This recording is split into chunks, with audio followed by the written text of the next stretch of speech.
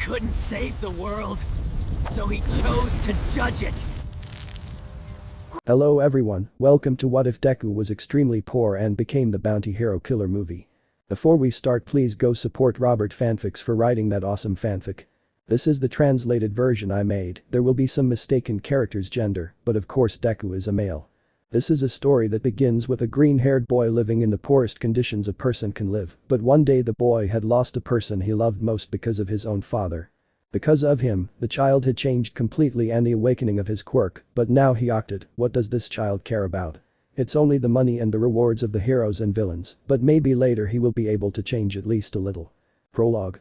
The Demon with 5 Hearts Prologue. Unknown narration. Hello everyone, first of all, it's a pleasure. My name is Izuku Midoriya. I am currently 12 years old. I am a bounty hunter, and I am being wanted by various heroes and villains, but that really does not matter to me, since they always look for me to do their dirty work, kill one or another villain or hero, but I really do not care. As long as they pay me, I do not mind killing, but I would have liked to use this money with her.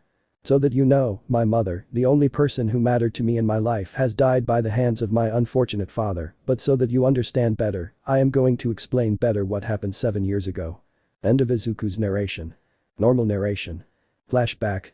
We find ourselves in a completely filthy area, being a part of the lowest and poorest city in all of Japan, where people barely live with what they can, some even dying of hunger or from diseases they have, due to the putrid environment that the area has. But we will focus on a specific house, which was very low income, but in the same way it was like all the others in the entire surrounding place. Inside a house you could see how everything was very scarce, being able to see only a small table in the center with 2 chairs, and in the corner of the room, you could see 2 beds, one being small like a child's, and the other would be larger, being an adult's, and inside that bed you could see a woman with green hair, who was very thin and in a very weak state you could see, but at that moment the door of the house would be opened by someone. "Mom, I'm here." That voice would be that of a child, with green hair like the woman's. The little boy could be seen as the boy had some bruises on his face and torso, but in his hands, he had a small blue backpack. The little boy went to where his mother was, standing by her side and showing her an angelic smile. "Inko. Izuku, my boy, what happened to you?" Putting her weak hand on her little son's face. "Izuku. Don't worry, Mom, look." Opening the backpack and revealing its contents. "Got some food, Mom, with some medicine for you." Although the boy had some bruises, he always had a happy smile, so that his sick mother wouldn't feel so bad. Inko was now shedding several tears of happiness and sadness. The woman had taken her beloved son into a loving embrace. Inko's thoughts. "I'm the one who should be doing what you're doing, son. I don't want to leave you alone, my little one. I'm truly sorry." The woman would begin to cry while hugging her son with the little strength she had. Inko had cancer, it was advancing, but she only told him that she had a mild illness, but since Izuku was so innocent, he would only bring medicine of any kind to help his mother. The reason they are like this is because of her damn husband, since the damned man had left them in absolute poverty, since he did not care at all about leaving his wife and son on the streets, well, he went to live somewhere else. All this time the little boy spent his time stealing and fighting to get food and medicine for his father, but he didn't care what happened to him, as long as he got food and medicine for his mother, he was very happy. Izuku had managed to awaken his quirk, being able to make his appearance something completely different, looking like a rag doll, due to the multiple stitches he had on his body, which allowed him to stretch his arms and legs, even being able to take out some black threads inside them, which would use it for street fights, but even if he comes out injured from his fights, since he has no experience in combat, he was always happy, since he always got what he wanted to return home happily. For food and medicine for him and his mother. Every day, Inko apologized for not doing anything for him, for being a burden to her. But he always replied that she shouldn't blame herself for it, since her illness wasn't her fault. He would always take care of her no matter the circumstances. Inko told him she thanked God for sending her a son like him. When the little boy heard that, he became very happy, even though they were in these difficult conditions, she would always be there for him, or well, that was what he believed. One day, at night, the little girl was returning home again, but this time she had managed to get more medicine and more food than usual, while blood was coming out of her nose and with some bruises on her left eye. "Izuku. Damn, I'm still bleeding, but it doesn't matter." The little one had opened the backpack he had and showing a smile, "But it doesn't matter, I managed to get more medicine than usual, Mom will be happy about this."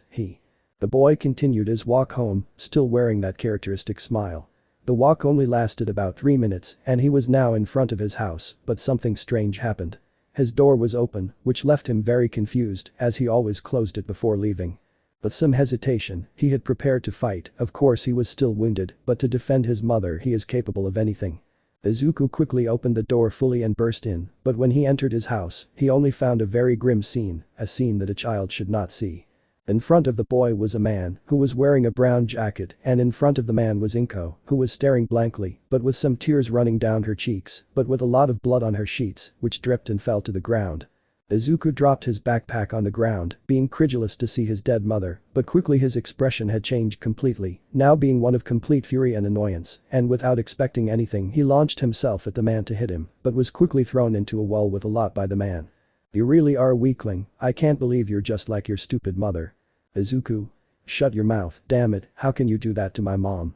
You want to know? Well, it's easy, she had cancer, she was going to die anyway, thank me, son." "Izuku. What the hell did you call me? Of course, you never saw me, because I am your father, but I am not interested in you anyway, you were just a mistake, but your stupid mother didn't want to get rid of you." Izuku couldn't believe it, the man in front of him was his father, but Izuku didn't care at that moment, he only wanted to kill the wretch for doing that to his beloved mother. "Well, I'm done with what I came to do, I hope not to see you again, of course, if you manage to survive in these places." The man just walked calmly out of the house, as if nothing had happened. Izuku tried to go to where his mother was, crawling on the ground in great pain due to the blow he received. Izuku was crying, but even so, the pain wasn't the most important thing for him at this moment. Once Izuku managed to be next to his mother, he could only hide his face in his mother's torso. While Izuku was crying, he couldn't have noticed, but a hand had been placed on his head, which was shaking. The boy could see that it was his mother, who could barely keep herself from leaving without saying goodbye to her son. "Inko. Son, don't blame yourself for this, it's not your fault." The child could do nothing, he could only cry at this. "Inko. I only ask you one thing, please, live as long as you can for me, no matter what it is, I will always support you no matter what." "Izuku. Mom." Crying his eyes out. "Inko. Goodbye son, I love you."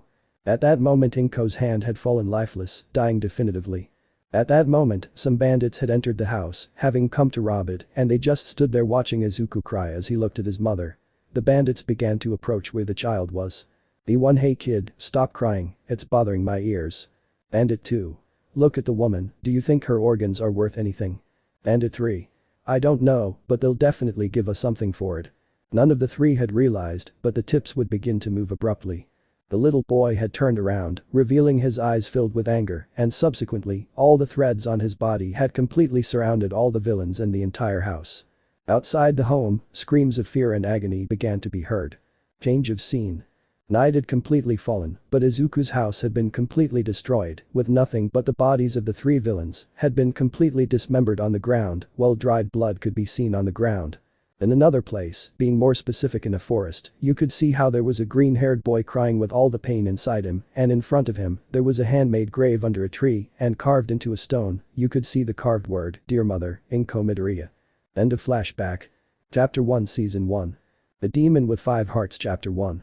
We find ourselves in one of the dirtiest areas of the underworld, an area where you could see where people sold or trafficked different illegal things, the place where no hero dared to go, since there were the poorest and most dangerous people in all of Japan. In one of those streets full of people from the bad world, you could see a 12-year-old boy wearing a gray sleeveless shirt with a mask that covered his entire face and hair, dark blue pants and sandals of the same color, but what stood out most about him was his multiple stitches that he had on his arms and back, but what could be seen on his back were apparently 4 masks on his back. That boy was Izuku Midoriya, who was coming back from his shopping for his food. In these years Izuku had had to go through a lot since the death of his beloved mother, he had to get into several street fights and rob stores to get money and food, but obviously he did not manage to get out unscathed from all those things, since from time to time he managed to have some cuts in his fights, because of the cowards who always use weapons, or who attack you from behind, or from time to time the studios that own stores every time they tried to get their things back from Izuku. They threw one or another knife to make cuts on his body, but every time they realized the size of the cut, they tried to apologize. Izuku always hit them with his first quirk that was his own, since apart from managing to make his body separate and pull threads out of his body, he can make a kind of brown color cover his body completely, making him obtain a kind of armor that surrounds his entire body, even being able to make it cover a specific place on his body. And that was when he was 7 years old. Once when he turned 9 years old, he continued stealing and fighting to get money, but he also studied with some books that he got or stole, since his mother always wanted him to go to school, But the only way for him to learn was this, since he was also wanted by the police and heroes for stealing and participating in street fights and clandestines, the latter of which generated a lot of money. But one day when he was running away from the heroes, hiding in an alley, he could see nearby how one of all those involved had been caught, but dropping a small black book, but when the heroes had taken it, Izuku had gone to where the book was, he could see that the title said, "Rewards." That title left Izuku somewhat confused, but when he opened the book, his eyes widened when he saw how the book had a large number of photos of heroes and villains, but what was left of the photo had their names, both heroes and villains as well as their real names, but each one had a very different price, but too high. This did catch his attention, and the light bulb went on. He wanted to make his first attempt with a low-ranking villain, worth a total of 100,000 yen, who had a quirk of being able to manipulate the water in his body, even capable of growing water weapons. When Izuku had defeated him, he had only broken his neck, since the book said that the body had to be intact. When he once had the dead body in his hands, he had to go to a specific direction, but the whole way Izuku had to endure the bad smell of the dead body, but in his mind there was only the reward of the sky. Throughout the journey, Izuku managed to find out that the surroundings were changing, being some completely abandoned areas, but not almost abandoned, since in the distance Izuku could see some people, but not too many, talking and coming out of some buildings. When Izuku entered one of the buildings, he could see how there was a secret door, which he could notice, and when he opened the door, he could only find in the middle of the room a man who was wearing a brown coat but had a scar on his forehead with a beard and mustache. "Man. Welcome." Seeing that it was a child, he was left blank since he had received different people bringing dead bodies, but he never expected a child to come. When the man asked him why he was there, Izuku only told him that he came for the money that this man was worth. When the man saw the dead body, he was able to recognize it as the villain who had a 100,000 yen bounty. When he handed him the money, he took the opportunity to ask him why he did this. But he just replied, "My mother died and my idiot father left me, difficult life, quiet money, and this is the easiest way." That was more than enough for him to understand more quickly and easily. Once he placed the body on a table, Izuku could see a suitcase full of money in front of him. When Izuku had the money in his hands and proposed to leave, the man told him that he hopes to see him again, to which Izuku only told him that he will always come back since he likes this way of getting money. And so it was until Izuku turned 12. During these 3 years Izuku became known, since he always did a good job in his hunts, even one day where he was fighting against a hero, he was able to find out that he can store hearts of his opponents. You could say that it is a kind of life insurance for him, but not only that, since he was also able to use his quirk. Right now he had 4 quirks. The first was his original quirk, being the threads and his black armor. The first was a fire quirk, the second was a wind quirk, the third was a lightning quirk, but this lightning was very different since it could be completely covered in the same element, being able to increase its speed and strength and launch powerful bursts of lightning. The last one was a water quirk, allowing him to only fire the liquid. Even his hearts could manifest in masks that appeared on his back, but he could also use them for combat, as he sometimes needed to help in combat or to carry the bodies of his dead enemies. And all this time Izuku only trained his quirk, since in his head always came the scene of his damn father killing his mother, and every day of all the weeks, months and years, he trained to kill that unfortunate wretch who took his mother away from him, and every night they always blamed themselves for their weakness for not having helped her. If only he had arrived in time, she would be with him right now. At the moment. And that's how we got to where we are right now. Izuku ignored the stares of all the bandits around him, as he was only paying attention to his cell phone. Izuku's thoughts. "Very well, today I will make takoyaki, I already have everything I need." Before Izuku could continue to divulge his thoughts, 3 subjects stood in front of him and 1 behind him. Man 1. "Hey kid, what are you carrying there?" Izuku. "Well, food."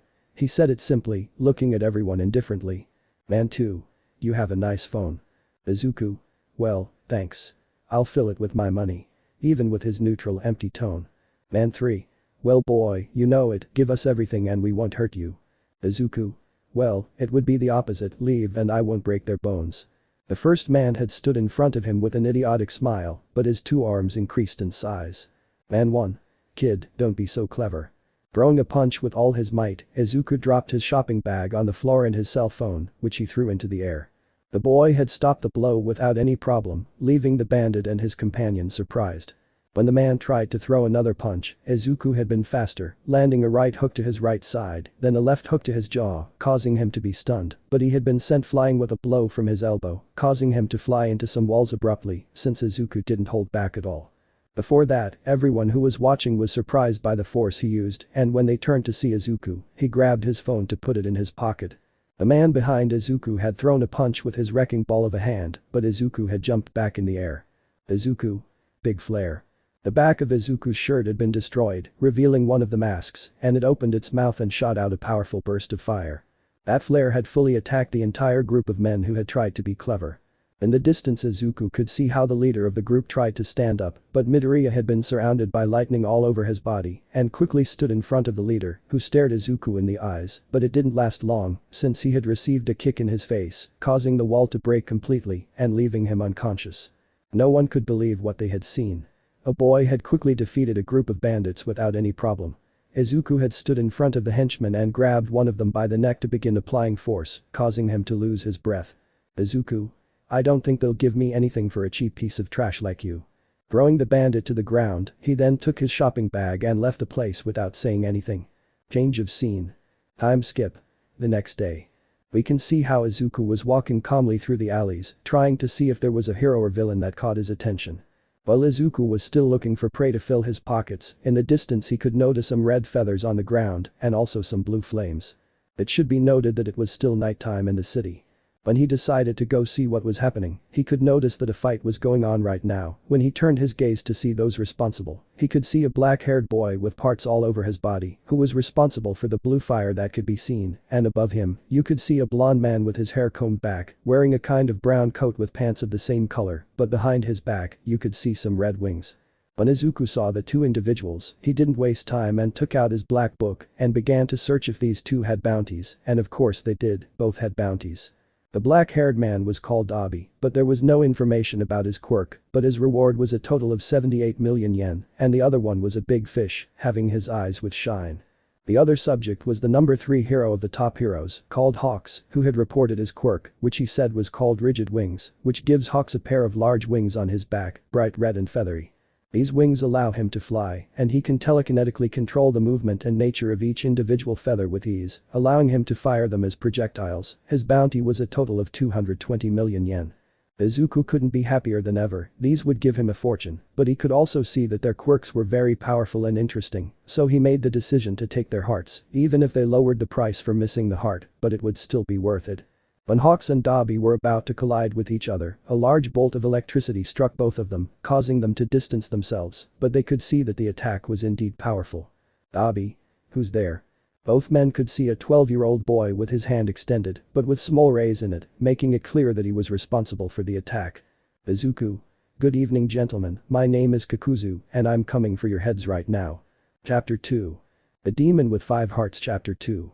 Night reigned over the streets of the city, but in one of the alleys, in one specifically, a fight was taking place between the number 3 hero of the top Hawks against a villain named Dobby, but during the fight, someone had arrived, throwing a ray that was intended to attack both of them, and when they turned to see the person responsible, they could see that it was Kakuzu, the guy who was known for killing heroes and villains who had a very high bounty. At the moment, the 3 individuals were staring at each other, but what differentiated them the most was that Izuku wanted to kill both individuals, while both had the intention of killing only one of them and leaving, since they both knew very well that each of them was very strong. The first to attack had been Dobby, who had launched a powerful flare of blue fire with both hands towards both individuals.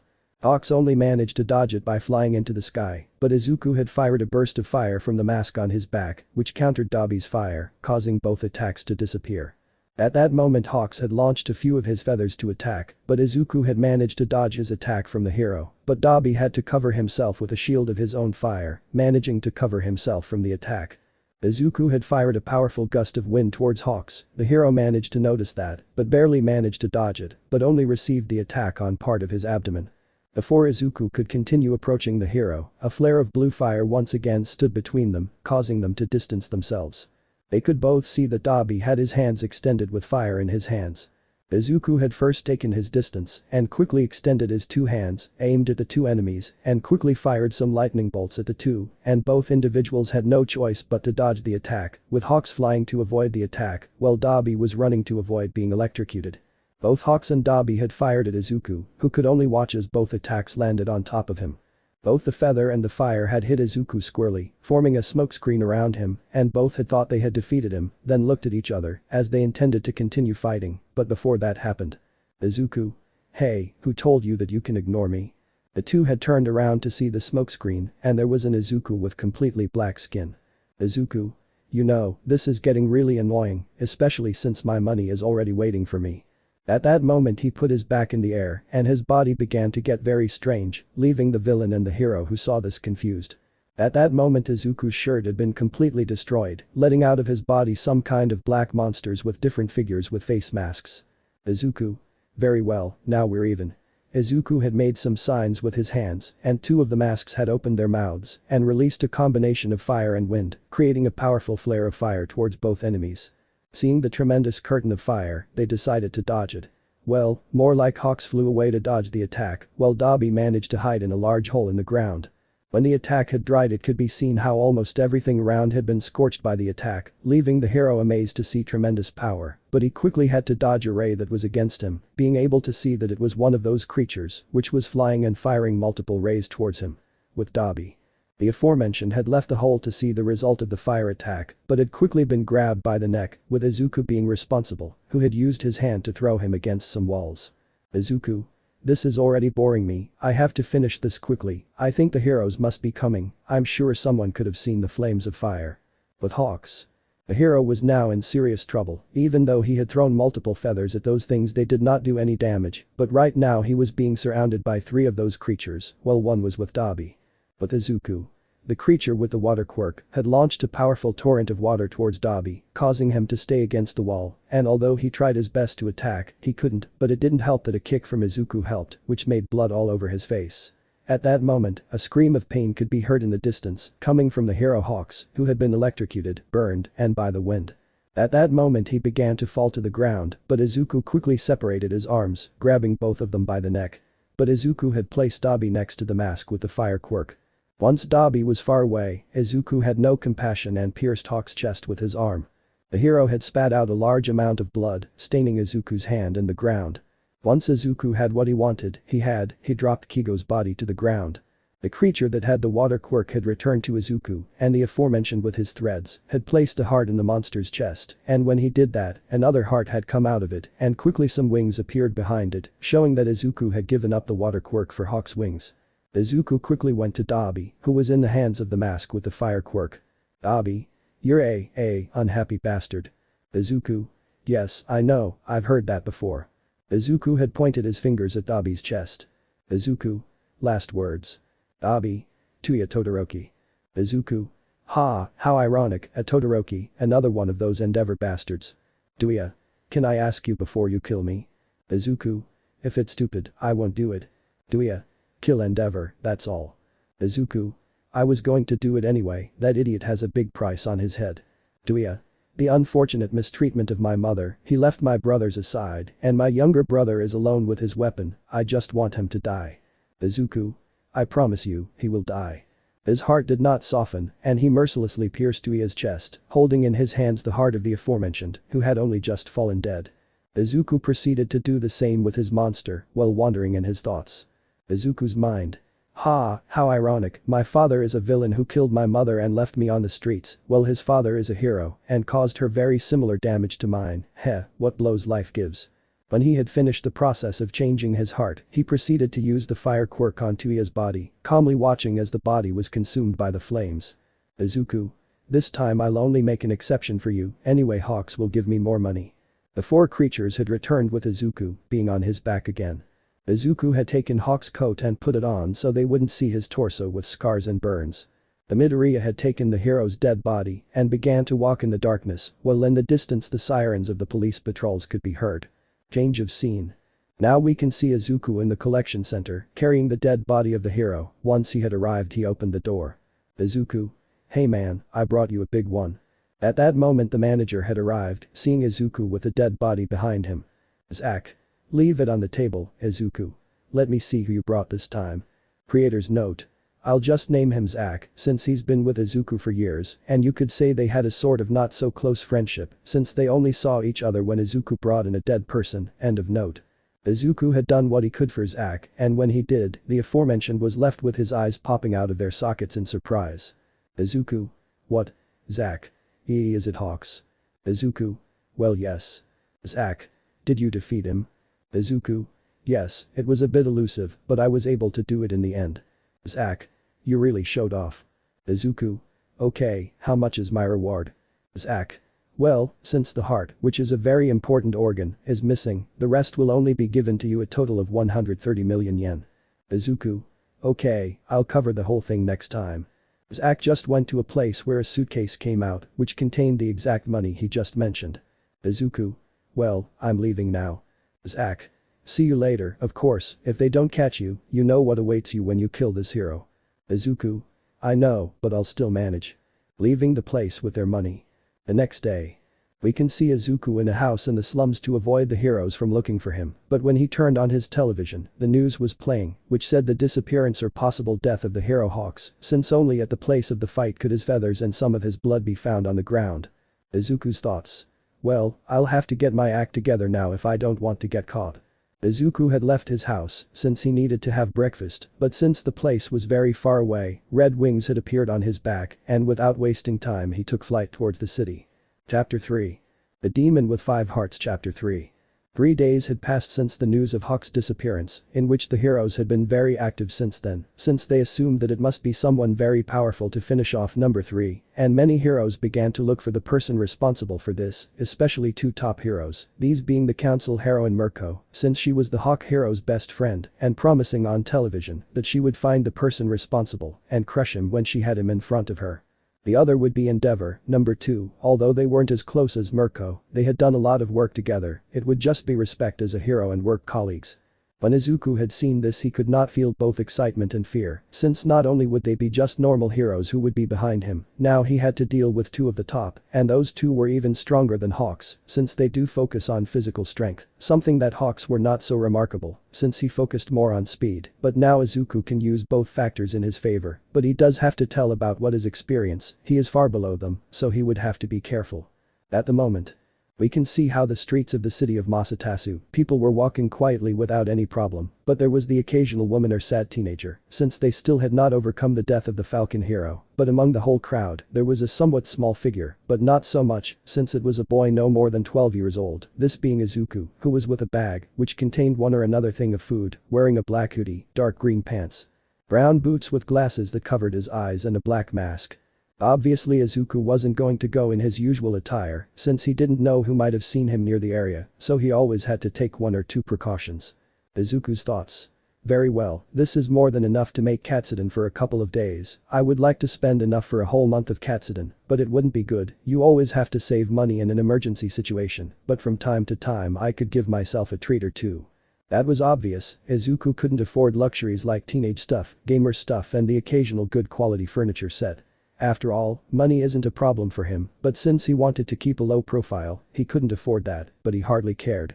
Nobody paid attention to Izuku, since everyone was distracted by one thing or another, but Izuku could see that there were people gathered in a corner, and out of mere curiosity he approached, and among the crowd of people, he could see that in the center of everything, there were 3 people, 2 of them were a somewhat short blonde man, but slightly taller than Izuku, being somewhat corpulent, the other was a tall black-haired man, wearing purple pants and golden rings on each finger of his hands.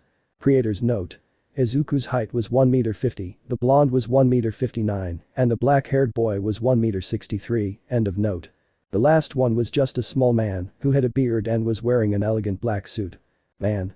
Come on ladies and gentlemen, whoever can beat these 2 men will win these 50,000 yen, come on don't be shy, who doesn't want to win this money? The bearded dwarf said while holding the money, while the other 2 men made martial arts movements. Extra 1. Hey, why are you leaving us? Extra 2. Are you crazy? They look like professionals, I don't think I can win. Extra 3. If a hero comes and faces them, who do you think will win? Extra 4. I think the hero. Dwarf. Come on, isn't there a brave man who wants to test his strength? Hey, you said 50k right? Everyone had turned around to see the person responsible for the voice, revealing an Izuku, who had come running upon hearing money. Izuku. I want to participate. Some were surprised by this, but quickly began to laugh, as they were still a child in their eyes. Dwarf. Very well friend, come on, come closer. The Midoriya had put his purchases aside and proceeded to take off his sweatshirt. Izuku. Tell me, is it for one the money or both? Dwarf. It's for just one, but of course, if you beat both of them, I'll give you 100,000 yen. Izuku. Let me see the money first. Dwarf. What? That had left everyone speechless. Izuku. Right now I'm seeing 50,000 yen, I want to see the other 50,000, I don't want to see any cheating. Dwarf. Do you think I'm lying? Izuku. You're giving away money just to beat these two, what do you think? Some people started to murmur at what was said, since it made a lot of sense. Dwarf. Okay, look, here are the other 50,000, now yes. Izuku. Now if you speak my language, very well, let's begin. Taking off his sweatshirt, revealing that he had a black short-sleeved shirt, revealing his well-formed and rigid arms. Everyone was surprised to see that. Dwarf. Okay, the one who will fight first will be Izuku. It'll be both of them at the same time, right now. Getting into a boxing stance. The black-haired man launched an attack, starting with a left hook, but being dodged by Izuku very easily, and Izuku quickly gave him a right hook to his jaw, making his entire brain shake, but he quickly lowered his right hand and quickly gave him a blow to his jaw, but that didn't stop there, as it ended with a powerful kick to his face. The fighter had fallen to the ground unconscious, leaving everyone impressed. He defeated the fighter with only 3 blows. Izuku. Hey dwarf, there's one more, start preparing my money. The blonde launched an attack, jumping into the air and throwing a kick, but Izuku managed to dodge it without a problem and quickly connected a powerful punch to his enemy's stomach, causing him to fall to the ground while holding his stomach in pain. Now no one had said anything, that boy had easily defeated those 2 martial artists. Izuku proceeded to go to where the bearded dwarf was, who still hadn't recovered from the shock, since his 2 fighters were very easy. Before Izuku could get close to take his money, the blonde once again launched himself to attack from behind. Izuku. Attacking from behind, turning around is cowardly. Giving him a powerful punch to his face, knocking him against the wall. Izuku had taken his money and then left to grab his hoodie and groceries. While he was putting on his sweatshirt, the dwarf had screamed. Hey, didn't you know you couldn't use your quirk during the fight? Making everyone fix their gaze on Midoriya, who already put on his sweatshirt and took his purchases. Izuku. I never used my quirk at any time, what you saw was my natural physical strength. Leaving everyone in awe, a 12-year-old boy with such strength is surprising. Izuku. Also, you never said that I could or couldn't use my quirk, but I would have won anyway. Starting to walk away from there, well, people looked at him with respect and admiration, leaving behind a dwarf sad for losing his money and leaving his fighters on the ground. Throughout the walk Izuku was counting his hard-earned money. Izuku. It couldn't have been easier, but the Destiny Clan tournament gives me more profits than this, but the bad thing is that I always have to receive those prizes and champion belt. That's right, Izuku had already participated in many Underworld Clan Destiny tournaments, being already very well known in that place, but obviously not his face. The next day. This day had been very calm, well, almost calm, since Midoriya went to another fight. Before arriving at the scene of the events, something peculiar had happened. An hour earlier. We can see now Izuku was with his usual clothes and his mask, but having a large black cape that covered him completely. But on the way Izuku could see something peculiar, and it was the same group he faced yesterday, but surrounding a group of 3 young people, 2 girls and a man. Dwarf. Let's go quickly, with these 3 we can make up for the loss that brat caused us. Fighter 1. But look at those curves. Fighter 2. Hey, how about you let us have some fun for a while? Dwarf. Not yet, idiot, when we have the money, we can see what we agreed to do. Fighter 2. Okay, come on, don't resist. He had told that to the girls, since the boy had been knocked out by the blonde, as he tried to defend his friends. Help please, a hero or someone. That had been the scream of one of the girls, while the other was terrified and hugging her friend. At that moment the blonde had been launched into flight, since everyone could see a yellow flash, and he stopped in the middle of everyone, revealing Izuku, who had his leg extended. Fighter 2. Who are you? He couldn't finish as he received a powerful punch to his jaw, causing blood to come out of his mouth and eyes from the impact, but being sent flying towards some trash cans. The Midoriya had hardened his arm with his black armor. Izuku had turned around to see the dwarf, who was trembling with fear. Izuku had no compassion and extended his hand and quickly threw a powerful flare of blue fire at him, allowing the screams of pain of that man to be heard while he was incinerated by the fire. Izuku quickly turned his gaze to the girls, as the boy was still unconscious. Izuku just gave her a cold look, leaving the girls very tense, since they thought he would do the same to them. The Midoriya just turned around and started walking, since he had to go to his fight. Izuku. Get out of here at once, you don't know if anyone else might come. Without looking at the men in a dry tone. Girl 1. Thanks for the help. Girl 2. Are you a hero? Izuku. No girl, I'm not. And I never will be. He had thought that last thing while leaving the place. After all that, Izuku had arrived at the place of the fight, where he normally had to fight against some idiot who was showing off. Creator's note. It should be noted that in the clan fights of the underworld, they only allow close combat quirks, both muscle and speed, and here Izuku only uses his black armor and his black threads in combat, end of note. Once he had finished fighting, he was about to retreat, but they never expected that the heroes would arrive at the place, trapping everyone who was there, but obviously Izuku was not going to let himself be captured, and using his electricity quirk, he left the place as fast as possible, but he never thought that he would be chased by a couple of top heroes, these being Endeavor like the leader, Mirko, ONESHOT and Best Jeanist. And that brings us to the present day, in which we see how Izuku was jumping from building to building, being chased by the top heroes, who were hot on their heels. Mirko. Stop, brat, you're coming with us. Izuku didn't say anything about it, he was just continuing to run as fast as possible to lose them. ONESHOT. This is getting annoying. Jeanist had thrown the threads of his clothes at Izuku's leg, and the aforementioned, upon sensing this, had used his electricity, causing the hero to fall to the ground with some electric shocks, being helped by ONESHOT. Mirko. Damn, use your Endeavor flames. The hero had nodded at that, and launched a powerful blast of fire towards Izuku. The aforementioned could only see a light behind him above him, causing him to burn and lose rhythm, causing him to fall from the building where he was, which was a 7-story building. Both heroes ran to see the boy, but when they reached the scale, they could only see in the sky how some red feathers had fallen from above them, and they could recognize the hawk's wings, but they did not see the aforementioned, but they did see Izuku without his black cape, revealing his back with the 4 white masks and his wounds on his arms and back.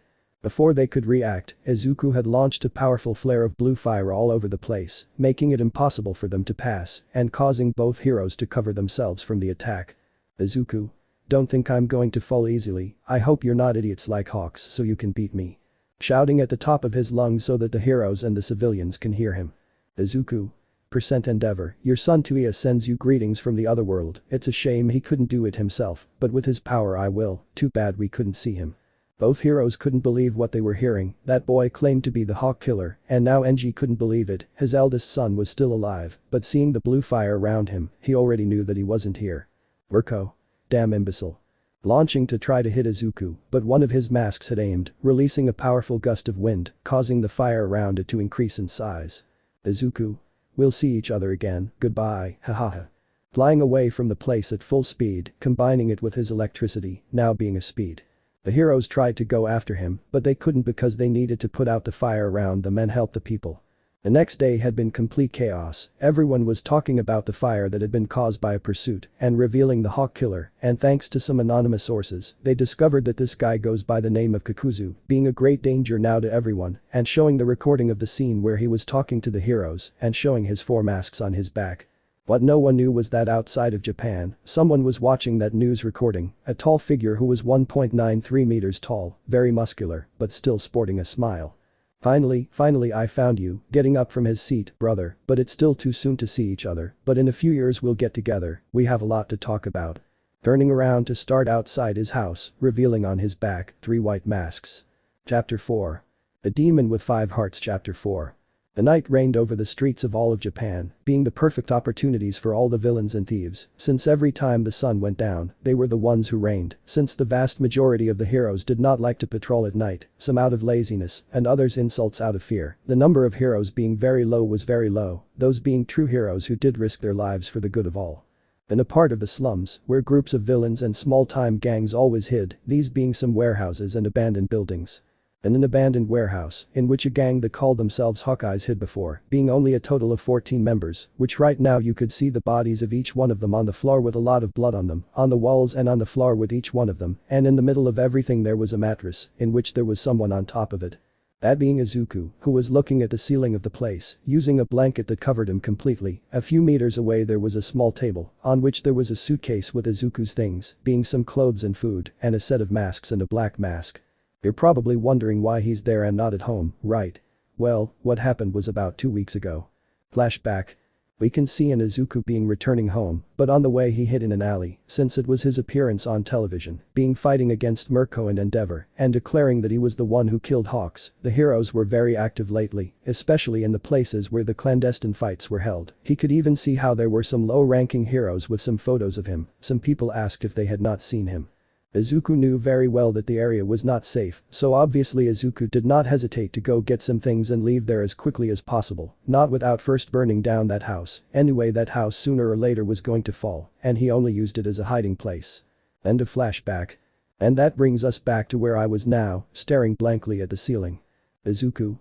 This is shit, I can't be calm, those idiots can appear at any moment, but they still can't stop me, but I hope they let me sleep. The Midoriya had fallen asleep, unaware that in a nearby building, there was a man wearing a mawashi, a white sumo belt, and on his back, a large conspicuous tattoo. After an hour. Izuku was fast asleep, it being 3 in the morning. Nothing could interrupt Midoriya's sleep. That scream had been heard throughout the area, causing Izuku to wake up somewhat scared and upset. The first because of the sudden scream and the other because it interrupted his sleep. Izuku. Damn, now what? Getting out of the mattress and starting to walk towards the window of the place. When he got to the window, he looked both ways, and on the right side he could see that there was a 5-story house with its door open, and he could see some blood coming out of it. Izuku. I hope it's something fun. Jumping out the window, he started running towards where the scream came from. Once he arrived at the place, the first thing he found at the entrance was an armless man lying in a pool of blood. This did not matter to him and he continued his walk. Along the way, he found several men lying on the ground, some without limbs, others with their bones dislocated outside their skin, others with their heads dislocated, and others embedded in the wall, dead. Izuku. Wow, what a beautiful view, I don't know who did this, but they are experts at making a mess. He said with some grace when saying it. When he reached the 3rd floor he could see the same atmosphere as the 1st and 2nd floors, but before he could take another step, 3 men in suits had come out of a locked door. Man 1. Is that monster gone? Man 2. I think so. Man 3. We have to go, otherwise he'll kill us. The 3 had left the room, but they didn't last too long since they saw Izuku in front of them. Man 1. Hey Brad, what are you doing here? Izuku. You don't care about that, you damn coward. Man 2. What the hell did you call us? Izuku. Are you deaf, pieces of shit? Man 3. Dwarf. Taking out a magnum pistol from his suit, he pulled the trigger, hitting Izuku squarely in the forehead. The aforementioned had not even moved from where he was, only his face had hardened, causing the bullet to fall to the ground. The other 2 had quickly launched themselves, activating their quirks, these being fire and lightning, while the other continued shooting. Izuku had quickly been covered in lightning all over his body and had quickly appeared behind the 3 with his hands of blood. The 3 men had fallen to the ground with their chests open, their jaws dislocated and staggering to avoid falling, and the one with the gun only had his skull completely opened, so much so that his brain could be seen. The floor had been filled with blood from the 3 lifeless bodies, and Midoriya just walked away without any importance, continuing to search for the person responsible for this.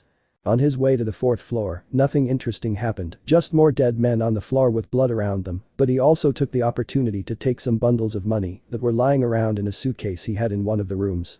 Once he reached the last one, in the distance he could see a boy who appeared to be a few years older than him, with a large tattoo that covered a large part of his back and with a large number of cuts, from which a lot of blood was dripping from the cuts he had.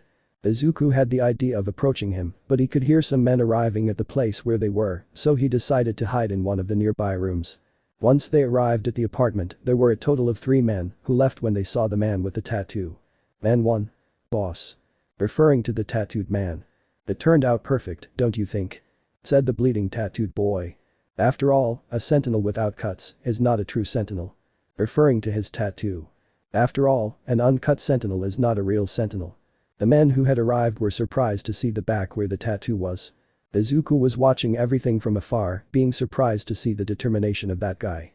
At that moment a man had appeared with a machine gun in his hands. Extra. Hanayama disappears. Targeting all of the above, who had no chance to defend themselves against it. Once the trigger was pulled, the bullets went against everyone. But at that moment someone had stepped in front of the group, receiving bullets full on his body. Everyone was amazed by the intervention of that individual, but what surprised them most was seeing how the bullets did nothing to him. The man with the machine gun just kept shooting.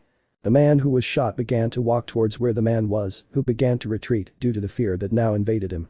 In a quick movement he gave a powerful punch to the weapon, causing the barrel part to be destroyed, making the rest of the weapon explode in the man's hands, but when he fixed his gaze on the person responsible, he only saw the subject in front of him, and the last thing he could see was how a fist was directed at him. The others who were watching were shocked to see how the man's head had been crushed with a punch, splattering the walls and floor with blood. The person responsible for that had been Izuku, who had hardened his skin to save everyone from a treacherous attack. You're Kakuzu, the champion of the underground tournament, right? The tattooed man said with a serious tone to Izuku, who only turned around to see the big guy. Izuku.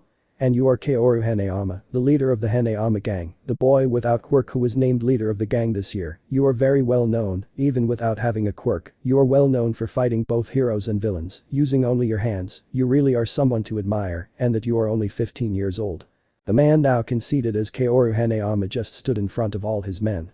Hanayama. And what is the Hawk Killer doing here? Did you come for me? Izuku. If that were the reason, he would have attacked you when you were distracted, don't you think? They just looked at each other seriously, making everything around them tremble. The first to move was Izuku, who just walked past Hanayama, patting him on the back. Izuku. I'm not going to fight an opponent who isn't at 100%, much less if he just received a large number of cuts, and worse if he's bleeding out, so I'm leaving, we'll see each other again, Hanayama. Raising his hand in farewell, Hanayama and his group were surprised by this. Did Kakuzu just let go of the chance for a fight? Hanayama had only smirked at that. Outside the building. On the way back to his hiding place, Izuku was thinking about what just happened, passing through an alley, but something had made him come out of his thoughts. The door of a house had been opened, and a woman had abruptly fallen to the ground, being helped by a child who appeared to be 8 years old. At that moment a man had come out, apparently in a state of intoxication. Man. Get out of here, I can't stand you or that brat anymore. He said, taking a sip from a bottle of beer in his hand. Woman. You can't do this to me, this is my house. Man. And what do I care, now this is my house, now go, let's go. Raising his hand to hit her. Child. No, leave my mom alone now. Standing in front of his mother to protect her. Woman. Son, move quickly. Man. Shitty brat. Throwing a punch at the little boy who just closed his eyes to receive the impact. But instead, he could only hear his father let out a cry of pain, and when he opened his eyes, he was met with the sight of his father having black threads on his arm, piercing his flesh. So you like hitting children and women, huh? Everyone turned around to see a completely angry Izuku, so much so that some veins could be seen next to his eyes. The abuser was quickly lifted into the air, and with great force he was sent flying towards a wall with great force, so much so that the wall was destroyed. Izuku had fixed his gaze on the mother and child, who were lying on the ground scared. Izuku. Enter the house right now. Without anything else to say, he turned around and started walking toward where his father had fallen. The other two didn't say anything and ran inside the house, but they watched through the window what was happening. But Izuku. The aforementioned was walking calmly towards where the abuser was, who was just getting up in pain. Izuku. So you only think you're strong by hitting a woman and a child who don't know how to defend themselves. Let's see if you think you're that strong against a real man. Heading into a fighting stance in front of the man, who had just stood up. He had quickly transformed into a grizzly bear, being bigger than Izuku. Man. You bucking brat, now you'll die for meddling in my business. He launched multiple swipes at Izuku, who was only dodging the bear man's attacks without any problem, since the bear was too slow, with strength being his only factor in the fight. Izuku had stopped the bear's attack without any problem, which tried to launch another swipe with its free hand, but also with its hands. Izuku. Is that all you have? You're pathetic. The bear quickly launched a kick at Izuku's jaw, which he only received full force, making the bear man smile at that, but it quickly changed to a grimace of pain, as his knee had been broken, since Izuku had hardened his jaw. Izuku. Okay, my turn. Izuku had freed himself from the bear's hands, and concentrating some blue fire in his right hand, combining it with some lightning in his fist, which hit him square in the chest, causing the bear to remain motionless for a few moments. The bear's heart had stopped, in the case of Izuku's blow, leaving a burn from the blow, and with some electric shocks on his body. The bear man had fallen to the ground lifeless dead with some electric shocks.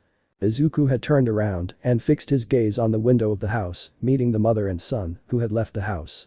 Once Izuku arrived with them, he only followed them with that look, scaring the two. The son had stood in front of his mother. Izuku. You better get out of here, otherwise people will think you did this. Mother. Thank you very much for your help. Boy. Hey, wait. Stopping Izuku in his tracks. Are you a hero? Izuku. No kid, I'm not a hero, and I never will be. Child. But how can you be so strong? Izuku. Hey kid, tell me something, do you love your mother? Child. Yes. Izuku. Well, look, if you want to get strong, start training. Kid. But I don't have a quirk. Hanging my head for that. Izuku. And what does it matter, train the same way, do it, and do it until your body can't, defend what's yours with all your nails and flesh, even if your body can't take it anymore, keep training. Both mother and son were surprised to hear these inspirational words about his training. Izuku. You better do it, kid, value and take care of your mother a lot, you never know when some idiot will be able to take her away from you. Starting to leave the place, but not before throwing a bunch of bills towards the mother for her to use. The last thing the boy saw was Izuku's figure disappearing into the darkness of the night. Time skip. A week had passed since then, and almost everything had been quiet for some. But now we focus outside of one of the most important agencies of all, being the hero of the number 2 top endeavor. Outside the building we can see how there was a van waiting for someone, the driver being a chauffeur, and at that moment a man had gotten out wearing a blue suit with white lines, but standing out with some parts on fire, but having a literal beard of fire and almost his entire face. It was the hero Endeavor, who had left his agency to go straight to his car while looking at his phone. By the time Endeavor had reached the car, he had gotten into the back seats. Driver. Where to, Endeavor-san? Endeavor. I just sent you the location, I have a meeting with the top guys. Driver. Alright, here we go. It was noon, and the meeting was in an hour, so they still had time to get there, but as the second strongest and most famous hero, he obviously had to set an example. The car was once ready, the driver had pressed the accelerator, the car had not moved forward. Driver. How strange. The car, At that moment the car was in the air by some feathers, surprising both the hero and the driver, but at that moment the driver had taken it for a feather that pulled him out of the car, an act that made Endeavor get out of the car to help him, but he was quickly received with a kick in his face, making him step back, managing to make him bleed from the mouth, but when he looked up, he could see that it was Kakuzu, who was now with the wings of hawks and lightning around him. Izuku. Hello, Enji. Firing a powerful wave of electronics, causing him to fly back a few meters, destroying some buildings behind him. Izuku. Hey you better get out of here, this is between me and Endeavor. Referring to the driver on the ground, he went to fight the fire hero. Chapter 5. The Demon with 5 Hearts. Chapter 5.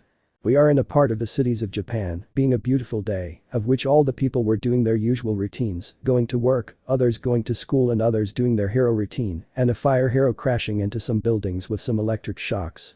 Expect a hero crashing into a building.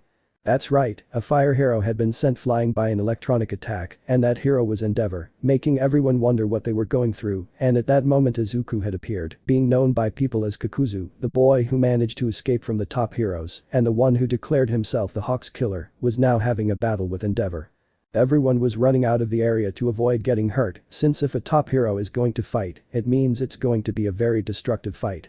Izuku had arrived at the place where Endeavor was. Izuku. Heh, is that all you can do, Endeavor? I feel sorry for you. The hero only showed an angry face, and without wasting time he launched a flare of fire against Izuku, who also launched a flare of blue fire. Both flares had collided, causing the entire surrounding area to feel an infernal heat, so much so that some fragments of debris began to melt from the heat they felt.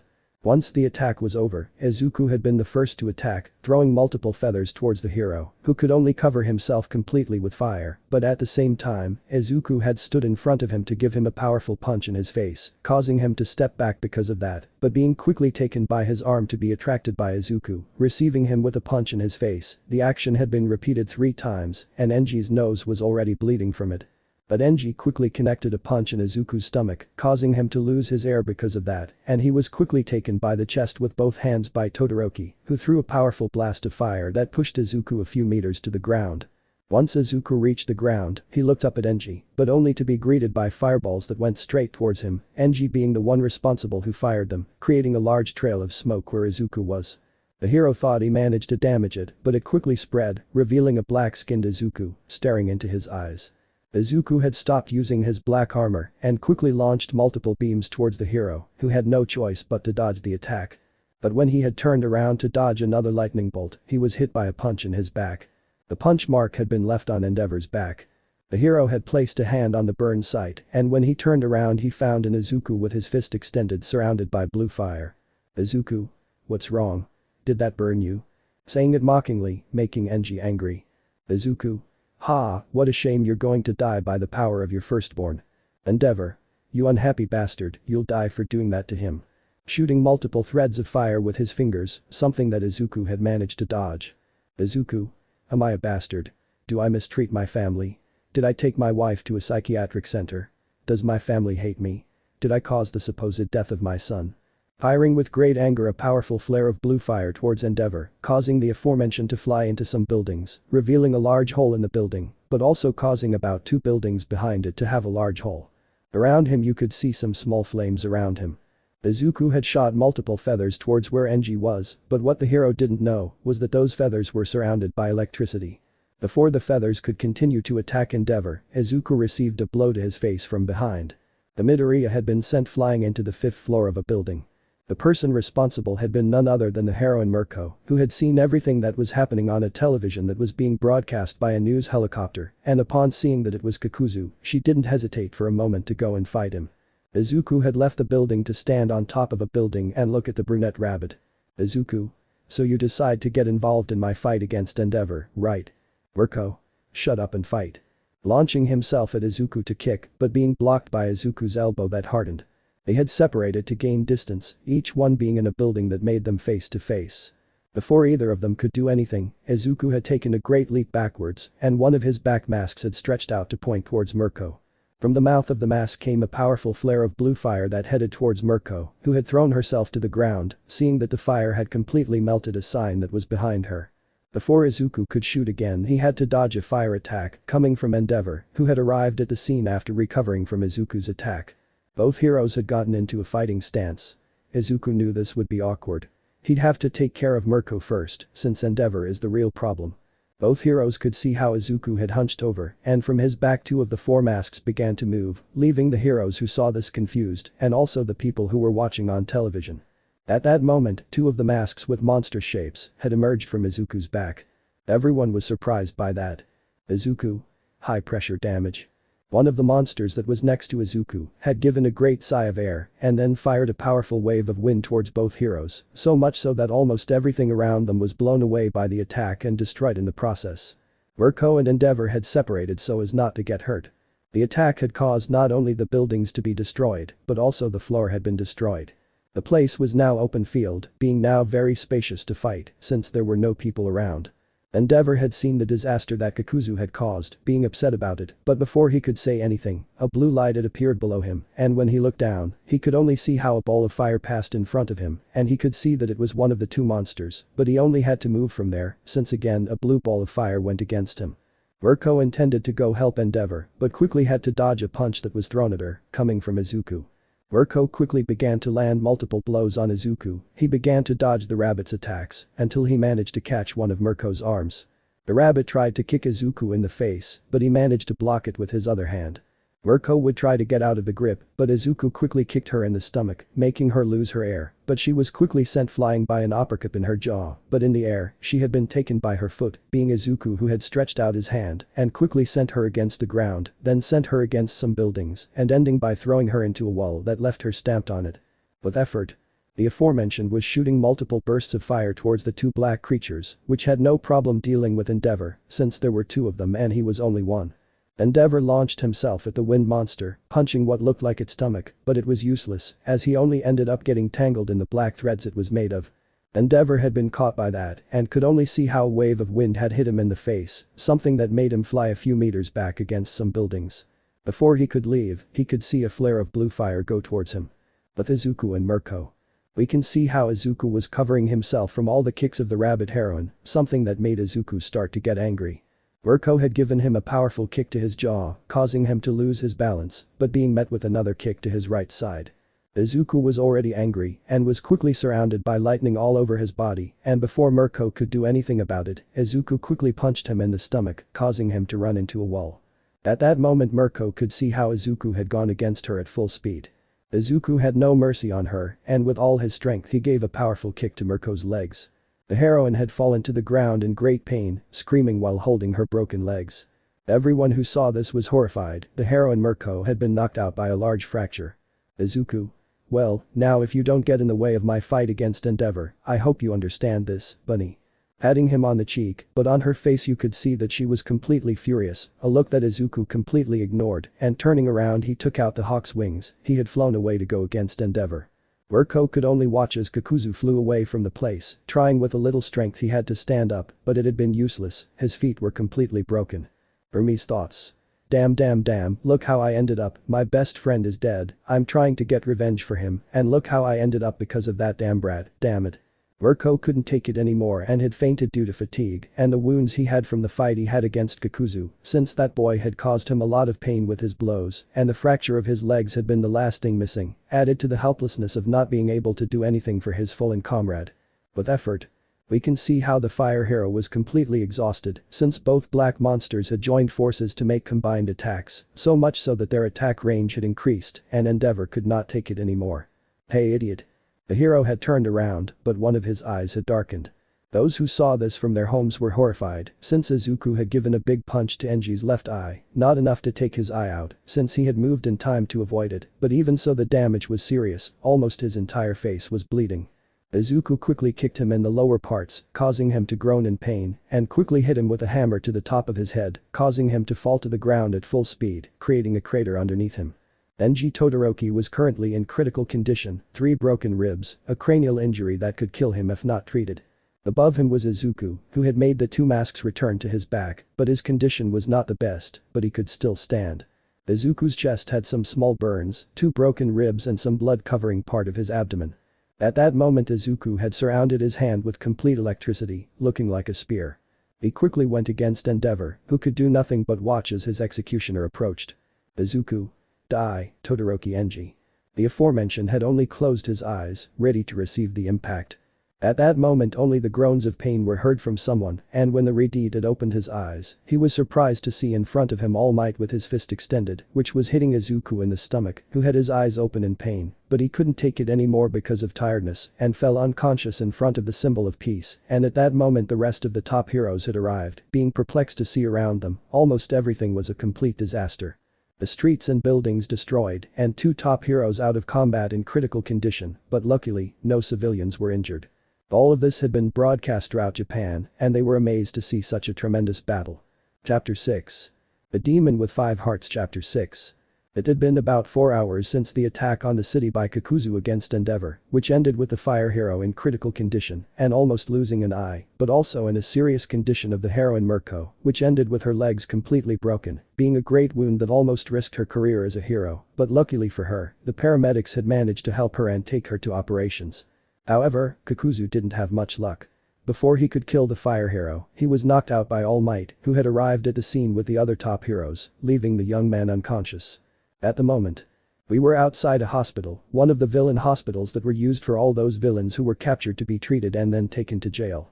Inside the building we can see on the 3rd floor that there were many beds with some people in handcuffs on them, but all those who were there were villains who were being treated and then taken to jail, but all those there were looking at a special bed, and there you could see a young man, they didn't know the color of his hair since he still had a mask, but you could only see his torso full of scars and his arms having what looked like burns.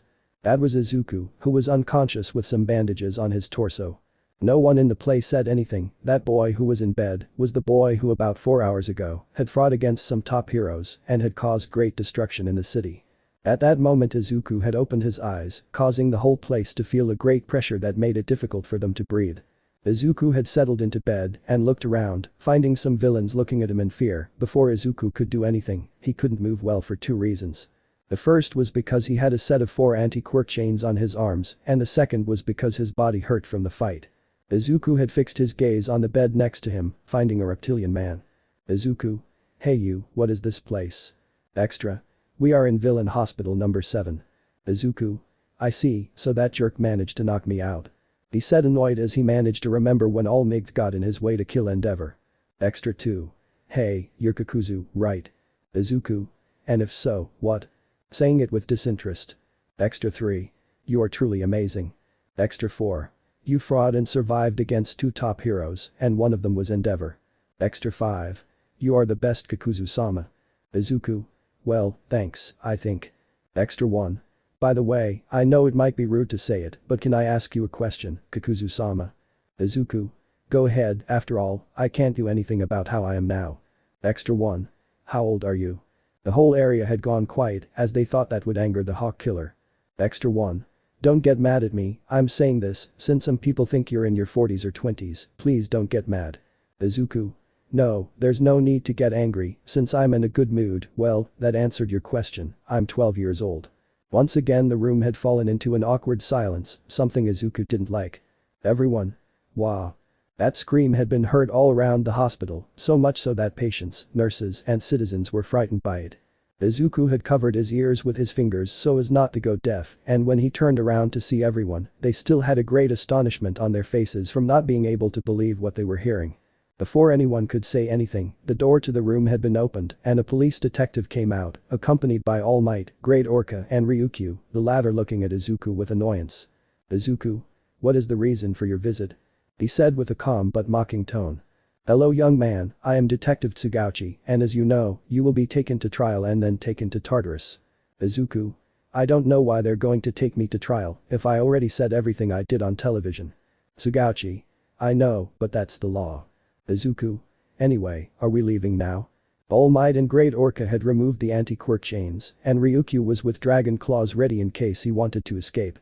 Once they removed his chains, they quickly put handcuffs and a quirk-proof vest on him. "Izuku. Well gentlemen, it was a pleasure talking, see you later." Referring to all the villains who were there, and once they left the place, screams would begin to be heard from everyone who was there, leaving the heroes and the detective confused. Izuku had only smiled under his mask. "Almight. What did you say?" "Izuku. That's none of your business, cheap symbol," he said with hatred to the American. "Izuku. Well, are you going to take me or do you want to stay here all day?" he said with boredom since this was taking too long. The heroes began to escort him out of the hospital, while there was only an overwhelming silence on the way, something that made the heroes and the detective uncomfortable, but Izuku didn't care, for Midoriya, the silence was very welcoming.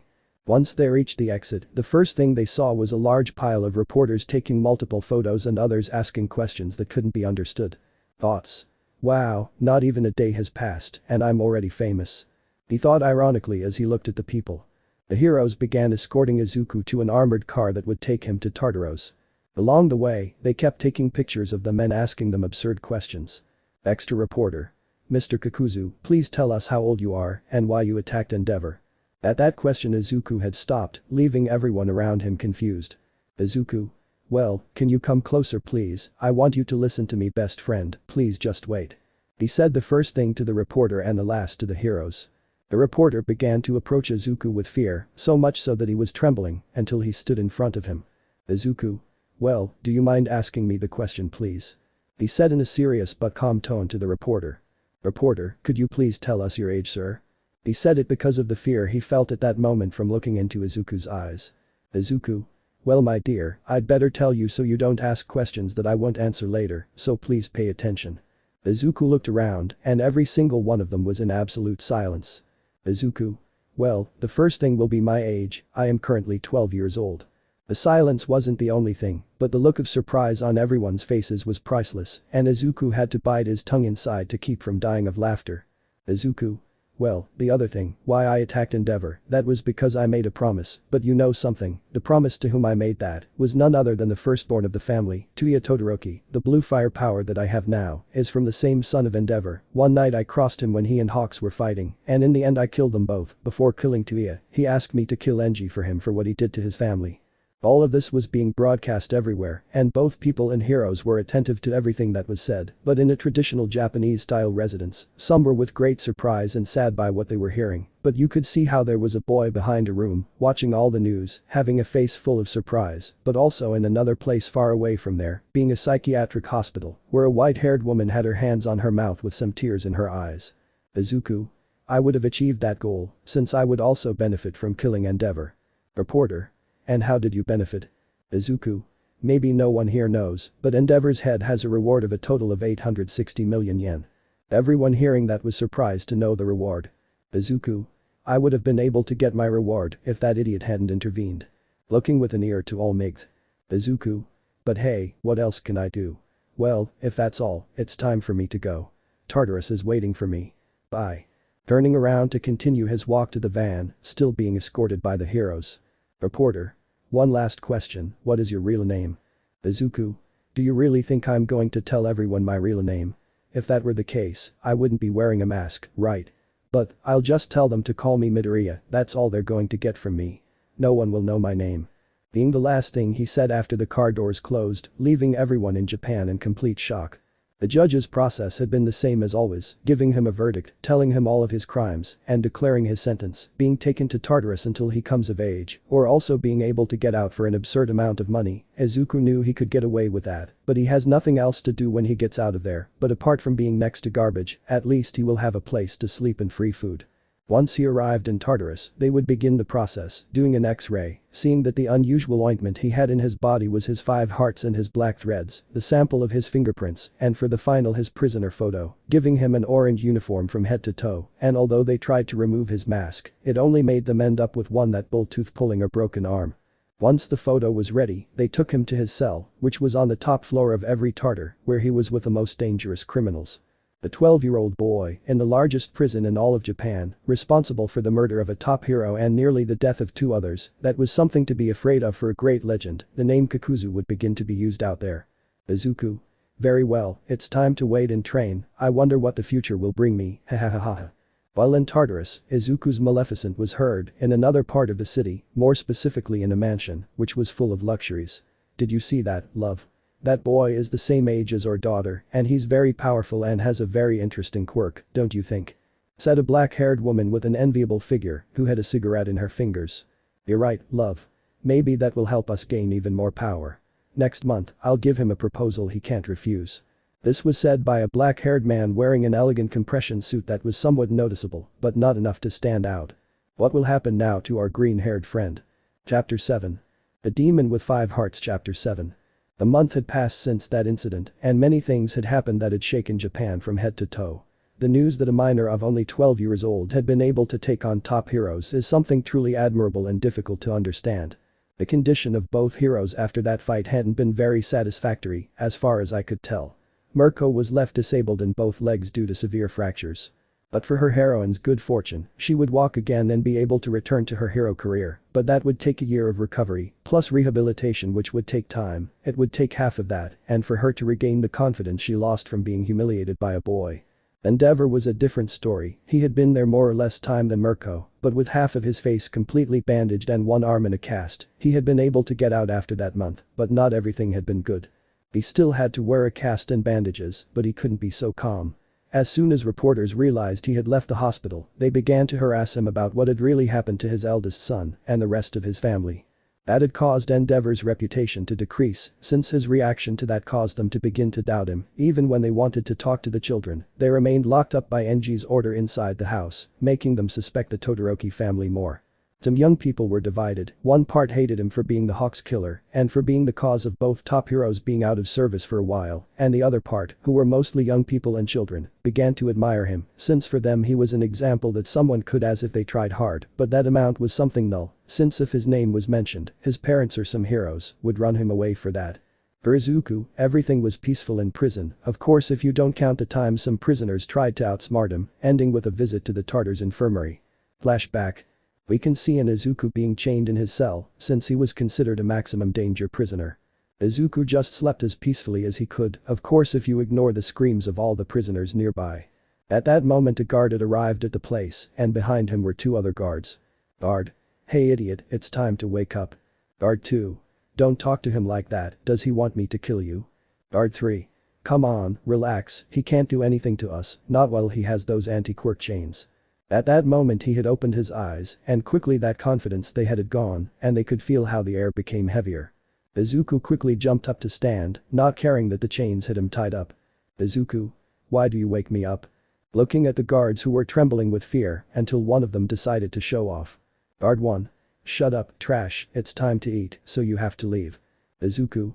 So what are you waiting for? Take this off now. Pointing to the chains he still had. The other 2 guards took the keys and proceeded to free Izuku from the chains. When only one of them was left to open, the guard who tried to show off threw a blow with his fist turned into a piece of iron, hitting Izuku's head, but the aforementioned quickly dodged it and without any problem kicked him in his jaw, causing him to remain stamped on the ceiling. The other 2 had already freed Izuku from his chains, and their jaws were on the floor as they watched their friend end up. Izuku proceeded to go to where the bars were, not caring that the guard's body fell to the ground abruptly. Guard 2. Wait, please. He said fearfully upon seeing Izuku, who had turned around. You have to use this, please. Showing that he had an anti-quirk collar. Izuku. Okay, but put it in your hand, I'm not going to use that on my neck. he said, extending his right arm, and the guard, very scared, put the necklace on his arm. Izuku. Well, I'm leaving now. You better take your friend with you. It's possible that the blow left him an idiot. He said on the way, leaving the guard scared. Change of scene. Now we focus on the prison cafeteria, showing a large number of villains throughout the place, all with their anti-quirk necklaces on their necks, but in the distance, you could see a table where Izuku could be seen, who was eating beans with pork, accompanied by a glass of water. The only problem was that he was the center of attention of everyone in the place, but he didn't care at all. Everyone was watching it with different reactions: respect, hatred and fear. At that moment a fork had been thrown towards him, but Izuku had moved his head to the side, causing the fork to be stuck into the wall in front of him. At that moment, 3 people had stood up at the same time. These 3 black-haired men went to where Izuku was, who stood up from his chair to see the 3 people in charge, being observed by everyone. Izuku. Who the hell are you and what do you want? Hello Kakuzu, allow me to introduce ourselves, we are the brothers of Yin and Yang. At a 34-year-old man with black and white hair, and on the right side there was a man of the same age with white hair and on the right side of black hair. Izuku. What do you want from me? Yin. Well, you see, we've heard a lot about you. Yan. That you are the one who defeated Endeavor and Mirko, and also being responsible for Hawk's death. Yin. And we came to see if all that is true, because I don't want to believe that a dwarf like you can do such a feat like that. Izuku. So you want to fight, right? Well, shall we begin? Heading into a fighting stance, they were surrounded by all the prisoners in the place and watched from the edges by the guards. The black-haired and white-haired boys had turned around on different sides of him, while the mixed-haired boy was in front of Izuku. Yin. Okay, now you're finished. Izuku. So they form a circle around me and then attack me at the same time. Yin. That's right. Yan. Now you're done. Yin. With this we have killed a total of 40 heroes before being here. Izuku. Wow. At that moment Yan had snapped his fingers, causing Izuku to turn around while Yin launched himself to attack. Urine scene, Baki. Che Guevara versus the mouth. A scene where he urinates on them. Izuku. What a relief. He said with satisfaction that he had peed. All the prisoners around started laughing at that. The leader of the brothers had been completely peed on, and it wasn't just the prisoners, but also the guards who were there. At that moment Izuku had turned around and in a quick movement he went against Yan, punching him in the jaw so that he fell to the ground and he began to hit him a lot in the face, so much so that blood began to come out and a small puddle formed on the ground, leaving Yan unconscious. The other 2 quickly went against him to help their brother, but Izuku managed to dodge them and gave Yin an uppercut across his jaw, so strong that it made blood come out even from his eyes and fly against a table that was in the place, falling abruptly to the floor. Yin seeing that just tried to run away from there, but Izuku quickly stood next to him to hit him. Scene from Jack vs. Circuski.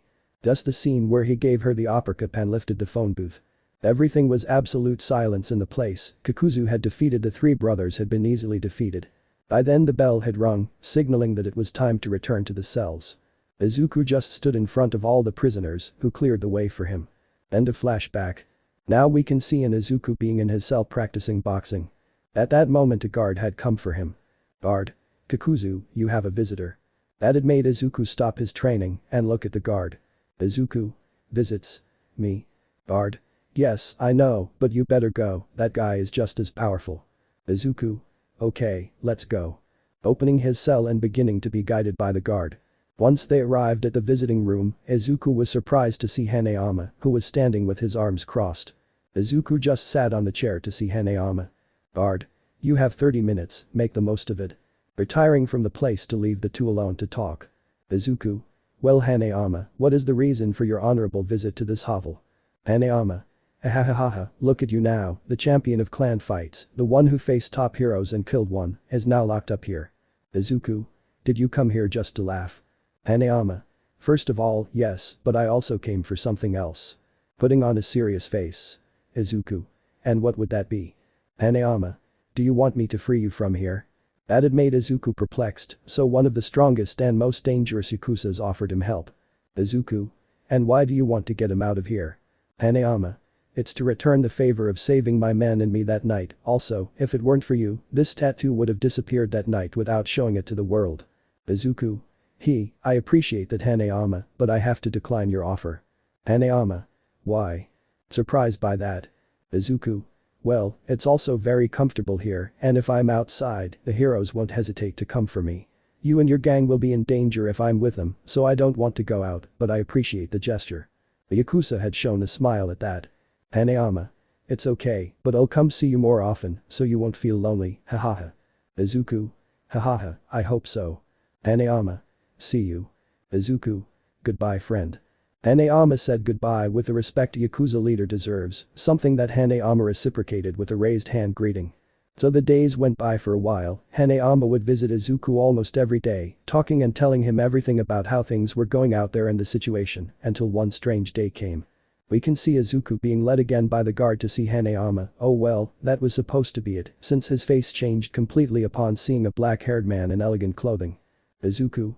Who are you? He said seriously, looking the man in the eyes. Nice to meet you young Kakuzu, let me introduce myself, I'm Mr. Yaoi Rozu, one of the most successful businessmen of all. Izuku?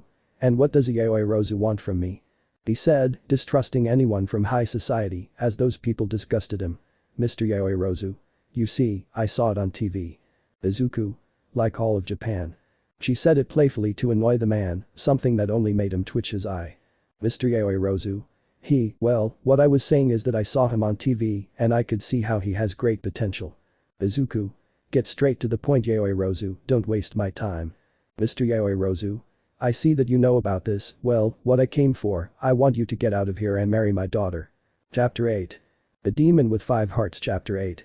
We find ourselves in Tartarus, the most secure prison of all, where they have the most dangerous prisoners in all of Japan, and being the prison where they had a minor who had committed several crimes, so much so that he managed to kill and confront top heroes, being Kakuzu. Who became like the king of Tartarus, since after having fought against several criminals, he made it very clear that no one has to mess with him, since they had all gone straight to the infirmary with several broken bones with teeth that flew out, even once he took out one of their eyes with a kick from Izuku. Midoriya received visits from his new friend and colleague, Kaoru Hanayama, who kept him informed of everything that was happening, but one day of his visits, it was not Hanayama who came this time, but Mr. Yaoi Rozu, one of the most powerful businessmen, who came to propose an offer to Izuku, which was the hand of his daughter to make a marriage. At the moment, the reception room was deathly silent. Mr. Yaoi Rozu thought Izuku was going to accept, since he had a smile on his face, while Izuku remained silent for a while. Yaoi Rozu. What do you say, young man? Do you accept the proposal? Izuku had just gotten up from the chair. Izuku? No, I don't accept, and it'd better be the first and last time you come to tell me that, because next time I won't be so nice. Turning around to return to his cell, he quickly heard a knock on the table, and when he turned around, he could see that it was the Yaoi Rozu, who stood up from the table very upset. Yaoi Rozu? How dare you reject my offer, you damn brat, you see that you will have a lot of money from you and my beautiful daughter, what is on your damn head? Izuku? What do I have? It's called dignity, something that you apparently don't lack, look at offering your own daughter for a marriage, and don't think I can see your intentions, I know you want me to marry your daughter just to have more power and prestige, but I'm not so stupid as to be a lapdog for someone like you, I hope that's clear to you. Firm and straight in every word, looking into the eyes of the black-haired man in front of him. At that moment the already furious Yaoi Rozu had broken the glass and quickly launched himself to attack Izuku and quickly began to give him multiple blows all over his chest, creating knuckle dusters. The alarm had alerted the guards, who quickly left to prevent a massacre. The black-haired man continued to hit Izuku multiple times, who had not moved at all times to avoid the blows. Once the black-haired man finished hitting, he could only see that he had torn Izuku's clothes and with some marks of blows that could barely be seen. Izuku. Very well, my turn. Izuku quickly gave him a powerful kick to his jaw, causing blood to come out of his mouth, but he quickly turned around and made his foot fall on Yaoi Rozu's face, causing blood to come out of his nose. The black-haired man had fallen to the ground holding his face covered in blood, and at that moment the guards had arrived, who activated their quirks aimed at Izuku. Guard 1. Get away from the man right now. Izuku. Calm down guys, I didn't do anything, he was the one who broke the glass and wanted to confront me, so you should blame him instead of me. Yaoi Rozu? You miserable dwarf, you'll pay for this. The one who will pay for it will be you if you don't leave. Everyone turned to see that it was Hanayama, who had arrived as usual. Yaoi Rozu? Kakeoru Hanayama. The aforementioned was only looking at him with a serious look at all times, causing some fear in everyone present except Midoriya. Yaoi Rozu said nothing about it and with the help of a guard, he left the place to be treated for his injuries. Izuku. Well, I think we can talk today. Guard 6. Even if that's true, the visits will be in a week since we'll have to repair this. Hanayama. That's well understood, but I came to give you that. Holding out a bag containing some newspapers and some pupil literary magazines. Izuku. And that. Hanayama. Here are the newspapers that told you what happened this week in some magazines so you can kill time. Throwing the bag he had in his hands, being caught by Izuku. Hanayama. Well, goodbye. Saying goodbye and then leaving the place, being seen off by Izuku, who had also gone to his cell with his bag of newspapers. But Hanayama. We can see how the leader of the Hanayama gang was walking towards the exit of Tartarus, but over there he could see the black-haired Yaoirozu. Yaoirozu? You bucking brat, this isn't going to stay like this. Hanayama. Well, it's better if it stays that way. Walking to stand in front of the black-haired man, who had to look up to see Hanayama. Yaoirozu. And why are you getting into this? Hanayama. I am in great debt to Kakuzu, which is why he will always be supporting me, so if you do not want the Hanayama clan and the Yaoirozu to come into conflict, stay away from my friend, or I can also expose all your corruption in your companies and your dirty business. Yaoirozu? I don't know what you're talking about. Trying to cover up what Hanayama was saying, but from his reaction it was more than obvious. Hanayama. Yes what, but you have been warned Yaoirozu. Starting to walk towards where there was an elegant black van, which took Hanayama home. Yaoirozu also got into his truck, still upset but being taken home, but on his face having a patch in the middle of his face, covering his entire nose, and with a handkerchief in his hand, wiping his mouth where he had been kicked by Midoriya. But Hanayama. We can see how the big guy was in his truck, but he quickly took out his phone and began searching for some files he had. And that he had set his sights on one of those he had. The Yaoirozu family, in the eyes of others it was a successful family thanks to its businesses and support it received, managing to become one of the most successful, but what nobody knew was that this was only a facade, since they really had drug and mafia businesses in the shadows of society, without anyone knowing, that was the reason for their wealth, but obviously nobody knew it, only some bosses under the underworld knew it. And a clear example was Hanayama, who once his father went to a meeting with him so that he could know how to do business, and one of them was that guy who decided to stop allying with him, but things did not end well for both of them. Hanayama. We'll have to be more careful, Kakuzu-san. When those guys want something, they won't stop until they get it. But Mr. Yaoirozu. The aforementioned had arrived home, being received by his butlers and maids, and seeing that his wife and daughter were in the living room waiting for him. This is Yaoirozu. What happened to you, love? Looking at her husband's condition. Mr. Yaoirozu. Well, it seems that our little guest did not accept the proposal, and well, I tried to do it by force, and you see the result. Dad, are you okay? Said a 12-year-old girl with a beautiful figure and too developed for her age. Mr. Yaoirozu. Yes, daughter, don't worry, but she's already decided. Momo. And what is it? This is Yaoirozu. You'll have to force that insect to be yours. Showing an evil smile just like her husband. Momo. Okay mom, when do we start? Showing a lunatic smile. Chapter 9. The Demon with 5 Hearts Chapter 9. It had been 3 years since Izuku had been in Tartarus, in which all this time Tartarus was in complete order thanks to Izuku, since none of the prisoners occurred to him to make any disorder, since Izuku always gave them an absolute beating, making it very clear that everything had to be in order, almost resembling the army, since after eating they went to the courtyard, in which they always did exercises, or well, Izuku always did exercises to continue with his training. And the prisoners always stood next to and behind him to imitate his training, being like a teacher teaching his students. Thanks for that, Izuku almost earned special treatment from the prison mayor. In his cell, he had a more comfortable bed and a decent little TV to keep him informed of all the news that happens out there. Mr. Yaoirozu had only gone 3 times after the first visit, trying to convince Izuku and offer him things so he could accept the deal, but Izuku just ignored him or said no, but sometimes with the occasional insult, something that made the black-haired man angry, but when he returned home, it didn't take long to receive a call from one of his agents from his dirty jobs. He called him and told him that the Hanayama gang had gone and attacked them, destroying one of their drug merchandise bases, something that had angered Yaoirozu a lot, but also being able to hear Hanayama's voice through the phone. Telling him that if he went to Tartarus again, he would destroy one of his bases again, and that he would come for him and finish him off, and apparently the message had been made very clear, since the black-haired man never returned, since he was also preparing his beloved daughter, so that she could claim Izuku as her own. Hanayama continued visiting his friend, spending some time between them and talking about trivial things, about how Hanayama is doing with his band, and about Izuku in his days here, normal things. Out there, the UA entrance exams had already been held, and the generation that had entered was the one that had been admitted. Izuku was now 15 years old, and Hanayama was 18 years old.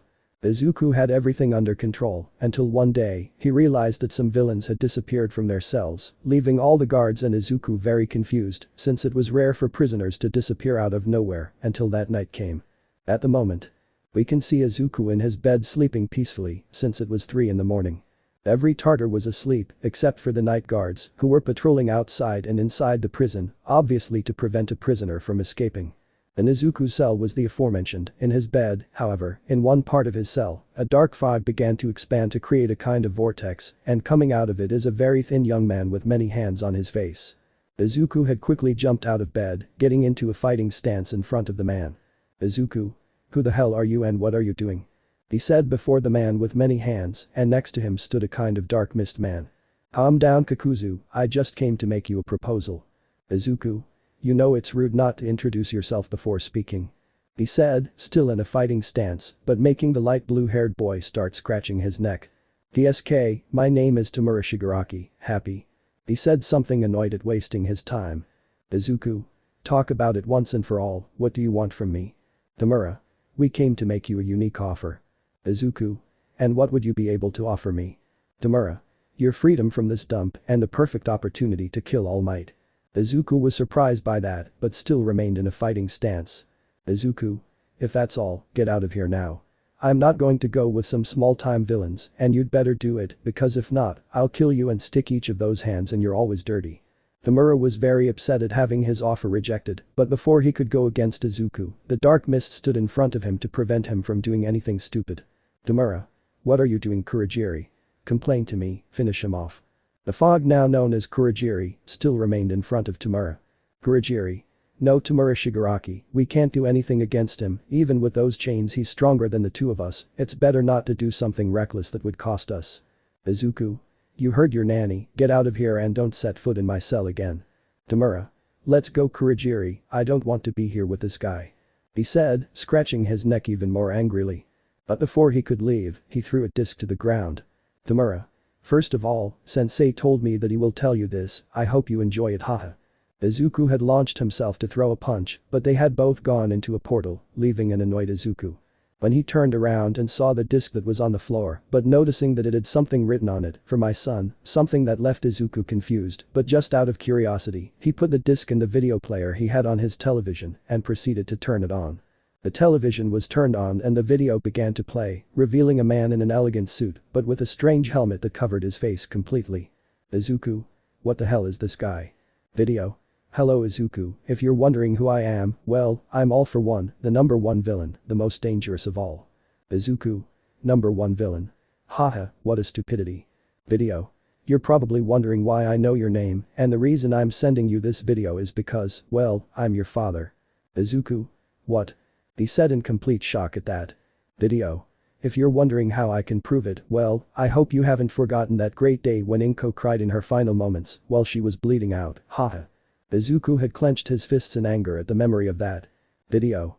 "But I only made it as a test." Izuku. "A test?" Video.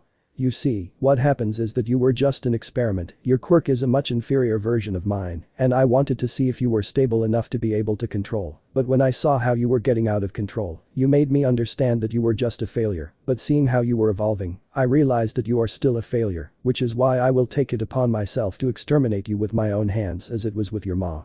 He couldn't finish because the TV had been broken by a punch from Izuku, who was in uncontrollable rage. Izuku. All for one. Screaming like a Tartar with rage at that guy who was the culprit of his pain. Time skip. Days had passed since that day that Tamura had gone with Izuku to recruit him, being a total failure to obtain a weapon as powerful as the one on his side. And Tartarus Izuku had informed him about what happened in his cell and the reason why his television had been broken and about the attempted Tamura to recruit him and explaining to them why prisoners were missing and why they were disappearing. The attack on the Ujas towards Class A had been carried out, happening as in the original story. Creator's note. It should be noted that Melissa is in Class A instead of Izuku, which is one for all, end of note. Izuku had told all this to Hanayama, and he told him to be aware of all this, since they could be a threat like the Yaoi Rozu, although he doubts it since that time he destroyed one of their bases, they would not do anything against him again. The mayor of Tartarus, upon learning of this, was able to recognize that the vast majority of the villains who had been arrested in the attack on the Uges were prisoners who had disappeared, clearing up all his doubts, and did not hesitate to go to the UA to speak with the director, but not before Izuku tells him that they should see him alone, without having any witnesses who could leak information. At the same time that all the captured villains had arrived in Tartarus, they were also bringing a sort of muscular chicken man with his brain exposed, who was just walking towards one of the most protected cells in the place, coincidentally close to his own. When Izuku asked what kind of villain she was, the guards only told him that her name was Nomu, that she had no consciousness of her own, and that she was the cause of the fight against Almight and almost the death of 3 students. Izuku knew something wasn't right. The news of that attack had been plastered all over the news, causing the UA to close for a while to give students time to recover from the shock they had suffered. The mayor told him that he would receive a night visit since after seeing the video, the director of the academy told him that he wanted to talk to him, something that Izuku accepted since he had a plan that would benefit him from all sides where he sees it. Meanwhile outside the country, we can see in an airport how there were 2 guys who were heroes, but only one of them had a suitcase. So you want me to go first to see what your brother is like, right? Yes, I'll go later. I have to sort out some paperwork to be able to go there, but I'll keep you informed of everything that happens with him. I see that you care a lot about him even though you've never seen him. Well, despite that, I could see from his gaze that he has suffered a lot, and being very young he has made great progress, and I want to get him out of the darkness from which he grew up. Okay, I will come as soon as possible, I'll be waiting for you. Goodbye Retsu, see you soon. In Japan. Night had already reigned throughout the city, but we can see that in the Tartar's visiting room was Izuku, and in front of him was some kind of rat, bear, dog. Izuku. So you're Principal Nezu, right? He said this to the rat in front of him. Nezu. That's right young Midoriya. Rat said with a smile as he raised one of his paws in an adorable manner. Izuku. Well, he just found out, he already knows who I really am, and about the attack on the Uges. Nezu. Yes, I know, but I want to know something about you. Izuku. And that would be it. Nezu. Are you really all for one son? Izuku. Unfortunately for me, yes, but that's not important since I plan to kill that bastard. He said with a dark look, something that made Nezu feel a great chill from that look. Nezu. Okay, calm down. Izuku. I'm calm, but I also want to talk to you about something, which I'm sure will benefit both you and me. Nezu. Let me guess, it's about the Nomu and all for one, right? Izuku. Exactly. Nezu. And what is it that you propose, young man? He said now if he was interested in the topic. Izuku. Number 1, I want to go out here, number 2, I want a very spacious house, number 3, I'll be the bodyguard for your UA brats. Nezu, hearing all this, had his mouth on the floor. Izuku. What are you saying, rat? Take it or leave it. Nezu. Well young man, but I will also give my conditions. Izuku. And what will those conditions be, rat? Nezu. Number 1, I don't want you to try anything against my school. Izuku. Okay. Nezu. Number 2, I can give you the house, but that will be within the UA grounds, since remember that people are still afraid of you. Izuku. I understand that. Nezu. I agree that you should be my student's bodyguard, as you will be a great source of help on our side. Izuku. Hey, that's it, I'll fight whenever and wherever I want, but even if one of your brats makes me angry, I won't hesitate to hit him, let that be clear rat, just because I'm with you, I won't follow all your rules, I hope that's clear to you. Nezu. Very well, that is more than clear to me, is it a deal young man? Izuku. Deal, see you in another week. Nezu. What? Izuku. In a week the UA will be holding classes again, and it will be the perfect time for everything to be ready, also for all your students to meet their new guardian, see you. Saying goodbye to the white rat. On the way Izuku had a smile under his mask. Izuku's thoughts. Get ready Ua, get ready Afo, Kakuzu will soon get out of here and show what he's made of. Chapter 10. The Demon with 5 Hearts Chapter 10. Time had passed since Izuku and Nezu had made their agreement, with only 1 day left until Izuku went to the UA to make his presentation. The news that Kakuzu would leave Tartarus was only known by the prisoners and the guards of the place, since the mayor had spread the rumor among the guards, since he knew very well how gossipy the dens are, so the rumor would not be long in coming. With Izuku. We can see the aforementioned in the prison yard, who was throwing punches in the air while running in circles around the place, being followed by the prisoners who imitated his action. They ran like that for 3 hours without stopping at any point. Some had already grown tired and went to some quarters of the place, while now there were only 10 behind Izuku who kept up with him until now. Prisoner 1. Hey boss. Referring to Izuku who was in front of him. Izuku. What's wrong? Are you tired yet? He said it without looking back as he was focused on his career. Prisoner 1. No, boss, just that there's been a rumor about you. Prisoner 2. What you say is true, boss. Izuku. And what is that rumor about? Throwing a punch in the air. Prisoner 1. They say you're going to be released tomorrow. Prisoner 2. Is that true, boss? Izuku had stopped so that he was facing away from the 10 prisoners behind him. Izuku. If so, I'll leave this place tomorrow. Prisoner 4. That's great, boss. Prisoner 5. At least he can leave this horrible place now. Prisoner 6. After all, you are very young, you will at least be able to do better than being in here. Prisoner 1. That's a good point. Izuku. I think you're right. Looking at the sky for a few moments, thinking about his mother and her smile, having a melancholic look, but being interrupted by the bell of the place. Guard. Time to go back to the cells, come on, move quickly. Izuku. Well, we just have to wait for tomorrow, rest guys. Being the first to head towards the door, followed by the rest of the prisoners. At the same time a meeting was taking place somewhere else. At the UA. At the most prestigious academy of all, turning today's youth into tomorrow's heroes. The academy was closed right now, but tomorrow everything would be as usual, since it had closed due to a certain incident. But right now, in a room, a meeting was taking place with all the teachers who work there with the principal. Nezu. Well, as we talked about a few days ago, Kakuzu, the 12-year-old boy who fought against top heroes and was locked up in Tartarus, will be the student's new bodyguard. I still say it's a bad idea, Mr. Director. Said a heroine wearing a dominatrix outfit, being known as the most 18 heroine like Midnight. I'm also with Midnight Director Nezu, bring someone from Tartarus here, much less that guy. Said a black-haired man, but the most curious thing about him was that he was completely bandaged up to his eyebrows and also had both arms in casts. I agree with Asawa, how do we know he won't betray us? Said the hero present Mick, and referring to the now known as Asawa, being the black-haired man who looked like a mummy. Nezu. Believe it or not, I didn't think it was a good idea to bring that guy here either, but a few days ago I had a meeting with the mayor of Tartarus, and together we decided to use Kakuzu. He could be a great weapon that we can use, since imagine, someone has defeated 3 top heroes at only 12 years old, it would be a great potential for us, and so we don't have all the time at Almight, and even worse with his injury and his limitations, it wouldn't be good for us at all. Obviously the director did not reveal all the information and had to lie about his closeness that he managed to have with the mayor and Izuku on the topic they talked about, since only 3 people knew this information, those being him, the mayor of Tartarus and Izuku. Even so, we don't know how dangerous it is, and I don't think our students would feel very comfortable with him being here. The blood hero Vlad King said it. Nezu. Well, what do you think we can do? All Might had to go more than 100% to defeat that thing called Nomu. Having someone like that would be like having 2 All Might, or well, almost the same, since it's been 3 years since the last time he's been seen fighting. Currently nobody knows how strong he is right now. Previously he barely held his own against Endeavor and Mirko. Look how both heroes ended, if it weren't for All Might, Endeavor-sen would be history right now.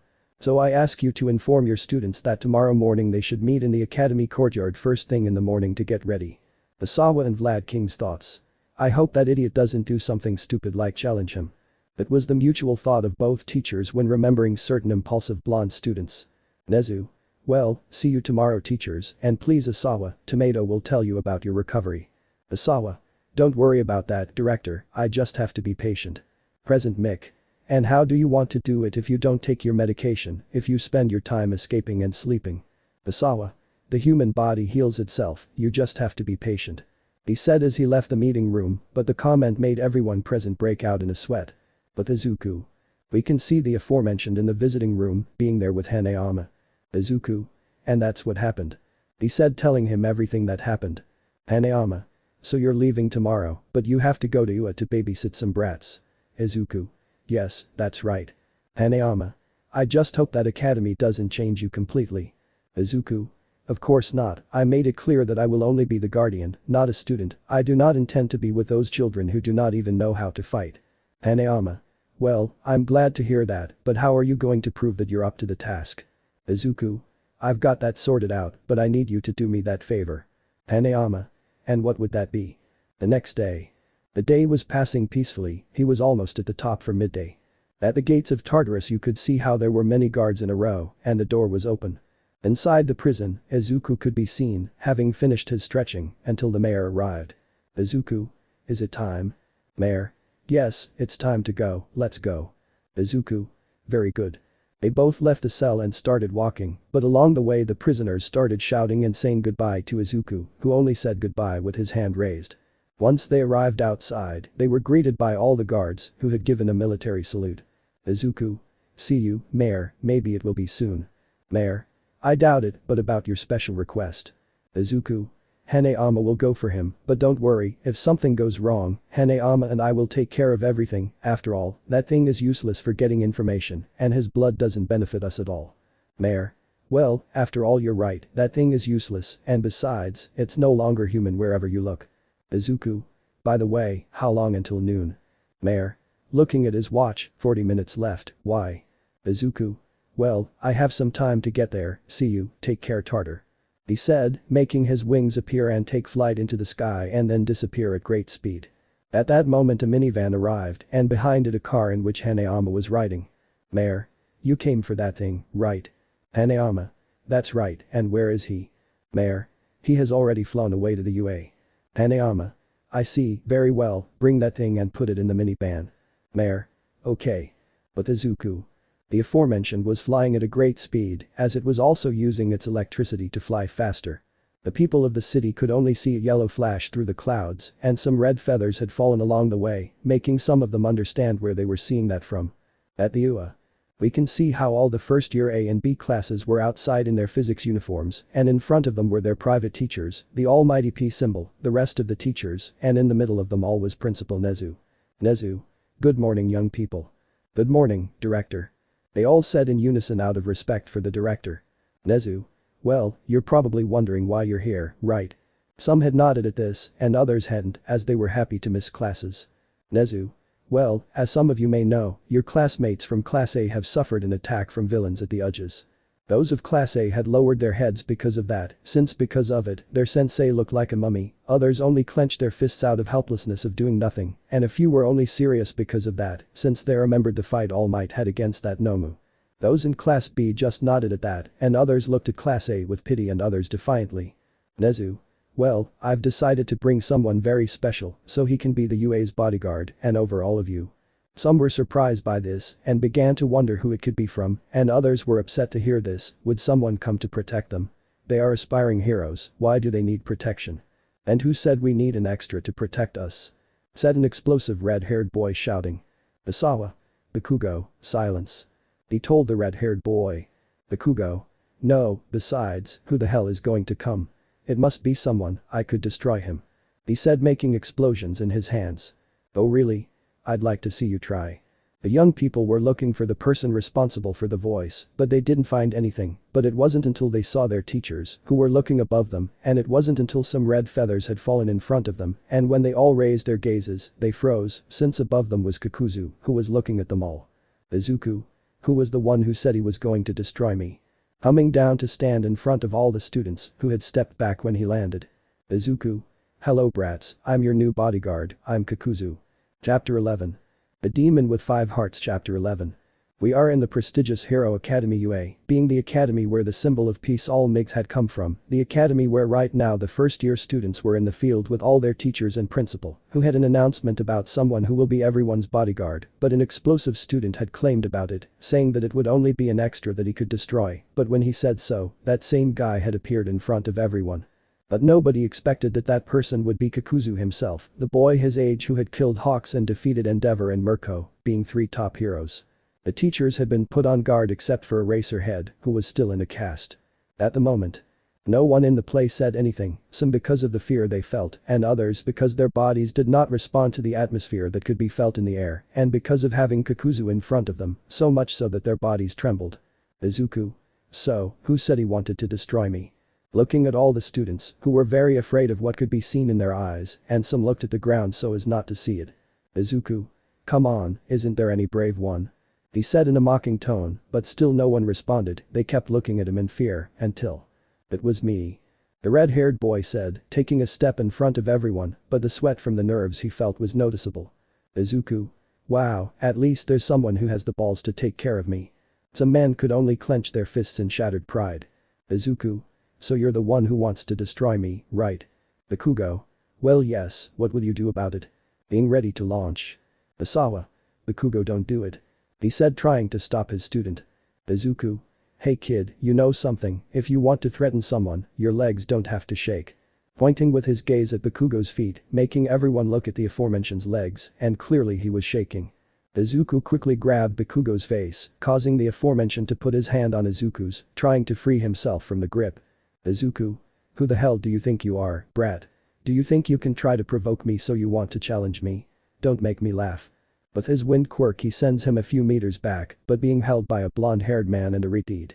Those who knew Bakugo couldn't believe it, they knew how strong he was, but being subdued and trembling for someone was something they couldn't imagine. At that moment another blonde idiot had jumped in, this time being surrounded by steel that covered his entire body. Not Monoma. The entire Class B screamed when they saw their friend throw himself at him. Izuku hadn't even moved from his spot and he received a blow full on the forehead, shielding the steel from making contact with something hard. Everyone thought that blow had hurt Izuku, but that quickly left their minds when they saw their friend hunch over Izuku and saw how pieces of metal had fallen to the ground. Izuku. Didn't you know, kid? Stopping a blow with your forehead is one of the most basic things since the beginning of street fighting. Besides, your hardening is very weak compared to mine. No one said anything about it, the surprise was greater to see, but it quickly changed to horror to see that Izuku's palm was inside Monoma's face. Izuku. Don't move, or you'll regret it. Monoma had quickly reached out to grab Midoriya's forearm. Izuku. Bad choice Yujiro scene. Where he tears off his face.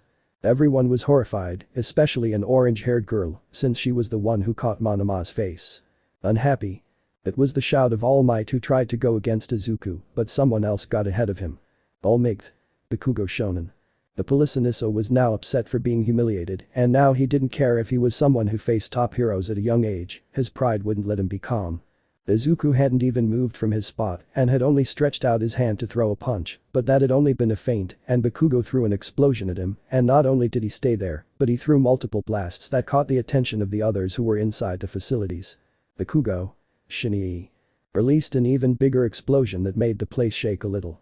Everyone now thought that this had harmed Kakuzu, but from the large trail of smoke, only a sleeveless gray shirt on one side had emerged. Bakugo was quickly sent flying by a punch that hit him in the face and lifted him into the air, but his leg was quickly grabbed and he was sent to the ground and then sent flying into a wall. From the trail of smoke came Izuku, who was shirtless, revealing his well-worked body with scars and revealing his 4 masks on his back. Some women had blushed at seeing him shirtless and others were surprised to see Kakuzu at the UA, being among the others who were watching from the windows. Izuku. Kid, that's all, if you're done you better stay on the ground. Turning his back to see all Migs. Their students today are so impulsive, I can't believe these are the future heroes. Almight. You had no right to do that anyway. Izuku. In the first place, they were the ones who attacked me, I was just defending myself and it wasn't my fault if they couldn't take a few hits. Lad King. Tear off my student's face. Annoyed to see the state of Monoma. Izuku. If it bothers you so much, I'll fix it. He said, stretching out his hands to take the boy and his face.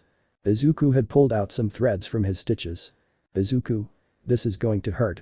Proceeding to quickly sew Yosten Biber's fallen face and using his fire, he managed to completely reunite the face as before, but leaving a large scar around his face. Izuku. There it is, like new, oh well, almost new. Monoma. Damn bastard, you're a monster. Izuku. Stupid, you just noticed. Bringing out a frightening aura around, causing some to fall to the ground. At that moment Bakugo again launched himself against Izuku. Bakugo. Damn it, DE. He launched an explosion that tried to hit Izuku, but he had taken out his wind mask from his back, which shot a powerful air pressure at Bakugo, who had been thrown with great force towards the wall. The attack had caused some windows to break due to the wind and some students had been blown away. Cementos had created a barrier around the closest ones to prevent them from flying away. When the attack had stopped, only a large pothole was left to be seen where the attack had been sent, and in that place, a Bakugo could be seen on the wall, with half of his body exposed and with wounds from the attack. Izuku. This guy really is a nuisance. Turning around to go for his shirt, he stopped when he heard something. The little-haired boy tried to stand up as best he could. Bakugo. What's wrong with you? I'm just getting started. Waving his hands to come at him. Izuku's eyes had turned blood red, but underneath the mask he showed a smile.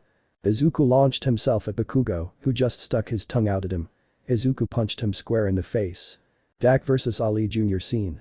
Where he gives the last one and his tongue is cut off. Everyone could see how Bakugo was on the ground with blood coming out of his nose and mouth.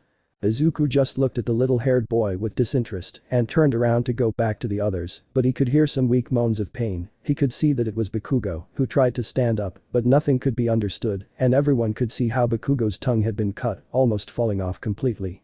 The vast majority of those watching had vomited at the scene, and some had fainted, the vast majority of whom were women. Izuku. Hey you, pointing at Deity, take him to the infirmary, that needs an operation so it doesn't fall off, but at least he won't scream so much anymore. Passing by all the students, and those from Class A went with Bakugo to take him to the infirmary. Izuku had arrived to stand in front of all the teachers and the principal. Izuku. Your students are really annoying. Nezu. Even though they are like that, you didn't have to leave them like that, every young person can be very arrogant at first. Izuku. From youth comes arrogance, from strength and a strong quirk comes arrogance, until the day of his defeat comes and he turns to dust. Ectoplasma. That was it was really true and mature of you. Nezu. Hey, I brought you to protect my students, not to traumatize and injure them. Izuku. Just by looking at them I could tell that those students you have were sky high in arrogance, and the best way to bring people like them down from their clouds is to give them a humiliating and crushing defeat. Lad King. Hey. Shouting at Izuku, who turned around to look him in the eyes. Asawa. Don't do it Vlad. It was too late, the blood hero had thrown a punch at Izuku for doing that to his student, but when the fist connected, he thought he had hit Izuku, but he only hit a rock that the aforementioned had in his hands. Izuku. What a good hit, friend. The hero tried to throw another punch, but Izuku had thrown the remains of the rock at Vlad's face, causing him to close his eyes, but he received a blow to his jaw, causing him to lose his balance and fall to the floor on one knee. Nezu. Enough lad, don't do this is enough. Izuku. How was it enough? I haven't even given 20% of my power. That had left everyone frozen, he showed almost none of his power. Izuku. I wanted to see if there was someone strong to see if I could fight seriously, since it's been a while since I fought someone at 100%. Snipe. And why don't you fight with All Might? He said to see if with that he could stop the students from getting hurt. Izuku. I would like to, but a friend of mine is already bringing that order, and besides, I think he has 1 hour, right? Looking at the blonde American, the message being picked up by those who knew about it, also being noticed by a blonde with Class A glasses, who was wondering how he knew that. Izuku. Tell me director, you don't mind if I fight to show my strength, or do you? Nezu. Well, that would be good to see how capable you are of protecting my students. Izuku. I like that you speak my language. Midnight. But who are you going to fight against? He said seriously looking at Izuku. I think I can answer that. Everyone had fixed their gaze on the person responsible for the voice, revealing Hanayama, who came with many of his subordinates. Izuku. You finally arrive Hanayama. The aforementioned had only observed the surroundings, looking at the students and teachers with seriousness. Hanayama. Well, it seems, as I can see, you were having fun. Izuku. What can I say? Anyone would want to do something after being locked up for 3 years, it's normal that someone wants to entertain themselves. Nezu. Excuse me, how did you get in? Hanayama. The door was open. He said simply, leaving the teachers and principal by leaving the door open. Izuku. And that's why I'm here. Hanayama. Anyway, I brought what you asked for. He pointed to his men who were carrying a creature chained around its arms and torso. The students of Class A and Eraserhead had been scared by the sight of that creature, and All Might was on guard. It was the Nomu that had attacked the Uges that time, being the same creature that had attacked and was defeated by All Might. Asawa. What is that thing doing here? Izuku. I brought him to fight. All Might. Maybe you're crazy, you don't know how dangerous it is. Izuku. As I understand from a report, you also had to fight with third parties, so if it gets out of control, maybe you could help, and if it gets out of control, Hanayama and the rest of the teachers are here. He said, starting to stretch, making his bones crack. Don't you know that thing is as strong as All Might? The purple-haired girl with plugs in her ears shouted. Izuku. Shut up girl, just relax and watch. He said without looking at her and continuing with his stretches. Hey, don't you think he's underestimating him? Said a blonde boy with a black streak in his hair. I think they'd be almost even. He defeated 2 top-ranked heroes. Said a boy with swollen lips. But that was 3 years ago, and she hasn't fought since, said a green-haired frog-like girl this time. I say he'll win, said a two-tone man with a serious cold expression. But Izuku. He was already in front of the Nomu that had been desired and was in front of Izuku. Hanayama. Are you ready? Izuku. Whenever you want old man. He said in a boxing pose. Hanayama. Director Nezu, would you do me the honors? He said giving him a small scratch he had. Nezu. And this? Hanayama. It is a radio that has the voice of that subject who controlled the Nomu, being small recordings that the Heroine 13 managed to obtain in the attack. Nezu. Okay, fine, here we go. Pressing a button that said attack. Radio. Nomu, attack. Tamura Shigaraki's voice sounded on the radio, and the Nomu quickly began to move and launched an attack against Izuku. The aforementioned just stood still waiting for his enemy. Those watching the fight thought he would take the full blow, since the Nomu was very fast. At that moment the Nomu connected a punch with Izuku's forearm, which had hardened his arm. Beneath them the ground had cracked with a small tremor that was felt throughout the area. Quickly the Nomu threw another punch towards Izuku, who responded with a fist with electricity. The two quickly began to launch multiple shots at each other at high speed, creating several bursts of air around them. Those who were watching this were surprised to see how he was matching the power of a monster that could fight just like Almight. But Izuku. The aforementioned continued his exchange of blows, receiving some with his black armor. The Nomu threw a punch that was dodged by Izuku, who gave him a powerful uppercut across his jaw that managed to lift him into the air, and then with his other hand, he connected a punch with his wind quirk that hit him in the stomach, managing to open the Nomu's stomach and causing him to go a few meters back. Izuku hadn't just stayed there, and using his hawk wings, he had pulled out several feathers that were aimed at the Nomu, which was on the ground. The feathers had electric touches and circles of blue fire. Those who were watching this from afar were surprised by that, he was changing 3 quirks at once. How is it possible that he uses Hawk's quirk? Said a dwarf girl with brown mushroom-style hair. The crow-headed boy was clenching his fists as he watched his idol's killer use his quirk. Izuku had fired all the feathers that came at the Nomu, which had received them full on, being able to see how it was burned and electrocuted by the feathers, without knowing that this was a distraction. The Nomu, still being attacked by the feathers, launched itself against Izuku, who also went against the Nomu with his fist surrounded by blue fire. Izuku this time dodged the blow and hit him square in the jaw of the Nomu, who tried to hit Izuku again, but the latter hit him in the knee, making him lose his balance, being taken advantage of by Izuku, who took a small jump to give him a bazooka kick in his face, his feet being hardened. Being so strong that the blood fell to the ground with some teeth from the Nomu's jaw. The blood had fallen near Izuku's feet while the Nomu was regenerating his jaw. At that moment the Nomu punched him, lifting him into the air, but before Izuku could react he was grabbed by the leg by the Nomu and began to be whipped from side to side against the ground. Those who were watching all of this were covering their eyes because they saw the blood spilling on the ground, that being Izuku. Before Midoriya could fall to the ground once more, he was able to put his hands on the ground before the impact, managing to avoid being injured.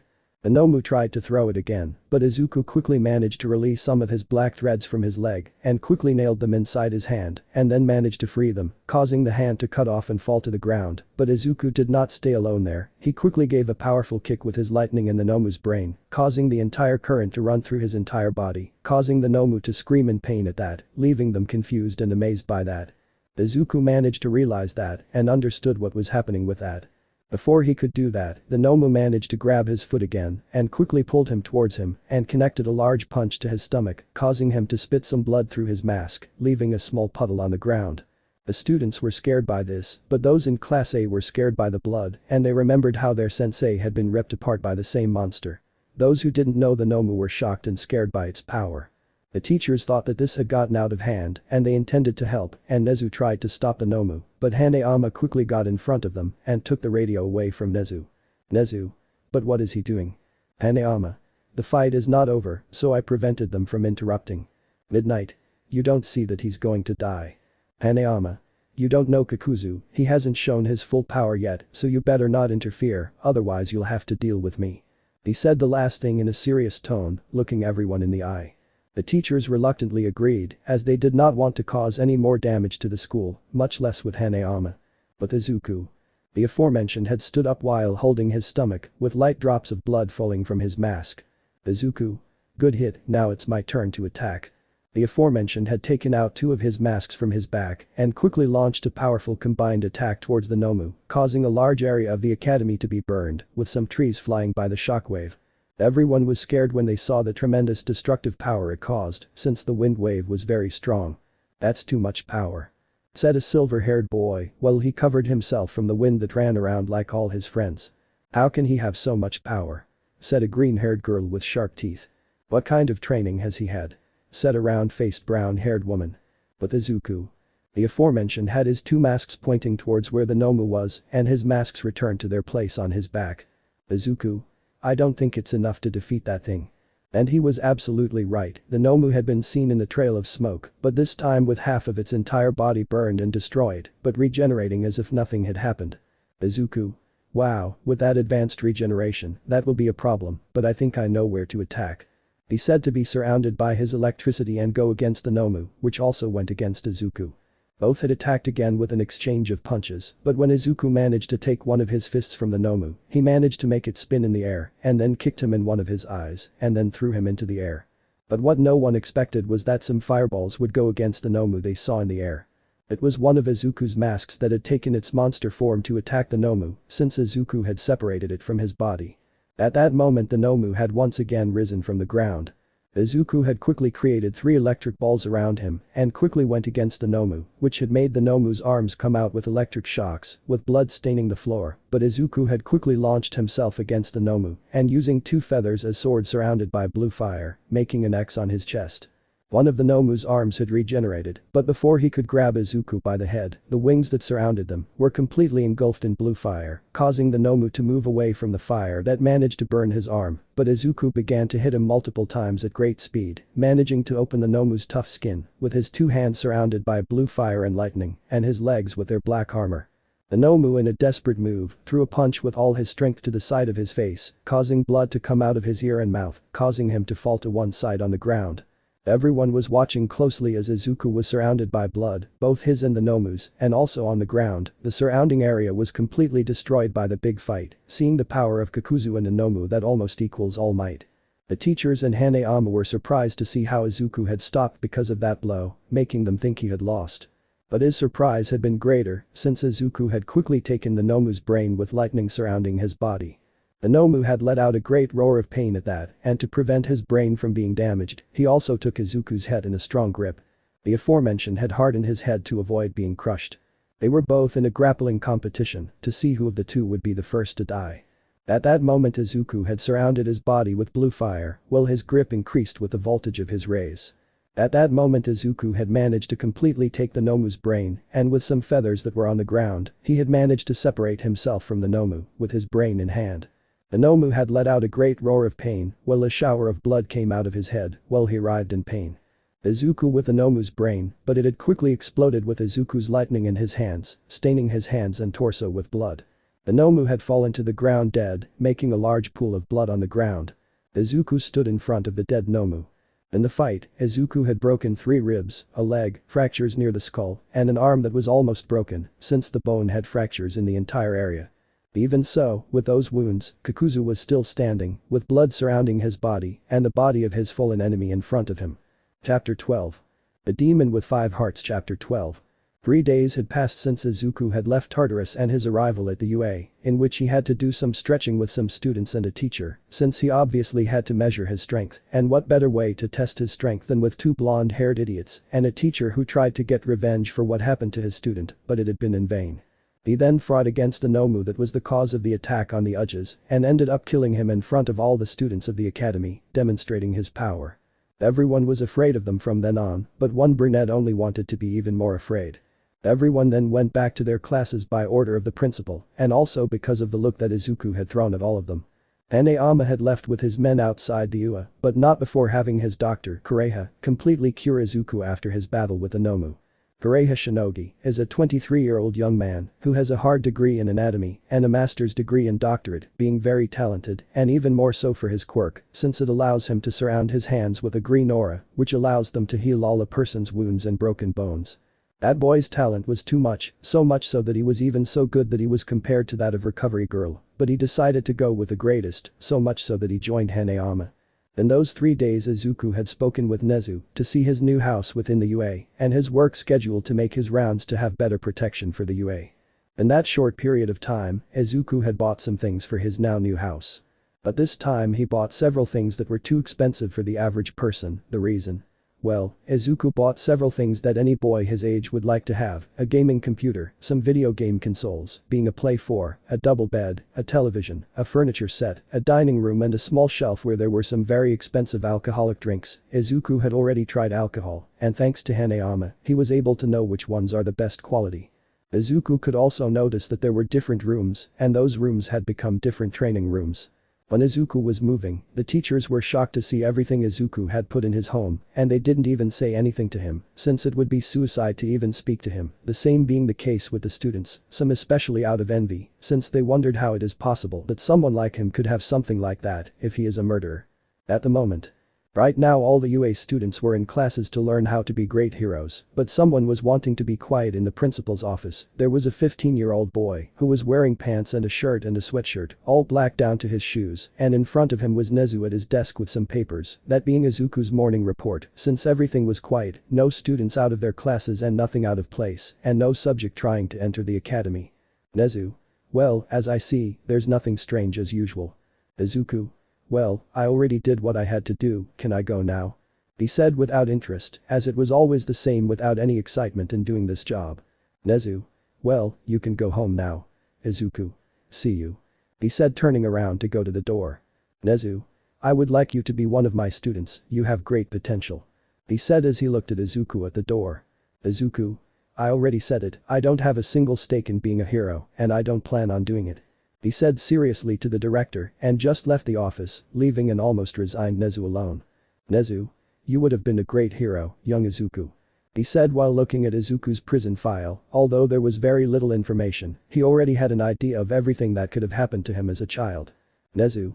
We just had bad luck in this life. He said sadly for the Midoriya who had left through the door. But Izuku. The aforementioned was heading towards the exit to go home and train to get stronger, since he doesn't like to spend all his time doing nothing, since it wasn't his style. Izuku's thoughts.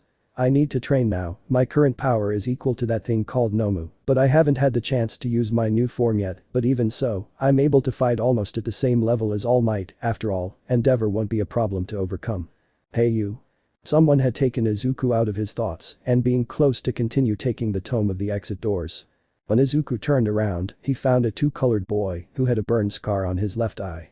Izuku. Who are you?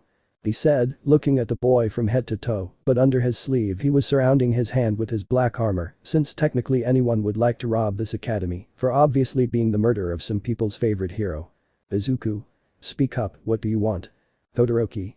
Are you really the one who killed my brother Tuya? He said coldly, looking into Izuku's eyes, who didn't even flinch at that question. Izuku. So you are the brother that Tuya told me about before killing him. He said as if nothing had happened. Todoroki. Why? Izuku. What thing kid? Todoroki. Why did you kill him? He said while clenching his fist. Izuku. I did it for his quirk, the fire he possessed was very powerful, even more so than Endeavor's, and I simply took his heart for power. That had made the bicolor angry. Izuku. Well, if that's all I'm leaving. Opening the door fully to retreat, he quickly performed a spinning kick, destroying a piece of ice that came against him, revealing that the bicolor had his right arm extended. Izuku. Todoroki, you better change that attitude with me, of course if you don't want to end up like the Nomu or your brother. The bicolor had fired a small ice stake at Izuku again, but the aforementioned had fired a flare of blue fire, hitting the bicolor directly, causing it to fall to the ground. Izuku.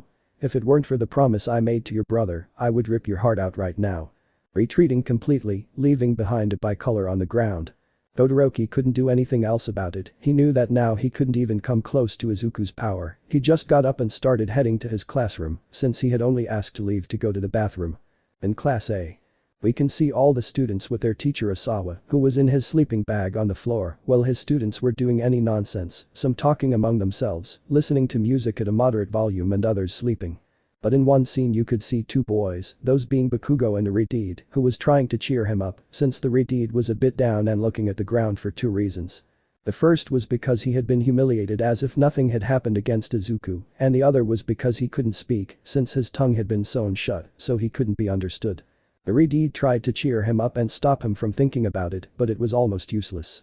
The black-haired girl was with the girls talking about what happened with Izuku, saying that he was very scary and powerful, since all of them witnessed what that thing was capable of, and he was the same age as them, and the difference was too much, but the black-haired girl was thinking of something to be able to seduce the said boy, since she had recorded that whole fight, and sending it to her parents, who were fascinated to see how destructive he is. And they told Momo to try to do everything possible to get close to him, since now she was the only one who was close. While everyone was doing their things, the door had been opened by the bicolor, being seen by his classmates, who were surprised to see that their friend's shirt had some slight burns on his school shirt. Hey, man, what happened to you? said a black-haired man with strange elbows. Todoroki. It was nothing. He said seriously, not taking it seriously. What do you mean it's nothing? Your shirt's burned, said some kind of invisible girl, since only her clothes could be seen floating. Did you accidentally use your fireside? Said a pink-skinned girl. Upon hearing that, the bicolor just put on a look of annoyance, scaring the girl a little. Todoroki. I only had one encounter with Kakuzu, that was all. He said with a little annoyance at his fireside being mentioned. Everyone could hear that and were surprised to know that one of the 3 strongest in his class tried to confront Kakuzu. Are you crazy? How dare you go with that monster? A dwarf with purple grape hair said in terror. Momo's mind. Even him, not even number 2 could beat him 3 years ago, and he thinks he can beat him. There's no doubt that Todoroki likes to be humiliated. Outside the Momo. Momo. Todoroki-san, you shouldn't try it, you'll only get in trouble with him. Saying this with concern towards the bicolor. Yeah, Momo is right, it would be better to stay away from him if we don't want to end up like Monomaru Bakugo. At that Bakugo started shouting, but he couldn't be understood at all. I don't understand what Jiro is saying, said a frog-like girl. Well, that was happening with Class A, Class B was experiencing something similar. In Class B. We can see how everyone from Class B was going through the same thing as Class A, only their sensei was not in the classroom. Some were talking to each other and others were doing their own thing, but we could see a blonde guy who had a bandage around his face because he still had some bruises around it. Monoma. Damned bastard, I'll get this for you. He said resentfully for being humiliated in such a way that day. You'd better forget that monotonous idea, you'll only get this guy to break some of your bones, said an orange-haired girl who had heard what the blonde man said. Hendo's right, Monoma. You'd better stay away from him unless you want to end up faceless this time. Said a silver-haired boy who joined the conversation. It pisses me off that he's here, said a girl with mushroom-shaped brown hair. But you can't do anything, it's the director's orders. Said a green-haired girl with sharp teeth. But we're lucky that he's our bodyguard. I don't even want to imagine him being our enemy, said a brown-haired boy this time. Issei has a good point there, all of them coming from his fight with that monster. Said a dark-skinned white-haired boy. And so both classes were talking about Izuku Kakuzu being not so good things. But the aforementioned. We can see how Midoriya had entered his house and quickly put his black cape on a chair and then sat down on one of his armchairs. Izuku. Finally, I have time for myself, it's time to train. He said seriously and then went to his room and saw some of his clothes inside his closet and quickly changed into sportswear and headed to an underground part of the house, that being a very large training ground. Izuku. Time to train. He said, surrounded by lightning bolts. 3 hours later. Class time was over and everyone had already gone home while some teachers were doing the paperwork they had. With Izuku. We can see how the aforementioned was coming out of the shower since he had finished his training and he only put on very comfortable clothes, then went to his computer and began researching All for One. Izuku couldn't investigate anything since apparently the press didn't know anything about that guy since it's possible that Almight asked that this not be exposed by the press. Izuku. Damn, I'll have no choice but to go to Nezu and see if he has files on him. Midoriya had gotten up with annoyance but had only gone to the place where his drinks were with a glass and then sat down in the large armchair. Izuku. Well, I'll do it another day, it's time to relax, watching those brats all this time is irritating. He said taking a sip of his drink, finally able to relax a little after all. Before Izuku could continue, the door of his house had been knocked, causing the aforementioned to fix his gaze in that direction. Izuku's mind. Hanayama. No, I don't think it's him. He told me he was busy with some business at his casinos. The Midoriya had stood up and headed towards the door, not without first putting his spleen aside. When Izuku opened the door, he put on an annoyed look when he saw a black-haired girl in a ponytail with a good figure for her young age. Momo. Hello, Kakuzu-kun. She said flirtatiously to the aforementioned, who didn't even flinch at it and just looked at her seriously. Izuku. Who the hell are you and what are you doing here, and you better say it quickly before you get into trouble. He said, annoyed that they had interrupted his moment of relaxation. Momo. You're so mean, Kakuzu-kun. How can you talk to your future wife like that? She said, still flirtatiously but feigning some sadness. Izuku. What? Looking closely at the girl's face, he remembered that idiot guy who tried to bribe him into marrying his daughter. Izuku. So you're the daughter of that idiot Yaoi Rozu. He said coldly to the girl, who looked up. Momo. That's right, she called me Momo Yaoi Rozu, the girl you're going to marry. She placed her hands on the aforementioned man's chest, but he only moved her away with a bit of wind. Izuku. listen, and listen well girl, because I won't repeat it again, you better stay away from me, because I don't plan on having anything with you, and you better get that stupid idea out of your head that you're going to do something with me, because it's never going to happen, not in this life, nor in the next. Firm, straight and cold in each word towards the yaoi Rozu, who only changed her expression from kindness to one of annoyance and seriousness. Momo. Well, I don't care what you say, even if he doesn't like it, you'll be mine and that's it, and no matter what it is, you and I will be together.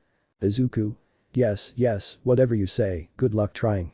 Closing the door in the girl's face, who was in shock at the tremendous act she had just received, and without being able to do anything about it, she just left there without further ado, since she didn't want to get into trouble with the teachers for being there. But Izuku. The aforementioned had returned to his chair, but put his hands on his temple in irritation. Izuku. What I was missing, now I have to deal with that yaoi Rozu, what else awaits me? He said looking at the ceiling, but decided to start playing a video game to get rid of everything that was on his mind, putting in a disc that said God of War 3. Creator's note. This is my favorite game in the Kratos saga. Tell me which of the entire God of War saga is your favorite. End of note. While Izuku was playing on the console, we went to another place. Change of scene. Now we can see a part of the city, which was where people normally lived, but in one of the houses, we can see how a somewhat peculiar girl was arriving, who had a somewhat sad look, but she just let out a sigh and entered her house. He didn't say anything when he entered, but in the distance he could see how there was a light in the hallway, and he only got a little closer to see that there was a man with white hair and beard, who was next to a young man with brown skin and black hair, being a year older than the girl, who only looked at her father and cousin for a moment, and only went to the kitchen for some food for herself, since they don't even remember her. When she finished doing something, she went to her room to eat alone. Once he got to his room, he just sat at his desk to start eating, while next to him there was a photo where a family of 3 members could be seen, those being a little girl with white hair with a smile on her face, being in the center of both adults, being there the same man with white hair and beard, and there being a beautiful woman with short white hair, who had a great resemblance to the girl. The girl began to shed a few tears while eating. I miss you, Mom. The girl said, already falling into silent tears. While this was happening, night had completely fallen on the city. Change of scene. Now we are at the airport in Japan. On the outside you could see several people leaving and getting off their planes, but outside you could see a muscular man walking, while wearing a dark green suit from head to toe, in the Chinese style like his hair, which was tied up like a ponytail. Retsu. Finally, I've arrived in Japan. Seeing all the buildings in the city. Alright, time to find your brother, buddy. Chapter 13. The Demon with 5 Hearts Chapter 13. The next day, the usual routine, people going to their jobs, children to their schools and the heroes arrested and fighting against the villains, but right now at the UA everyone was entering the academy, but each of them was surprised and uncomfortable to see that at the entrance of the academy, there was a large number of reporters who were asking them questions about the attack they had suffered that day and how Almight was on that occasion. Some had answered a few questions and others just left quickly. All of this was seen by all the teachers until Asawa, who still looked like a mummy, decided to do something about it and started going towards where the angry reporters were. The last student left to enter was a blonde girl with glasses who was close to getting in but had been grabbed by the hand by a reporter. When Asawa had arrived at the place he was about to use his ribbons, but someone had been faster since a hand had stretched out, taking the girl and placing her next to Asawa. Before anyone could say anything, a large wall of blue fire had been placed in front of all the reporters, causing everyone to move away from there. Izuku. If you manage to get through the fire, you'll be able to ask all the questions, and if not, well, too bad. Now go, some of us want to sleep, damn it. The Midoriya had gone to the place, because everyone's screams had woken him up, and obviously annoyed he had done that act to silence them. Asawa had activated the anti-reporter wall, since it had been disintegrated before, but now it was much larger than before, and with Izuku's fire, no one could pass, much less disintegrate it. Asawa. Melissa, go to the living room right now, I'll come in a while. The girl named Melissa had nodded her head, but before leaving she had seen Izuku for the last time, who didn't even look at her at all. The blonde had left the place, leaving an Izuku with Asawa. Asawa. Is it so necessary to do that? He said looking at Izuku, who just looked at him sleepily. Izuku. I was sleeping, and the screams of those fools woke me up, don't you mind if they interrupt your sleep for nonsense? Asawa. I'm with you on that, but don't do it again, let us take care of them next time. Izuku. Anyway, my reputation isn't the best no matter how you look at it, well, I'll see you later, I'll go get my clothes to do my job. He said, leaving there to start walking towards his house, leaving Asawa looking at him seriously, but he didn't say anything and had gone in to start his classes. Meanwhile in Class A. We can see how all the students were able to understand the act that Izuku just committed with the reporters. That's unacceptable. There was no need to do that to reporters. Said a blue-haired boy with glasses, moving his hands like a robot.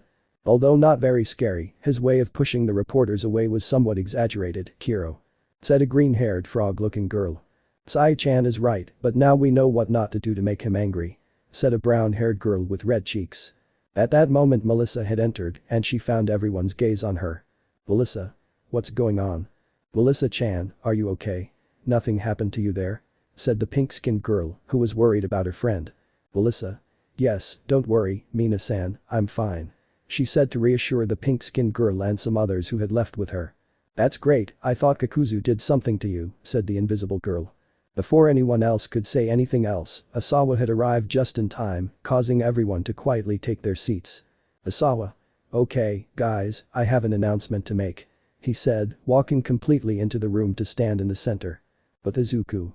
We can see how the aforementioned was now in his routine of making his multiple rounds around the academy and making sure that no one sneaks into the school and that the students don't avoid their classes or get into a fight. Izuku's mind. God, as always there's nothing interesting, I think today I'll go out for a drink, I hope Kaoru can accompany me, it's not fun drinking alone. At that moment when Izuku was in his thoughts, someone had spoken, making him stop since it came from the bathrooms and besides that he could hear that they were talking about him. In the bathroom. We can see that there was a group of 3 second-year boys, 2 of whom were in the washrooms and the third was at the urinals. Extra 1. Hey man, did you hear what was said? Extra 2. Yes, the sports festival is coming up, what do you think about it? He told the boy who was at the toilet, a boy with brown skin and black hair, who was still urinating. Ali. It will be very interesting, but I think I'm going to end up winning like last year. Extra 1. Well, after all you are the strongest second year, but I don't think you have to be too confident, maybe there is someone who wants to take that position from you. Extra 2. He has Ali, what happens if someone from the other courses challenges you? Ali. I don't think it's going to happen, I highly doubt anyone faster than me. Extra 1. By the way, your cousin is in her first year, right? Ali. Yes, why? Extra 1. Do you think she has a boyfriend? Ali. I don't know and I don't care, if you want, go for it. Extra 2. By the way, if there is anyone faster than you. Extra 1. It's true, it's that Kakuzu who says that now he is as strong as Almight and they say that he is the age of the first years. Ali. Yeah right, if I were right here I would believe you. At that moment the urinal next door began to be used by someone and when the 3 turned around, they could see that it was Izuku who was urinating next to Ali, but the other 2 had been scared to see him there. Ali. What are you doing here? Putting oneself on guard. Izuku. Well, you don't see the same thing as you, we all have to urinate. Without looking at him and continuing to urinate. At that moment Ali threw a punch towards Izuku, who didn't even turn around to block the blow, since one of his shoulder threads had caught it. Izuku. Hey, don't you see I'm busy here, wait until I'm done and then we can fight. Pulling the dark-haired boy away with his strings, Izuku unzipped his pants and, without saying anything, released a gust of wind that blew Ali out into the yard, shattering a window. However, Izuku had also accidentally made all the other idiots leave with Ali. Izuku had taken a big leap to be in front of the 3 idiots, Ali being the first to get up and put himself on guard. Izuku. What's wrong? Are you going to attack me? He said looking into Ali's eyes, who put himself in boxing guard but began to jump a little and a small aura surrounded him. Izuku. Haha. Meanwhile with Nezu. We can see how the rodent was in his office and in front of him was Retsu, who had come long before Izuku did that case with the reporters. Nezu. So you are Retsu Ko, a hero originally from China, but you come from Canada and now to Japan, but you say you come for a special mission. Retsu. That's Nezu-san, and it's especially about Kakuzu. Nezu. What does Kakuzu have to do with this? I know he has a past, but I don't think you want to have problems with him. I say this because I was a witness. Retsu. Well, it's not that I want to, but I must do it, besides, I think this will make you understand, since my partner will come soon to see him. Handing him an envelope containing some sheets of paper, Nezu wasted no time opening the envelope and beginning to read it, seeing that it contained information about a hero from Canada, seeing that he was one of the best, but when he read the other sheet of paper, he was surprised to see the photo inside. Nezu. Maybe this. He couldn't finish because he felt a small tremor and when he looked out the window, he could see Izuku lying there and in front of him were 3 second-year students, 2 of whom were unconscious on the ground and the other about to fall to the ground. Retsu. Straight Nezu, let me try Kakuzu, I promise not to do too much damage to your facilities. Nezu. Wait a moment, Retsu-san. If things get out of hand, I'm asking you to intervene. After all, that boy is one of the strongest second years. Retsu. It's okay. But Izuku. We can see how the aforementioned was standing as if nothing had happened since he was able to dodge and block all the attacks from the three, but he had knocked out Ali's subordinates, but the aforementioned was still trying to hit Izuku, but although his speed increased, it was almost nothing. Izuku. Hahaha, is that all the strongest second year can do? You're pathetic. Unbeknownst to both of them, they were being watched by some students, being first and second years, but a girl over there was watching her cousin fight, feeling some satisfaction from it, since at least her stupid cousin was getting a taste of his own medicine. Back in the fight. Izuku started walking towards where Ali was, who was confused by that action. Ali's mind. What is he planning? Be close, I have him in my range, he's mine. Throwing a punch, but Izuku quickly stopped him and connected with a right hook to his face, causing the dark-haired boy to fall to the ground, almost falling unconscious. Izuku. You're no good for my warm-up, I thought you'd be more interesting. Ali quickly got back to his feet and began jumping again to increase his speed. Ali's mind. I have to increase my speed, my jumps make my whole body have a great increase, but I have to. He couldn't finish his thought since Izuku had kicked him in the stomach, causing him to fall to the ground due to the loss of air. Izuku. It's time to end this. Taking the boy by the neck and beginning to apply force, causing the boy to begin to lose air from the grip. Some had been scared by seeing how he was strangling the boy, but a girl was watching this with fear and satisfaction, although he deserved it, he was her cousin after all. Before anyone could say anything, a person had thrown himself at him, causing Izuku to jump back and release Ali, who fell to the ground unconscious. Izuku. Who are you? Retsu. I'm Retsu Ko. But the students. We can see how the students were watching that guy who had thrown himself at Izuku. Incredible, it's Retsu Ko. Said a boy from class B who had the same hairstyle as the hero who was in the fight zone. Hendo. Hey Hiryu-san, who's Retsu Ko? Asked the Chinese boy in his class. Hiryu. Retsu Ko is China's number 6 hero. He's a great martial artist and one of China's best heroes. He said in admiration upon seeing one of his favorite heroes. Everyone was surprised to see that there was a foreign hero right here, and right now he was in front of Kakuzu, who had already fought against a top hero. In the countryside. We can see how both were looking at each other with some enmity, but Retsu had fixed his gaze on Ali, who was lying on the ground unconscious with blood on his nose and mouth. Retsu. Why did you do it? He said looking at Ali's state and then looking at Izuku, who didn't even flinch at that question. Izuku. Very easy, the boy had challenged me, and I just fulfilled his whim, although I wanted to teach him a lesson, after all, the boy was too arrogant, it was time someone brought him down from his cloud. Retsu. But that wasn't the way. Izuku. What a pity, that's what I do. At that moment he had moved his head to the side, but a part of his mask had been cut off, and he could see that it was Retsu, who had his fist extended, surrounded by wind. Izuku. Wow, I didn't even realize when you threw your punch, but I can assume your quirk is piercing fist. Retsu. Piercing fist, I can concentrate the wind in my fists, which allow me to cut or pierce everything. Izuku. And that combined with your martial arts, makes you a very difficult opponent to face. The two had put themselves on guard in fighting poses, Izuku surrounded by his black armor, and Retsu surrounding his hands with wind. Some students thought they were going to fight the hero of China against the teenage demon, but don't even think about fighting. Appearing in the middle of both the P symbol next to Sniper and Midnight. Izuku. Hey, what's wrong? Almight. They are not going to start a fight when there is an injured person, also, your role is to protect the students, not kill them. Izuku. First of all, cheap symbol, I was doing my patrol, but these idiots came for me to fight, and I just gave them what they were looking for, so it's not my fault. Midnight. Well, we'll solve this problem later, we have to take these young people to the infirmary. Sniper and Almight took the young people and took them away, while the rest of the teachers made the students go to their classes. The show ended, but a girl stayed for a few seconds watching Izuku, who was heading towards his house, and gave a small smile, and then went to her class. While Retsu went with the director and Almight to inform him that he will be a new teacher at the UA, while in the infirmary they attended to the 3 second-year youth. Time skip. We can see how now night reigned the streets of Japan, being more or less 7 at night, which all the students had already gone to their homes, but we focus on Izuku. We can see how the aforementioned was dressed in a hood and black pants since he was going to go out today, since Hanayama told him if he was free, and obviously they were both going to drink at Kaoru's private bar, and in order to get there he had to go undercover because if not, people are going to make a scandal and he didn't want to have to deal with idiot heroes. But not before asking Nezu for permission to leave the academy and asking him to look for information on Afo's latest movements in the streets. Nezu had accepted the request, but asking him not to cause destruction in the street. With Izuku.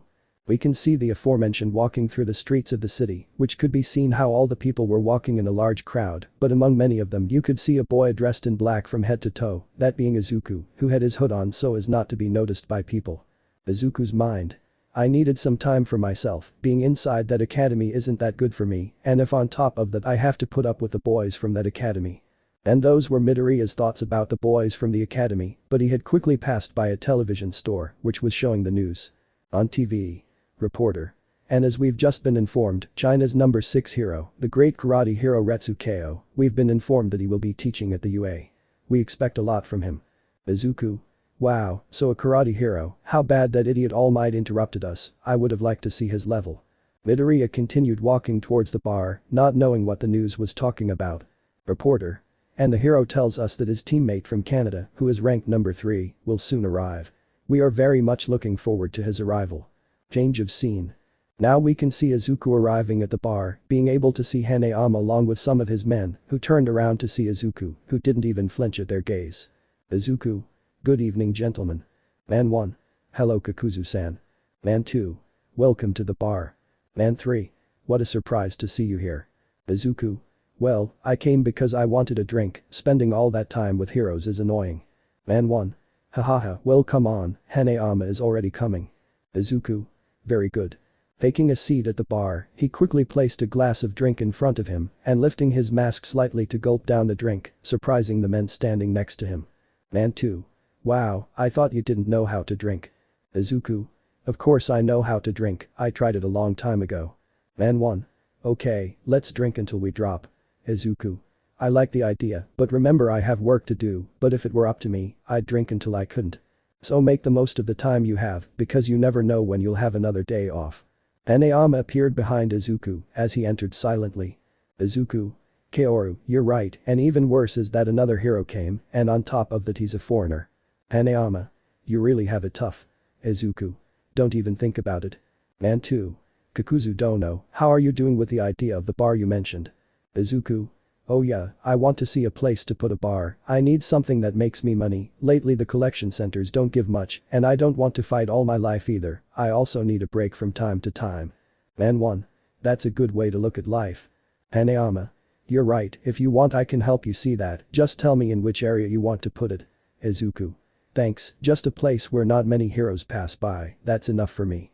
Man 3. Well, we'll help you with that, after all, we owe you our lives. Izuku. It was nothing in fact. Hanayama. Cheers to our comrade. Everyone. Cheers. And so the hours passed, during which Izuku spent drinking and sharing anecdotes with all of them, but he hadn't drunk too much, because if he had, the stupid teachers would start complaining and giving him a stupid lecture. During the walk it had been somewhat calmer, because it was already 2 in the morning, and the people who were on the street were already minimal, so he had almost no problems, but he decided to go through some alleys, because he could see some heroes approaching, and not wanting to make a spectacle he just decided to cut through there. Izuku's mind. Damn, what a good drink, but how bad I have to go back, I just hope I don't run into a stupid hero or an idiot who wants to stand in front of me, because if not, goodbye teeth.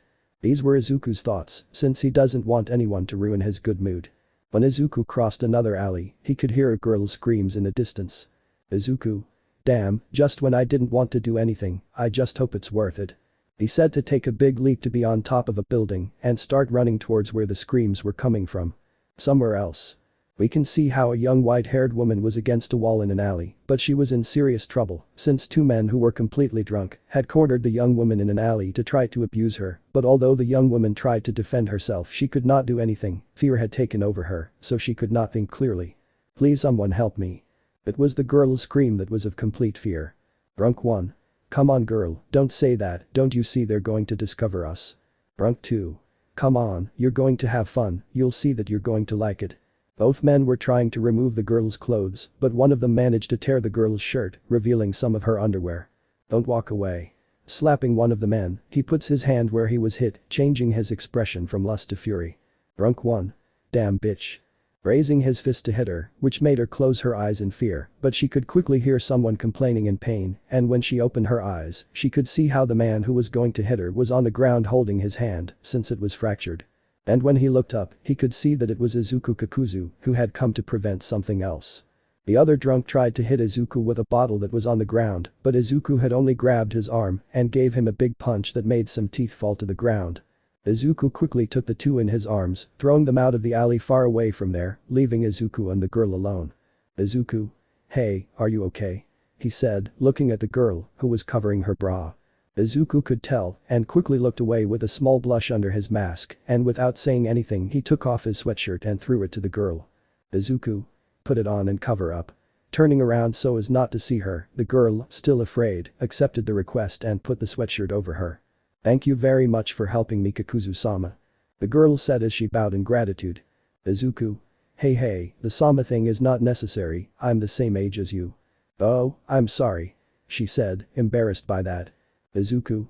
Hey, what are you doing here? It's too late for a girl like you to be out. Well, it's just that. With some nerves and fear of remembering that. Izuku. Hey, if you don't want to tell me, don't, I understand that, but you better go home, there are more of those idiots around. Referring to the two drunks who were sent flying by him a while ago. It's just that, my father doesn't care about me, he now focuses on my stupid cousin, since every time he looks at me, he makes me remember my mother, since she died 5 years ago, and she left me aside since then, and my cousin has bothered me since then, that I am good for nothing, and that my quirk is weak and pathetic. The girl began to cry as she remembered everything since her mother died, her life began to be a complete disaster. Hearing that, Izuku couldn't help but remember his mother and feel like her, since ever since he lost his mother his life was a complete disaster, living on the streets and fighting to get food, and how curious that he was the one to blame for her life, and that she had to go through her father and cousin. But you know, thanks for today, my cousin came home with almost his entire face bandaged, and it made me laugh a lot. Izuku. Wait, your cousin is that idiot Ali? Yes, that idiot is my cousin, and I thank you for that, I enjoyed seeing how he received the worst humiliation of his life Izuku's mind. Wow, how cruel. Izuku. You're welcome, after all, I want to hit her anyway, the idiot wanted to challenge me, and I just granted his wish. But thanks for that anyway. Izuku. Okay, but tell me, who are you fighting for? I do it for my father, because I want him to see me again, but it doesn't matter what I do, because Ali is always better than me. Izuku. Well, forget about him, and just do it for your mother. I also lost that person who was everything in my life, who was my mother, but I remembered that she wouldn't like to see me so sad, and look how far I've come, and I do everything for her to stay standing. Remembering the words his mother gave him before she died. Flashback. Inko. Son, no, blame yourself for this, it's not your fault, I only ask you for something, please, live as long as you can for me, no matter what it is, I will always support you no matter what, goodbye son. End of flashback. The girl, hearing those words, looked with different eyes at that man who was known for being cruel and ruthless, who was now being understanding and kind to her because of her situation. Izuku. Well, it's time to go, you better go home, I hope I don't see you in this kind of situation again. Izuku had taken out his wings, but not before. Hey wait. Izuku. What? Well, you're Midoriya, right? Izuku. Yes, Midoriya is my last name. Well, I didn't tell you mine, at least, of course, if we can talk please. Hearing that, Izuku remembered that Hanayama told him that he has to at least get someone in his life, since he can't be like this forever. Izuku. Okay, but don't tell anyone about this, it will be our secret. Well, I'm Yanagi from Class B, it was a pleasure, Midoriya-san. Izuku. See you Yanagi-san. Starting to fly away from there to return to the UA, leaving a Yanagi with a slight smile. Izuku's mind. I hope Kaoru is right about this whole getting someone thing, although I think that will be almost impossible. Getting lost at night to go to the academy. With Yanagi. The white-haired woman was retreating from the alley while she had her hands in the black sweatshirt. Yanagi's mind. Maybe he's not as bad as they say he is. Chapter 14. The Demon with 5 Hearts Chapter 14. Began another day at the UA Academy in which the students were in their classes to make future heroes, but that was not the case of our favorite friend of the heroes, obviously not on very good terms. With Izuku. We can see how the aforementioned was just leaving his house because he had arrived too late last night and the headache was not helping at all because of the drink. Izuku. "Aw shit, well, let's get on with work, if it were up to me I'd stay and sleep." At that moment he did some stretches and then flew away. Izuku. I sounded like Uraraka, in the same way that idiot sleeps outside or inside classes, but in the same way I do my job well. While Izuku began his usual patrol, we focused on the director. With Nezu. We can see how the aforementioned was with Retsu, who was dressed in a blue suit from his homeland, that being his hero suit. Nezu. "Well Retsu-san, I finally finished the schedule where you are going to instruct the students." Retsu. "Thank you very much, director." Nezu. "Very well, let's go, the first class that will be taught will be the first year class A." Retsu. "Okay, director. It will be a pleasure to work here." Nezu. "Well, come with me. I'll also take this opportunity to show you the academy facilities so you don't get lost, as some people have done before." Retsu. "Okay, whatever you say." Nezu. "Come on Retsu-san, it doesn't have to be so refined, here we can also be confident, but with education." Retsu. "Okay Nezu-san." Both had left the office, starting to walk through the large halls of the UA, causing Retsu to be surprised by how huge this place was. Nezu. Surprised. Retsu. "Yes, this is really amazing, I just hope I don't get lost here." Nezu. Don't worry, I'll tell a teacher to help you memorize the whole school." When they both crossed a corner, they had met Izuku, who was doing his patrol, but when he met Retsu, they both looked at each other with hostility, making Nezu very nervous from feeling the murderous aura that they both expelled. Nezu. "Hey, don't even think about fighting, please." The two had stopped expelling that terrifying aura. Izuku. Whatever, hey Nezu, so far everything is calm, no students outside their classes." Nezu. "Okay, keep it up young Kakuzu." Izuku. "What is the Chinese doing here?" Nezu.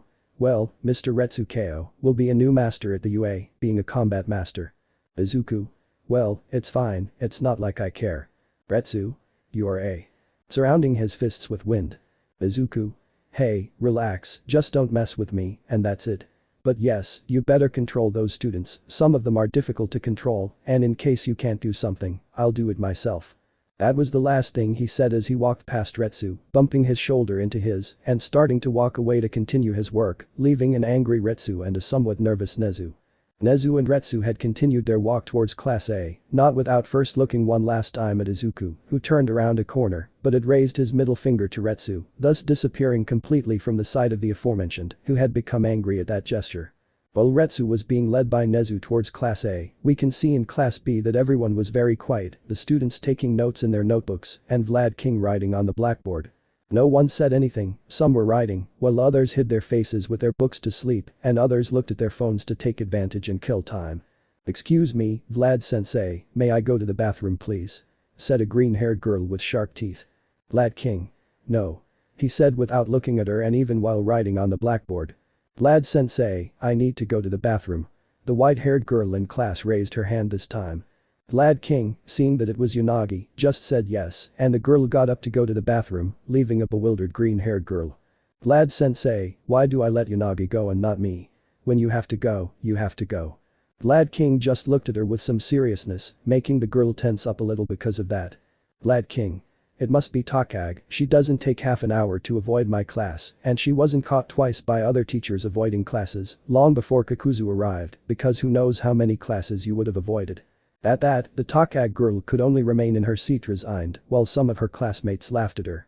While Yanagi was heading to the bathroom, she could meet the director and Retsu, bowing in greeting, which was answered in the same way, and when she walked away, she could see that they were heading to Class A, but she just decided to ignore it and go to the bathroom, since she didn't want to have problems with her teacher, but she never had problems with that, but in the same way she was just going to do her needs and would come back. With Nezu. We can see how the aforementioned was in front of the Class A gate next to Retsu. Nezu. "Well, let's see how the students react." Retsu. "It's okay." At that moment Nezu had knocked on the door and then opened it, revealing a still bandaged Asawa, but all the students, upon seeing the director, had stood up to greet him. Students. "Good morning, principal." Nezu. "Good morning young people." Asawa. "What brings you here, Director Nezu?" Nezu. "Well, I came to introduce you to a new teacher." Retsu. "Good morning young people, my name is Retsukeo." Change of scene. With Ryuko. We can see how the girl had come out of the bathroom with her hands somewhat wet while she dried them with a piece of paper. But before she could take a step, she could see that someone passed by her, and when she turned to see who it was, she could see that it was Izuku, who had come out of the men's bathroom, but the aforementioned hadn't even looked at her, since he thought she was an extra student. Yanagi. Kakuzu-san. Izuku, upon hearing his nickname, only turned his gaze slightly to meet the girl he helped last night. Izuku. Oh, it's you, the one in the alley. Ryuko. I'm Yanagi Ryuko, not an alley girl. Izuku. Oh well, Yanagi. Ryuko. You know about last night, thanks for helping me. Izuku. You're welcome. Ryuko. You know, I want to thank you in some way. Izuku. Hey, I didn't help to receive something in return, but I just want you not to tell anyone about what you saw from me or what I said. Without threatening and without a penetrating look. Ryuko. Okay, fine. A brief silence fell between them. Ryuko wanted to keep talking, but Izuku didn't know what to say. He'd talked to women before, but never to girls his age. Izuku. Well, see you better get back to class. Turning around to leave the place to continue with his work and end that awkward moment. Ryuko could see how Izuku was about to leave, but she didn't want to end this conversation like that. In a quick movement the ghost girl grabbed Izuku by his sleeve, causing him to stop. Izuku had turned his gaze a little to see the girl. Ryuko. Well, I was wondering if you wanted to talk to me later. With some fear in his words for wanting to speak Kakuzu. The Midoriya had only looked at her with a little surprise. Izuku. Sighing, okay, it will be later, remember that the students can't see us, or much worse the teachers, they can misinterpret it, on the roof. Upon hearing that, Ryuko just said she was fine and went to her classroom to continue with her classes, so no one would say anything to her. While the two went their separate ways, but without anyone noticing, a brunette could see everything in the distance. An hour later. After Retsu had introduced herself to the students were just about to go on break, but all the first-year classes stood in front to declare war between them and the others, but two girls took advantage of the summons to leave without being noticed, one escaped through the window, and another took the opportunity to leave quietly without anyone noticing her. Izuku didn't have to intervene, since that was out of his custody, but now we can see the aforementioned on the rooftop, eating some rice balls. Izuku's mind. Wow, how nice, this is relaxing, being able to eat in peace without having to see those brats. Eating a whole bowl of rice. Kakuzu-san. Being the voice of a girl who had entered but did not meet the aforementioned, since Izuku was in the highest area where no one could pass. Ryuko. She said she'd be here. She said, looking around, and no one was around. Ryuko. Maybe he's late or hasn't he come yet? Izuku. I'm here. It was the voice of the aforementioned that the girl could hear, and she didn't know where she was. Ryuko. Can you also be invisible or what? She said, confused since she couldn't find it. Izuku. Up here. The girl, upon hearing that, raised her head a little and could see Izuku there, who was wearing the mask. Ryuko. How did you get there? Izuku. Well, flying, can't you? He said, looking at her. The white-haired woman just shook her head while looking at the aforementioned with a poker face. Izuku. Okay, I'll help you. Throwing out a pair of wings to make the girl fly a little, who had been a little scared by the height she was going, that quickly disappeared when she reached the rooftop. Izuku. Hey, open your eyes now. You're okay now. The girl, upon opening her eyes, could see that she was now standing on top of the pile. Ryuko. Oh, thank you. Izuku. Well, what do you want to talk about? You know I have to keep working later. Ryuko. Well, I see that you are very lonely and I wanted to keep you company. Izuku. So what? Shouldn't you be with your friends? He said to divert the topic since, to the people who care if he is alone, nobody cares about him and neither should he, but he is not so evil to let someone be abused or starved to death. He has seen it all from the front row when he was a child, but this girl, he has a strange feeling, he has the clue that she seems somewhat familiar to him and that is strange for Izuku, he never forgets a face. Ryuko. Well, I just accompany them, but I never speak, I just listen. Izuku. I see. Ryuko. As I can see, you've been eating. Looking at one rice ball and another half-eaten one. Izuku. Yes, it's my break too. Ryuko. Would you mind if I came with you? Izuku's mind. What a direct girl, I thought she would be more shy. Izuku. Good is fine. Heading to sit down where his food was, being followed by the girl. Meanwhile with Nezu. We can see the aforementioned in his office, sorting out some paperwork while he had a cheese and a cup of coffee next to him. The rodent was doing some paperwork of what Izuku asked him, but these were not of his last movements, but of when he fought against Almight, but it will surely be of help, since this at least has the quirks that he has already used until now. Nezu. Young Izuku, maybe you're not like people say, deep down, there is some kindness, only you do not know how to express it, maybe someone can help you by seeing the true path. Nezu knew that everything Izuku had to go through, being the son of the number one villain, losing his mother at such a young age, living on the streets, fighting and stealing to survive, he really had it tough. While the rodent was doing his paperwork, the teachers were talking to each other and getting to know Retsu and welcoming him to the UA. Retsu. Thank you very much, gentlemen. I hope we can do great work together. Asawa. Come on, relax, you'll see what awaits you. Present Mick. Come on Eraser, don't be like that with the new guy, you'll see that you'll have fun, my friend. Midnight.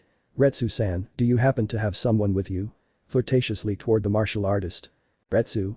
I'm sorry Miss Midnight, but I'm not interested. Vlad King. Hahaha, you got screwed Midnight. Shut up Vlad, the woman said, looking at the aforementioned man. Retsu. As I can see, I would like to be here, by the way, I want to ask you a question. Sniper. Go ahead, do it. Retsu. I want to talk about Kakuzu. Faced with that question, everyone was able to do everything. Retsu. I know very well why you are here, but are you really qualified to be the protector of the UA? Some may not want to say that about it, but one spoke out. Asawa. He has the power of the greatest, I'm even afraid to say that he is stronger than those who are here, less with All Might, he is the only one who can prevent him from doing something crazy. Retsu. I'd like to test how strong it is, of course if you don't mind. Ectoplasma. Are you sure about that? Retsu. Well, All Might didn't give me the chance to test that boy's strength, and besides, it will only be a light confrontation. Present Mick. Well, but the difficult thing will be finding him, he doesn't let himself be found easily by anyone, unless they make him angry. Asawa. I'll look for him, by the way Retsu, you better go with class A to the gym, it's your turn to do your first class. By that time the bell had rung, meaning that the break was over. Retsu. Well, I'm going there right now, I don't want to make a bad impression on my first day. Leaving the office to go to class A so he could instruct them. Midnight. I wish this was how Asawa had been on her first day. Vlad King. I remember that day everyone mistook them for a homeless person. At that, everyone laughed. Meanwhile, with Izuku. We can see how the aforementioned was looking at the sky, while next to him was Ryuko, who was eating Izuku's last rice bowl, since he was already full since he had eaten 3, both were only talking about trivial things, like the food she likes, her series, she even told him that Ali always bothered her, since he always saw her as useless, since with her quirk, she was barely able to enter the academy. In response, Izuku only told her that she doesn't have to care what he says, for her they should just be words that only go away with the wind and look forward and improve and one day show all those who didn't believe in her great growth. Ryuko was therefore amazed by those words. Izuku. Look at me my girl, I've been training all this time to get strong, managing to discover several tricks about my quirk and I have a fixed goal to do it. Ryuko. And what is that? Izuku. I want to kill my father. At that Ryuko turned pale. Ryuko. Popo what? Izuku. That wretch killed my mother when I was just a child and abandoned me, and by killing him, I will be able to avenge not only my mother, but also all those people who suffered because of him. Ryuko's mind. He has a fixed goal, but it is something noble, but I ask, what had to happen to be like that? The girl stared at Izuku's back as he had stopped to stretch. Before she could say anything else, the bell had rung. Izuku. Well, you better get back Yanagi, it was nice talking to you. Ryuko. Ooh hey. Izuku. Yes. Ryuko. Do you think we can talk again next time? Izuku. Do you still want to talk? Ryuko. Well yes. Ryuko's mind. Why am I saying that? We're not even going for a day and I want to continue with him. Izuku. Okay, fine, but remember, this is a secret, I don't want to have problems, and neither do you. Ryuko. It's okay. Some feathers had taken the girl from her back and carefully lowered her, and then she went to her classroom without being seen by anyone. When Izuku came down he stood still for a few seconds until. Izuku. Come out now Yayoi Rozu, I know you're there. He said, turning around to see Momo with a serious look coming out of her hiding place. Izuku. What the hell are you doing there, you better not make me angry. Momo. So you're cheating on me with a bitch. She said angrily. Izuku. Let's see, first of all, you and I are nothing, second, I can be and talk to whoever I want and you can't force me to do something. Momo. You're mine and you're not going to be with her if I can help it. Started to walk to the door but was stopped by Izuku. Izuku. Look Yaoirozu, you're already driving me crazy, so you better not do anything about it unless you want me to go to your home and destroy everything, or also that my colleague Hanayama takes care of your underworld business and you stay on the streets, or worse yet, take you with Kaoru and turn you and your mother into some big bores, while your father just watch tied up, while you are only used as a toy for men, while I fill my pockets. So will you not mess with me again or with anyone who hangs out with me? I hope that's clear to you. Giving him a light tap on his forehead to get away from there being something upset about that situation. Scene change. Scene change. When Momo arrived at her classroom, she found everyone leaving. Momo. Sorry for the delay, I had a little setback. Jiru. Don't worry, Yao Momo. We still have to go to the gym. The new teacher, Retsu, said he wants to give us a demonstration. After telling her that, everyone went to the locker room to change. With Izuku. We can see how the aforementioned was walking calmly as always. Oh well, that was it, since Eraser found him and told him to accompany him. Izuku just told him that if it's stupid he'll break his bones more so he'll be bedridden. Change of scene. Now we can see all the students in the gym with their physics uniforms, and in the middle of all of them is Retsu, who was telling him what his first activity was going to be about, but first he was going to give him a demonstration of his power, and at that moment Asawa arrived with Izuku, making everyone scared. What is he doing here? The blue-haired man with glasses said, but quickly fell silent when he saw Izuku's eyes. Retsu. First of all, so that they can see that I am capable of teaching them, a demonstration of power with the young Kakuzu, of course, if he does not object. Everyone fell silent and looked at Izuku, who was just looking into Retsu's eyes. Izuku. No, it's okay, it's a chance to resolve what happened last time. He said to stand in front of Retsu, being in a fighting stance just like Retsu. Both were not going to fight at 100% and they were aware of that, and none of the students said anything. Some looked serious and surprised to see a fight between these greats. Chapter 15. The Demon with 5 Hearts. Chapter 15. Just as we left off in the chapter, Izuku spent a nice time with Ryuko, apparently being able to have some time with friends, Izuku threatening Yaoirozu to leave him alone once and for all, and that if she ever thinks of messing with those he hangs out with, for her own good, leaving Momo very scared, since if Izuku was scary, she doesn't want to imagine if he fought alongside Hanayama, her whole family would go to the trash. After that Retsu had summoned all of Class A to do a small demonstration of his power and show that he is capable of giving combat classes, and the one who would do his demonstration would be none other than Kakuzu, and he gladly accepted since the two of them had something pending from the other day and this would be a perfect opportunity to do it. At the moment, all the students of Class A were in complete silence as they were all watching Izuku and Retsu, who were in a fighting stance, about to fight. Everyone was thinking different things, like who's going to win. What's Retsu's ability? Can he hit Kakuzu? These were everyone's other thoughts. At that moment, both had moved their feet a few inches at the same time, staring into each other's eyes. At that moment the two of them had launched themselves against each other, colliding with their elbows, beginning to exert force to see who would give in first. At that moment, Izuku had moved away a little to punch Retsu in the face, but the aforementioned had blocked it a few centimeters from his face, but had ducked down to sweep Izuku's legs, causing him to lose his balance and be in the air. Retsu before he could kick him, Izuku had been able to make a small gust of wind be on top of him, avoiding the blow, but kicking him in the face, making Retsu go a few meters back from the blow, but quickly launched a small gust of air with his fist, making Izuku have to move his face to the side, but causing some of his mask to be torn. The two had stared at each other intently, but had once again assumed a fighting stance. The students were surprised by both of their movements. This time Izuku was the one who launched himself against Retsu, who also launched himself against Izuku. Both of them launched themselves and began to throw multiple blows at each other at great speed, with Izuku with his hands surrounded by his black armor and Retsu with his fists surrounded by winds. The two were in an exchange of blows, neither hitting each other, as both managed to block each other's blows with great force, and neither wanted to give in. The students were surprised to see the great speed at which the two were fighting, even Asawa who stayed for the confrontation, and now realized that he was not at the level of either of the two individuals. While Izuku and Retsu continued their great exchange of blows, the students saw with some difficulty the blows of both, since they were very fast and strong, since they could also form small gusts of wind by the blows that connected. But an explosive blonde was looking at Izuku and Retsu with pure hatred, since they were showing him a huge path that he still had to travel, and he could only squeeze his hands with his clothes and looked with hatred. Izuku had quickly kicked Retsu in the jaw, causing him to take a few steps back, but Retsu had taken Midoriya's leg to attract him and give him a strong knee strike, causing Izuku to lose his balance, but Retsu had received a small lightning bolt to his cheek, courtesy of a shot from Izuku's finger. Retsu was quickly taken by the arm, but he could see how Izuku had surrounded two fingers with electricity in the direction of Retsu's face. The hero could do nothing but instinctively move his head to the side and quickly threw a wind-filled fist at Izuku, who also moved his head. Both had received a mutual cut on their cheeks, leaving small lines of blood. The two stood still, looking into each other's eyes seriously, while the blood fell from their cheeks at the same time.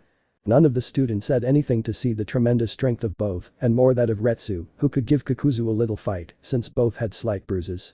Before Izuku could launch himself at him again, Retsu had raised his hand, signifying that the fight was over. Retsu. Well, young people, this has been a small demonstration, and you can do this too. Everyone started talking to each other about Retsu's abilities, and they were already excited to be instructed. Izuku. Well, if it was just to instruct these fools, I'm leaving, and don't call again if it's for these things. Turning around to leave, a gust of wind had pierced a small part of his mask.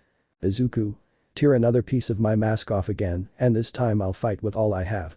Retsu. You don't want to call my students like that. Izuku. Like I care.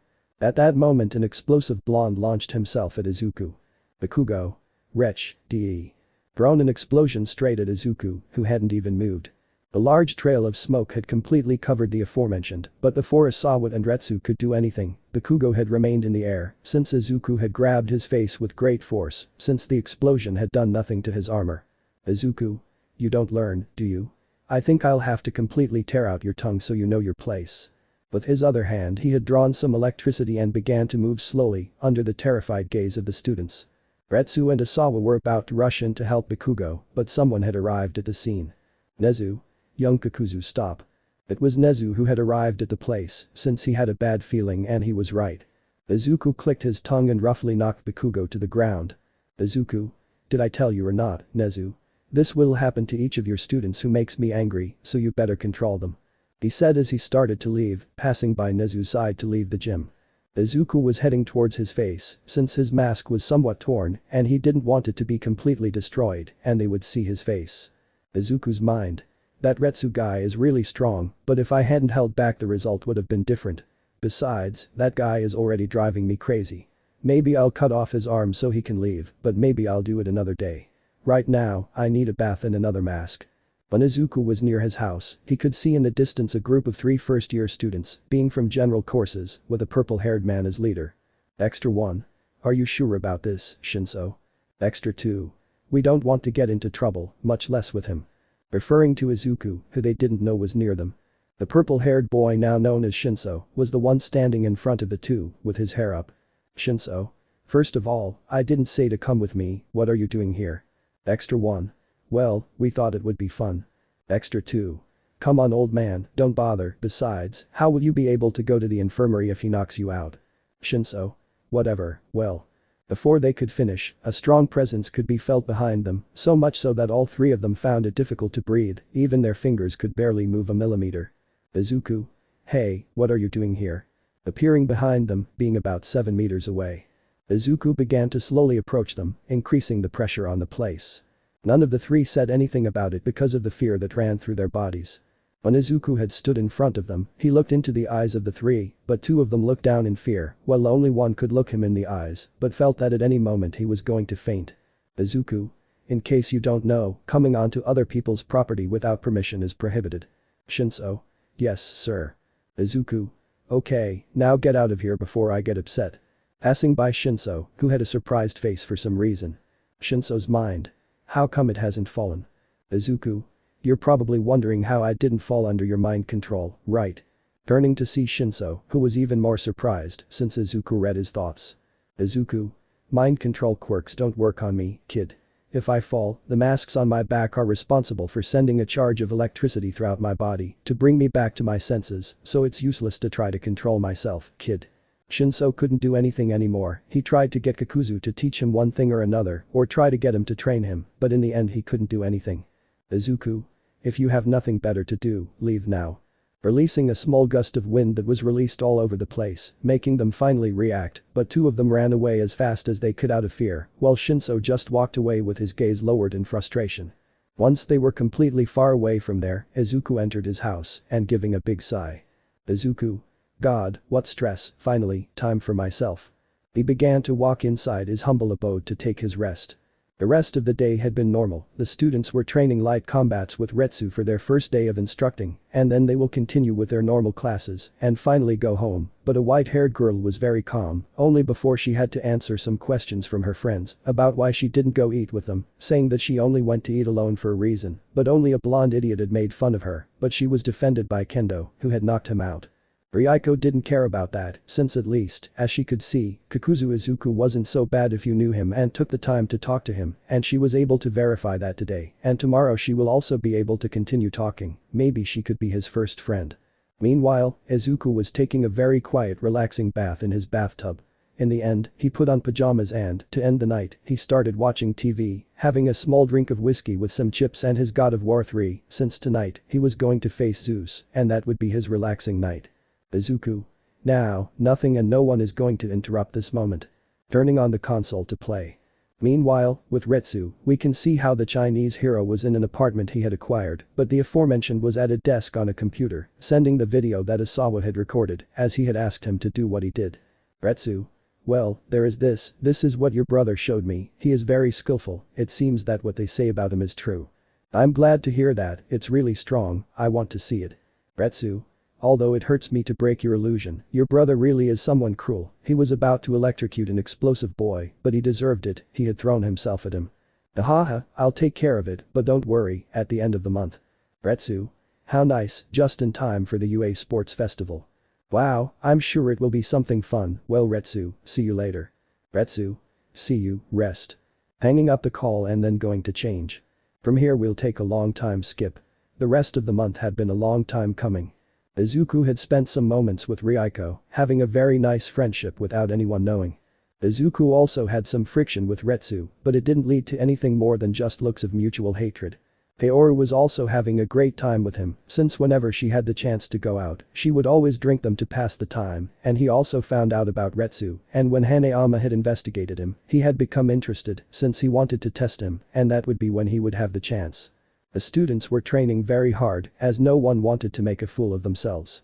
Ryuko got along very well with our friend, realizing that he was a good person, but in front of others he was someone else, and she could only be with that kind and understanding boy. She could never realize it, but something inside her told her that she was getting closer to him.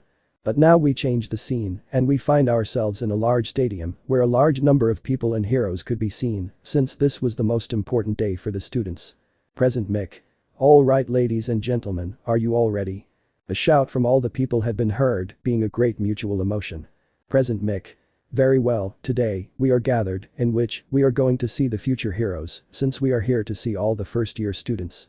Another shout from all the spectators had been heard, and at the same time the first-year students could be seen emerging from a tunnel. Izuku was currently in a part of the state, being in a dark tunnel without anyone noticing, watching everything that was happening. Izuku. I hope this is worth my time. Change of scene. While the festival was starting at the UA Stadium, at the airport in Japan, where we can see the same place, Retsu was waiting patiently, while watching what was happening at the festival on a television. Hey Retsu. The voice of a man well known to the aforementioned. Retsu. You finally arrived. Reaching out for a handshake and a mutual hug. Well, it's time to go, as I see, the festival has already started. Retsu. That's right, they're waiting for you too. Well, it's time to see my little brother, let's go.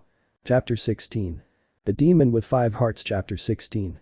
We are at one of the most important events for the entire UA, in which all the students of the academy have the opportunity to shine, especially the first years, who are the ones who can stand out the most, since they will have the opportunity for some agencies to put their eyes on them, and also for the heroes to see what the new generations of future heroes are capable of. At this event, a large number of people came to see all the students, including some foreign heroes, who were looking to see who they could take to their agencies abroad. Both civilians and heroes were present in the stadium, which was completely packed at this moment with people who were excited for this great event to begin. Alright ladies and gentlemen, are you all ready? That was the cry of Present Mick, standing in a reporter's booth, standing next to Eraserhead, who was still bandaged up to his eyebrows. All the spectators had let out a great cry of excitement, all being very excited at all times for the start. Present Mick. That's the mood, gentlemen. Today we're going to see all of our aspiring first-year heroes. It'll all start in a few minutes. What no one knew was that in one of the several tunnels, someone could be seen hiding in the darkness, dressed in a black cloak that covered him, and wearing a mask that completely covered his face, mouth and hair, leaving only his eyes uncovered.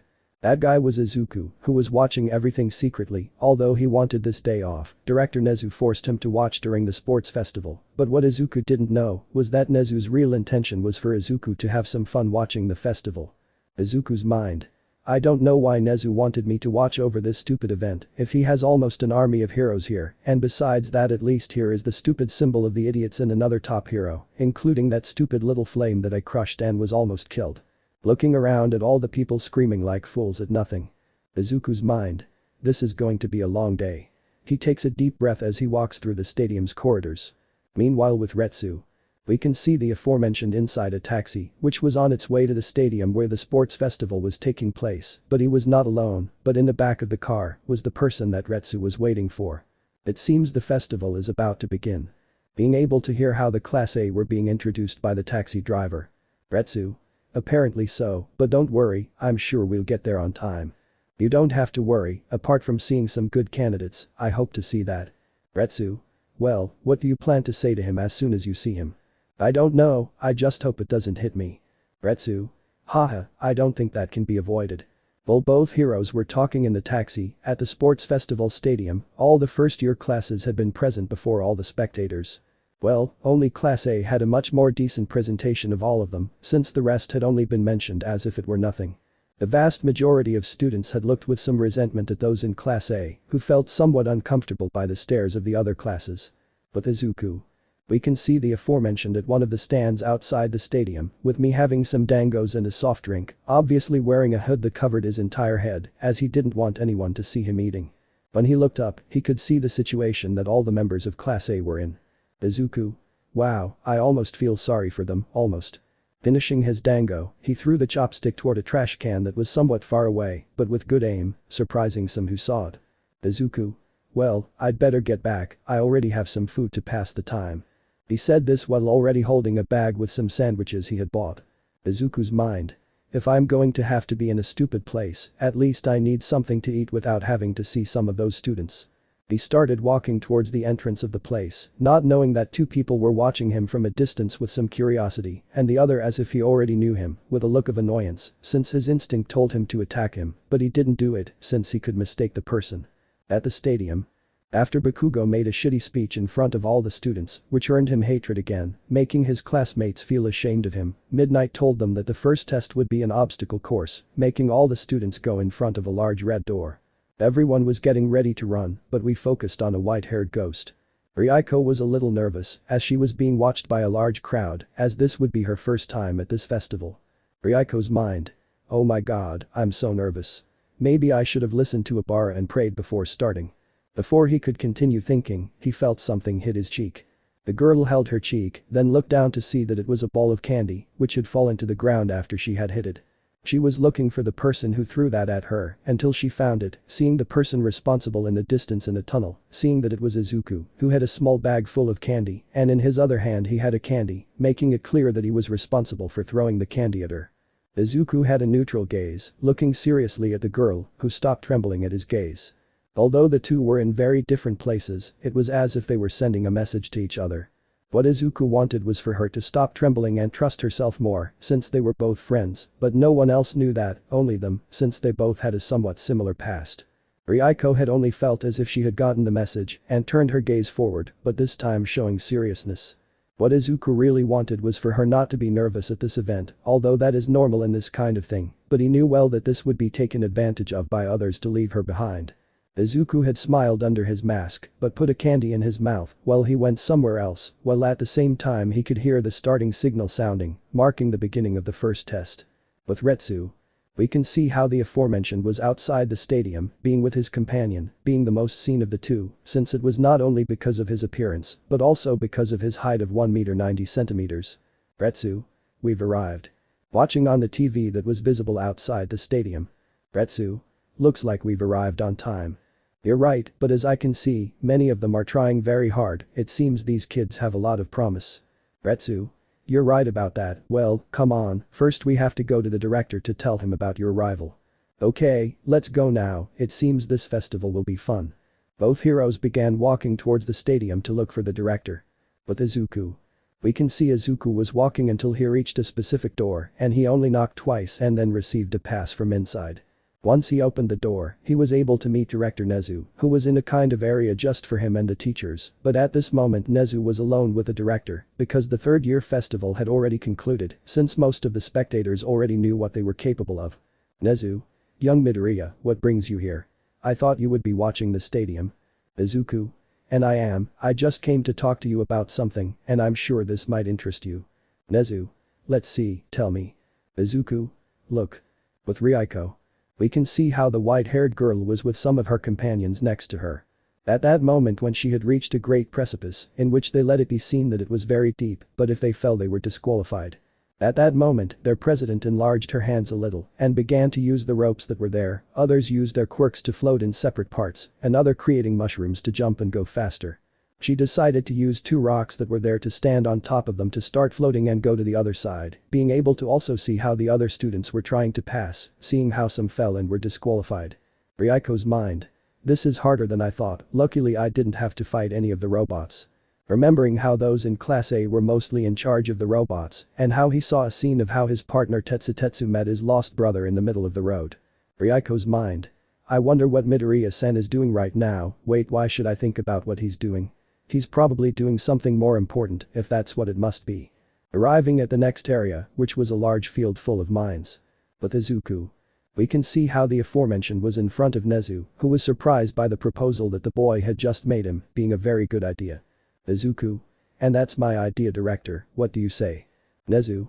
Your proposal sounds like a lot of fun to me. I think we can postpone the internship for a while longer. Very well, but I'll make the announcement at the end of the sports festival and talk to the superiors. Izuku.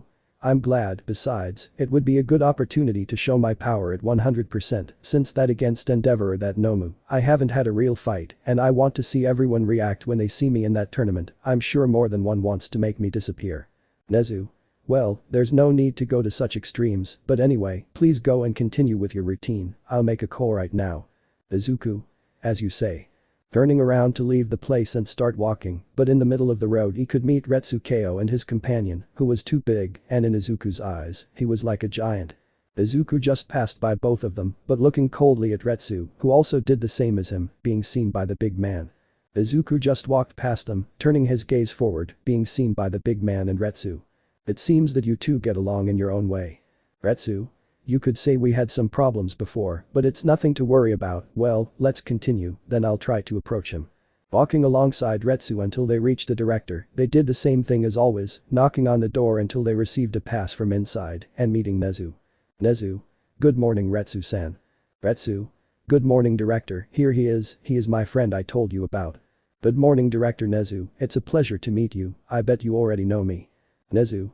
Of course I know him, it's a real honor to meet him. With Izuku. We can see the aforementioned again in one of the tunnels of the place, seeing everything that happened, in which all the students were forming teams in the second round, since in the previous round, it had been won by a girl named Melissa Shield from Class A, who had won thanks to an ingenious plan she had made, since using the mines of the place she managed to make a great explosion with which to propel herself and reach the goal, but that was the condemnation for that girl. Who now had a total of 10 million points, being the great objective of all the students, and he did not doubt that those of his own class would go for her. But at the same time, he could see how at the same time Ryuko had already formed, being only a few girls in her class, making a total of 4 members. Izuku decided to go somewhere else, since in the distance he could see Endeavor itself, which was in front of him, being on the other side of the stadium, and obviously he didn't want to cause a commotion at this time, and ruin something that is important to the students, well, he did it to prevent his friend from losing her chance to shine in front of everyone. During the walk to another tunnel, Izuku was walking calmly without any worries, but in his head he couldn't get someone out of his head, thinking about that guy who was accompanying Retsu. Izuku's mind. That guy, I don't know why I feel a somewhat familiar energy in him, as if something was telling me to go and attack him. Watching his hand as it was surrounded by small sparks of electricity. Izuku's mind. No, maybe it's just my assumption, maybe my instincts are just telling me that that guy is strong, I'd better forget it, it's probably not important. Hey you. Someone had shouted at Izuku, who turned his head a little, finding a dark-skinned woman with rabbit features, the rabbit heroine being Mirko, who had arrived at the place since before that she would begin to suspect him, since it was not normal to see someone completely hooded and she had just found him. Izuku? What do you want from me? Still hooded and not looking at Mirko, who was looking at him with a serious look. Mirko? Show your ID right now. He said it with authority in front of the aforementioned, who did not even flinch. Izuku? Sorry miss, I have to go somewhere else. Fixing his gaze ahead to continue his walk, he quickly turned around to block a kick from Mirko, who had jumped up to try to hit him, but was useless. Because of that kick, a small gust of wind formed in the place where they were, making Izuku's hood reveal his mask. Mirko, seeing it well, was a little scared and jumped back. Mirko? You, what are you doing here? You're supposed to be in Tartarus. Annoyed to see him again, as it brought back memories of 3 years ago, it took him a year and a half since that fight to return to his hero career and for his emotional state to return to what it was before. Izuku? What do I do? Well, it's easy, Nezu took me out of Tartarus to take care of his academy and right now I'm on surveillance. Mirko? It's a lie, why in his right mind would he take out a guy like you? Izuku? Haha, maybe Nezu no longer trusts the heroes to protect his school and for some reason he must have taken me out or who knows, maybe it's for something else, you'll have to ask the bunny himself, so you better not waste my time, I have to work. Turning around to walk again. Mirko? I don't believe that. Launching himself into an attack against Izuku, throwing a kick towards the aforementioned. The kick had been heard throughout the hallway, making Mirko think that a blow had hurt him, but that smile had quickly disappeared since Izuku had blocked the blow as if it were nothing and quickly pulled Mirko towards him, with his other hand he put it on his face, causing him to fall against the wall of the hallway, making the woman try to break free, while also trying to free herself with some kicks, which was useless since Izuku was surrounded by his black armor. Izuku? Hey, relax, cutie. It's too soon for you and me to have our rematch. Mirko? Shut up, moron. He tried to break free, but Izuku had tightened his grip. Izuku? Come on, relax, I don't intend to fight, not yet. Mirko? What do you mean by that? Izuku? After this festival you will understand everything, at the end of everything you will understand, there you can try to hit me all you want, but not now. Releasing Mirko from his grip, he fell to the ground on his butt. Izuku? See you later, Bunny-chan. Putting on his hood and starting to walk away from there, leaving my Mirko on the ground, somewhat sore and confused. Mirko's mind. What does he mean after the festival? What's he up to? What the hell was Nezu thinking bringing that idiot here? Has he gone crazy? And I thought he was one of the smartest servitors in the world. Getting up and catching her breath to get out of there before anyone sees her in that state.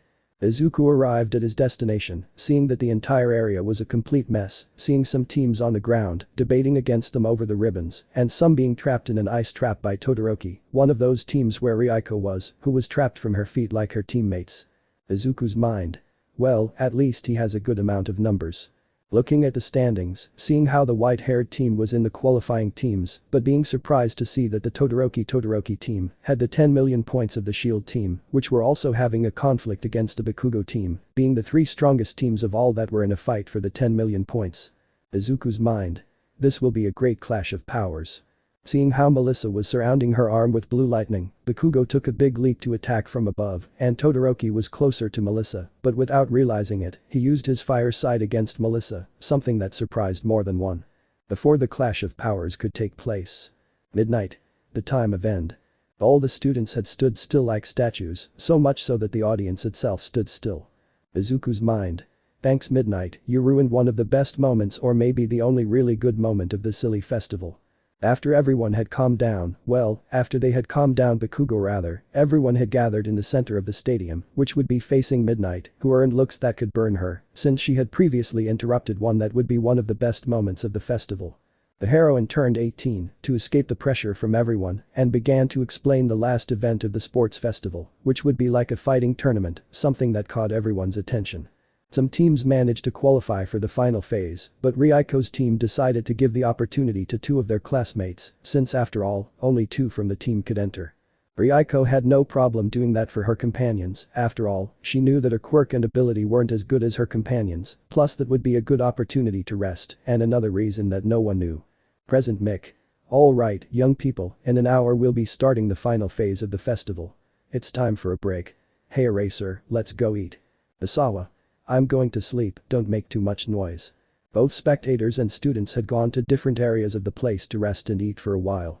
"Hey Ryuko, aren't you coming with us?" An orange-haired girl said to the white-haired girl, who tried to leave quietly, but her class president had stopped her. "Ryuko, I'll go in a bit, I have to do something first." "Are you secretly seeing someone?" the green-haired girl with sharp teeth asked. "Ryuko, no, Setsuna, I just have to sort something out. I'll see you later." Starting to walk in another direction, but the one that goes to the bathroom, leaving her friends alone, but that was only a fake from Ryuko, since her intention was only to continue straight to go to her real destination. With Nezu. We can see how the aforementioned had finished talking to the foreign heroes who were with him. Nezu. "Well, I understand everything now. I'll soon do the paperwork for you to become a professor at the UA. Thank you very much, Director." Nezu. "By the way, sir, how do you plan to approach him? Because knowing him, I'm sure he won't even want to get close to you, even if he barely has run-ins with Retsu and serious looks, and I doubt you have at least anything beyond that." Retsu. "I agree with Nezu-san, it will be difficult." "Well, that's something I'll have to find out, but I think I have an idea." Nezu. "Let me give you my opinion, because I think we're thinking the same thing. Let me guess, what he likes most is fighting, right?" Nezu. "And that will allow you to be close and talk to him." Retsu. "What a good idea, but how are we going to do it?" Nezu. "Well, let's use the idea that Kakuzu himself just gave me." "Let's see, tell us." Nezu. "You see. With Izuku. We can see the aforementioned in a very remote place, where no one could be. Izuku had to stay there until the waiting time was over, since he didn't want to be observed by anyone or cause a scandal. Right now he was holding a cigarette in his hands, looking at his phone to kill time, but also answering some messages from Hanayama that he sent him. Izuku's mind. Should I tell him about what I talked about with Nezu? I'll tell him to hell with it, I'm sure he'll want to participate too.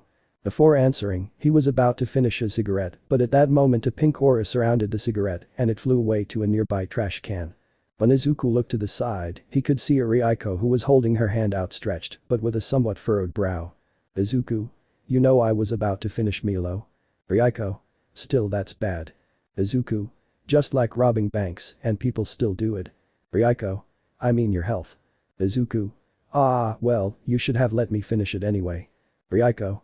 "It doesn't matter anymore anyway." Izuku. "How did you know I was here?" Ryuko. "Well, I knew you couldn't be seen by others, so I went to all the places where people dwell in the stadium and ended up here." Izuku. You're very good at that." Ryuko. "Well, what are you doing?" Izuku. "Nothing, I'm just talking to Hanayama to kill time, by the way, well done at the festival." The white-haired girl had sat next to the Midoriya to be more comfortable. Ryuko. "Thanks for cheering me up and for throwing a candy in my cheek." Izuku. "I had to make you see a reason, you were shaking like jelly." Ryuko.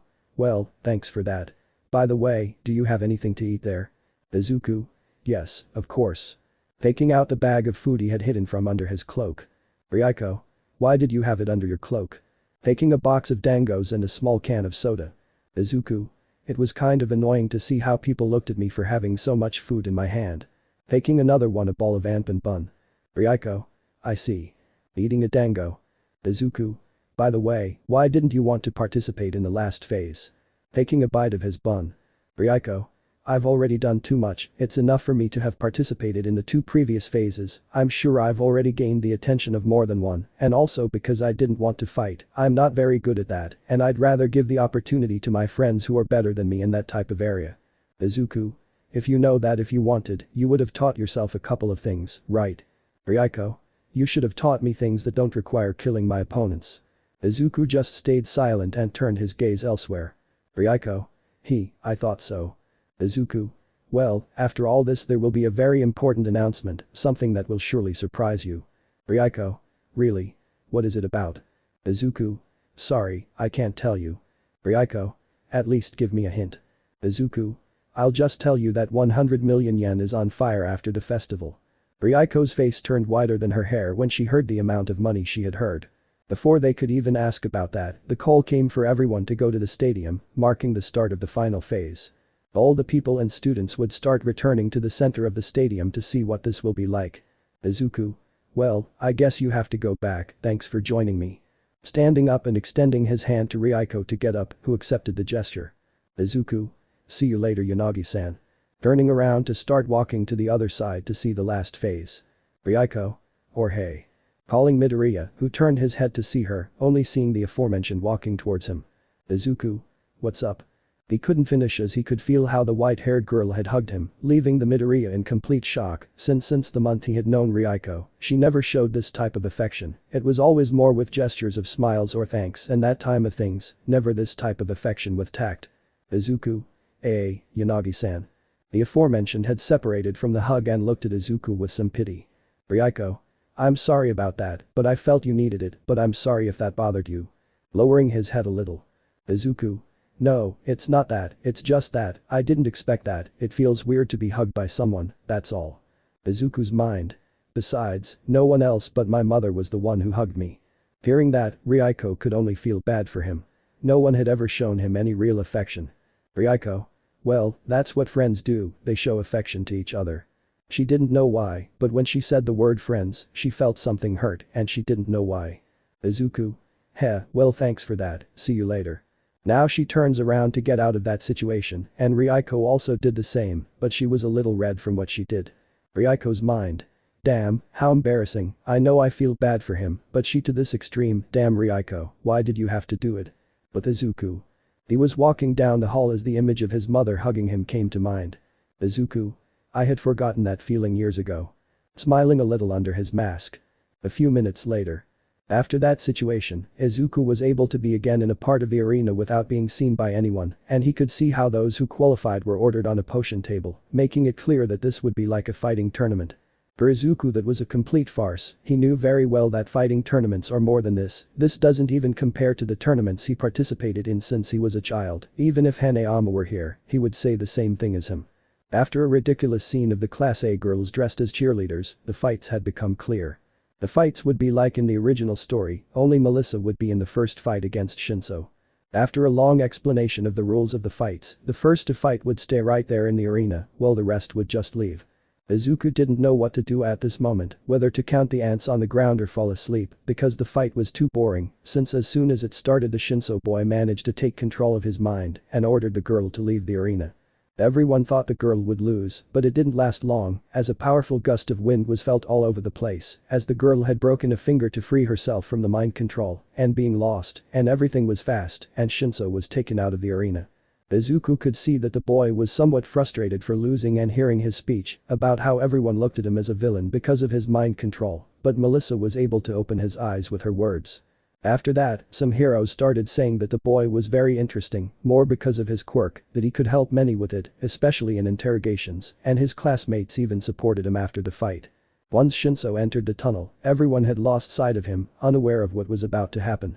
With Shinso. We can see how the purple-haired boy was in the tunnel walking towards where his classmates were to watch the fights, but he became very tense when he saw who was in front of him. It was Izuku, who used his electricity to rush to where the purple-haired boy was. Shinso. What are you doing here? Izuku. No, nothing, I'm not going to do anything to you. Shinso. Yeah then.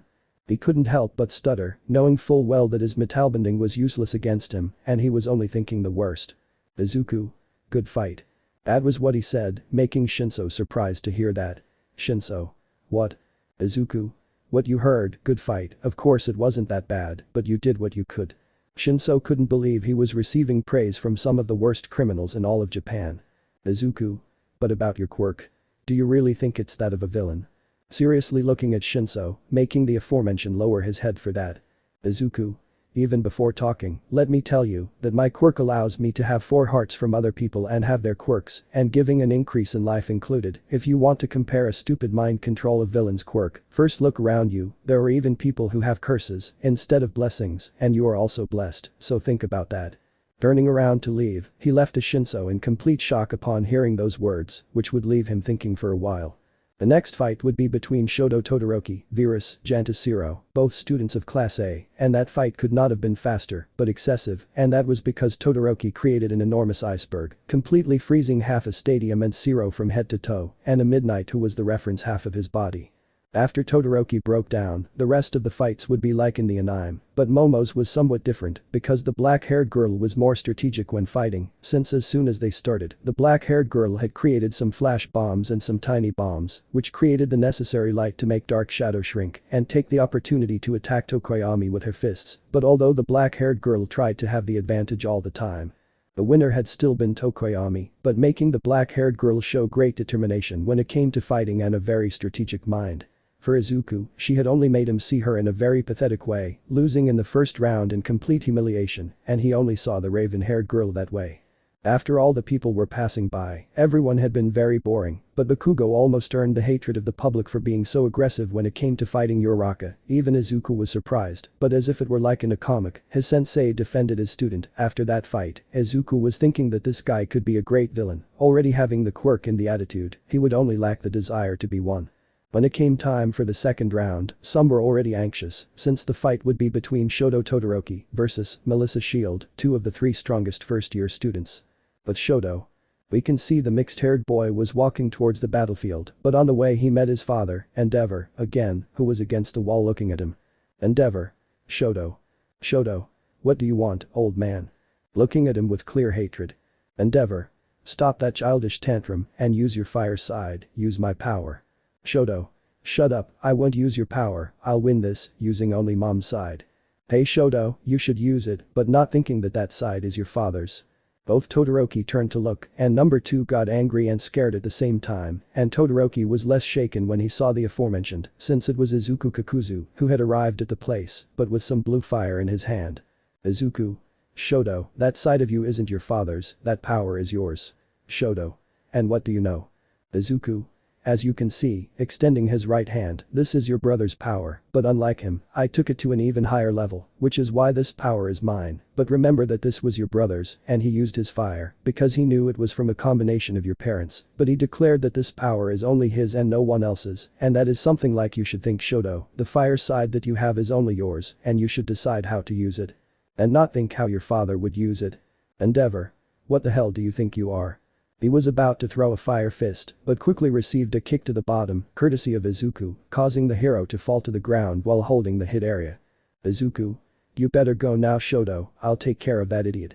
The bicolor didn't say anything and just went to the field for his fight, leaving Izuku and Enji alone there. Endeavor. What the hell are you doing here? You should be in jail. Trying to recover from the blow while still on the ground. Izuku. And you should be with me for family and child abuse, and they should have taken away your hero license and put you in top, but look how we are, anyway, that's life. Endeavor could only look at him with hatred, since the blow did hurt. Izuku. I'm here because the principal hired me for the academy security, since apparently, heroes are no longer so reliable for security. Making fun of heroes in general, making Endeavor angry. Izuku.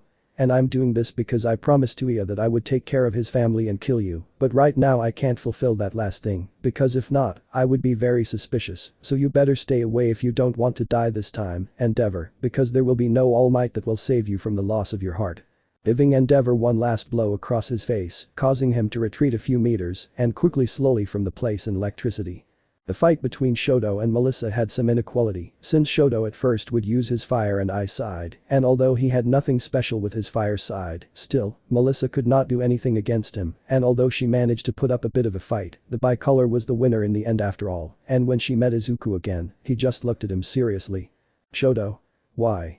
Izuku. What thing? Shoto. Why did you tell me that about Seiya? Izuku. It's a promise I made to your brother, and I'm keeping it, so don't get all worked up. I see you already know what to do with that. Well, I'll leave the rest to you, Shoto. Disappearing from the place and leaving Shoto alone with his thoughts.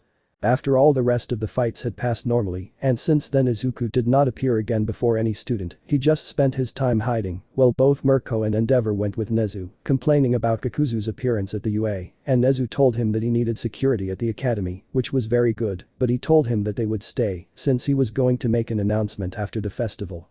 While at the same time both Retsu and his friends spent their time looking at all the students, seeing that some were more interesting than others. When the semi-finals arrived, Ryuko decided to leave to be with her friend, since Monoma was irritating her more and more with his stupidity, and it was better to spend time with Izuku than to be near Monoma, and that's what she did. At first, Izuku thought that was strange, since he thought Ryuko would be with her friends, but when she told him the situation she was in, he understood, remembering that blonde idiot who took her face. They both watched the fights very calmly, and she felt good. Being in a company that didn't talk nonsense about the rival class was nice. When the final fight arrived, it was where the festival would finally end once and for all. The final fight will be between Bakugo Katsuki and Shoto Todoroki. Both Izuku and Ryuko gave their opinions of both boys before the fight, giving their words on their advantages and disadvantages. When the final fight began, both Shoto and Bakugo gave their all in the fight, but Shoto couldn't do much with his fire side since he had never used it in fights like that, and in the end, Bakugo ended up winning. Once the fight was over, the award ceremony would be held, and Ryuko had to go with her class to be present, telling Izuku that she would see him later and giving him a quick hug. What Izuku didn't know was that Ryuko's intentions were different again. The first was because she wanted to show some affection to that boy that she hadn't received in a while, and the other was because she took advantage of those short moments to feel Izuku's pectorals. Although Izuku never saw it, Ryuko could be a bit perverted from time to time, but she knew how to hide it very well. With everyone, we can see how 3 students were above their positions, these being Tokoyami in 3rd place, Todoroki in 2nd place, and Bakugo, who was chained to his position, in 1st place. What happens is that Bakugo was not satisfied with his combat, and there were 2 reasons for it. The first was because he wasn't satisfied with his fight with Todoroki, since the bicolor wasn't going at 100% and that really bothered him, and the second was because he wanted to fight against the strongest and he knew more than anyone that he saw it. Some were laughing at Bakugo for the situation he was in, and others were just scared to see him behave like that.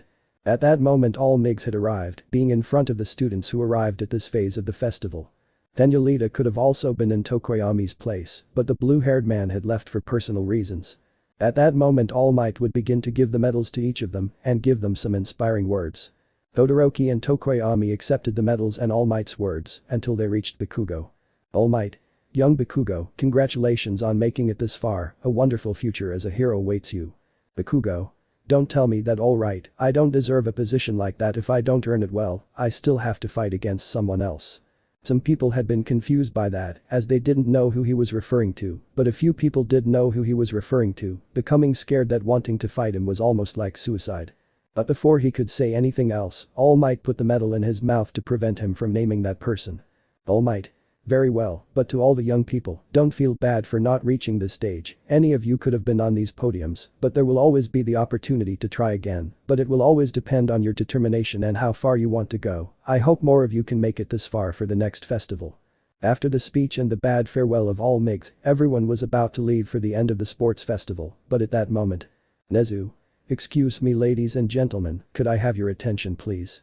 It was the director, who had climbed into the center of the ring, while on his 2 sides were Retsu and his friend, the Canadian hero number 3, who were fascinated to see him.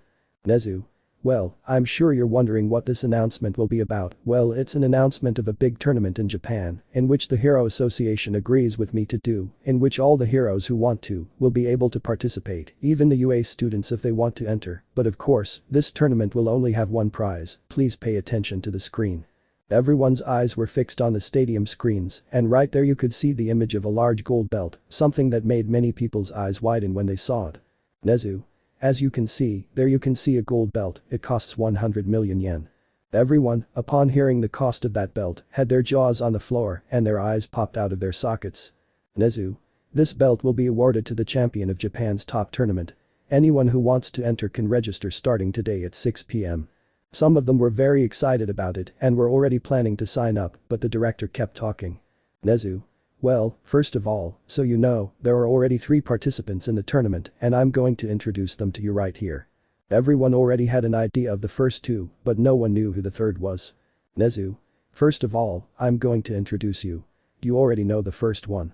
He's a hero directly from China, being one of the most expert heroes in martial arts from his homeland, a great fighter in Chinese martial arts, the number 6 hero, Retsu Ko. The aforementioned had taken a step forward and some began to shout at him upon seeing him right there, and some heroes were upset since if he was in the tournament, his chances of having that belt decreased. Nezu. And here is your friend, he is from the great country of Canada, he is a monster in strength and height, number 3 from his country, his name is Jakusagaki, alias, the hero bait. Everyone now saw the big blonde man who was next to Nezu, who showed a smile to everyone, earning the admiration of some students and some heroines, but some heroes barely saw him and already hated him, since now his chances of winning the belt were almost on the ground. Nezu. And you're probably wondering who the third participant is, right? And as if by fate, the clouds had clouded over and some lightning would begin to be heard in the area. Nezu's mind. It's as if the case comes to him when it is presented to him. Nezu. Well, the third participant is something that comes from Tartarus himself, someone very feared by heroes and also someone very young in criminal history. At that moment, lightning had appeared in front of Retsu and Jack, revealing itself to Izuku, while lightning from the sky could be heard, being a good combination with the tense atmosphere that was felt throughout the place due to the aura that the three individuals were releasing. Nezu. The third participant, Kakizu. Chapter 17. A Demon with 5 Hearts. Chapter 17. We are at the UA Academy facilities, more specifically at the house where Izuku was staying, since the academy was currently completely empty, since school hours had ended, and it would be empty in 2 days due to the tournament that was announced yesterday after the UA Sports Festival had ended. Previously, when Izuku had introduced himself to everyone as Retsu and Jack, there was a small incident. Flashback. There we can see how Izuku was coldly looking at the 2 heroes who were next to Nezu, who had been presented for the maximum tournament that had been announced by Nezu. The thunder around continued dreaming in the sky, lies that a few small drops of rain were falling. Extra civilian. How is it possible that that monster is on the loose? Shouting from the stands and making others come out of shock. Extra 2. He's right, because he's here. Hero 1. Should be in Tartarus. Hero 2. How did he escape? Many more complaints and insults were being directed towards Izuku, but the aforementioned didn't care at all. Izuku's mind.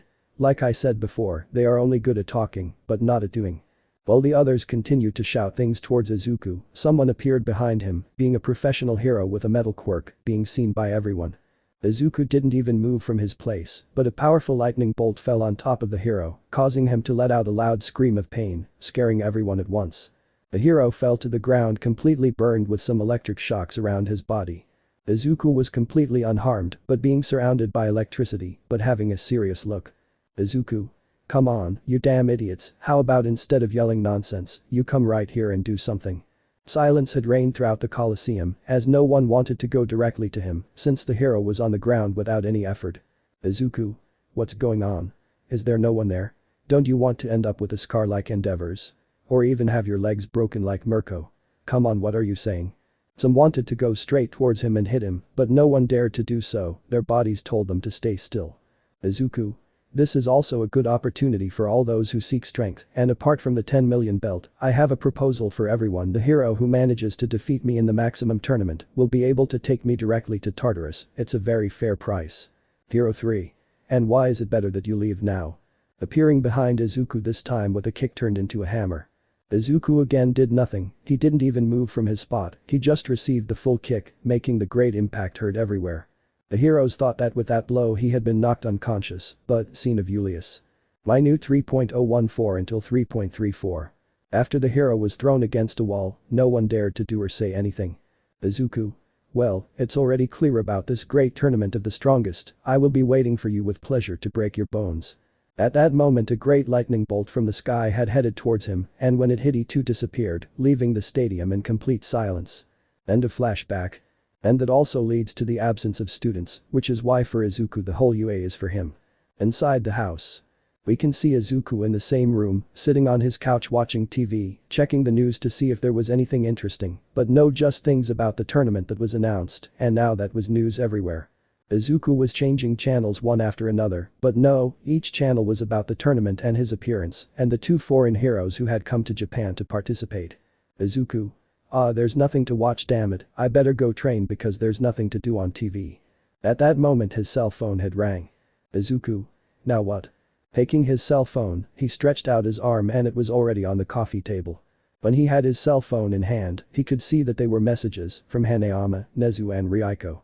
The latter had his phone number because she had asked for it before the sports festival ended and he had disappeared in front of everyone in an epic way. Izuku. Let's see, first the Yakuza. Opening your messages and seeing that I sent you Hanayama. Hanayama's message. So, a tournament where there won't just be $100 million belt, but also your destiny of going to Tartarus if a hero wins, I think I'll participate to see if I can fight you, and maybe help you out there. After finishing reading that, he just snorted and smiled faintly under his mask. Izuku. That idiot, nice guy but an idiot, let's see what Nezu says. Nezu's message. Young Midoriya, I'm telling you that up to now we're 27 participants in the tournament at most. In case you have some people in mind, please let me know so I can sign them up. Message from Izuku. I have some people in mind, but now I'm sending you the names of 3 people I have in mind, but I don't know who will fill the remaining ones. Sending the message of the names of the people he knew. Izuku's mind. Well, now I have a reason to go back there again. Message from Ryuko. What a great show you put on the other day, although I didn't like how you left the heroes, good exit at the end, how are you feeling in your cave? Izuku's message. Thanks for the compliment, although it wasn't with that intention, and about the heroes, it's called self-defense, if they attack me I defend myself and about my cave, I'm here bored because they only talk about the tournament on TV. He quickly got up to go to the kitchen and get something to eat, but he also took the opportunity to write. Message. Hello Mr. Mayor, it's been a while, but I'll get straight to the point. Tomorrow I'll go there again to pick up a certain person. So please, tomorrow at noon I'll pick her up so she can participate in the tournament that's taking place. Sending the message, he then opened the refrigerator and looked for something to eat, taking out a sandwich and a small can of beer and a can of soda for a change. Meanwhile with Nezu. We can see there how the white rat was at home, but seeing the information of each of the participants who have registered for the tournament. Nezu's mind. Damn, this is going to get interesting, but I need to find a way to sort out the fight order. At that moment his phone had rang. Nezu. Who could it be? Taking his phone to see the messages that had been brought to him, seeing that they were from Izuku. Nezu. Wait her. With Ryuko. We can see the white-haired girl in her room, staring into her cell phone while reading the message Izuku sent her. Ryuko's mind. God, I hope it doesn't get out of control, especially if these two are going to participate. Looking at the door when she said the last thing, but then she felt the phone ring and she could see that it was her friends from Class B and Izuku. Ryuko. But it's better to forget it, just like he said, because I have to worry about someone if they don't do it for me. Starting to respond to her friends and forgetting about her cousin and father. The rest of the day everyone did their activities and waited for the most anticipated day that was approaching. But now we focus on the Tartar maximum security prison, where we can see someone walking through the corridors on the top floor. That person was the prison's mayor, who was heading to a specific cell. Some prisoners watched him pass by and others hurled insults at them. But the mayor said nothing, he didn't even flinch at the thought. Apart from the last insults, the only thing you could hear was the footsteps of his shoes as he arrived at the cell, but you could see through the bulletproof glass. Mayor. It's been a while, how are you feeling? What can I say, just the emptiness of the place and the noise of those idiots. Mayor. I think you've heard about a tournament out there. It's true, I heard that the prize will be a belt and that the best will be there to fight a duel, but I don't know who will be there since I fell asleep. Mayor. Well, what do you think? It's your lucky day. Tomorrow at noon you'll be out of here. That. Mayor. As you heard, you're leaving here tomorrow to participate in that tournament. You're crazy, how do you think I'm going to get out of here? If I get out of here as soon as I get out, everyone will want me to come back in here. Mayor. That's true, but your good friend told me to get you out of here so you can participate there, and why would you be under his protection so you don't fly here? Lady Nagant.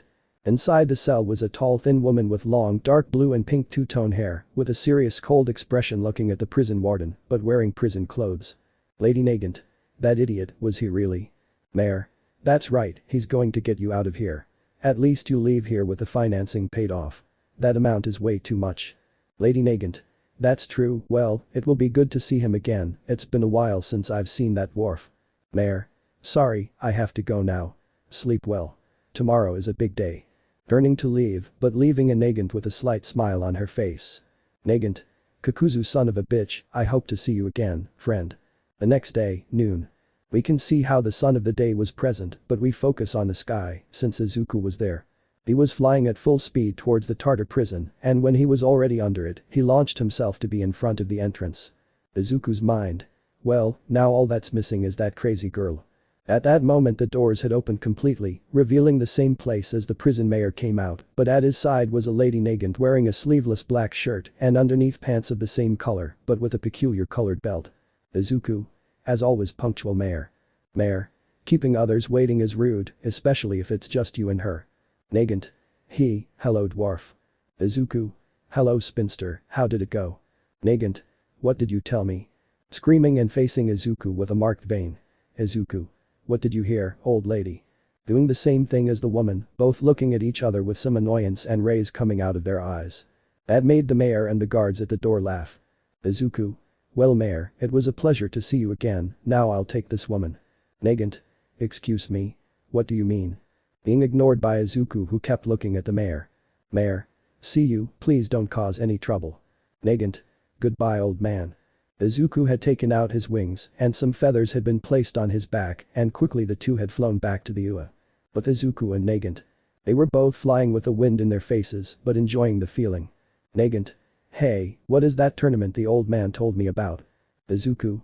It's a tournament that will take place tomorrow. The prize is a gold belt worth over 100 million yen. Nagant. As always, you were thinking about money and fights. Izuku. What can I say, that's me. Nagant. Since you've been at the UA I've seen something different in you, what happened? Izuku. Just some shitty brats who are stressful, but nothing that a few blows can solve, also the arrival of some foreign heroes who came to stay and participate, I already met one, but not the other. Nagant. At least tell me something good about what happened while I was there. Izuku. Well, nothing, it's just that I already have at least one friend. Nagant. With what friend, no. Have you already had your eye on her? Izuku. Shut your mouth. Nagant. Okay, calm down, okay, but where are we going now? Izuku. To my house, it's at the UA, you'll be living with me for a while. Nagant. It's better than being in prison. Izuku. They are not bad. Nagant. Says the idiot who had privileges there and I didn't. Izuku. Oh come on, you must have also slept in my bed in my cell from time to time. Nagant. At least tell me you have a separate room, because I'll never sleep with you again. Izuku. Calm down, oh, I still want to have dignity, if there is a guest room, you will stay there, you can decorate it if you want. Nagant. It's okay. So the two continued talking as they headed to the academy. Meanwhile with Retsu and Jack. We can see the hero duo in Retsu's apartment since they both lived together so they could talk, or at least until Jack finds a place. Retsu. And how do you plan to talk to him? Because I doubt he wants to believe that you are his brother. Jack. My back is proof, but I'll talk to him at the tournament. It would be a problem if we talked right now. It would be a scandal. Retsu. You're right, well time to train. Jack. It's true, even if I want to talk to him, we can't let our guard down, even so it's a tournament we'll be participating in. That same day everyone started training for the big day that everyone was looking forward to. Izuku and Nagant were in secret, nobody knew that she had left Tartarus to participate in the tournament, the only one who knew that was Nezu, although he still didn't believe it.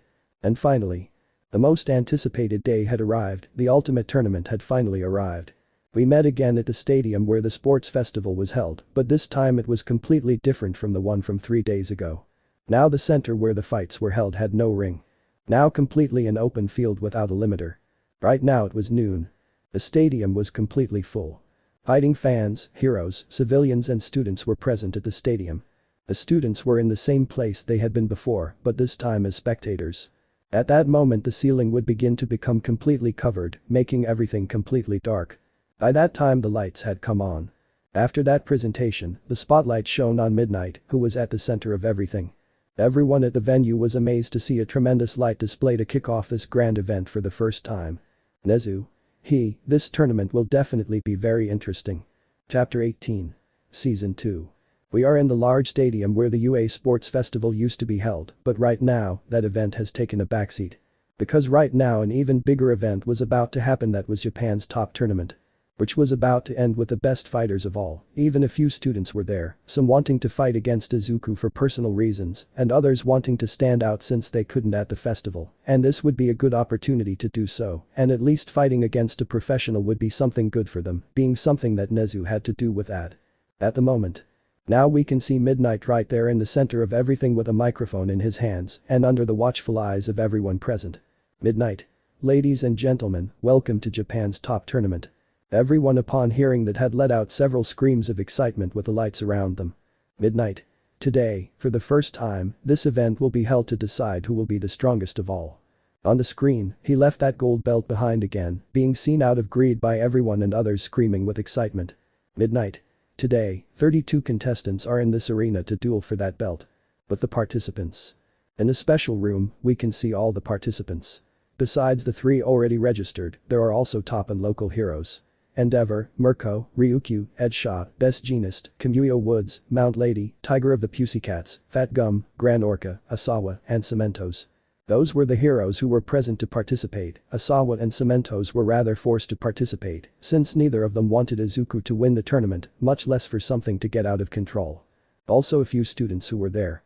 Those were Momo, Kendo, Satsuna, Monoma, Tsutetsu and Bakugo. Those were second years, the others were Ali, the strongest second year and the big 3, the strongest students in the entire UA. Apart from them there were also others who were not heroes. One of them was a bearded man of muscular build with white hair and a white beard. The others were a young man about Ali's age with black hair and a blonde streak, wearing a jacket that said Valhalla. Another was a man of thin build with blonde hair and an extravagant hairstyle. In one part you could see Izuku with his companions, who were seen in a bad way by the majority. There you could see Izuku obviously sitting in a chair, and next to him were Lady Nagant, and in front of him were Kureha and Hanayama, the latter of whom was drinking a bottle of liquor. The four of them were saying nothing, they were just waiting for the exit to enter the arena and see the order of the fights. The four of them got along very well, but talking now with everyone present was of no use. At that moment someone had approached, that one being none other than Endeavor, who was looking with his ear at the three of them, but more at Izuku. "Endeavor. What are you doing here? You shouldn't be in Tartarus." Referring to Nagant, who didn't even bother to look at him, she just took the cigarette she had in her mouth and blew a mouthful of smoke in Enji's face. Nagant. "Well, not anymore, idiot. I just got out 2 days ago, so I'm legally free." He put the cigarette back in his mouth. Endeavor. "Lie, who would dare to save a misery like you?" Hearing that annoyed Nagant and was about to charge and shoot him in the face, but. "I was the one who took it out, do you have a problem Enji, or do you want me to leave another scar on your ugly face?" Izuku stood up to stand in front of Enji and look him in the eyes, while blue fire surrounded his hands. Enji hadn't said anything, and the heroes even more so because if she was with Kakuzu, it was better not to mess with her. Izuku. "I thought so, now get lost if you don't want me to knock you out before we leave." Turning around to sit back down, but Enji didn't take that well and threw a punch at Izuku, and the latter turned around to kick in front of everyone. Some want to stop them from causing a disaster, but. Both attacks had been stopped by Jack, who was holding Izuku's foot in Enji's fist with both hands, standing between them. "Jack. Come on both of you, in the tournament you can kill each other, now is not the time, right?" Izuku lowered his leg and just snorted just like Enji.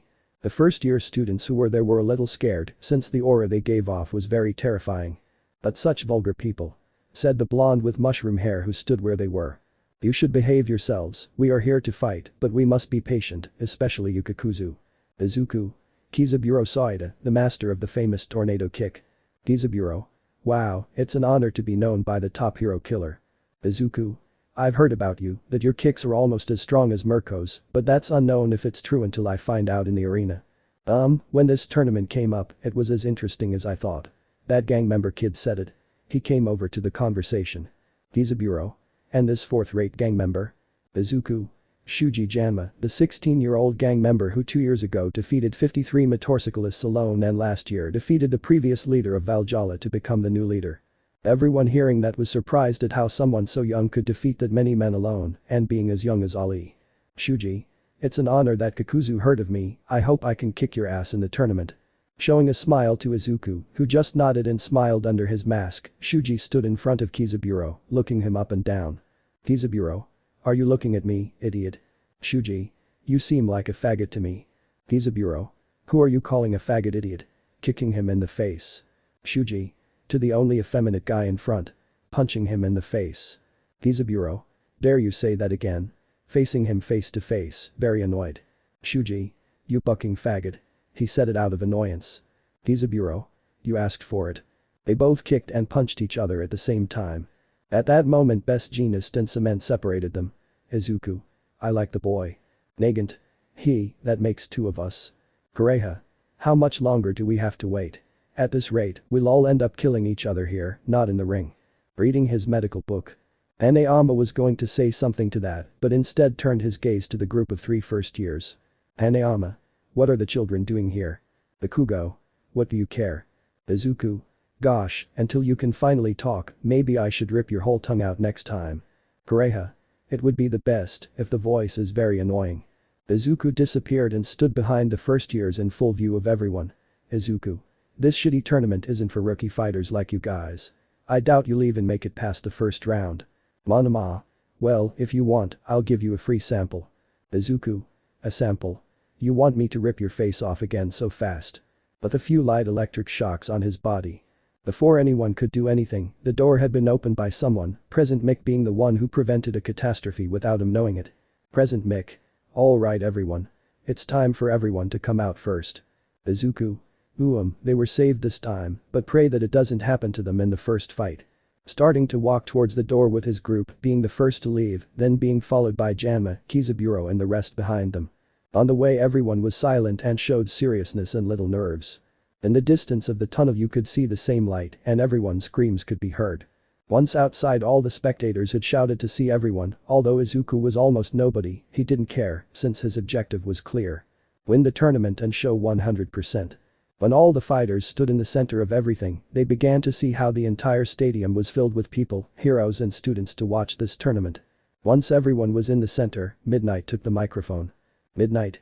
As you can see, here are the 32 contestants who will duel today to be crowned the strongest. Extra. And where is Almight? Extra 2. Is it true where it is? Extra 3. Why don't you participate? These and other shouts from others began to be heard as to why the number 1 hero was not in the tournament. Midnight. We are very sorry, for certain personal reasons, our symbol of peace will not be able to participate. In an area of the stadium. We can see Almight and Nezu watching everything through some of the display cases. Nezu. It's a shame you can't participate Toshinori, I would have liked to see you fight against one of them. Almight. I would have liked to too, but the time it would take me in my muscular form wouldn't last long, and I'm sure the tournament will last much longer than my time limit. Nezu. That's true, but well, let's see how this turns out. In the sand. Izuku. They are pathetic, they are really dependent on Almight, believing that he is invincible for everything. Nagant. That's always how they are when someone takes the top spot. Hanayama. They always expect him to take care of everything, leaving the rest of the heroes as if nothing happened. Pareha. Well, it's normal for them, but now let's focus on the rest. Izuku. I hope I can fight with you Kaoru. Hanayama. Same here, it will be perfect to see what the difference is between you and me. Midnight. Alright, right now please everyone pay attention to the screens. At that moment, the monitors lit up and we could see the participant boards right there. We saw that there were a total of 4 blocks, with 4 fights per block, but so far only 3 names had been registered. Midnight. We currently have 3 participants already registered. Everyone could see 3 names in blocks A, B and D, being those of Kakuzu, Retsu and Jack. Midnight. These 3 men are already registered in each block, the only empty block being C, and now, we are going to choose the order of the fighters with this. At that moment, a small machine could be seen under the ground, which looked like those machines used to play bingo. Midnight. Right here each one has to press a button, and the number that comes out will be in the respective block with their opponents. Izuku. So it's all down to luck, huh, I just hope there's someone good to fight, since as you can see, my options are very limited. Looking at each of the participants, although the top heroes are somewhat entertaining, that does not guarantee that there is someone of his level, the only ones who could give Izuku a fight are those from his own group, Jack and Ristu, but he was not very informed about the others either. About the boys from classes A and B he already had information, but about both Kizaburo and Shuji, he only had information, but he did not have videos or had seen live fights of them. And that included that man who was next to Ali, the bearded guy did not have a good spine. Izuku's mind. Wait. Looking at his face carefully and searching for something. Mind Izuku. I see, that man is Ryuko's father. In a part of the stadium. We can see Ryuko Yanagi right there watching everything, seeing her friend secret love but seeing with surprise her father and cousin in the ring. Ryuko's mind. I knew Ali was going to participate, but I never thought Dad would enter, what is he thinking? But then he fixed his gaze towards where Izuku and the others were, but being able to see how Izuku spoke calmly with Nagant. Ryuko's mind. But who is she? I feel like I saw her in a part, but why is she with them? Could she be someone Hanayama knows? In the sand. We can see how each of them passed by, looking at the stalls, some of which were far from the 3 mentioned. At that moment Hanayama had gone to the machine, and his number quickly appeared on the screen, seeing that his fight would be the first of Block C, but the Yakuza just saw him and returned to the others. Izuku. When we appear we will see each other in the finals. Hanayama. Haha, that's so you don't lose in the first round. Izuku. I expect the same from you. Then it was his turn to engage, waiting for his turn against Izuku because he had pending accounts. When he pressed the machine it was revealed that his block was D and his fight would be the last and his opponent was none other than Jack. Some were surprised to see it, Japan's number 2 versus Canada's number 3. Todoroki just fixed his gaze on the blonde, who just smiled. Then G just went to one side to give way to the next one, that being Edshot, who pressed the machine and on the screen, it was seen that it was Block B and his fight was the last and his opponent was Retsu. A ninja hero versus the Chinese Kenpo hero. So each one kept pushing the machine until only the big 3 were left and there were only 3 positions, so 2 of them will fight each other. The first to pass was Tamaki, who pressed and it was seen that he was assigned to Block B in the 6th fight. The next one was Mirio, who pressed the machine and waited for the result like everyone else. Block A, first fight, his opponent was Kakuzu. Izuku just fixed his gaze on the young blonde, and Mirio felt as if a knife pierced his head for being seen by Izuku's eyes. The last one was Najire, so she was left to be the opponent of her shy friend. Midnight. Alright, as you can see, the fights are already decided. On the screen, the fights between each block were seen, leaving everyone surprised. Midnight. Please, the first ones who are going to fight stay in the arena, the others please leave. The others just listened, but Hanayama, Nagant and Kureha wished Izuku luck, even though they knew he didn't need it. At that moment the lights pointed at the arena, revealing Izuku and Mirio right there. Chapter 19. The Demon with 5 Hearts. Chapter 19. Just as we left off in the previous chapter, we can see right there the stadium arena where Japan's top tournament was taking place, where many had come to see the best heroes, yakuza, gang members, students and martial artists duel to see who would be crowned the strongest in all of Japan. And right now in the middle of the combat arena before the attentive gaze of everyone, Izuku and Mirio were face to face, one was completely calm as if nothing had happened, and the other had a look full of determination and seriousness. Before anyone could say anything, the lights had gone out and red light started moving all around and the screens also started showing a light. Present Mick. Ladies and gentlemen, this young assassin has come from the bottom of the rock, a boy who even managed to match the greatest heroes. Izuku's mind. What is this? Staring at screens. Present Mick. With a total of 278 wins and 1 loss. The King of Hell. Kyakuzu. Izuku's mind. King of Hell, huh? Not bad, maybe I'll keep it. Looking at the screen and its presentation. No one in the stadium said anything about Izuku's presentation, in fact almost everyone was silent for certain reasons. One was because he was still hated by the vast majority, others because they were surprised to see the streak that Izuku had and others because of envy and fear towards Izuku, while the red lights pointed to where he was in the arena. Again the screen went black, but this time the reflectors were yellow, red and blue. Present Mick. And this one, a young promise, being a young man who is a candidate to be the future number 1, the strongest student of the UA, the one proposed to be a hero, the hero who will save a million, the hero Ili Million. At that moment, the vast majority of people shouted for the young hero who was there, cheering him on, so that he would have luck in his fight and that he could defeat Kakuzu once and for all, removing him from the tournament. At that moment the searchlights were pointed at the arena, ready for combat. Izuku had taken off the black cloak that covered him completely and threw it to one side of the arena, revealing his body of scars and stitches, and especially his sword where his 4 white masks could be seen. Mirio just got into a fighting stance to see Izuku, earning a few glances from everyone when they saw the body that suffered many battles. Midnight. Remember, unlike the sports festival, there will be no limit to removing your opponent from the arena, the only option to win is to knock out your opponent or force him to surrender, is that clear? Izuku. Anyway, the first option was always my intention. Mirio. Understood. While they were warming up, in one part of the arena we can see Hanayama along with Nagant and Kureha. Nagant. How about breaking his arm? Hanayama. I say it just knocks him out. Kureha. I say he'll just let himself be beaten to make him think he's winning, but it will only humiliate him in the end. In the sand. Midnight. Fighters ready. Receiving the assent of both. Fight. The first was to launch himself at the one who had been Izuku, who threw a punch to Mirio's face, causing him to retreat a few meters back with some blood coming out of his mouth. Midoriya quickly launched himself at him, but this time with a kick, but Mirio went underground, escaping Izuku's attack. Izuku's mind. Now what? Mirio appeared behind him and quickly activated his black armor and launched a fist towards Mirio, but his fist passed through Mirio's fist, but the blonde's fist hit him full in the face, but the damage had been minimal, but causing him to fall to the ground from the push of the blow. Mirio didn't just stay there and launched himself to connect a kick to his face and then another punch and continued hitting him with many that Izuku only became defensive, while little by little, he retreated behind due to the impacts he received. Izuku's mind. His punches are stronger than those 2 useless ones. Remembering Bakugo and Ali's punches. People were cheering Mirio on for thinking he was putting Izuku in a difficult position. The heroes were also supporting him so that he could knock him out. With Ryuko. We can see the aforementioned looking at everything from that balcony with some concern. Ryuko's mind. Will you lose? No, please don't lose. At that she turned her gaze to another part of the arena, being able to see Izuku's friends, seeing how Nagant and the others were not worried, rather they were very calm as if nothing had happened. Ryuko mind. Why don't they care?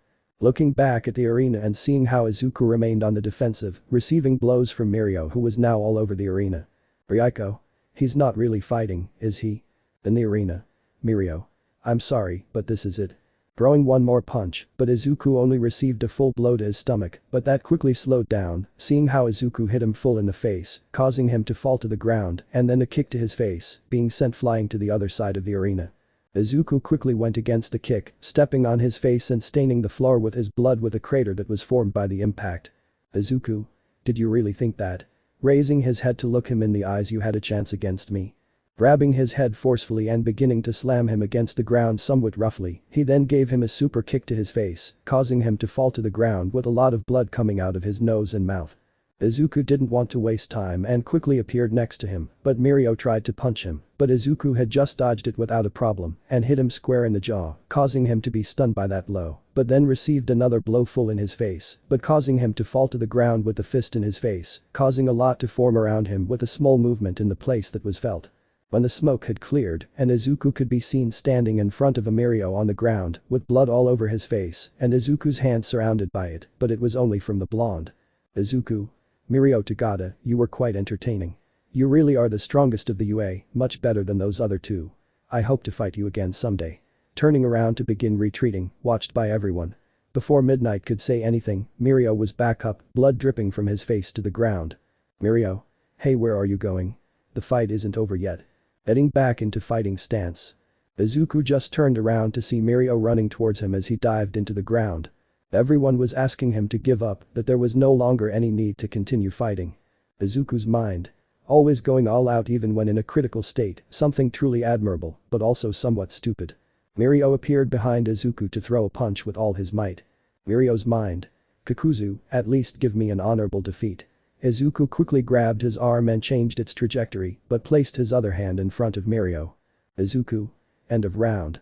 Throwing a powerful flare of blue fire straight at Mirio, who was shot against the walls of the arena, falling unconscious.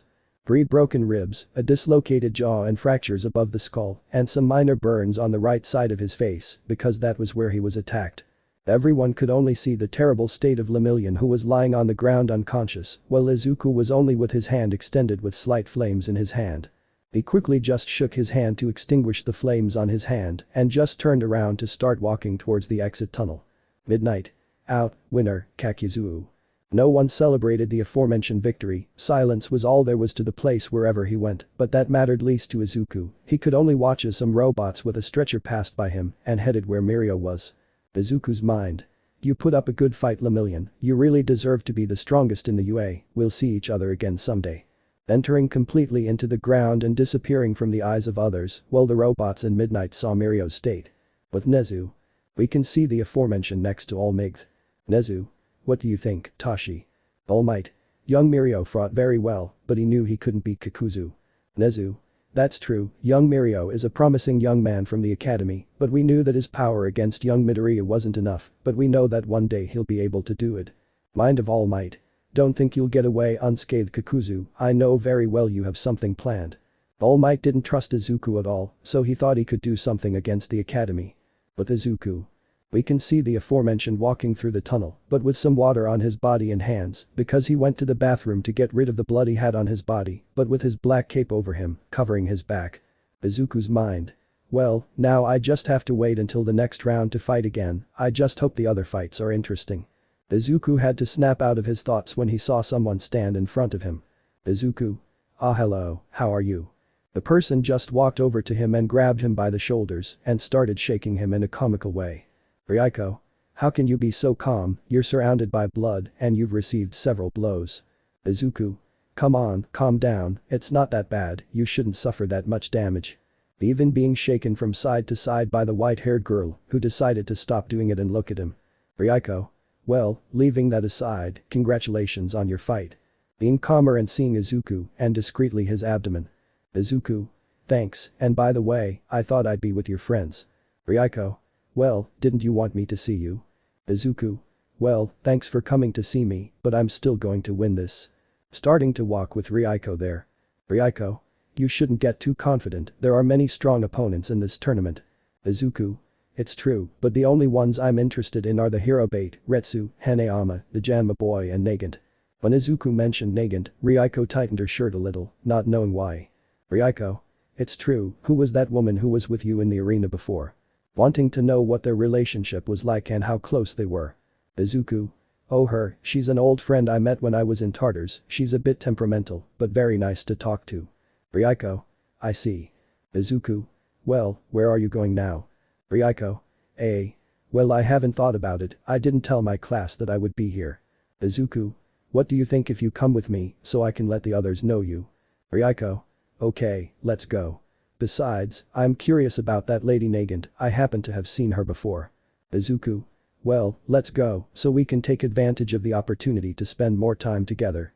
Saying it unintentionally and without realizing what his intentions were with that word, since Ryuko took it differently, since she turned a little red upon hearing that, but she quickly managed to control herself and follow her best friend. For Ryuko Izuku, he was her best friend, the first friend of the opposite sex with whom she could understand each other, since she wasn't one of those who talked much with those in her class, only with girls. With Hanayama. We can see the Yakuza alongside Kureha and Nagant, but the doctor is holding a few wads of bills, having won the bet he made with his comrades. Hanayama. Well it was just luck, next time I'll win. Nagant. That idiot just wanted to play and then humiliated him, sometimes he's a bit reckless when fighting. At that moment the door had opened, revealing Izuku and behind him Ryuko. Izuku. Did I hear you talking about me? Walking towards where they were with Ryuko until they stood in front of each other. Kureha. Good fight. Hanayama. You made me lose a bet, dwarf. Izuku. Well, what will you do? That's how bets are in life. The purple-haired girl noticed the white-haired girl and spoke. Nagant. And who is she? Referring to Ryuko, who got a little nervous at the sight of the three who were there. Izuku.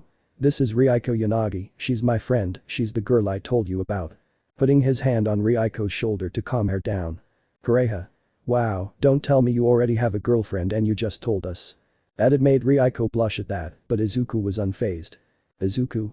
Don't say that, she's just a friend, well the only one I could make in this academy. Hanayama. I see. Kaoru's mind.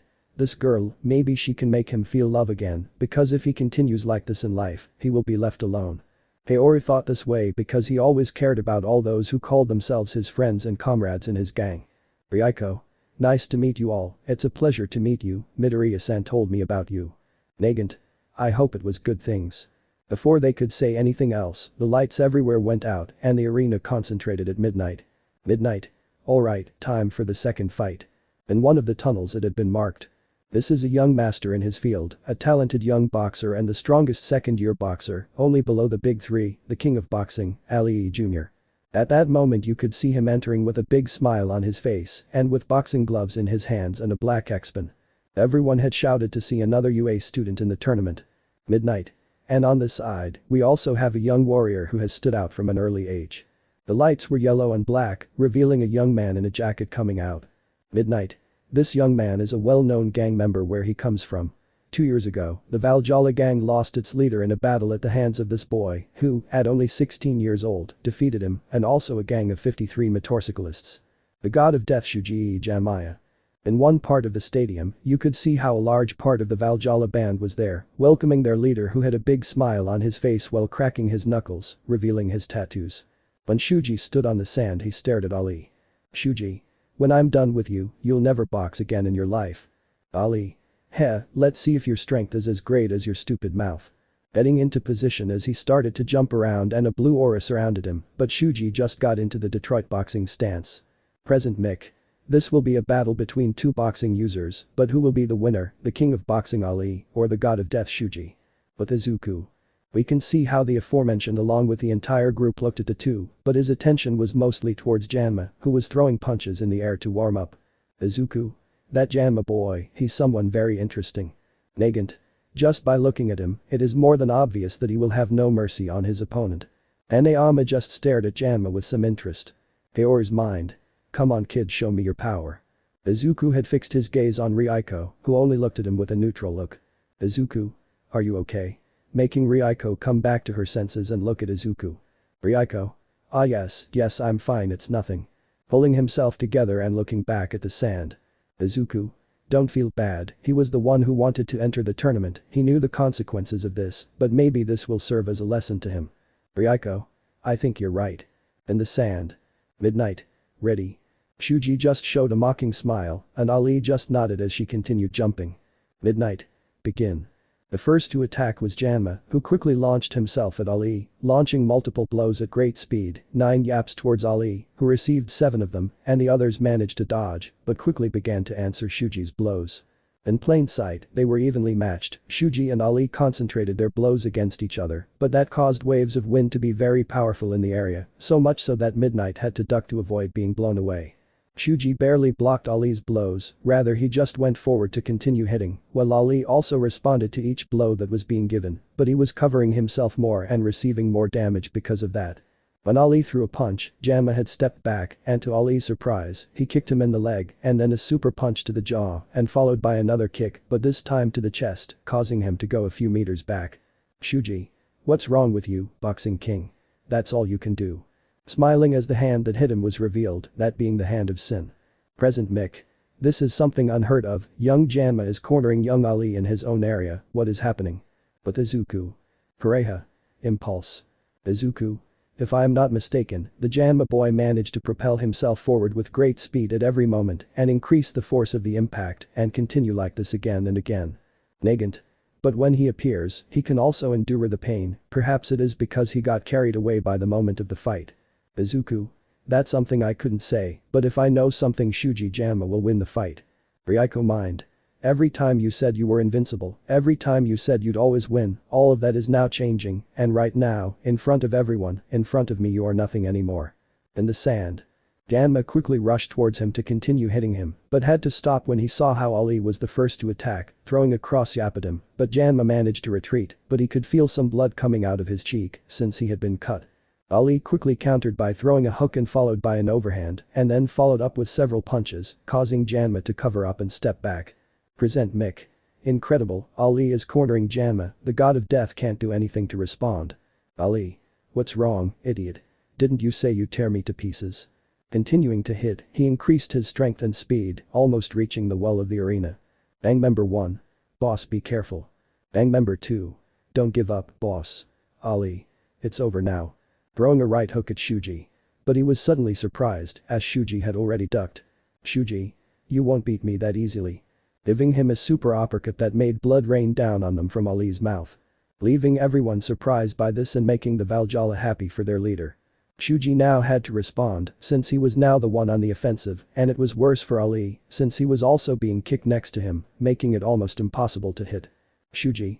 This is for cornering me, giving him a powerful kick in his face, nobody humiliates me like this, giving him a full blow to his face, making blood spurt on the floor, now it's time to pay. Giving him a powerful left hook, causing him to fall to the ground, while at the same time creating a path of blood that came out of Ali's mouth and nose, while Janma had his hand extended that had the punishment tattoo. Midnight. Knocked out, winner, Shuji Janma.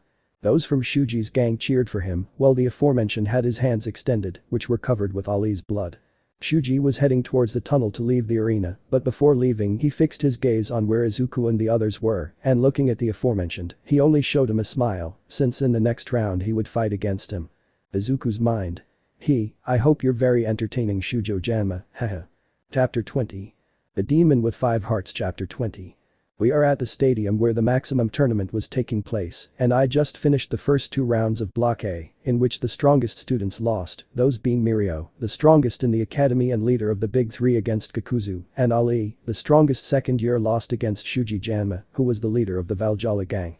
Until now the UA has lost the 2 strongest students they had, still leaving 2 great ones, but they would still only have one since the 2 would fight each other, and their hope would fall on the teachers and heroes who were there. At the moment. Everyone could see how robots were taking away the unconscious Ali with blood on his face. With Izuku. We can see the aforementioned along with his friends and Ryuko in a part of the stands that were only for wrestlers. Izuku. That Janma boy, he was really amazing in his fight, I hope the same when it's my turn to fight him. Hanayama. That's true, and many more than just members of his band are here. Nagant. Let's see what the next round is like, who's next? Izuku. They are those 2 blonde idiots from class A and B of the first year, they are called Bakugo and Monoma. Ryuko. Monoma. Izuku. Yes, that blonde idiot from your class entered the tournament just to get revenge for ripping his face off, and it's not just him, I think there are also 2 from your class in the tournament and your sensei. Ryuko. That's why I wanted to come, they never told me they were going to participate. Izuku. Well now you know, just wait for the result. In the sand. Midnight. Okay, let's begin with the third fight of the first round. The lights this time were orange and black throughout the area. Present Mick. We have here a young man who even at the sports festival has managed to stand out a lot. Of all the first year students he is one of the 3 strongest, the winner of the sports festival, the king of explosions. Entering the arena Bakugo, who was wearing his hero costume but had an annoyed look on his face. Midnight Mind. We only accepted that name because of the rush for hero names. She thought that name was not suitable for a hero, but it was too late. Present Mick. And on this side we have a very bold young man just like his opponent, and a little boy managed to show a lot if in the festival and of the members of Class B, the copy hero, Phantom Thief. Everyone could see Monoma coming out of the tunnel with a somewhat gloomy smile on his face that showed self-confidence. Both students had been well received by all the spectators, especially Bakugo, for being the winner of the sports festival. But Izuku. Even though I hate both of them, I have to say that explosive idiot will win. Hanayama. I agree, from what I saw on TV, he has great control over his quirk. Nagant. I don't know anything about the two of them, but just by looking at them, I'd say he'd be a half and half. Izuku. What do you say, Ryuko? Looking at the white-haired girl next to him. Ryuko. Although I hate to admit it, Monoma is not good at close combat, he knows nothing about martial arts, he only relies on using the quirks of others, which is why I say that his defeat is imminent. In the sand. Midnight. Fighters ready. Bakugo just made small explosions in his hands with a macabre smile, and Monoma nodded his head as he was surrounded by iron. Midnight. Let's fight. The first to launch an attack was Bakugo with his explosions that propelled him, and Monoma launched himself against him with the Tetsutetsu quirk. When Monoma had thrown a punch at Bakugo, but he had only made an explosion to propel himself upwards and avoid the blow, and quickly threw an explosion directly at Monoma, making the Muslim think that he had damaged him. But that had changed when he saw how a giant fist went against him, hitting him full on and causing him to go to a part of the arena, since that blow was very powerful. When the smoke had cleared, a monkey could be seen with giant fists, one covering him and the other holding him out. Bakugo. Damn extra wretch, shiny.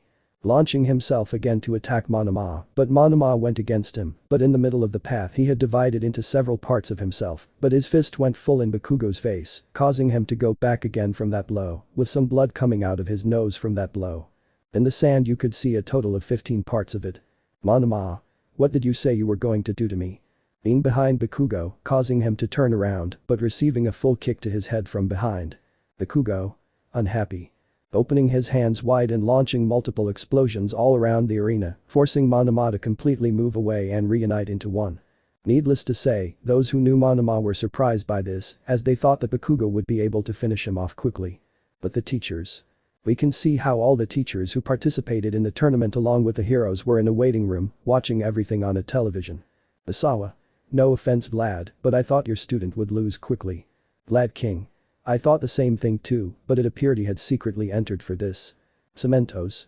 Apparently the maximum tournament was a great motivation for everyone, especially for the students.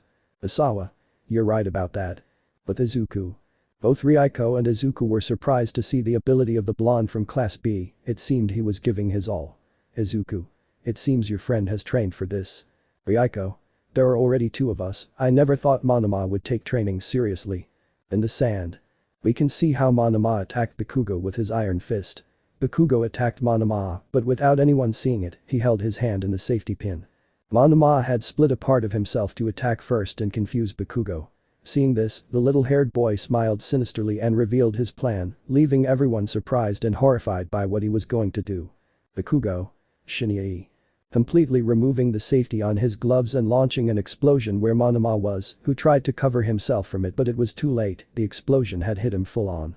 The powerful explosion could be seen in a large part of the combat arena and also causing a large amount of dust to form and worrying the vast majority of spectators for the poor blonde boy, while the little-haired boy had a macabre smile on his face, while smoke came out of his hand due to the explosion. Izuku. This fight is over. The Midoriya had made a slight applause, earning the glances of his friends. Izuku. That Monoma boy, he didn't do anything wrong, despite knowing he had no chance against him, he kept fighting. Hanayama. At least that's something to admire about that boy, fighting until the end no matter what. In the sand. We can see how the smoke had completely dissipated, revealing a monkey on the ground with slight burns all over his body and some blood coming out of them, and with his suit torn to pieces and ripped in some places. Midnight. Out of the fight, winner, the king of explosions. Bakugo. Ha ha ha ha yes. Screaming with excitement with some screams of excitement, but they had been very few, since the vast majority did not accept Bakugo's sadistic behavior. It was already even much at the sports festival, it was too violent. Bakugo alone went towards the tunnel, but passing by Monoma, who was being lifted onto the stretcher by the robots that had arrived. Bakugo.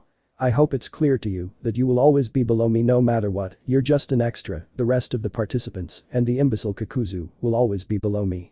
Leaving there to continue on his way, leaving a very upset and sad Monoma at the same time, having lost against that imbecile and in front of everyone, now inside he was in an emotional battle while he was taken by the robots, but without anyone seeing it, some tears began to fall from his cheeks due to frustration. With Izuku. We can see the aforementioned with his arms crossed and his eyes closed, Ryuko with a neutral look, but with a bit of sadness for her classmate, like the others in her class who were in the chairs where they saw everything. Nagant. The kid didn't do badly at all, but he needs to improve. Kureha. You're right, but the explosive boy has a character that leaves much to be desired, even for a hero. But the teachers. Lad King looked down on his student while Asawa looked at him with some pity, like his friends. Asawa, I'm sorry Vlad. Cements. Your student did amazing, you don't have to feel bad. Lad King. Don't worry, I know Monoma will be fine, after all he is one of the strongest in my class, but what bothers me is the attitude of that explosive boy. Cements. In truth, despite what we do to make it better for a hero, his attitude seems worse than Kakuzu himself. Asawa. No, even Kakuzu is something more decent if I have to buy him, if he continues like this, we will have no choice but to send him to a psychologist or worse, expel him. Vlad and Cementes were surprised to hear that, but he was right. 5 minutes later. We can see how the arena had been fixed again, since Bakugo did not hold back at all and destroyed almost everything. Midnight. Alright, it's time for the last fight of Block A. At that moment the lights went out, this time white and red. Present Mick. This is one of the strongest women in the entire tournament, a woman who has proven herself to be the best heroines of today, a master of kicks capable of breaking bone like a branch. The rabbit heroine and number 3 on the top Miyarkuo. In the tunnel, the rabbit woman was seen coming out with a proud look while receiving praise from everyone in the stadium. Izuku. Wow, I hope the rabbit heroine finally recovers to return to action. Ryuko. During the time you were imprisoned, she was absent for a year in her physical and emotional recovery, since the breaking of her legs and her defeat against you made her fall into a depression. Hanayama. She's right, what surprises me most is that she comes here just to fight you. Kureha. It's more than obvious that she only comes to take revenge for the humiliation he gave her on that occasion 3 years ago. In the sand. When Mirko had stepped onto the sand, the lights went out, this time turning brown with cinnamon. Present Mick. And on the other hand we have the hero of the best known cat group, a master despite his great muscles but with great flexibility, the strongest member of the wild pussycats, the hero Tiger. In the tunnel, the feline hero was seen emerging as people watched him in admiration, and his companions were in a section of the arena as they came to support him along with a small boy wearing a red cap. Hanayama. Is it true that heroes come like this now? Kureha. What can we say, they mistake me for a woman when they see my face. Izuku. If I'm honest, I did confuse you when I met you. Ryuko. Haha. In the sand. Both heroes looked serious as they waited for the midnight signal. Mirko. I'm surprised you came here Tiger, well, I never expected to meet anyone from the pussycats here. Tiger. We were asked to participate to fight against Kakuzu, but it seems that it was all luck, but it is also a good opportunity to show my strength and see how far I am from a top hero. Betting into a fighting stance. Mirko. Let it be a good fight, my friend. Doing the same while looking at the hero. Midnight. Fighters ready. Receiving a nod from both of them. Let's fight. The first to launch the attack had been Mirko, which gave a great kick to Tiger, who quickly moved to dodge and throw a punch in Mirko's face, which received it full on and fell to the ground, but quickly launched again to the attack, this time throwing an axe kick, causing Tiger to cover herself for being too fast, making an X with her arms to cover herself, but that made her fly a few meters back. But managing to recover to then see how Mirko again launched himself towards with another super kick, being by Tiger, who managed to take Mirko's leg with great difficulty and gave him a powerful punch in his face, which made Mirko fly a little in the air, but Tiger quickly using his quirk, had taken the rabbit heroine in a key, taking her from the waist, trapping her and using force. Present Mick. This is incredible, Tiger managed to take Mirko by surprise and now has her trapped in a key, which she now plows to free herself. Mirko was doing everything he could with his hands to free himself. Tiger. I'm sorry Mirko, I don't think I'll lose that easily. Mirko. Yes, I already saw it. At that point, Mirko decided to headbutt Tiger, making him mad at him, and then kick him square in the jaw, sending him flying to a different part of the arena. Mirko. I also plan to give my all in the fight. Mirko's mind. And also because that guy and I have unfinished business. Humming to mind an image of Izuku who humiliated him 3 years ago. Tiger had gotten up from the floor, but wiping the blood from his nose. Tiger. It was a good header Mirko, but it won't be enough to defeat me. Going against Mirko again, who did the same, but this time Mirko gave a powerful punch to Tiger's face, who also did the same, but Mirko didn't wait and gave him a powerful knee, thanks to a jump he made. And then kick him in the stomach, making Tiger spit blood with saliva, and in an attempt to take him back in a key, with his quirk, but Mirko had done a kick on the ground, causing part of it to be destroyed, and making Tiger lose his balance, and not being able to take enough time to block the kick that hit him in the face. Midnight. Out of combat, winner, Mirko. The people around had applauded Mirko's victory and the fight Tiger had against the top heroine. In a part of the arena. Too bad, Tiger lost. The green-haired woman said, watching with sadness as her friend was carried away on the stretcher. Come on, at least he put up a great fight against Mirko, that's something to be happy about. It was said by a blonde-haired woman wearing the same clothes as Tiger, but blue, and by the woman with yellow-green hair. Pixie Bob is right. Remember, at least there are more heroes in the tournament. Surely one of them will be able to take care of him. This was said by a brown-haired woman wearing the same clothes as the other two, but in red. While the catwomen talked among themselves, the red cap boy would just stay silent watching the entire tournament, not even supporting Tiger, but only having in mind his hatred towards heroes, but also in mind Kakuzu, since this was not a hero, since he had heard his history. While the arena was being repaired, some people were saying comments, the fights in Block A had finally ended, and now it would be the fights in Block B, where Retsukeo and other heroes would be fighting. End of chapter. Chapter 21. A Demon with 5 Hearts Chapter 21. We met at the stadium where the top tournament was taking place, where the first fight of Block B of the first rounds was about to take place. But now we focus on our favorite demon. With Izuku.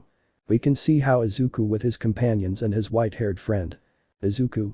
Well, if everything goes well like this, I'll have to fight Mirko in the 3rd round of the tournament if I want to get into the semifinals. Nagant. You seem eager to fight her again. Izuku. What can I say, I'm curious to see how strong he's become in these years. Turning around to go to the door. Ryuko. Where are you going? Izuku. I'll be right back, I'm going to the bathroom. Nagant. Bring us some food over there. Izuku just raised his middle finger before closing the door and leaving. In the sand. We can see how the surrounding lights had gone out, preparing for the presentation of the next participants, but in one of the tunnels we can see something peculiar. In the darkness we can see how there was Momo Yayoi Rozu with her parents, Mr. Yayoi Rozu, but both adults only had a smile on their faces, while Momo just had a lost look with a neutral expression. What's going on? What happened is that Momo had been injected by her parents with a drug that enhances all of her abilities, both physical and her quirk. And why do you do that? Very easy.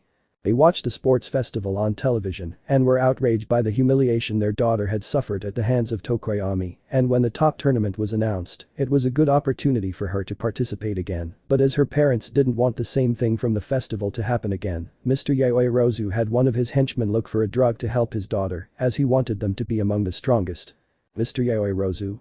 Well, daughter, we'll leave the rest to you. This is Yayoi Rozu. Good luck, daughter. Momo. Yes, don't worry, I'll take care of it. He said with a slight smile and turned around to wait to leave. Yayoi Rozu's mind. You'll see, imbecile, my daughter is really strong and you'll have no choice but to accept my offer. Showing a slight smile as he remembered a certain masked man who beat him in Tartarus. In the sand. Present Mick. On this side, we have a young girl proposed to be a hero who comes today to show that she is much stronger than what she showed at the festival, a member of Class A and a student by recommendation, the hero Creati. In the tunnel, a Momo could be seen wearing her hero costume with a red cape surrounding her, being greeted by everyone and those of her kind who saw her. Class A. Jiru. I didn't think Yayoi Rozu would participate in the tournament. Hiroshima. Me neither, let's just hope he's okay. Shoto would just be watching everything in silence. He was previously told to participate in the tournament, but when he found out that he would be there, he refused to do so, especially if Kakuzu would be there. Shoto's mind. Kakuzu, I have nothing to say to you, at the same time I hate you and admire you, but I will only ask you one thing, don't let my brother's power go to waste. In the sand. The lights went out again, but this time they were orange and blue. Present Mick.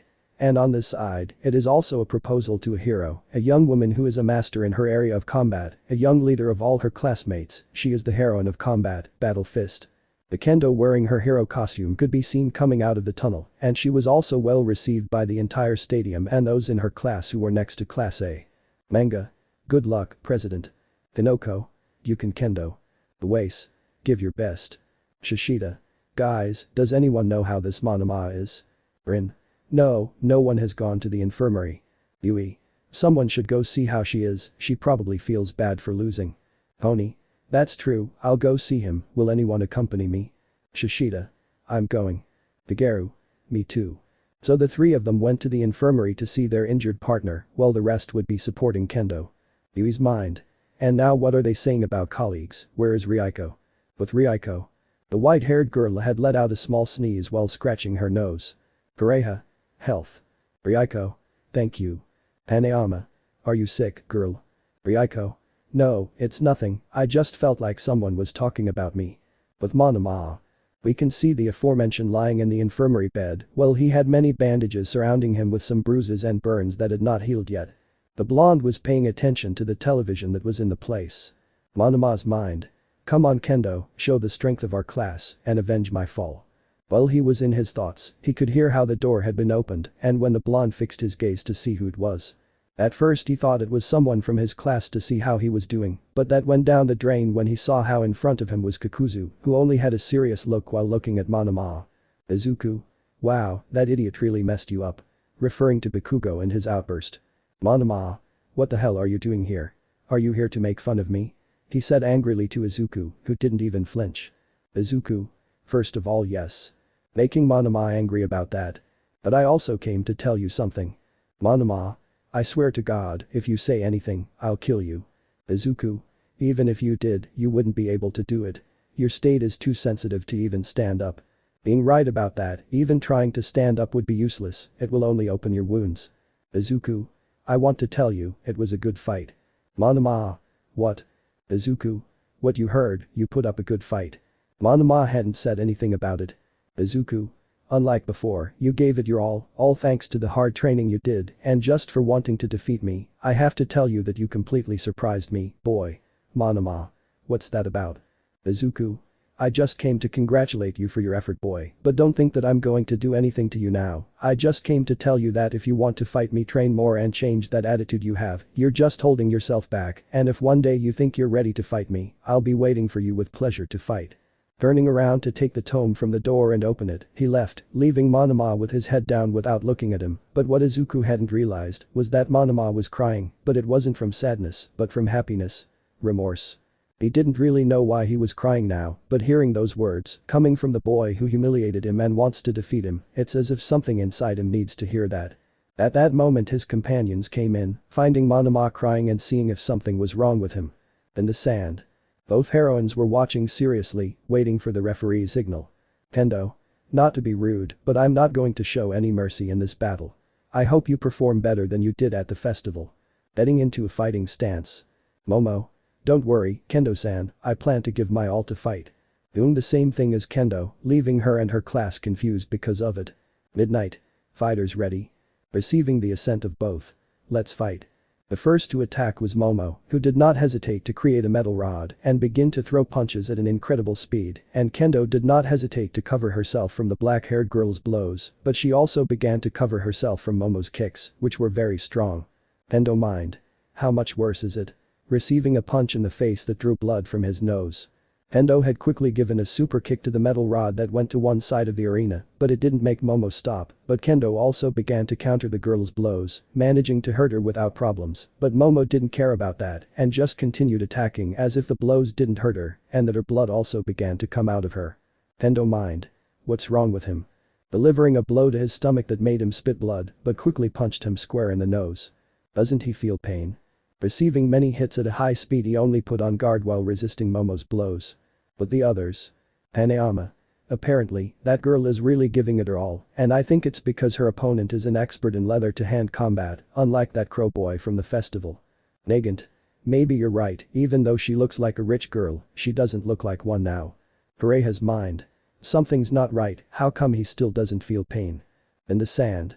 Kendo was already fed up with that and quickly using her legs, made Momo fall to the ground and she quickly got on top of her and began hitting her with all her might, even with her quirk, but Momo even managed to cover herself with some shield she had created and she just stood there withstanding the orange-haired girl's blows. Present Mick. This is incredible, Battle Fist has Creati in serious trouble, will he be able to escape or will he give up? Momo's mind. Give up. Never, not until I make Kakuzu recognize me as his and he sees all my strength. With a movement of his hips he managed to free himself from Kendo and quickly got up to begin delivering multiple blows at high speed to the orange-haired girl who tried to counter the attack, but it was all useless, the black-haired girl had all the advantage, it was as if she were another person. At that moment when Kendo wanted to block a blow from Momo, the orange-haired girl couldn't react in time and received a strong blow to her face. Momo took advantage of that to give her a German suplex and leave her on the ground. And before he could land the final blow, he stopped before doing so. Everyone was surprised when they saw this. Why did he stop at the last moment? Momo had stood up to look directly at Kendo while wiping away the blood. Momo. I'm sorry Kendo-san, maybe I went too far, I just hope you don't hear me after this. Starting to walk towards the tunnel. Momo. Midnight Sensei, the fight is over, she's passed out. Midnight. Out of combat, winner, creative.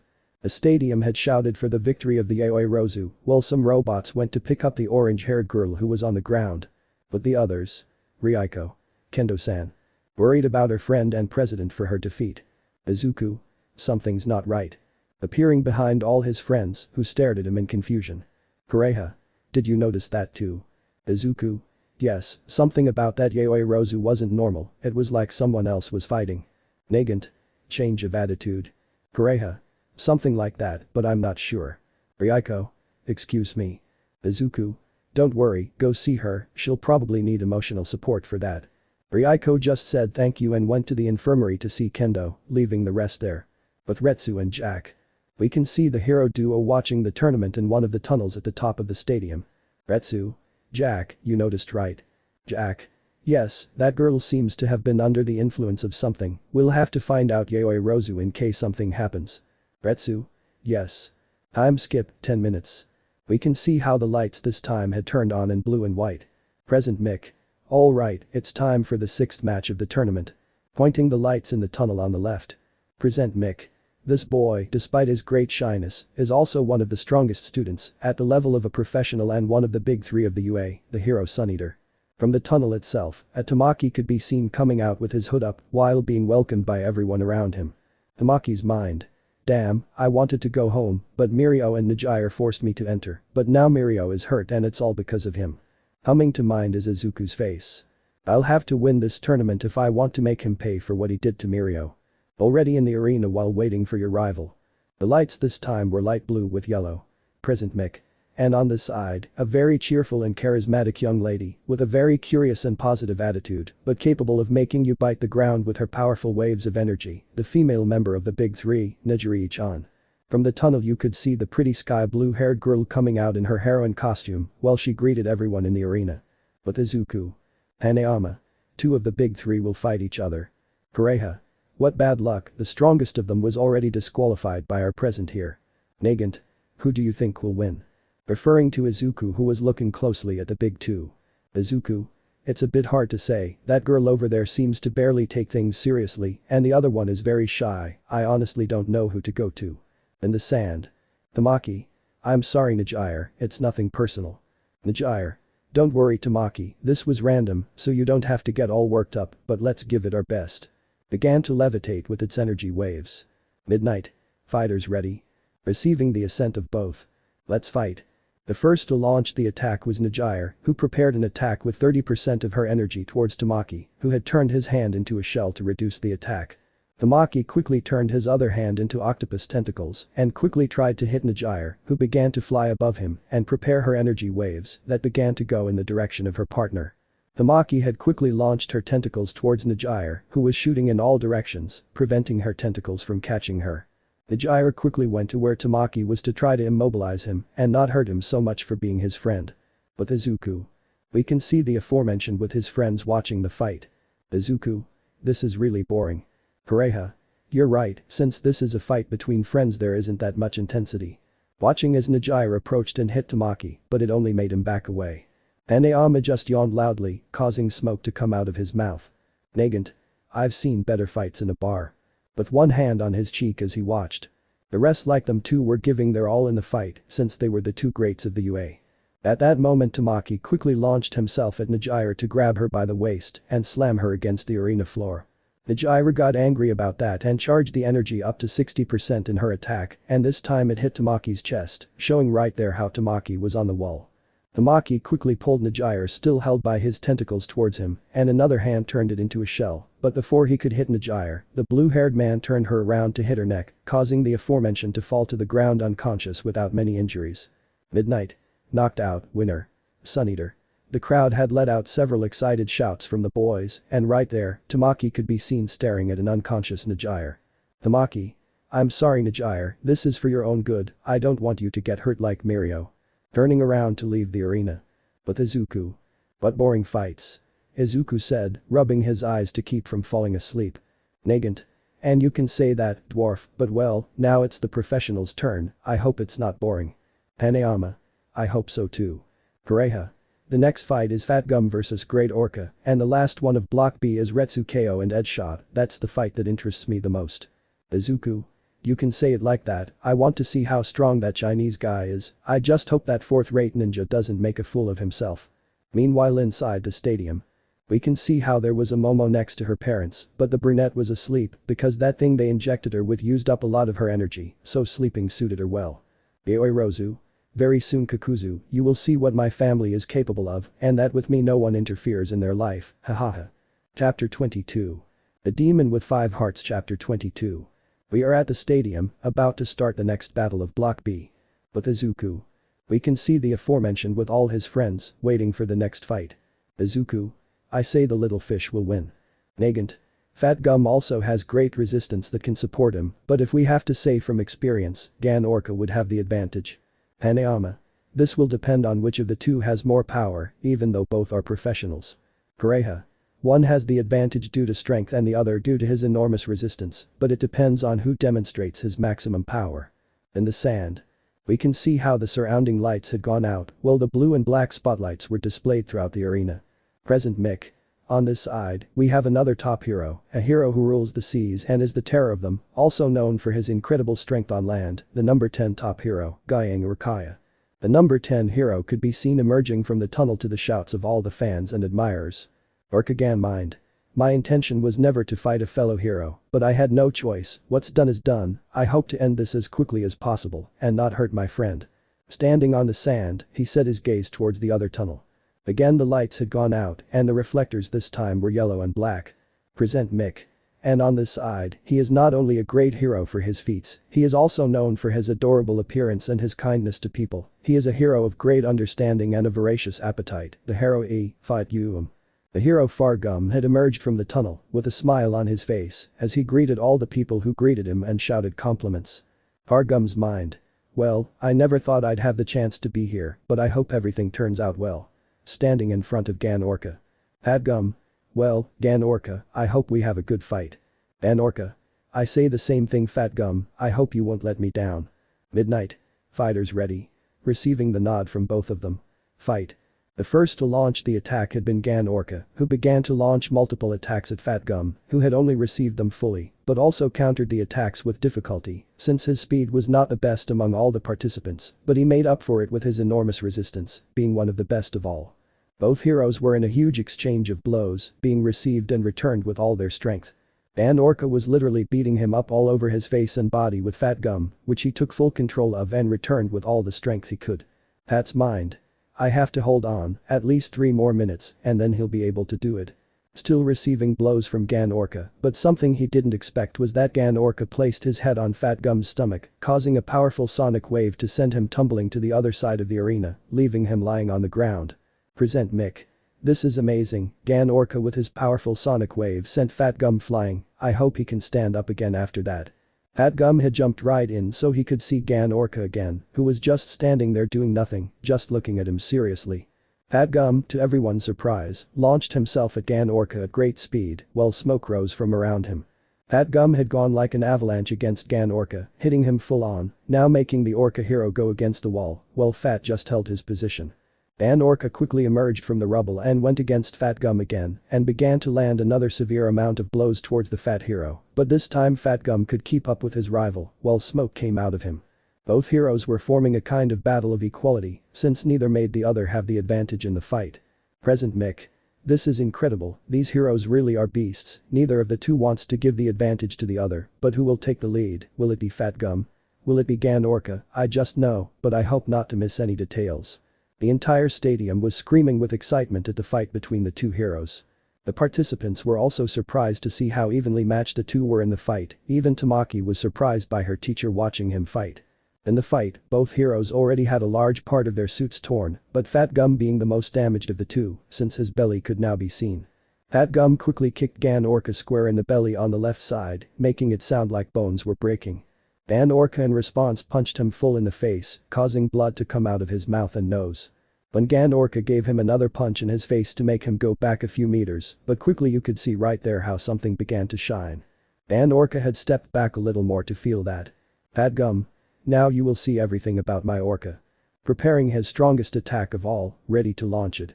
Tamaki, who was watching his mentor from the waiting room, hoping that Fat Gum would win the fight. Before Fat Gum could throw his punch, Gan Orca placed his forehead against the hero's. At that moment Fat Gum had thrown his punch, but the impact only hit the wall of the arena and then fell to the hero, now in his thin form, since he used everything he had in that punch. In front of the fallen hero was Gan Orca, who had used a powerful sonic wave on Fat Gum's forehead, which made him unable to take better pressure and fell, and his blow never reached him, it only caused a large part of his clothes to be torn because of it, but still, he was somewhat tired from the fight he had. Midnight. Out of combat, winner, Orca win. People had cheered for the victory of the top 10 hero, but also congratulating Fat Gum for his effort.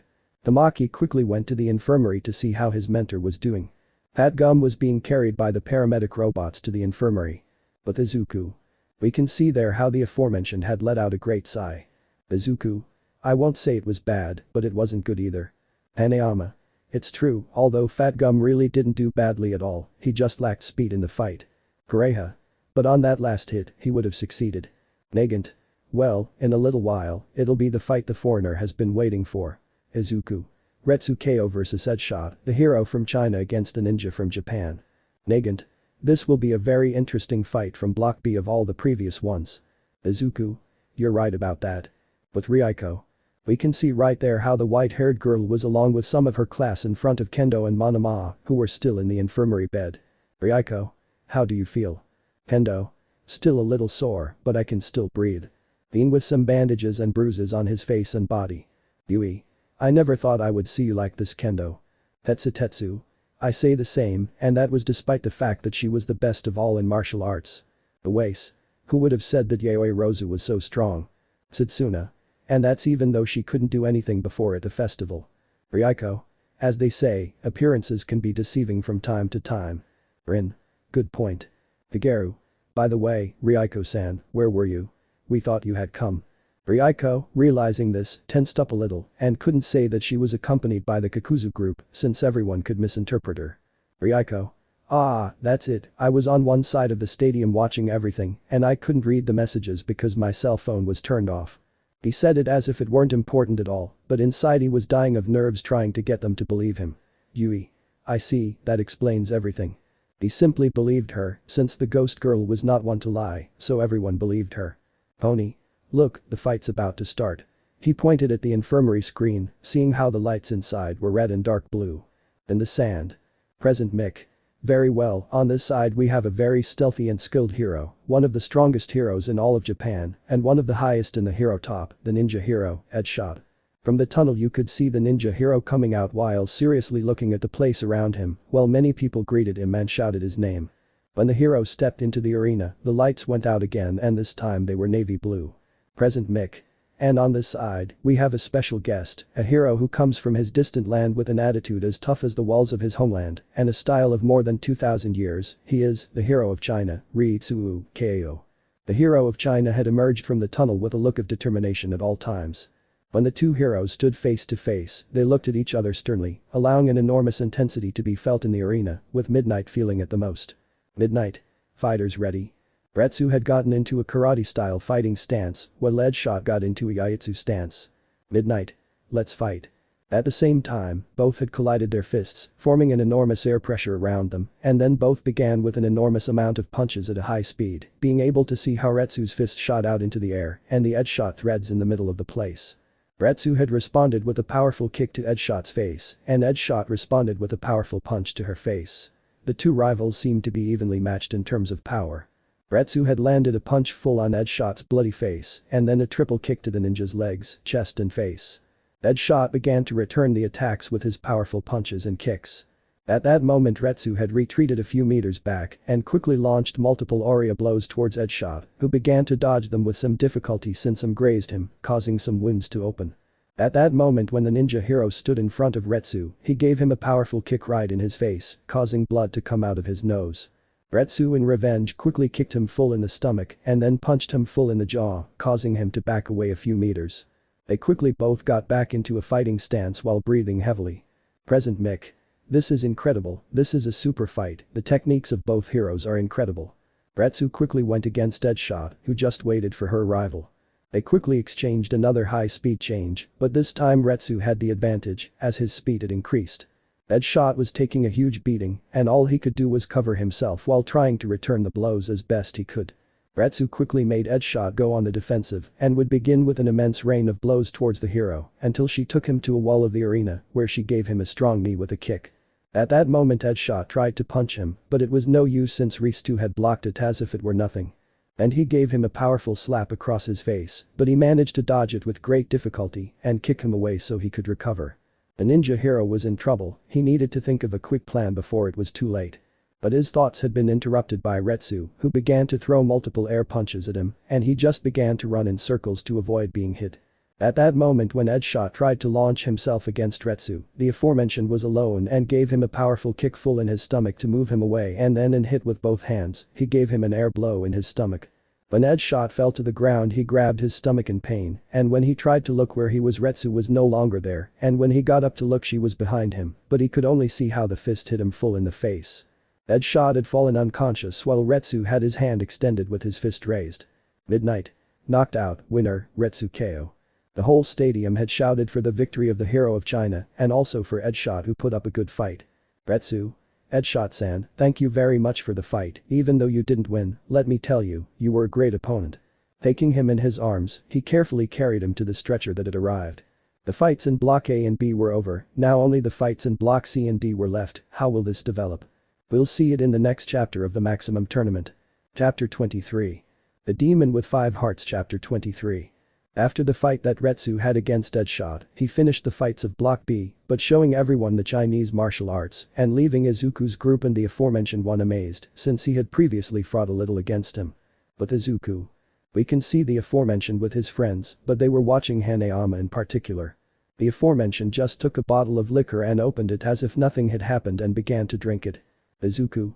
Well, now it's your turn, finally. Nagant. And nothing more than that conceited girl from Mount Lady. Izuku. Just make sure you don't humiliate her too much. Hanayama. Heh, get this over with quickly, the best fights are always after the first round. Walking towards the door and leaving the room, leaving his companions in the living room to watch him fight. Izuku. 30,000 says he wins in one hit. Pareha. 30,000 that he disfigures her. Both men just started laughing at that, as they were sure that Hanayama would beat the heroine up. Nagant just sighed at that and showed a smile as he agreed with his companions. On the other side of the sand. We can see Jack and Retsu drinking some tea while waiting for the next fight. Jack. It was a good fight Retsu. Taking a sip from his cup. Retsu.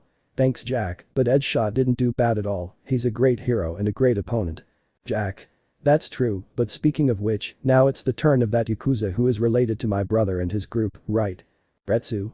It's true, what he could find out is that he is a leader of his group and a great fighter in all areas, despite his lack of quirk, but his strength is something out of the ordinary.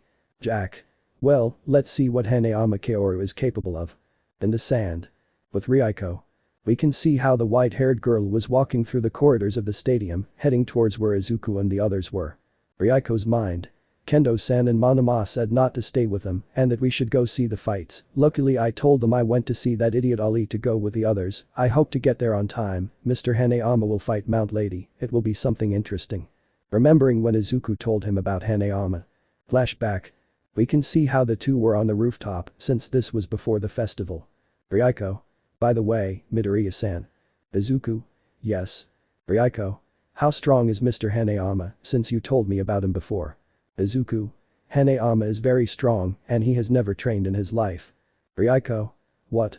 Izuku. What you heard, Hanayama-san never trained in his life and that's despite his strength being that of a monster. Ryuko. Is there anything to prove that? Izuku. Yes, there is. Once Hanayama-san fought against a heavyweight boxer, but it didn't last too long since Hanayama-san took him by the forearm and with only his strength he had exploded like nothing and many in the underworld began to hear about Hanayama's famous grip. End of flashback. Ryuko's mind. I hope that's real. Arriving at the door and opening it, seeing everyone there. Nagant. Hello girl. Kureha. You're on time, Yanagi-san. Izuku. And, how did it go with your friend? Ryuko. She is stable, with just a few bruises from her fight, but nothing serious luckily. Izuku. Well, that's the positive. At that moment the lights had gone out, but the reflectors were white with purple. Present Mick. Very well ladies and gentlemen, it's time for the fights of Block C to begin, and on this side we have a man, well known by both heroes and mobsters, a very powerful Yakuza, and known by all despite his lack of quirk, being a monster for his incredible strength, he is Kaoru Ujinamaya. Kaoru had come out of the tunnel in her white suit and with a look full of seriousness, earning the evil eye of some heroes, since some of them suffered for Kaoru. Once he stepped onto the sand, he proceeded to remove only his white jacket and tie and rolled up his shirt sleeves, revealing a portion of his scars, which he had only on his arms. Again the lights had gone out and the spotlights this time were purple. Present Mick. And on this side we have one of the most beautiful heroines of all, being much loved by all men and feared by villains for her enormous strength and size when she goes into action, she is Mount Lady. The heroine had come out of the tunnel greeting everyone who welcomed her and shouted her name, and there were more of them being hot pubescent boys. Once the heroine stood in the arena, she fixed her gaze on Hanayama, who just looked at her seriously, unfazed. Mount Lady. What a terrifying man, not at all my type. In one of the tunnels were Kamuyo Woods watching his partner in the sand. Kamuyo's mind. Come on, you, the fight is getting very dangerous. Just back down. There's no shame in admiring defeat. Worried about his partner, his opponent was one of the strongest around. Midnight. Fighters ready. Hanayama just cracked his knuckles and Mount Lady just nodded. Midnight. Let's fight. Hanayama only just started approaching Mount Lady. Mount Lady. Hey handsome, you wouldn't dare hit a woman, right? Highlighting her bust, which bounced a little, while the men in the stadium only threw compliments and hearts in their eyes. Hanayama showed no mercy and delivered a super punch to his entire stomach, causing his tickles to break and spit blood onto the ground. Without mercy, he threw another punch full on the Mount Lady's face, which was thrown against the wall, while blood was in her mouth and nose. Midnight went to check on Mount Lady and only saw the heroine's condition. Midnight. Knocked out, winner, Kaoru Hanayama. Hanayama just looked at his opponent as if he was unimportant and turned around to leave the arena. Hanayama. It was the shout heard from the right tunnel, seeing that it was Kamuyo Woods, who seemed angry. The people in the stadium were shouting the hero's name and swearing at Hanayama for having done Mount Lady. Hanayama just looked at him with immense calm, but Kamuyo was angry. Kamuyo Woods. Ah, damn it. Hanayama. What are you doing here? Don't tell me you got mad because I hurt your little friend. An angry Kamuyo only threw some of his branches towards Kaoru, ignoring Midnight's cries to stop. Kaoru just stood there doing nothing, as if she was waiting for the attack to come from the front. Before the attack could fully reach Hanayama, a wall of blue fire was placed in the middle of the attack, burning the Kamuyo branches. Hey, relax, that's not the attitude of a hero, is it? Everyone saw how Kakuzu was, having his left hand surrounded by blue fire, being the one that covered the attack. Kamuyo Woods. What the hell are you doing here? Izuku. I don't know, that's what I should ask you too, right? This fight was supposed to be Mount Lady and Hanayama, but you came and tried to attack a participant who didn't break the rules. Everyone was paying attention to what Izuku was saying, and everything he said was true. Hanayama didn't break any rules, he just fought barehanded. Izuku. If you want to get revenge against Kaoru, first make sure you make it to the next round, of course if you can, hahaha. Kamuyo just looked at Izuku angrily and had in mind to attack him. Izuku. Don't even think about it, Kamuyo, at least you don't want to end up as her friend, although I don't know what you're complaining about, with that fist mark on her face she looks good, hahaha. Turning around to leave the arena with Hanayama, who just stayed silent and followed Izuku and took his vest and tie, leaving behind them a completely angry stadium, especially Kamuyo Woods. With Izuku and Kaoru. We can see the aforementioned walking through the hallways to go with the rest. Kaoru. You know that wasn't necessary, I could have taken care of it. Izuku. Yes, I know, but I felt like putting that idiot in his place for intervening in the fight, and all because of his newbie who couldn't withstand 2 hits. Before Kaoru could answer, someone had stood in front of them, none other than Almight in his muscular form. Izuku. What do you want, puffer fish? Don't you see we're leaving? Almight. I want to talk to you, Kakuzu. Izuku. Well, not me. I don't have time to waste with you. I have to go watch the fights. He tried to walk past her, but the blonde put his hand out. Almight. I said I want to talk to you. Before he could do anything else, Hanayama put his hand on top of All Might's with some force. Izuku quickly freed himself from the grip and stood in front of All Might. Izuku. Hanayama-san, go with the others, I'll go in a while. Hanayama. Are you sure? Izuku. Yes, don't worry, I'll finish this quickly. Hanayama just walked past All Might, bumping his shoulder while giving him a dirty look. When Hanayama had already left, he had left Izuku and All Might looking into each other's eyes. Izuku. Talk fast, idiot, I don't have all day. Before he could say anything, Melissa, who was in civilian clothes, appeared behind him. All Might. I'll be straight with you, kid, as you know, one for all. Meanwhile, in the arena. We can see how everything has calmed down now, but some are still upset about it. With Class A. We can see how everyone was talking about what happened. Mineta. Damned wretch, how can he do this to Mount Lady, he deserves death. Crying some blood while holding the head. Haminari. How can you do that to a goddess, she doesn't deserve to live. Jiru. Shut up already. Yelling at his perverted companions. Jiru.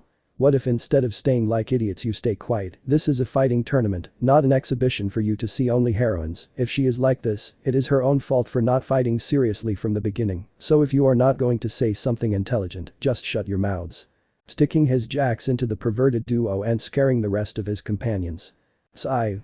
Although I hate to admit it, Jiri-chan is right, so it would be ridiculous if we were complaining if this is a fighting tournament, so it's normal for the results to be like this. The Class BS had heard all of that too and agreed with it, complaining would be ridiculous at this point. By this time the lights had gone out and the reflectors were red.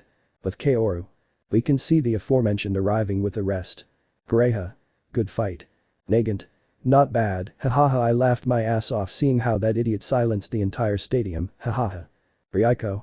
Congratulations Hanayama-san, by the way, where is Midoriya-san? Hanayama.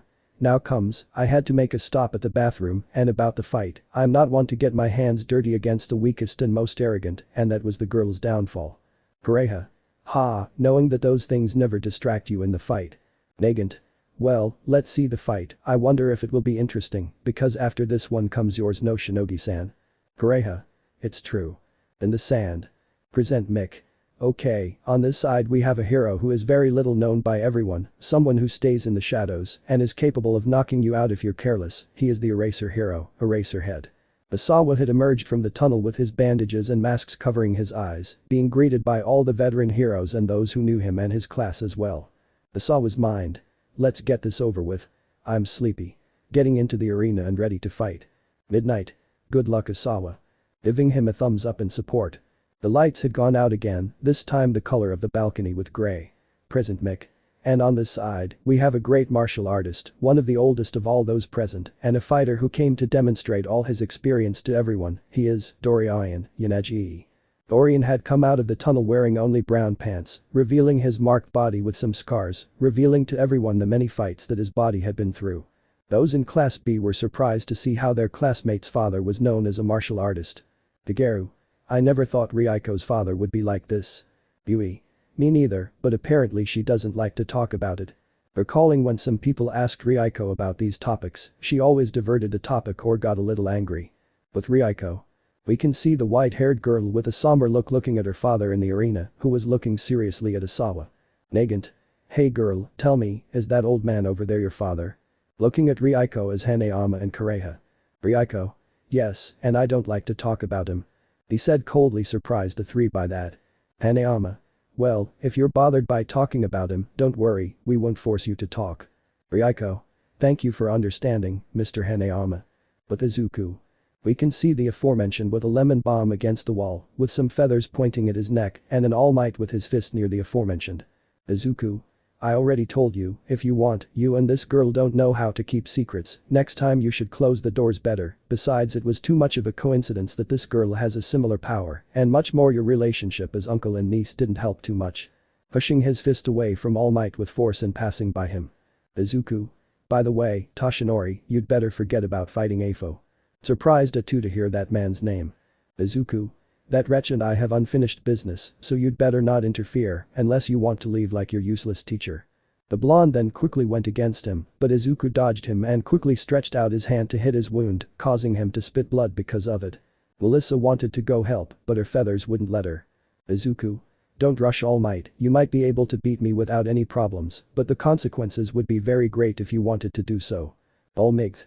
What relationship do you have with him? Izuku. That's if you want to know how to talk to the director, but let it be clear, I will be the one to kill that bastard. Turning around to leave the place while making the feathers that had Melissa disappear. In the sand. Midnight. Fighters ready.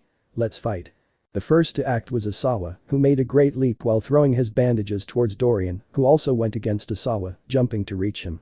Asawa tried to reach him with his ribbons, but in a quick movement Dorian had cut with his fingers the bandages that had approached. Asawa was surprised by the fact that his bandages had been cut, but he couldn't think quickly of anything else, since Dorian had punched him in the face to make him fall with great force to the ground, forming a layer of dust where the black-haired man had fallen. Everyone who knew Asawa was shocked by this. The Eraser Hero's bandages had been cut very easily, and he was sent flying to the ground with a blow. Dorian had fallen to the ground, touching the ground with one foot. The white-haired boy had gone against Asawa, who tried to stand up but could only find himself with Dorian's palm that hit him in the face, making him go back a few meters again, but with some blood coming out of his nose. Dorian.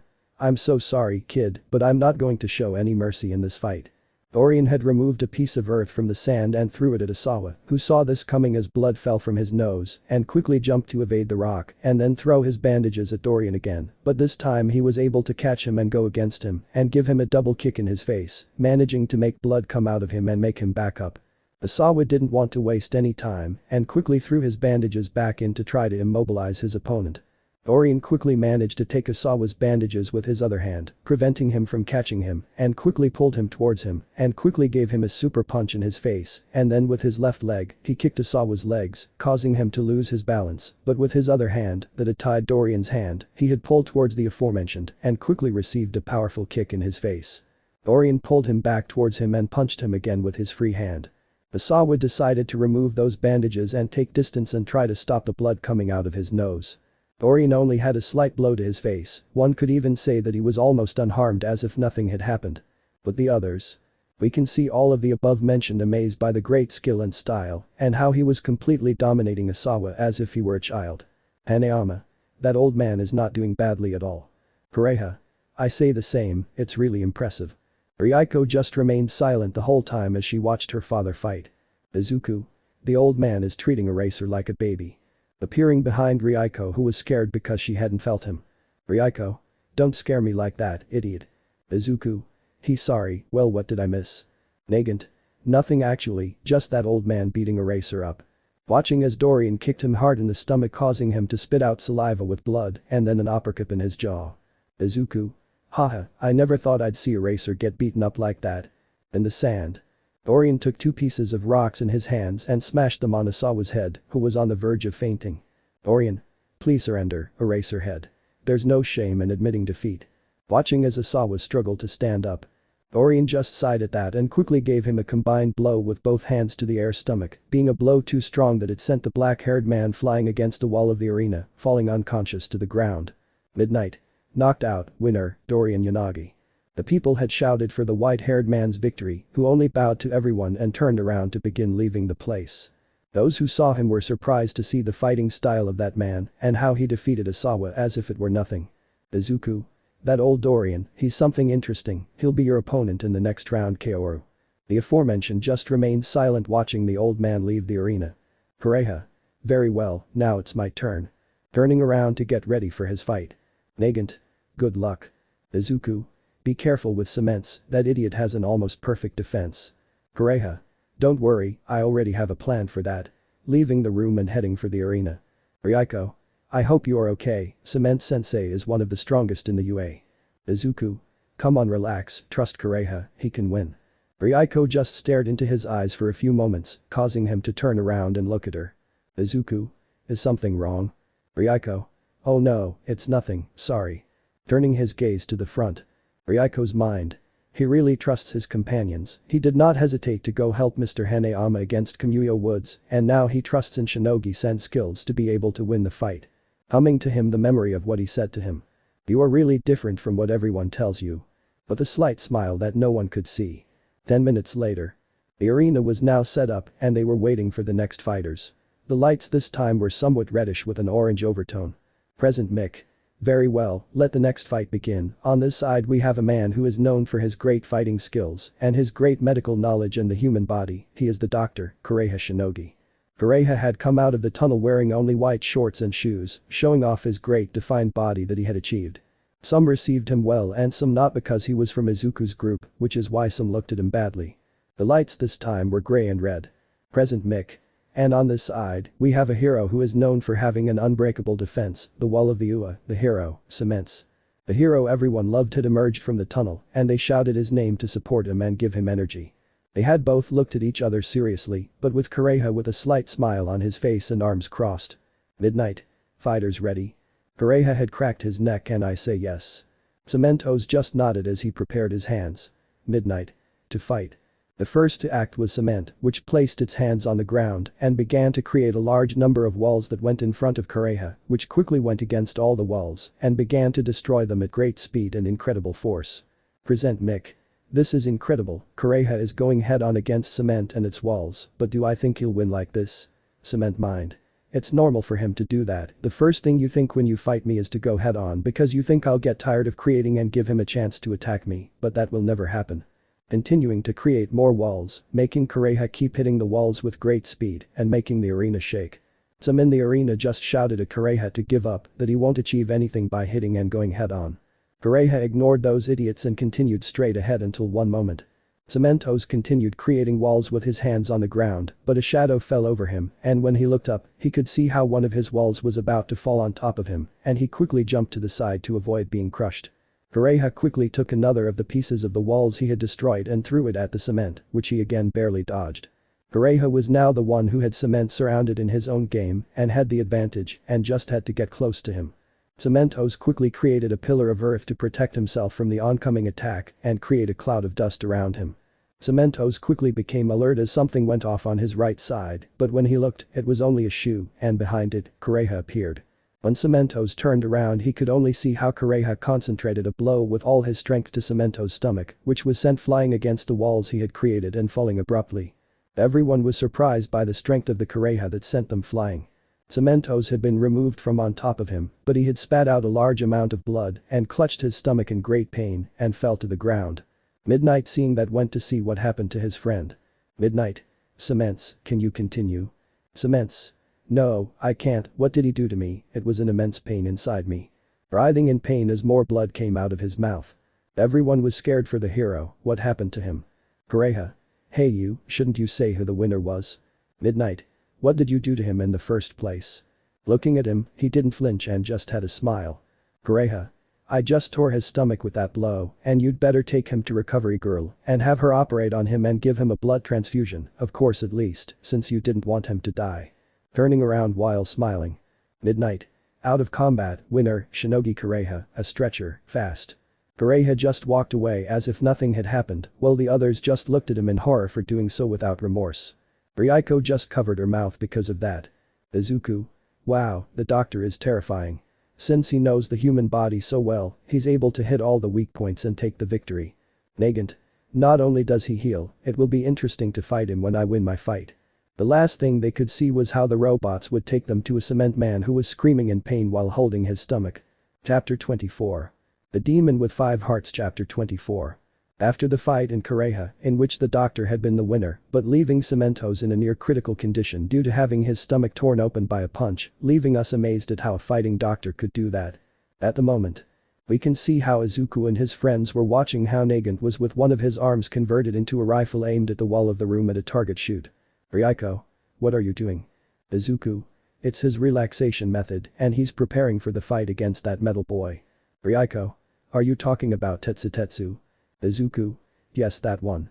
At that moment Nagant had fired 3 shots at the wall, hitting all 3 right in the center. Saitama and Kureha were surprised by their aim, and Ryuko was scared when she heard the gunshots that came behind Izuku, but saw how the bullets hit the center. Ryuko, Saitama, Kureha. Wow. Nagant. Heh. Izuku. Very well Nagant, it's your turn, just finish quickly and don't go too far with the boy. Nagant. I'll do what I can, if you don't make me angry. Turning around to open the door and leave the room. Ryuko. I hope it doesn't happen, Tetsu is a good guy, very different from Monoma and that explosive boy. Izuku. I'm not going to deny it, I saw him in his fight at the festival, just pray he doesn't make Nagant angry. With Class B.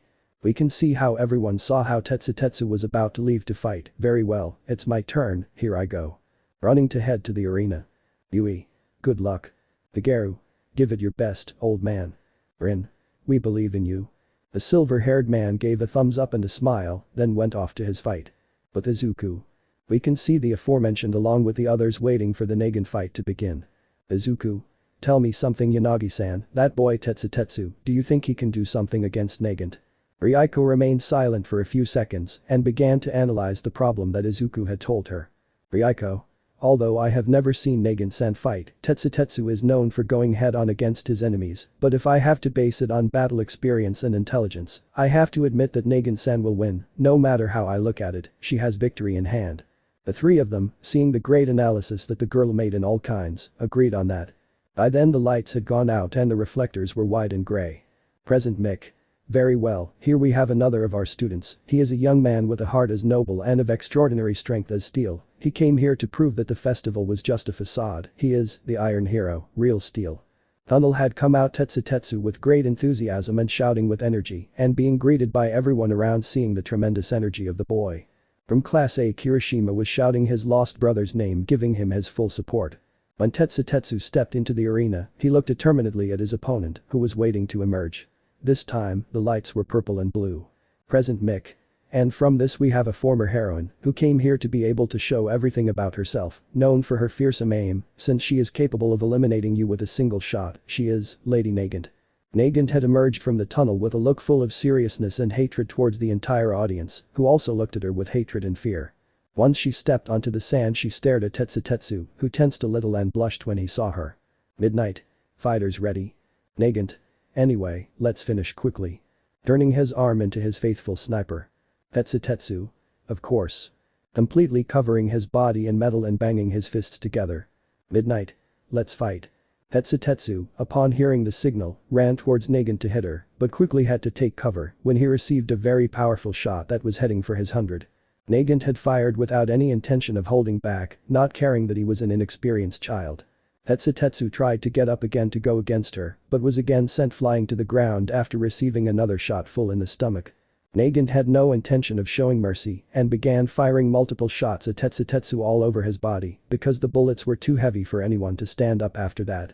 Nagant would begin to approach little by little while continuing to shoot, preventing Tetsu from having the opportunity to defend himself, and he could only stay on the ground and cover himself so as not to have a bullet hit him directly in a vital part, much less in his head. Everyone looked at the poor boy with concern, unable to defend himself or even attack. Nagant.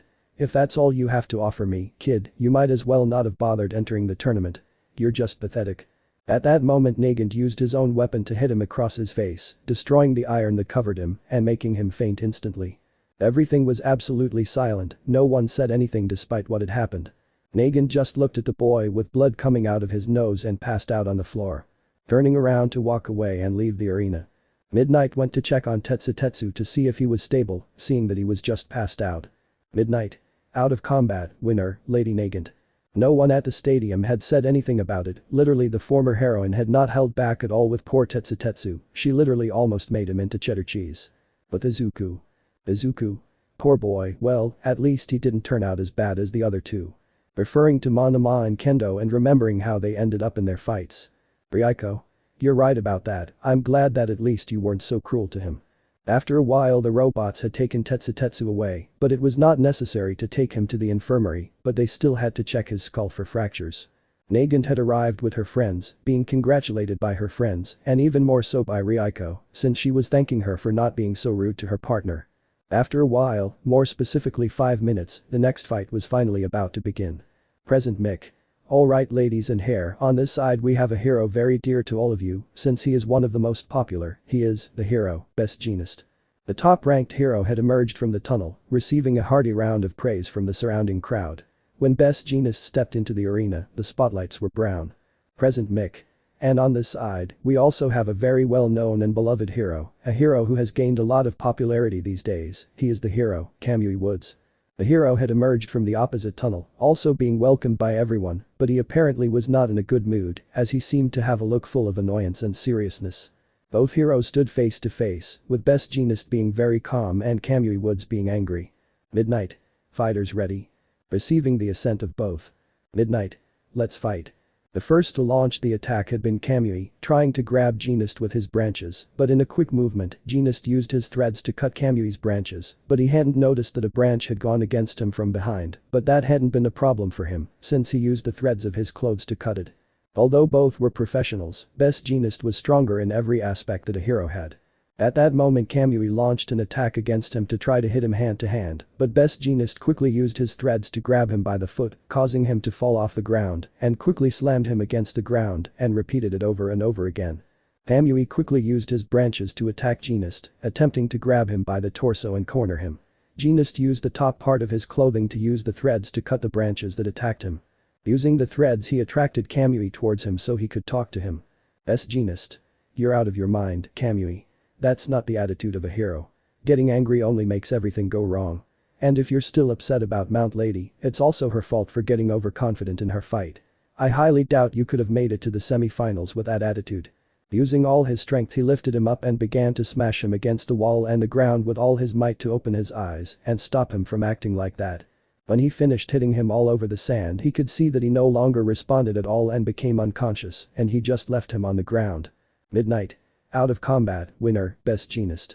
The crowd had cheered for the hero and his flawless victory. With Izuku, Hanayama. The idiot lost because of his anger. If he had stayed calm afterward, he would have had a chance. Izuku. It's normal that he did it, after all he saw his dear companion being humiliated, as if it were nothing in front of everyone with a simple blow. Time skipped 10 minutes later. The lights had gone out again, this time the reflectors were yellow. Present Mick. Alright, gentlemen, it's time for the 14th fight. On this side we have a master of kicks, being so powerful that it is even said that he could be at the level of Mirko herself, a master of dance that will dazzle everyone, he is, the Kizaburo Saida. The blonde man came out of the tunnel wearing a white suit without shoes while smiling. Kizaburo. It's finally my turn to shine. The lights went out again and the reflectors turned green. Present Mick. And on this side, the last of all the students that the UA, a very happy and bold girl, but also very proud like a reptile, she is, Lizardi. Setsuna had emerged from the tunnel in her heroine costume, waving and smiling, showing her sharp teeth. Her class was also supporting her from the stands. Once both had been face to face, with Kizaburo smiling calmly while Setsuna was somewhat nervous but did not show it. Midnight. Fighters ready. Kizaburo just got into a fighting stance, while Setsuna separated his upper body from his abdomen. Midnight. Let's fight. The first to attack was Setsuna, who had separated into a total of 30 parts and launched an attack at him while keeping her head averted. Seeing that Setsuna's parts had surrounded Kizaburo, everyone thought they would manage to injure him and prevent him from escaping the attack. But at that moment the blonde had disappeared in a flash of speed, and it could be seen how the parts of Setsuna had gathered in the center of the arena, since in the air, it could be seen right there Kizaburo, who had his feet surrounded by wind, which caused all the parts to have gone forward by that attack. Setsuna was surprised by that and quickly sent her hands towards Kizaburo, who quickly used that to be able to jump without problems towards where she was and in a quick movement gave her a super kick full on her head, which had gone directly to the ground, forming a crater in the ground and forming a cloud of dust where it fell. When Kizaburo was close to the ground, he stood on one leg like a master dancer. When the dust had cleared, Setsuna could be seen lying there, unconscious and unable to move. Midnight. Knocked out, winner, Kizaburo Saida. The screams of the people were not long in coming, the tornado kick master quickly ended the fight so as not to put the inexperienced girl in critical condition. At least she didn't end up as seriously injured as her other companions in the previous fights. After Setsuna had been taken to the infirmary, they were about to have their final fights. Midnight. Alright, it's time to. He couldn't finish because he received a message on his communicator. Midnight. What? Really? Okay, I understand. Sorry, gentlemen, I have just been informed that Vault King has decided to withdraw, so the heroine Ryukyu moves on to the next round. Creator's note. I'm really sorry about that, I'm almost out of fight ideas, so I better get this over with quickly with the last fight of all, end of note. Midnight. Which means we'll move straight to the final fight of the first round of the tournament. Chapter 25. The Demon with 5 Hearts Chapter 25. We are in the stadium where the maximum tournament of Japan is currently taking place, in which all the heroes, students, mercenaries and foreigners were participating to see who was the strongest man in Japan, so right now they were about to take the last phase of the first round, being the fight between the fire hero Endeavor, the number 2 of Japan, versus the hero Bait of the strongest bite, the number 3 of Canada. Everyone knew that it would be a battle that no one would want to miss. With Izuku. We can see the aforementioned along with his group of friends and Ryuko, watching the photo of both heroes on the screens, waiting for the fight to begin. Izuku. Canada and Japan, a battle between the strongest and most representative heroes they have, it is difficult to know who would win, although I continue to think that they could try. Hanayama. It's a bit hard to say, but I give my banknotes to the walking phosphate. Izuku. What do you say? Looking at Ryuko who was looking at the screen that showed the photos of the two heroes. Ryuko. As I could see on the internet, the hero Bait has done multiple acts, a hero almost like Almight in his homeland, but being the son of the previous number 1 heroine of Canada, being the strongest woman, maybe Bait can have a level similar to Almight or Endeavor, and about the latter, well, it's an everyday thing, so it's not possible to say what he's capable of. Nagant. Good deduction, girl, but if one thing is clear, the fight will be very intense. On the other side of the stadium. We can see how Jack and Retsu were in one of the tunnels, Jack wearing black pants with red lines, but wearing a tight black long-sleeved shirt over them. Retsu. I know you're going to win, but you have to be careful, Endeavor isn't number 2 in Japan for nothing. Jack. Don't worry, I'll end the fight as quickly as possible, but I think I'll be a bit rude, after all I think Endeavor wants to hit me for interrupting their fight in the waiting room. Elsewhere. We can see how Endeavor was with an evil smile, since he wanted to hit that wretch who interrupted his almost fight with Kakuzu in the waiting room. Endeavor mind. You'll see, you bastard, I'll destroy you, I'll win this tournament, and finally, that damn kid will pay for humiliating me like that. An image of Kakuzu came to his head and he touched his eye where his scar was. In the sand. Present Mick. Alright ladies and gentlemen, it's time for the final fight, the first round. People had screamed with excitement wanting to see the fight between the strongest heroes of Japan and Canada. Present Mick. On this side, we have a hero that we all love and know, the eternal rival of All Might, the fire hero, Endeavor. Deity had come out of the tunnel, being welcomed well by everyone in the stadium, even some students, and Deity was smiling as he walked towards the arena. With Class A. We can see how some were shouting the name of the fire hero, but Deity was looking at him with immense hatred. Shoto's mind.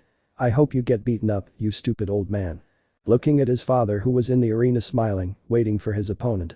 By then the lights had pointed to the next entrance. Present Mick. And on this side, we have a hero who comes from abroad, being one of the best of his nation like Endeavor, a hero who is known for his powerful jaw, surpassing even the hyena, being the animal with a strong jaw, from the same country of Canada, the Bait. Jack had come out of the tunnel wearing the same clothes, with a serious look, being received well by everyone in the arena. Once in the arena, both heroes looked at each other with a stern look and an instinct that could leave anyone standing nearby breathless. Midnight. Which was the closest between these two beasts that were present. Midnight's mind. This is a very important fight, even for me who am the referee of this fight, I feel like at any moment I'm going to faint just by seeing them, but I'm happy to be the only one who can witness this fight so close.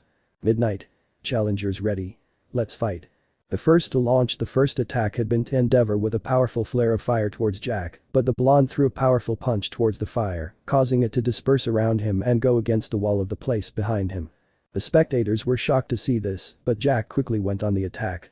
Endeavor saw it and launched an attack, and both created a powerful wave of wind when their fists collided, but Jack quickly gave him a powerful kick to his abdomen, and then a powerful punch to his face, making Enji almost fall to the ground, but he quickly returned the blow to Jack's face, which he received full force, but he answered in the same way. Both heroes began to exchange multiple blows at great speed and force, Jack with pure brute force and effort with his fists surrounded by fire, even causing the sand beneath them to begin to crack from the impact of both. Everyone was shouting at the strength of both heroes and cheering for their favorite. Jack in a quick movement took one of Endeavor's arms and put him in a key, but he wasn't fast enough to knock him down, but Enji gave him a powerful kick right in his stomach, leaving a slight scar on the mark of his boots on his suit. Jack showed no mercy and gave him a super kick in his stomach and sent him flying a few meters back from that attack. Jack saw a piece of sandstone about to come off and with one hand he grabbed it and threw it at Endeavor, who barely managed to stabilize himself in flight. Enji, seeing this, quickly launched a flare of fire to destroy the structure, but as soon as he destroyed them, he could see Jack in front of him, who had arrived at great speed. Endeavor launched a kick towards Jack's abdomen, but the aforementioned managed to grab it with his strength, preventing him from touching him. Jack. Don't think that'll work on me again. Punching Enjo's knee, causing it to almost fracture from the blow, he then gave him a powerful knee to his face, causing his head to hit the wall. The Redeed had almost lost his balance. Present Mick. This is incredible, Canada's hero is completely dominating the fight. What will happen to Endeavor? Will this be the end for him? Enji's mind. No, not yet. Completely setting his arms on fire and taking Jack in a bear hug, even making the fire burn Jack from that attack, even making him grimace in pain from it. Endeavor. Bait's over, victory is mine. Jack. That's what you think. No one had expected that, but it was true, Jack had bitten Endeavor's neck, causing him to scream in pain, as blood also gushed out from that attack. Enji instinctively released Jack from the hug to stop the bleeding, but without him expecting it, Jack began to beat him up. First he grabbed him by the head and punched him square in the face, sending him flying into the air, and to top it off he hit him in the chest, near his heart. Endeavor had spat out a lot of blood that fell near Jack's face, and the Redeed had fallen to the ground unconscious. Midnight. Fu, out of combat, winner, Canada's hero, Bait. The crowd had begun to celebrate the blonde's victory, who only looked at Endeavor on the ground and turned around to start leaving the arena, while the robots carried away a wounded Endeavor. Some still couldn't believe it, Endeavor had been defeated, and that case only happened about 4 years ago. Shoto was just in shock, he had a mixture of emotions, happiness because his father had gotten what he deserved, and another was concern, since after all, he was still his father. But Izuku. The Midoriya was completely surprised like all his friends, Endeavor had been defeated. Pareha. I can't believe it. Nagant. That match was defeated. Hanayama. And I thought that idiot would make it to the finals. Ryuko. I thought the same thing, but apparently Mr. Bait was stronger and more tactical in the end. Izuku just stood there silently, Endeavor was defeated and it was something he couldn't believe, even for him defeating Endeavor before his fall in Tartarus was difficult and now a foreigner comes who also steals that position. Izuku's mind. Bait, I hope to see you in the finals, of course if you can, after all, if you manage to reach the semifinals, you will have to face Kaoru or Nagant, after all, they are stronger than most of the heroes who are here. Present Mick. Okay, in a few minutes we're going to do the second round of the Ultimate Tournament and the first fight of the second phase is between the King of Hell and the God of Death. Showing on the screen the photo of both opponents. Izuku. Well, I'll take advantage of this time to go to the bathroom and then to the sand. Turning around to start walking. Ryuko. Good luck. Kaoru. Returns unharmed. Nagant. Don't go and die. Izuku just gave them a thumbs up and walked out of the room. Pareha. Well, how about after your fight we order food? Kaoru. Good idea, I'm already hungry. Elsewhere. We can see how Jack and Retsu were in a waiting room. Retsu. Good fight, now you should be more careful when fighting, they almost destroyed your shirt. Jack. Yes, I know, sorry about that. Retsu. Fine, whatever, let's get you another one and then go eat to watch the next fight. But Shuji. We can see the gang member in a waiting room, looking at a mirror. The boy could see how a smaller version of himself had appeared, being from 4 years ago, when he was a weak boy who everyone used to abuse, but then his image from 2 years ago, when he had finally managed to be at the top of his entire gang, defeating his previous leader. Shuji's mind. Now you see Kakuzu, I want you to see everything that I am, thanks to you. Hitting the wall next door, leaving a crack there. But Izuku. We can see the aforementioned washing his hands in the bathroom and wetting some of his face.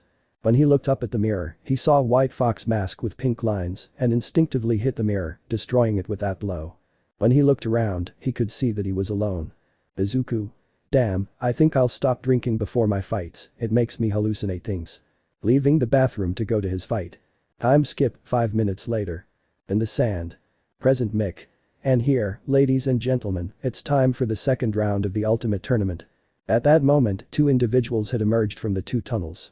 One wearing a black cape and his signature mask, and the other wearing a jacket with the words Valhalla written on the back. Present Mick. And here, the King of Hell versus the God of Death, who of the 2 will win this tyrannical combat? Both opponents just looked at each other finally, Izuku just frowned and took off his cloak, revealing his body and his white masks, and Shuji just showed his typical smile. Both of them obviously had a huge aura of killer instinct and had only one goal in this fight. To win. Chapter 26. The Demon with 5 Hearts Chapter 26. Just where we left off in the previous chapter, Izuku and Shuji were in the combat arena, face to face, about to start the first fight of the second round, the King of Hell versus the God of Death, 2 young men with a year's age difference in both. Both had previously defeated the strongest third and second year students in the first round, and it was time to see who deserves to make it to the third round of the tournament. Shuji. It will be a pleasure to fight with the legend of the underworld. Izuku. Jum, I hope what they say about you is true, God of Death, don't disappoint me. They both shook hands in a sign of respect, and some were surprised by this. Present Mick. Come on, hold hands as a sign of respect for each other, I hope you give us a great battle. They both took their distance and got into a fighting stance, waiting for the midnight signal. In the stance. Ryuko. This way you can also show respect to others, that's something new. Surprised to see how he squeezed the gang member's hand. Nagant. He probably did it because the boy caught his attention. Kaoru. Indeed, that Janma boy is someone quite interesting. Look, being the leader of one of the strongest gangs in Japan at 17 years old, that's impressive. Pareha. If telling that Kakuzu was the youngest assassin in the history of the underworld and also that he has the reputation of having killed a top hero at the age of 12 is a legend that no one until now could surpass. Ryuko's mind. Come on, please come out unharmed. In the sand. Midnight. Fighters ready. Let's fight. Quickly the two launched into the attack, Izuku with his black armor and Shuji with his momentum.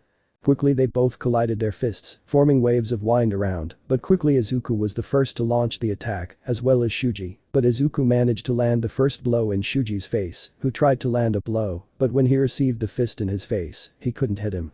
Shuji quickly tried to give him a left hook, but Izuku quickly deflected the attack and then kicked Shuji in the stomach, which caused blood to come out of Shuji's mouth.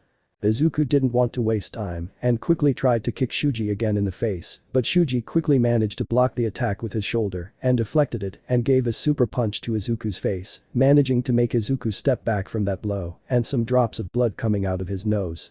Quickly Izuku gave Shuji a super punch to his jaw. Both quickly began to hit each other multiple times at high speed, so much so that wind waves were present.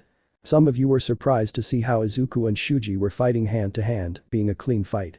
Izuku was able to take Shuji's fist that was heading for his face and then punched Shuji in the stomach, but he tried to give him a right hook but was dodged by Izuku, but that attack was not intended to hit him but to cut him, since that attack managed to draw some blood on one side of his forehead and cutting some of his mask and a minimal line of blood that ran down his forehead and some blood on his hand.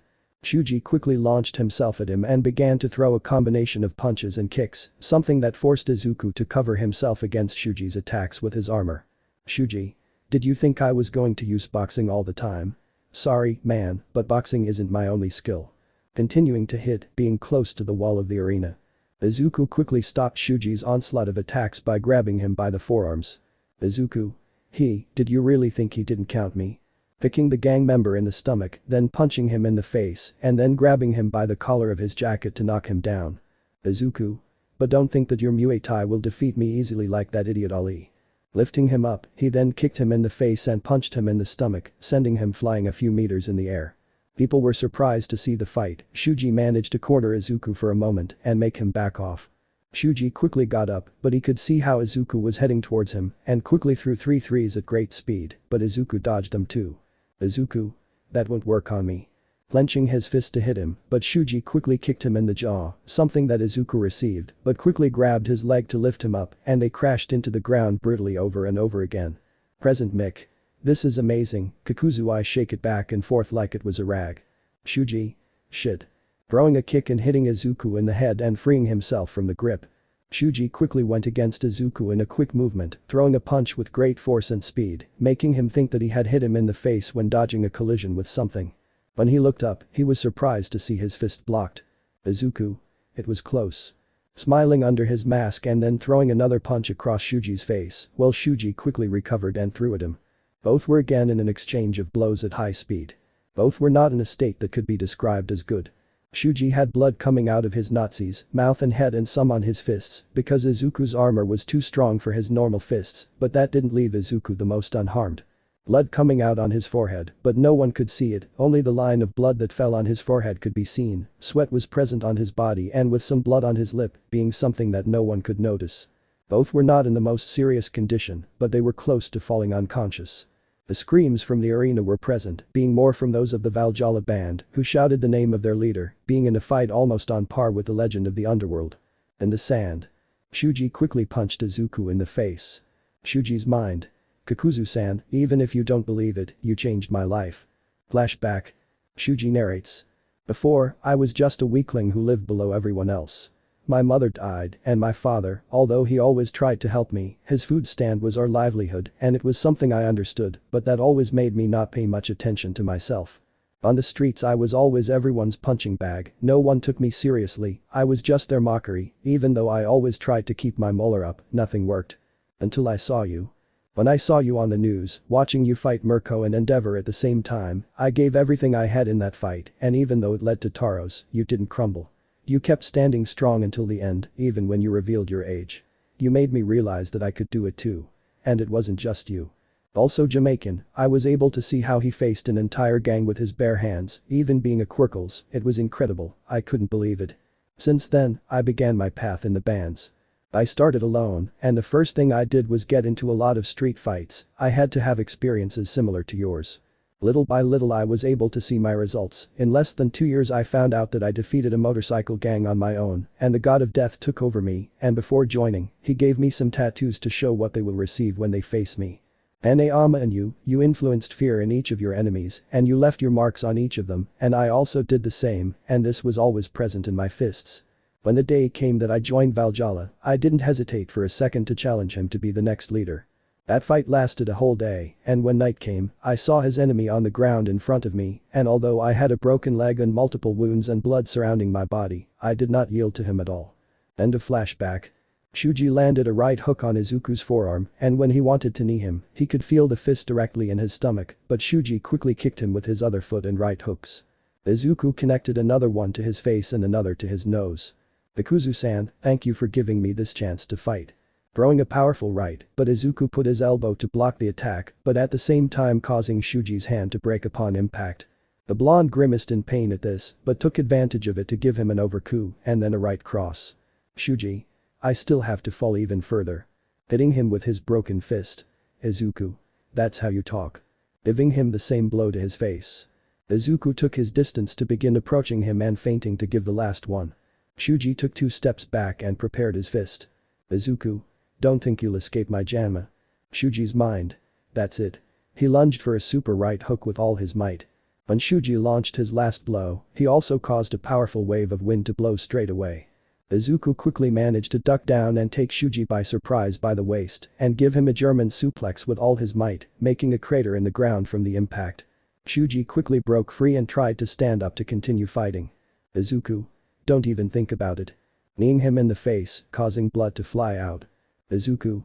God of Death no Shuji Janma, you were a great opponent, without a doubt, you would have beaten me in boxing, I hope to fight you again someday.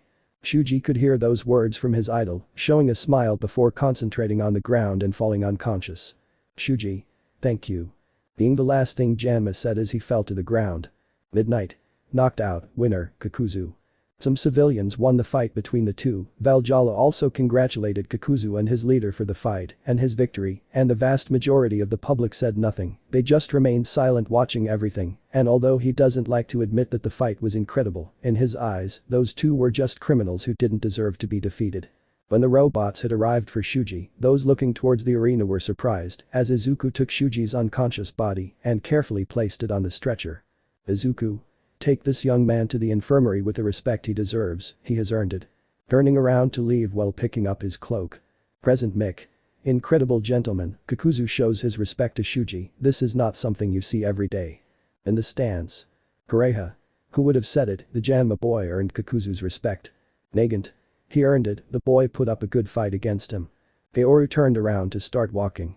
Ryuko. Hane-ama-san, where are you going? Kaoru. I'll be right back. I have to go to the bathroom. Go order some food while I get back. On the other side of the arena. Ali. Damn, that bastard. Clenching his fists as he watched the fight between Shuji and Kakuzu. I'm not going to let that bastard humiliate me like that again. I'll show him who the king of boxing is. Orion. Don't rush into it, you'll do it someday, but it won't be today, now we just have to see how far this will go. Watching on the screen as Izuku entered the tunnel to leave. With Shuji. We can see the aforementioned leaving the infirmary with bandages on his face and right hand but being received by 2 members of his gang. Gang member 1. Good boss fight. Gang member 2. It doesn't matter that you didn't win, you did great. Shuji. Thanks guys. Janma. The 3 turned around to see the one who shouted, meeting Kaoru Hanayama. Shuji. Hanayama. Putting himself in soldier pose like his men. Kaoru. You put up a great fight, congratulations. Giving him a hug in the form of respect. The 2 who were there were surprised. Kaoru Hanayama was hugging and congratulating her leader for the fight he had just given. Shuji was shocked and didn't know how to react, but he was so happy about this moment that he couldn't hold back the tears that ended up coming out. Kaoru broke away from the hug to look at his face. Kaoru. Shuji, after this tournament, my friends and I will go to a bar to have a few drinks. You and your men are welcome to celebrate with us when all this is over. Turning around to go back to his friends. Shuji and his men were surprised. Ganma just bowed to Hanayama who was walking by. Shuji. Thank you very much, Hanayama-san. His men imitated his action before the great Yakuza, who only gave them a thumbs up. With Izuku. We can see the aforementioned walking through the halls of the place to meet his friends and eat something. Hunger was eating him up inside. But in a corner someone had appeared, being none other than Mirko. Izuku was surprised to see her there. Normally the next ones to fight would be in the waiting room. Mirko just looked at him seriously as did Izuku. They just walked past each other without saying anything or looking at each other. Izuku. You better not disappoint me, Mirko, your next fight will be with me. The white-haired girl stopped to listen to Kakuzu's words. Izuku. I hope you'll evolve after that time, if not, it will only take me seconds to beat you in the next round. Continuing his walk, leaving Mirko behind who raised his gaze over his shoulder, being a look of ear. Mirko. Just wait and see, it won't be like that time. Returning to his walk to go to the sand. When Izuku had arrived at the place, he could see how everyone except Hanayama was eating at a table that was there. Nagant. Welcome dwarf, good fight. Kureha. It's true, it was impressive. Ryuko. Congratulations on your victory Midoriya-san. Izuku. Thanks, where is Kaoru? Kureha. He went to the bathroom, he shouldn't be long. Izuku. Well, if he doesn't come I'll eat his steak. Sitting in the middle of everyone, with Ryuko on his right side and the other side empty because it was Kaoru's place. At that moment the television in the place had turned on, signaling the start of the next fight. Ryuko. It seems that it is about to begin. Kureha. It's obvious that the rabbit will win the fight. Nagant. That's true, but it's interesting to see what that Muslim boy can do. Izuku. He's strong, but his aggressive and impulsive attitude weakens him, and Mirko beats him in many ways. In the sand. We can see how everyone welcomed the 2 fighters, Bakugo with a confident smile, while Mirko just had a serious look. Bakugo. When I'm done with you, they'll have to be in small bags. Smiling as he made explosions in his hands. Mirko. Shut up brat, I'll be quick on these. Chapter 27. The Demon with 5 Hearts Chapter 27. We are in the ultimate tournament where the second fight of the second round was about to take place, with Bakugo, the king of explosions, versus Mirko, the top-ranked heroine, the bunny heroine. This was a somewhat unfair fight for some, after all, it was a student with anger issues and a terrible temper, against a heroine with years of combat experience and a master of kicks, which are capable of destroying bones and metal. Bakugo looked somewhat confident, but Mirko was somewhat different, she was just serious and quiet, waiting for the signal to start the fight. With Izuku. We can see the aforementioned along with the rest of his companions watching the fight on the television in the room, all at the table with some food, already with Hanayama who had recently arrived. Izuku. How long do you think it will last? Kureha. Clearly the fight is for Mirko, but we don't know how fast that boy will be and how long he will be able to last against her. Nagant. I don't care, as long as they finish quickly for my fight. Eating meat while watching TV. Ryuko was eating some rice buns while waiting for the fight to start. In the sand. Midnight. Before we begin, Bakugo, you are prohibited from using your gloves again in combat. If you do it again like in the previous fight, you will be disqualified. Is that clear? Bakugo. Whatever, I don't need my gloves to win, I'll just need a couple of hits to finish it. Mirko. No problem, just start right away. Midnight. Fighters ready? Let's fight. You. Barely hearing that, Bakugo launched an attack with his explosions towards Mirko, who hadn't even moved. Bakugo. Shinii. Throwing an explosion in Mirko's face, who dodged the blow without any difficulty, since he just ducked so it wouldn't do anything to him. Before Bakugo could do anything, he received a kick to his jaw, causing him to go a few meters back, but with the mark of the kick on his jaw. But that simple blow, Bakugo managed to see how everything became blurry for a few moments, but he felt himself fall to the ground heavily. Bakugo's mind. Is that the strength of someone at the top? Everyone was surprised to see how with a single kick he fell to the ground, but what no one knew was that Mirko was in a bad mood due to remembering the conversation he had with Izuku in the tunnel. So he wanted to end this fight as quickly as possible and leave. He didn't have time to play with a screaming kid. Mirko just approached where he was, seeing that he was still conscious upon hearing him. Mirko. Hey kid, can you keep fighting? Bakugo barely heard that and quickly got up, but at the same time he tried to give Mirko an explosion, which only moved its head without being affected. Bakugo. I was just warming up, I went full again. Mirko didn't respond to this and just waited for the boy's next move. Mirko. Please, are you serious? Kid, both you and I know that you won't win, the difference is too great. Bakugo. Shut up. Launching himself again to attack, making some full power explosions, while Mirko retreated and dodged the Policenisso's attacks without problems, as if they were nothing.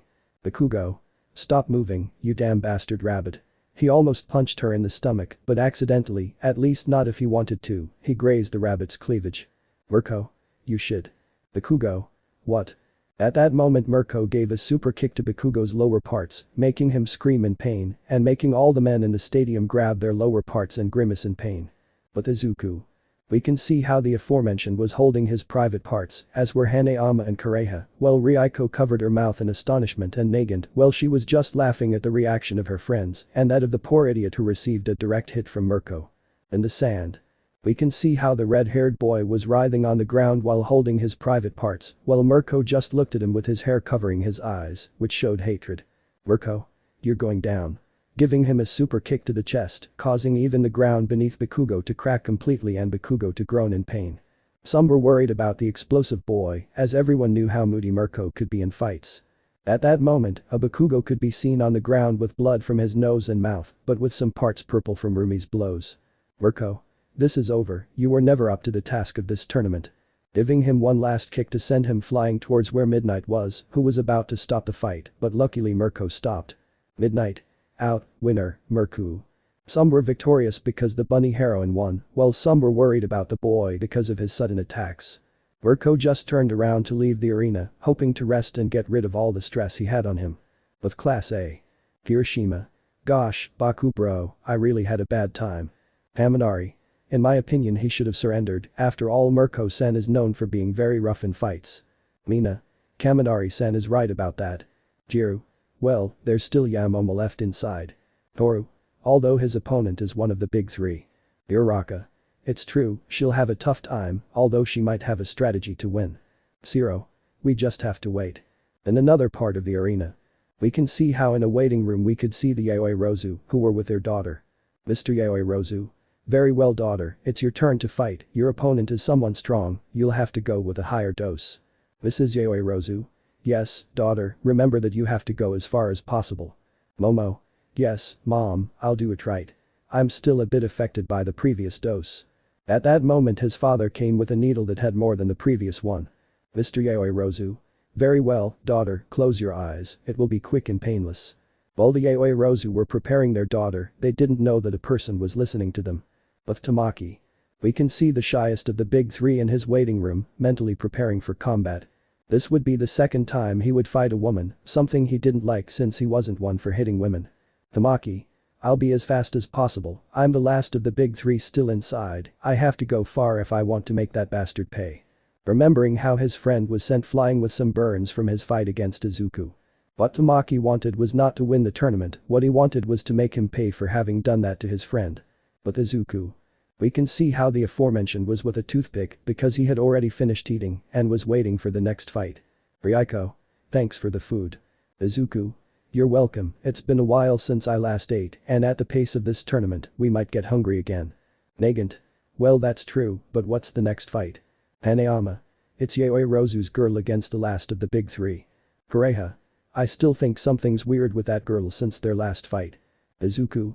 I don't want to accuse anyone without proof, but something tells me that girl is using some kind of drugs. Ryuko. Drugs. Izuku. That's right, or tell me, is there another way for her to be stronger and faster in a few days after the sports festival? Also, if you can see all that well, with what she showed at the sports festival and now in the tournament in just 3 days, it's impossible for her to improve quickly, not to mention that her way of acting was very different from her fight.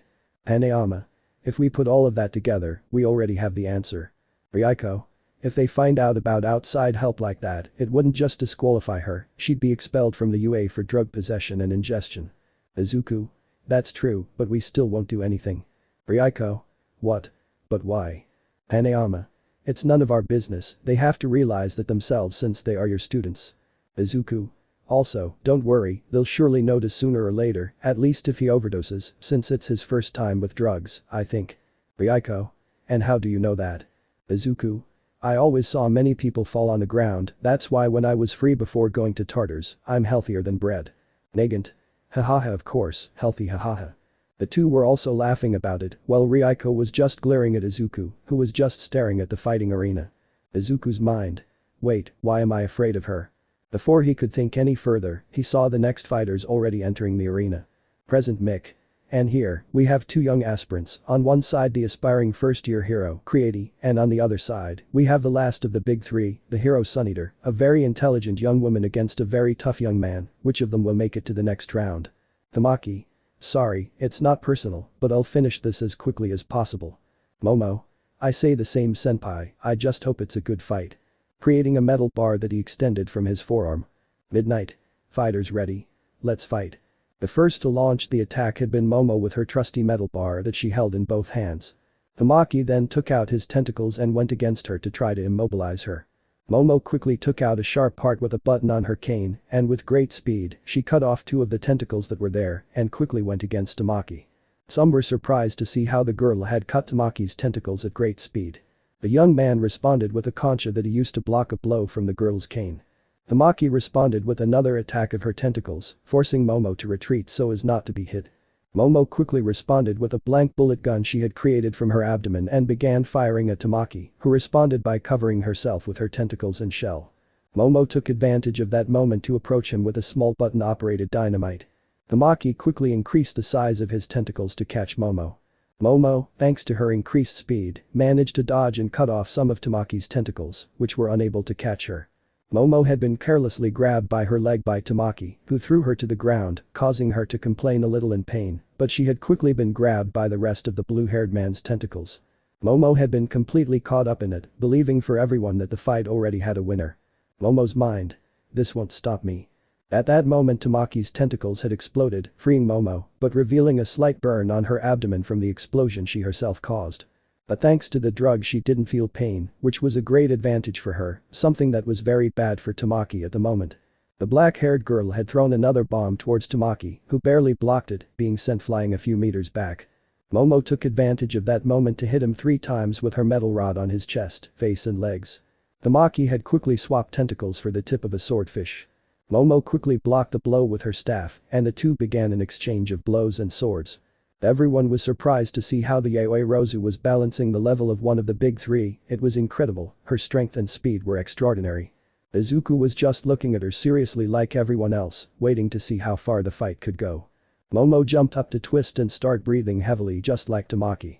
But at that moment Momo felt like her body had been in great pain, so much so that the veins stood out on her arms and legs. At that moment Tamaki launched his tentacles to try to catch her, but Momo barely managed to react as she felt her body weigh on her in a moment. While the whole fight was going on with Momo, we can see how Jack was with the Yaoi Rozu lords, who were tied up by black threads from head to toe. Jack. I'm sorry, but I can't tolerate seeing your daughter suffering because of both of your greed. When this is over, I'll have a talk with your daughter, but in the meantime, you'll be in my custody for a while.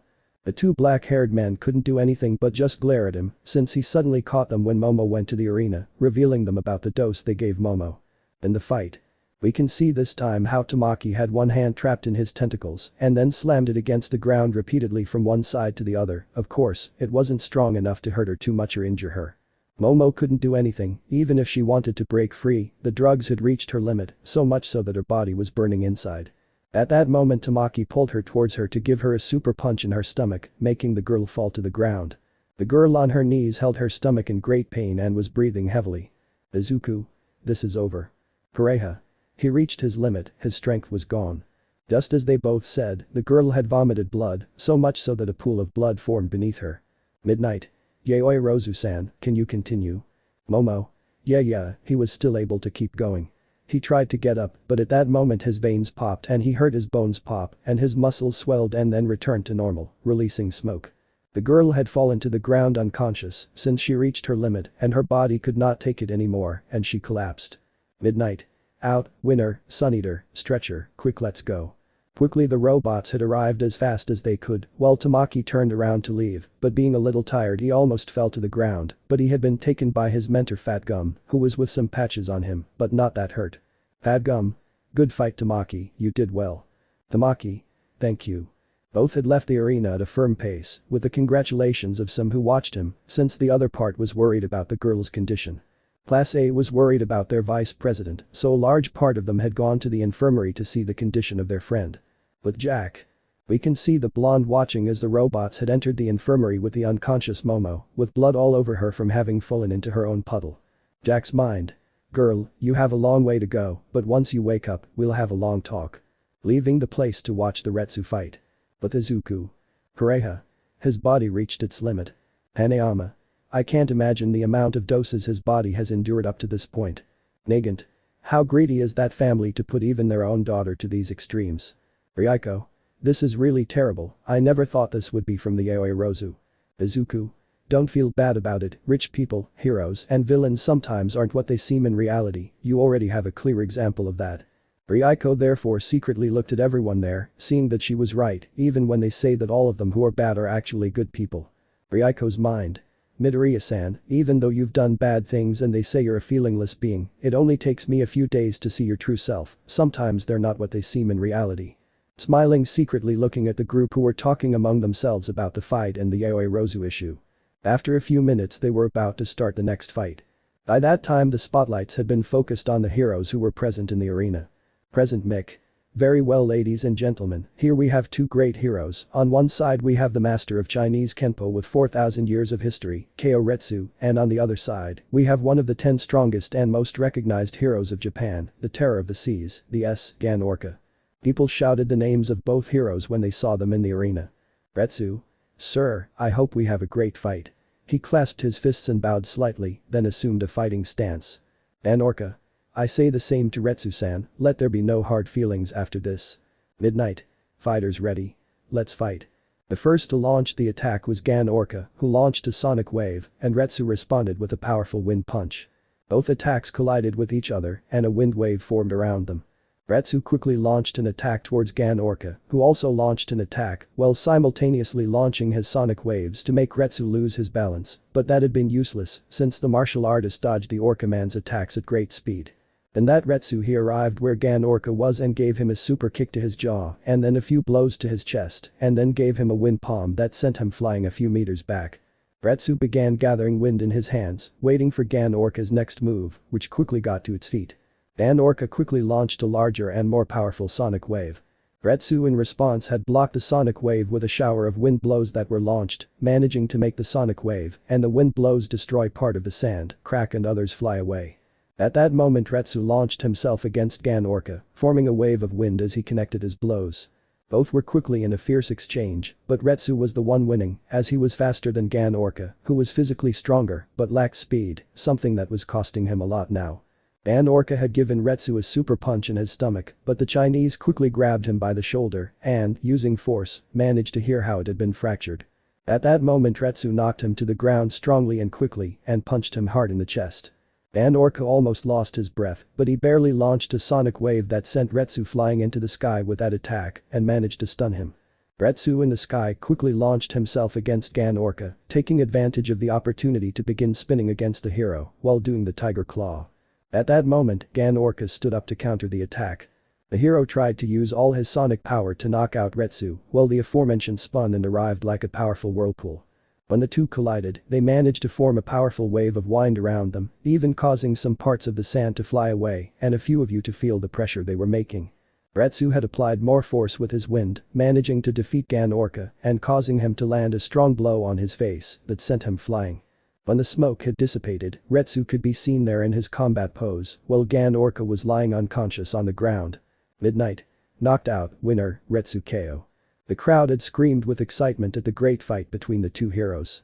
Retsu just bowed to his fallen opponent and left the arena. But Izuku. Pareha. Very well, it's your turn, Hanayama-san. Kaoru. Yes. Izuku. Don't go too far, old man, remember that his daughter is here. Ryuko. To be honest, I don't care, destroy it if you want. That comment made him draw the attention of those present who were surprised by it. Nagant. Girl, I think you should stop hanging around with Midoriya, his attitude is rubbing off on you. Izuku. What if I don't? Ryuko. Kaoru. I'll be right back. Izuku. Don't get so hurt. And another of the sand. We can see in the infirmary how Yayoi Rozumomo was there, who had just managed to regain consciousness. She was alone, her parents and friends were not there, but when she fixed her gaze on the door, she could see Canada's number 3 hero standing there. Momo. Bait. Jack. Girl, you made a big mistake and now we're going to talk and you're going to tell me everything. In the sand. Present Mick. And very well, it's time for the second Block C fight, and right here we have the strongest Yakuza Quirkles, Hanayama Kaoru, and on the other side, we have a great master of martial arts, Dorian Yanagi. The fight between the strongest Yakuza and a martial artist is about to begin, brute force versus strategy, who will be the winner? Chapter 28. The Demon with 5 Hearts Chapter 28. Continuing with the Maximum Tournament in Japan, in which he was in the second round of the tournament, about to begin the second fight of Block C, which was between the strongest Yakuza Quirkles in Japan, against a former military man and combat strategist. Kaoru Hanayama vs Dorian Yanagi. In the stands. Izuku. This is going to be a tough watch. Pareha. Are you saying this for Kaoru? Izuku. Not for her. Pointing with his shoulder to Ryuko who was at his side, who was seriously looking at the fighting field where her said father was. Nagant. Hey girl, don't feel bad about what's going to happen. Ryuko. No, not really, what happens to him in this fight doesn't matter to me. Nagant. Wow, and I thought you were the cold one. Izuku. Ha. Guerja. Silence, it's about to start. In the sand. We can see how the Yakuza had taken off his glasses and white jacket, leaving only his blue shirt and rolled up his sleeves to his elbows and took off his glasses, but headed towards where Midnight was. Kaoru. Can you take care of my glasses while I fight? Midnight. Huh. Yeah, sure. Orion was waiting for the fight to start while he took off his shirt, revealing his well-worked body. Present Mick. Alright ladies and gentlemen, it's time for action, whenever you want Midnight. Midnight. Yes, fighters ready. Let's fight. You. The first to launch the attack had been Dorian, while Kaoru still remained in her fighting stance. Present Mick. And there is this, the first to attack is Dorian Yanagi towards the Yakuza, how will he respond to the attack? Dorian was getting closer and closer to where Kaoru was, who didn't even move from his place, he just stood still with his fists raised. Present Mick. What's going on? Won't he defend himself? Some people didn't know what he was going to do, so why didn't he get into a defensive pose? At that moment, Dorian had connected his blows against Hanayama's torso, which was barely covered as he received the blows full on without resistance. Dorian. What's wrong with you, young man? Why don't you defend yourself? Do you want to die? Kaoru didn't reply anything to this and just continued to retreat a few meters back. Dorian took a moment to pick up a stone that was on the ground and hit him in the face. Then he took off his shoe and hit him in the cheek. To top it off, he hit him with a hammer in the stomach, knocking him several meters back.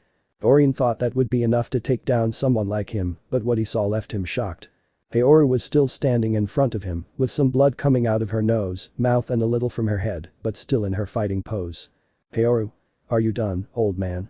Dorian as the audience was surprised, Kaoru's inhuman resistance was incredible to resist that. Dorian in response launched himself at him again. The white-haired man's attacks continued towards Kaoru, who only remained on guard, receiving the attacks fully without putting up any resistance. Some of those watching didn't know what was happening, why weren't the Yakuza defending themselves? The veteran fighters and heroes knew what the Yakuza was doing and his reason for not defending himself. Ryuko. Why don't you defend yourself? Izuku. It's very easy, that idiot and his Yakuza honor are his principles. Ryuko. Yakuza honor? Pareha. The thing is that Hanayama-san is one of those Yakuza who attacks when it's necessary, not when he has the opportunity, it's one of his principles. Nagant. As soon as he sees that it's been enough, he will attack. Ryuko. But will it be able to resist for long? Izuku. Hanayama is an indestructible wall, they won't fall easily. In the sand. Dorian quickly kicked him in the jaw and then punched him in the stomach. Dorian. I'm sorry, young man, but if you're going to be like this all the time, you'd better retire now. Kaoru had finally responded to the attack and threw a powerful punch right into Dorian's face, sending him flying several meters back. The spectators were surprised by this. With a single punch he sent the white-haired man back to the other side of the arena. Saitama began to advance towards where Dorian was, who was on the ground, trying to stop the bleeding that was falling from his nose, and he could also feel that part of his skull had broken. Dorian. Wow, that's a good hit. He barely stood up when he saw Kaoru standing in front of him again. Kaoru threw another punch at the same time as Dorian. He tried to attack his eyes, but the Yakuza's punch was faster and sent him flying a few meters back. This time, Dorian rolled a few meters back from that impact. When the Yakuza stood in front of him again, he grabbed him by the neck. Kaoru. Have you had enough? Dorian. I still have a long way to go, young man. Kaoru responded with another super punch, but this time it was to his stomach, breaking several ribs in the process. Dorian barely managed to stand, but he was complaining of the pain from that blow. Dorian quickly launched himself at Kaoru, throwing a kick full in her face. He quickly grabbed him by the neck to try to strangle him, something that almost went as he thought, since Kaoru showed a gesture that affected him. Dorian also took the opportunity to hit the Yakuza's face with force, so much so that blood fell and stained the white-haired man's hand. The Yakuza men in the audience were frightened by the damage their boss was taking. At that moment Kaoru took the arm that was being strangled with and with great force in her grip, she squeezed too much, which caused Dorian's arm to open brutally, revealing how his flesh and bones were in front of everyone and splattering blood in abundance. Because of the pain, the white-haired man released Kaoru, which was a bad idea since he received a full blow to his face that knocked him to the ground strongly, making a crater where they were. Dorian trying to use his legs to push Kaoru away was useless, as the Yakuza easily punched him hard in the face and then began hitting him very hard in different directions. Chest, face, arms and legs were suffering from the Yakuza's large and powerful blows. Dorian in one attempt threw some blood into her eyes, something that stunned Kaoru for a few moments, and using his nails, he had cut part of her abdomen. Unfortunately for Dorian, it hadn't been deep, just superficial.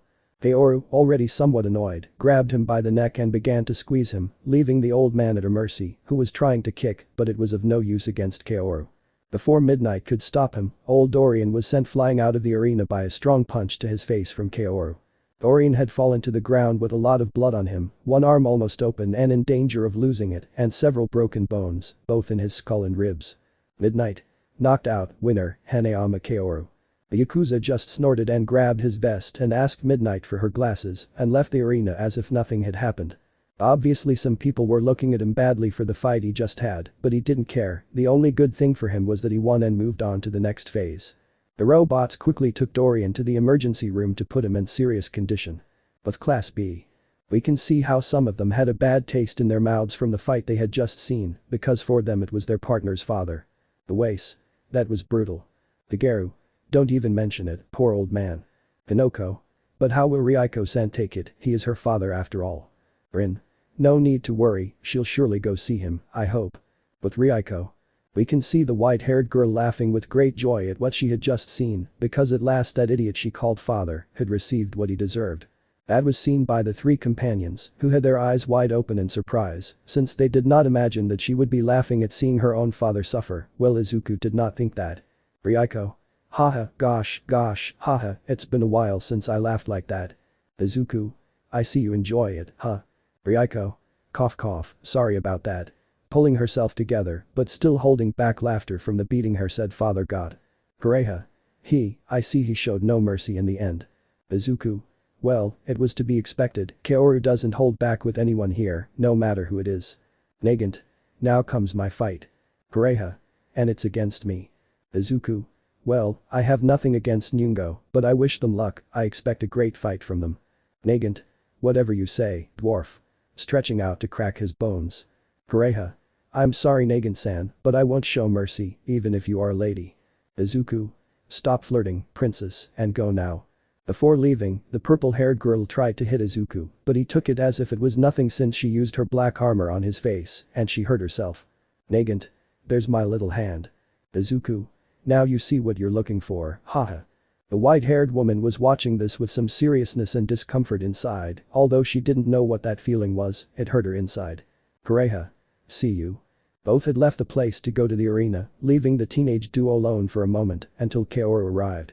Izuku could tell that Ryuko was looking at him neutrally, something that left him confused. Izuku? Is something wrong? Ryuko? No, it's nothing. Turning away without looking at the mercenary, who was left confused by this. Ryuko's mind. Why do I feel this way? He's just a friend, nothing more. After a while Kaoru arrived, not being so injured luckily, since with the help of Izuku, he managed to heal his wounds and also receiving congratulations from Ryuko. But the Yakuza was obviously able to notice the environment in which the two of them found themselves, especially on the part of the white-haired woman. But obviously I wasn't going to say anything about it so as not to add more salt to the wound. In the sand. Present Mick. Very well, it's time for the next fight. Right now the fight will be between Kureha Shinogi, the Lord of the Miraculous Hands, versus the best marksman of all time, the Sniper Queen, Lady Nagant. Both fighters had arrived at the combat arena, having a few who shouted to encourage them, since the other party was looking at them badly, especially Nagant. They were both doing some stretches before starting and coming up with a plan to defeat each other quickly. Midnight. Fighters ready. Let's fight. You. The first to launch the attack had been Kureha, who threw a rock at Nagant, who in response had fired, destroying the rock. Kureha wasted no time and went against Nagant, but being careful not to get hit by a bullet. Nagant quickly began to shoot without any mercy, trying to hit the doctor. Kureha quickly reused a rock she had on the ground and used it to cover herself, but it had quickly been destroyed, but causing it to have a few small fragments, and she quickly threw it at it as a distraction. Nagant, seeing this, had no choice but to move to the side, giving Kureha the opportunity to get close to her and deliver a hammer punch to her chest, causing her to back away a few meters from the very powerful blow. Nagant quickly stabilized herself as she had to avoid a stomp from Kureha, who quickly gave her a low kick to send her flying again. Nagant got up as best he could and stood on guard. Kureha quickly went at her again, ready to hit the purple-haired girl. Nagant in response took Kureha by surprise and lifted him into the air. To everyone's surprise, he managed to do so and slammed him against the ground with great force. The purple-haired girl had used the handle of her hand rifle to hit Kureha in his stomach, causing him to groan in pain, but the doctor quickly gave him a powerful sumo palm across his face that made it bleed. The doctor quickly used his feet to grab her legs and try to put her in a lock, but the purple-haired girl didn't allow it and started doing the same trick as him. And so the two found themselves in a battle of keys to see who could submit whom. Present Mick. This is incredible, they both look like fighting snakes, who will manage to subdue whom. Everyone was surprised to see the great skill of both fighters, but at one point, Kureha managed to get on top of Nagant and began trying to strangle her, but she quickly poked out one of his eyes and then aimed at his chest and shot to send him flying. She quickly lunged at him and kicked him in the face and then hit him with the barrel of her rifle. He quickly shot him again, but this time Kureha managed to evade the shot and quickly kicked him in the knees and then kneed him in the chest, knocking the wind out of him and began to hit him more in the chest with her knee. Nagant then punched him hard in the face, drawing blood and freeing himself from it. Nagant quickly showed no mercy and began to shoot, while Kureha was getting closer and barely dodging the shots, receiving some scratches from the bullets, but also receiving a bullet full on his shoulder.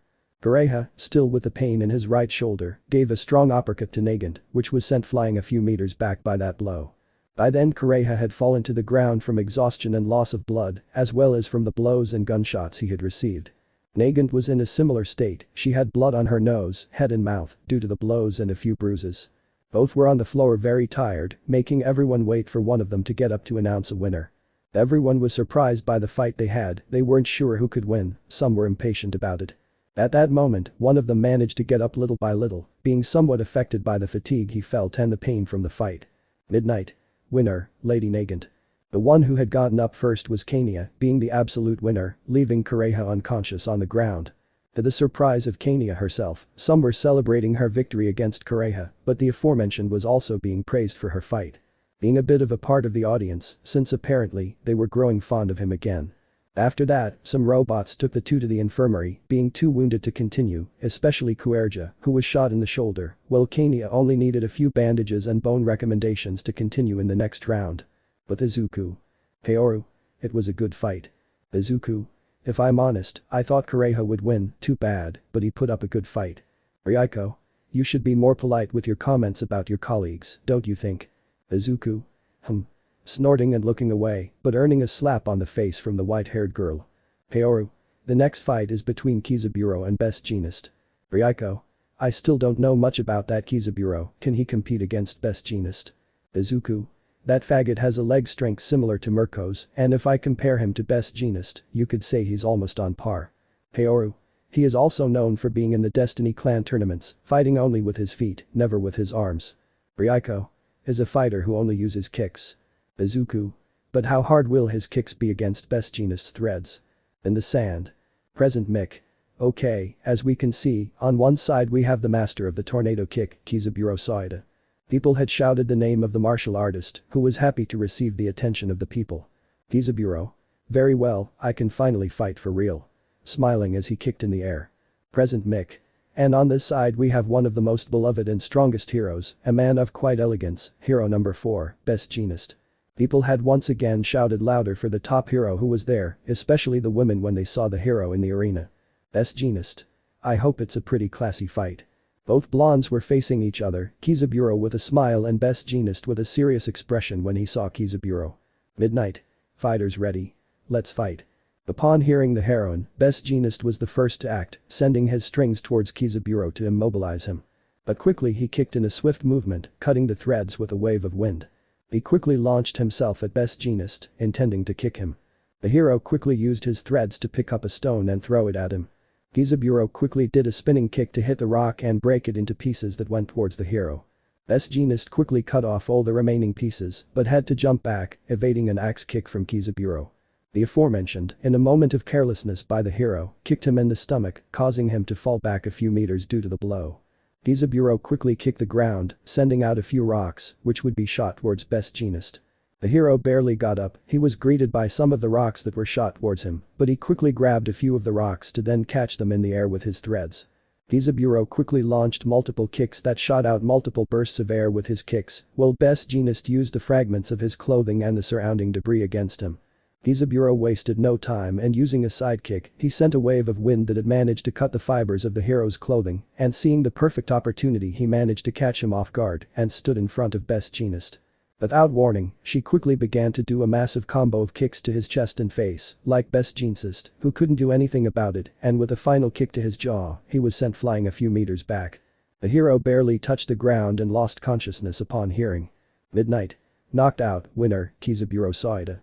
The people were victorious over the martial artist, who had some minor superficial cuts on his body, but nothing serious luckily. Best Jeanist only had a couple of broken ribs from the kicks and some blood coming out of his nose, but he still went to the infirmary to get the robots. With Izuku. We can see the aforementioned turning around to go to the exit of the box. Hanayama. Where are you going? Izuku. I'm going to check on Kania and Kareha, I won't be long. Ryuko. Are you sure you want to go alone? Izuku.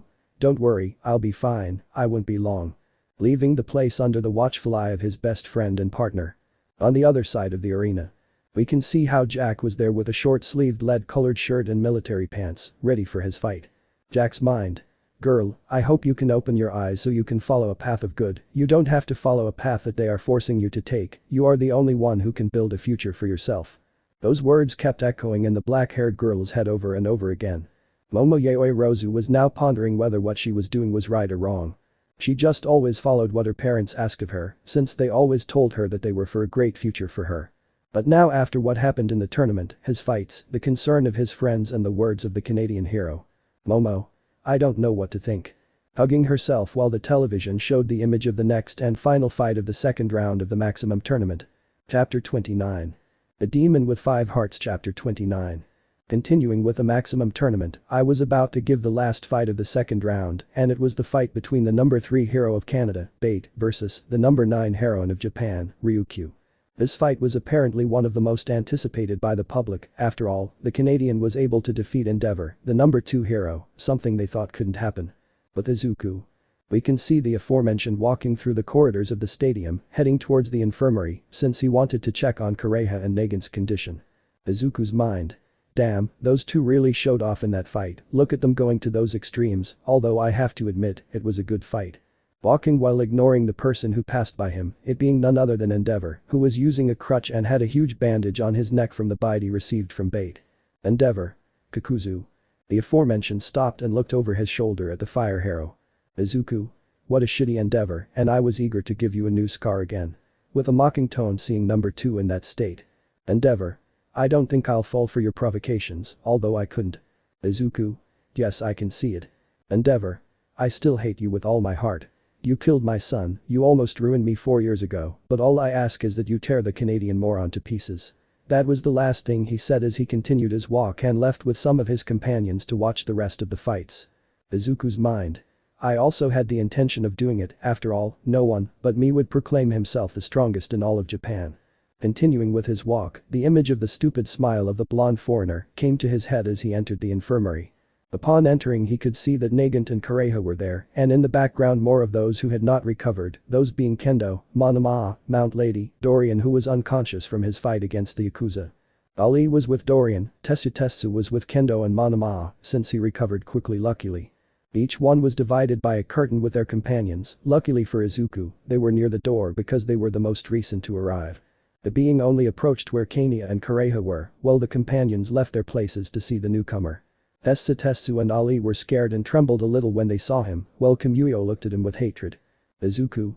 If you keep looking at me like that, I'll leave you worse than this giant bitch, is that clear, Branch?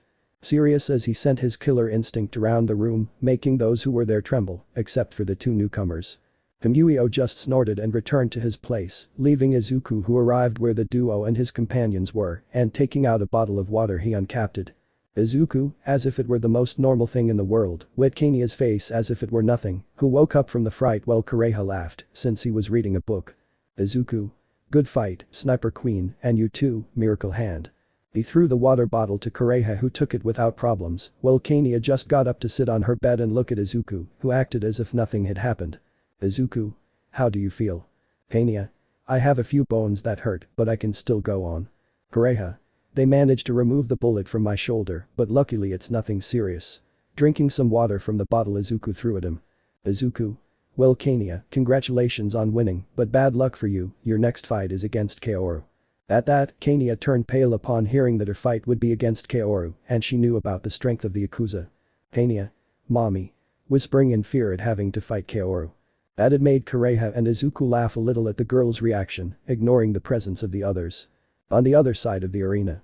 We can see Jack right there with Retsu before going to the arena to fight. Jack. Do you understand what you have to do? Retsu. Yes, don't worry, I'll take care of watching them, you go fight calmly. Jack. Thanks Retsu, wish me luck. While Jack went to the fighting arena, Retsu was about to go to the place where the Yaoi Rozu patriarchs were to give them a big sermon, since for the Chinese, it was a complete dignity to use his daughter as a dummy for his drugs and for his fights. Right now the Yaoi Rozu were about to receive the wrath of Ko Retsu. In the sand. We can see how the fight was about to start right now. Present Mick. Hey here, the last fight of the second round, on one side we have one of the beautiful and strong heroines of Japan, here we have the dragon heroine, Ryukyu. People had shouted for the dragon heroine, who was entering while greeting everyone, until she reached her place. Present Mick. And here we have one of our guests who comes from abroad and who managed to defeat Endeavor, the hero from Canada, the hero Bait. The blonde had entered the arena with a smile, greeting the people who shouted his name. Both blondes were facing each other, Ryukyu with a serious look and Jack with a slight smile before starting the fight. Jack. I'm sorry Miss Ryukyu, but I don't intend to show any mercy in this mercy, I hope you don't hate me after this. Ryukyu. Same here, Mr. Bait. I'm not going to make it easy for you. Don't take it personally. Jack. Ha. Smiling as he waited for the signal to start. Ryukyu was doing some stretches before starting. Midnight. Fighters ready. Jack got into a fighting stance, almost as if he were an animal ready to hunt. Seeing this, Ryukyu also put himself into a fighting stance, having his dragon claws ready for combat. Midnight. Let's fight. The first to make the first move had been Ryukyu, who launched herself with her claws to attack. Jack in response also launched himself at Ryukyu, and both had collided with each other in order to connect their claws and jaw. Jack and Ryukyu stood with their backs to each other, waiting for one to make the first move. It only took a few seconds for them both to turn around and face each other. Ryukyu showed a large blood stain on his hands, and the liquid fell to the ground. Jack had a claw mark on his right cheek from the swipe of the blonde's attack. Both blondes just wiped the blood to think about guard again, but Ryukyu had some trouble since his wound was very large. Everyone was surprised to see the great speed and coordination of both heroes in attack. Jack quickly launched himself at Ryukyu, who imitated the hero's action, but this time brought out her dragon tail and wings. Jack had leaped high into an axe kick, which Ryukyu barely blocked, but causing the ground beneath them to crack further, almost caving in. Jack had quickly jumped higher with the boost he made with the heroine's claw. Ryukyu saw above her as Jack was spinning in the air, but she jumped back to avoid the attack as Jack gave a super axe kick to the ground, which had shaken and destroyed the arena. Jack lifted his leg out of the crater, revealing the large hole made by his kick. Ryukyu's mind. How lucky I was to dodge it, otherwise I'd surely be paying with great pain right now. Jack quickly lunged at her again, but this time he was attacking only with his jaw, intending to bite her. Ryukyu just stepped back while avoiding Jack's jaw. Present Mick. And there's Bait's jaw attack, what can Ryukyu do against that? Ryukyu quickly gave her a powerful kick, turning into a dragon claw, but Jack quickly dodged it luckily, but kicked her back, hitting her on the side in the ribs, causing her to stumble in pain. But that moment had been opportune for Jack, since when he saw the heroine's carelessness, he didn't miss the opportunity and gave Ryukyu a powerful right hook across her face, sending her back a few meters because of the blow. In addition to the fact that the dragon heroine could feel how strong that blow had been, she could also feel a strong burning when she felt the fist. Jack was surrounded by some sweat and a huge steam was coming out of him, being seen by everyone. The Canadian was about to go against Ryukyu to attack, but at that moment a huge wave of dust and wind had surrounded where the dragon heroine was. When the smoke cleared, the heroine's dragon form was revealed. Present Mick. And there's this one, the dragon form of the Ryukyu heroine, apparently she got serious when it came to fighting. The dragon quickly went against Jack, who quickly launched himself to attack, while the heat in him increased. Ryukyu launched an attack with his claw, which was very powerful. At that moment, Jack saw that the attack was coming, he just put his arms in a cross while he put strength into his guard. Ryukyu connected his blow squarely on Jack, causing him to fall back a few meters, even making a crater where Jack was buried. Everyone was surprised to see how that attack had made Bait fall to the ground from that blow. Jack got up as if nothing had happened after that blow, with some scratches on his clothes and some dust on him. The blonde man came out of the crater, looking seriously at the dragon who was serious while showing her fangs. Jack's mind. Enough with the games, it's time to end this. He quickly launched himself fearlessly towards Ryukyu, who was on guard to attack. Jack quickly made a great leap to dodge Ryukyu's claw attack, and with that opportunity, he gave him a super punch to his entire head, causing the mythological creature to fall to the ground, making a strong tremor because of it. Jack quickly using his 2 feet stepped with all his strength on the blonde's spine, who let out a loud roar at that in the pain. Running from the dragon, he grabbed the dragon's tail, and with a big jump and using all his strength, he managed to lift the dragon into the air, while Jack using all his strength, slammed Ryukyu against the ground. Everyone's mouths were open at what they just saw, but it's not over yet. Jack quickly launched himself and began landing several powerful blows all over the dragon's body. In a final move, Jack punched the dragon in the stomach, sending it a few meters back and falling unconscious. Ryukyu couldn't take it anymore, and being unconscious she returned to her human form, while at the same time Midnight went towards her to see her condition. Midnight. Out of combat, winner, Bait. People had screamed with excitement as they watched a foreign hero defeat another top Japanese hero. But Hanayama. We can see how the Yakuza was surprised because he had just witnessed that guy named Jack kill another top hero from Japan. Hanayama. First endeavor, and now Ryukyu, that guy is strong. Ryuko. Not that Mr. Hanayama said it, Mr. Bait is really strong. In the infirmary. Izuku and everyone there were surprised by Bait's great victory over Ryukyu. Izuku. That guy will be a real pain. Pareha. But there's no need to worry, if you make it to the semi-finals, you'll have to fight Kaoru. Nagant. That's true, but even so, I could see that the smoke wasn't just from the heat of the fight. Izuku. I'll figure that out later, but anyway, I have to go get ready, I'm the next one to fight. Pareha. And it's against the rabbit. Nagant. Oh, memories, the woman who wants to kill you for breaking her legs. Izuku. Haha funny, well I'll be right back, see you. Pareha. Good luck. Nagant. Don't be so rude to your girl. Izuku just raised his middle finger at them as he closed the door. Present Mick. After that crushing victory for the Bait hero, it's time for the 3rd round, and this is one of the most anticipated fights for everyone. Bikuzu, the King of Hell, versus the number 3 heroine, Mirko. The image of both combatants was seen on the screen. Izuku's mind. I hope you make me sweat a little, Mirko. Stretching in his tunnel, waiting to be called to fight. Mirko's mind. Now damn it, I'll make you pay for what you did to me a long time ago, you'll see my new level. Izuku Mirko's mind. I'm going to win. Chapter 30. The Demon with 5 Hearts Chapter 30. It was just about to start, but it was one of the most anticipated by everyone present. It was the revenge that everyone had been waiting for 4 years. Bikuzu vs Mirko. The fight in which the criminal had won and put the heroine out of commission because her legs were broken by the fight on that occasion, being a great humiliation for the heroine on that occasion. But after that humiliation and his recovery, he trained very hard for this day, when he would finally be able to settle accounts with that wretch for what he had put him through. Mirko felt that he could finally crush Kakuzu and avenge his fallen friend. Izuku only had in mind the excitement he could feel in fighting the rabbit. After all, he knew that Mirko had a lot of resentment towards him for what happened with Hawks and about his legs. But now that he was about to fight, he just hoped he would put up a good fight. Present Mick. Here we have the moment everyone has been waiting for, the first duel of the third round.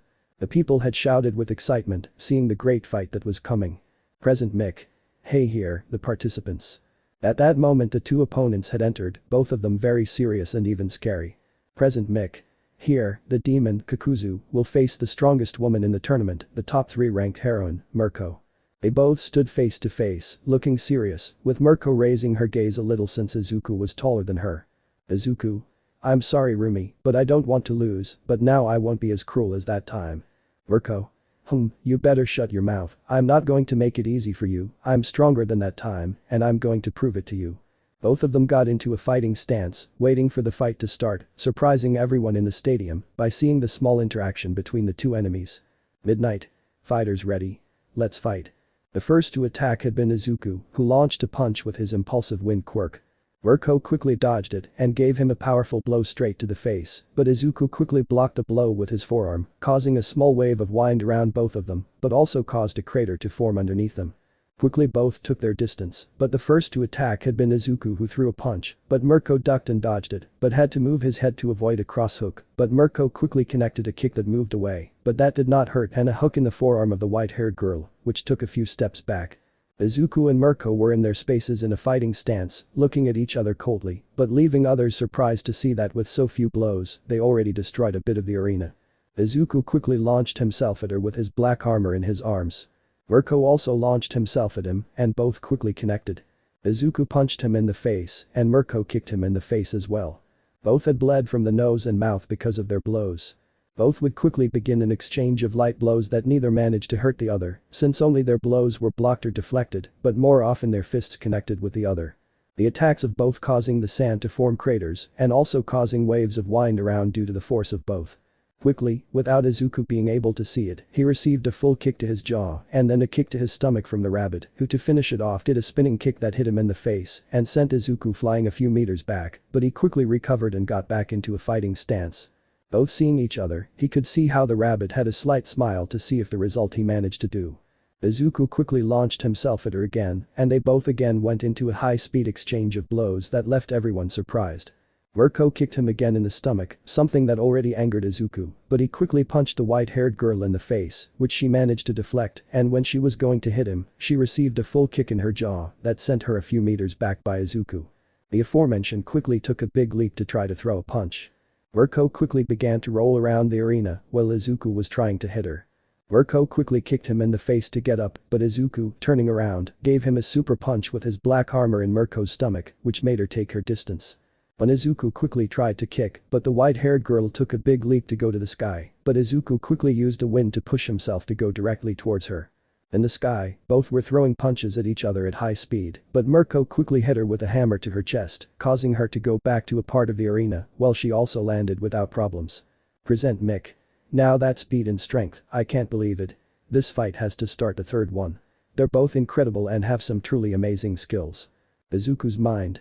Wow, I never thought it would improve so much, maybe I was wrong for not covering myself completely. Mirko's mind. He hasn't fought seriously, but I can't let my guard down either, his blows are still strong, that armor of his is very strong. In the stands. Ryuko. Both of them are incredible, they are evenly matched. Hanayama. Don't be surprised, girl. Making the white-haired girl look at him with some confusion. Ryuko. What do you mean? Hanayama. Both have not proven everything, this is just the beginning. Izuku. Very well Mirko, you have improved me a lot. Mirko. Thanks I guess, but I'm just warming up. Izuku. Heh, well, show me everything at once, or do you want me to sweep the floor with you? Both of them were on guard again, only this time Izuku increased his armor to his elbows. This time the first to attack was Mirko, who made a great leap while spinning. Izuku in response launched himself to attack, he with a punch and Mirko with a kick. Both blows formed a wave of wind around. Mirko tried to kick Izuku in the head, but the aforementioned easily managed to grab the rabbit's leg with his threads, stopping the attack. Before Mirko could do anything, Izuku pulled her towards him and still gave her a big punch in her face, sending her flying. Mirko recovered from the blow, but with a slight line of blood coming out. Izuku, without expecting anything, ran towards her to attack. Mirko also launched himself to attack. They had both collided with each other, but Izuku quickly threw a punch, but Mirko stepped back and kicked him. Izuku quickly threw an uppercut, but Mirko dodged it again and punched him hard in the face, but managed to hit him before activating his armor, drawing some blood. Izuku angrily threw a sidekick, hitting him with Mirko, which he barely blocked, making him wince. Izuku. That's all. Kicking him, but Mirko quickly dodged it and using his hands managed to knock Izuku to the ground. Mirko didn't miss the opportunity and began to hit Izuku a lot in his face, but the aforementioned blocked himself to avoid taking damage, letting the white-haired woman continue throwing blows. Present Mick. And Mirko managed to knock down Kakuzu. Did he manage to take the lead? Mirko's mind. It's not like that. This idiot let himself be caught and now he's letting himself be hit. What's he planning?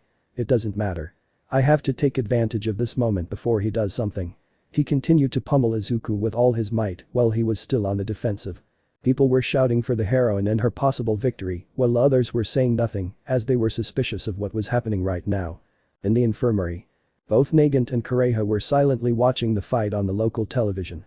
Kureha was serious as he watched a rabbit hit the Midoriya, while Nagant was smiling, leaving the others who were present confused. But Hanayama. We can see the aforementioned with an expression of surprise on his face upon seeing the current situation, while Ryuko left with her hands over her mouth out of concern. In the sand. Mirko continued hitting with all his might the Midoriya, who was still on the ground defending himself. Izuku. That's enough. In a swift movement he used his black threads to grab Rumi by the shoulders and punch her in the stomach, making her take a few steps back. Izuku. I'm really surprised at how much you've improved since last time. Your blows have done a lot of damage, you even broke part of my armor. Showing his forearms where you could see some cracks and broken parts, but these quickly regenerated. Izuku. But it's time to get serious. He quickly launched himself at Mirko, causing her to have to cover herself, as Izuku began to rain down blows at her at high speed, so much so that she began to take a few steps back. Mirko could quickly feel how those blows were about to break one of his bones. Mirko quickly punched Izuku in the face, causing him to lose his rhythm, but that quickly became the perfect opportunity for her to land a multiple punch combo all over his chest and face, and finished it off with a spinning kick to his abdomen. That had been a great combo of blows, as it caused Mirko to fall a few meters back and fall to the ground. The crowd screamed with excitement as they watched Mirko gain the upper hand in the fight. The Valhalla gang was worried to see their greatest underworld hero in that situation. Bang Member 1. Kakuzu Dono is in trouble. Bang Member 1. Don't talk nonsense, idiot. Kakuzu-sama won't lose, he still has a long way to go. Bang Member 4. She's right, isn't she, boss? Shuji. Of course, he won't lose. Smiling as he watched Izuku slowly begin to stand up. Izuku. Ha ha ha ha ha. Midoriya began to get up while laughing a lot, leaving the entire audience confused by it, even Rumi didn't know what he was laughing at. At that moment a smoke with some blue flames around his legs and arms. Mirko. What the hell? Izuku. I'm sorry, I just need to stop pretending that I'm winning. Mirko. What the hell happened to you? Izuku. This is a combination of my wind and fire quirks, I can make it faster than using lightning, and not only that, my speed increases, I'm close to matching Almight's speed on his best days, and I keep training. From one moment to the next, Izuku shot towards Mirko, who instinctively moved from her place, but a line of blood ran down her cheek and some of her hair was cut. Behind her you could see that it was Izuku, who was standing with one arm extended. Izuku. Wow, you managed to dodge it, but can you keep up with me? She quickly launched herself at Mirko again, who before she could do anything, received a punch straight to her chest, causing the aforementioned to spit out some blood and saliva. Izuku had no mercy and began to deliver multiple blows at high speed, so much so that multiple waves of wind, as well, passed through the white-haired girl's body, due to Kakuzu's blows. Mirko began to respond to Midoriya's blows, having a very intense exchange, so much so that people even began to scream with excitement. Mirko tried to kick her in the stomach, but Izuku intercepted her and hit her hard with his elbow on her knee, causing the aforementioned to complain of pain. Izuku quickly appeared in front of him and gave him another barrage of blows, but this time Mirko was powerless to defend himself. Izuku gave him a big kick in his face, which made him fly away. Mirko's mind. No, not yet, I can't lose, my training, my sweat, my blood, was it all in vain? Flashback, 4 years earlier. We can see the rabbit heroine in her bed at the central hospital with multiple bandages and parts on her body, but what worried her best friend Ryukyu the most was that Rumi's legs were in a very worrying state. Both legs broken and some bone fragments out of place. That was because of the big fight she and Endeavor had against Kakuzu about 13 hours ago. His condition was so serious that they said he has a low chance of never walking again.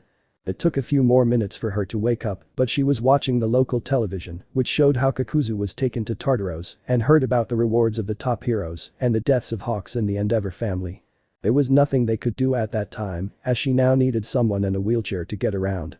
A week after Kakuzu's imprisonment in Tartarus, she, along with other heroes and civilians, held a wake for the deceased number 3 hero of that time. She, along with other heroes, could not hold back their tears because the winged hero had a great friendship with them due to his attitude and charisma. Mirko, although she didn't want to admit it in front of everyone, was the one who suffered the most inside since she had feelings for Kigo, although she never told him, she wanted him and her to be something more than just colleagues. After a few days she had to be in the hospital to be in her recovery, both mentally and physically. But from time to time she couldn't help but cry silently or get up from some nightmares she had with Kakuzu, since she always repeated the scene where he broke her legs and left her on the ground humiliated. Her great motivation and desire to improve herself again made it possible for her to walk again in a year, and quickly when she was able to walk on her own again, she began a great training and her career as a hero. In the span of 3 years she made a great comeback, which not only made her a top heroine again, but also managed to take the place of her late friend. She had in mind to take her place as one of the strongest heroines and take her revenge against her killer and prove that she was not the same as before. End of flashback. Right now her rabbit situation, it was completely impossible for her to win. Izuku still kept hitting her without her being able to counterattack. Mirko's mind. Damn, I'm sorry Kigo, I couldn't do anything again, I'm sorry, but this is as far as I go. Mirko had apparently given up, leaving Izuku to land a blow to end this. When he threw the kick, Mirko quickly ducked and spun around, which was propelled by Izuku's kick, hitting him square in the stomach, causing him to fall back a few meters. Izuku faced that and punched her, sending her into the sky, where she recovered as best she could. Mirko? Where is he? He looked around for his enemy who had disappeared. Ryukyu. Rumi, behind you. Shouting from the hero's box, causing the aforementioned to quickly turn around. Izuku. Mirko is finished. In his right hand his blue fire had formed while the wind formed a small wave. Izuku. Seekin of the Phoenix. Giving her a super punch that flew towards her, hitting her squarely and sending her to the arena floor with great force, so much so that a crater was formed by the fall in the attack. From the smoke came Izuku's hand, which quickly returned to him and joined him again, while the aforementioned, using his wings, returned to the arena to see the result. Everyone could see how the heroine Mirko was almost falling into unconsciousness, but unable to fight anymore. Before Midnight could go check on her, a pair of red wings went over to where she was and very gently picked her up and slowly carried her to where Midnight was. Everyone could see that it was Izuku, who continued with his wings open, putting one foot on the sand, while the smoke around him came out completely, revealing that he was covered in a lot of sweat, blood from both him and Mirko, and some marks of blows. Izuku. It's over. Whispering as he turned around with his wings spread in front of everyone. Midnight. Knocked out, winner, Kakuzu. At that moment when the robots had come in to take Mirko away, the feathers that still held her in the air gently placed her on the stretcher without her having any damage. After that the feathers had disappeared, turning into ashes. Izuku. Thanks for the fight, Rumi-san. Already in the tunnel, his wings disappear. The first fight of the third round ended and Kakuzu reached the semi-final, but showing his opponent some respect and compassion. Chapter 31. The Demon with 5 Hearts. Chapter 31. In one of the tunnels we can see how Izuku was walking, wiping some of the blood off of him with a handkerchief, and thanks to his blue fire, it was easier to remove some already dried parts of the blood. Izuku's mind. That was a good fight, I never thought that the rabbit would use my Phoenix Seekin on her, but well, now I'm in the semifinals, I just need to defeat that stupid Canadian and that Chinese guy. Arriving at the stage where Hanayama and Ryuko were, they smiled at him upon seeing him already clean. Izuku. What's up? Hanayama. Good fight, dwarf. Ryuko. You were amazing, Midoriya-san. Izuku. Thank you. Hanayama. It seems you were saving some things for the finals. Ryuko. That's true, how could you do that with your body? Izuku. It's an idea that someone gave me a long time ago in prison, since before I wasn't very creative in combining my abilities. Ryuko. Was it another prisoner? Izuku. No, it was a monk. Hanayama. A monk. Did you want to be a believer? Izuku. No, idiot, it's just that they had the idea that I needed someone so that I could, so to speak, reflect. Ryuko's mind. I can't imagine if I was like a Bara-san. Izuku in Buddhist monk attire comes to mind. Ryuko's mind. No, it doesn't suit her at all with her attitude. Hanayama. But good thing about the last thing before leaving the arena. Izuku. I just did it out of respect. Ryuko. It was a nice gesture on your part. Izuku. Anyway, who's fighting next? Wanting to avoid the topic and be told indirectly that he's being soft. Ryuko. Next to fight are Retsukeo versus Tamaki-senpai. Izuku. The Chinese guy against the emo guy from the UA. Hanayama. That kid was the only one of the big three to get that far, at least the student nickname fits him well. Ryuko. Mirio-senpai is stronger than Tamaki-senpai, of course, if he hadn't fought with you he would have gone far. Izuku. It's possible. Taking a seat at once while wiping the still dried blood off of him. Ryuko. Are you really feeling well? Izuku. If you don't worry, I just need a break and some water to relax. Ryuko. Here's some. Giving him something from a bottle that was part of the food they had all eaten a few hours ago.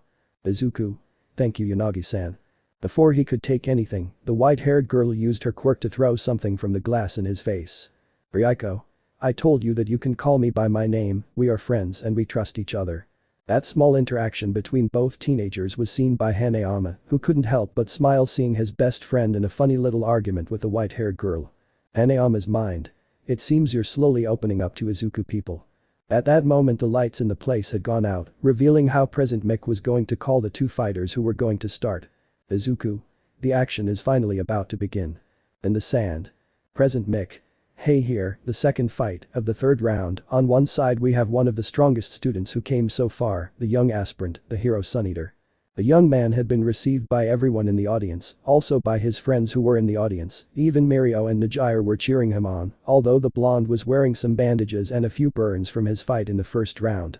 President Mick.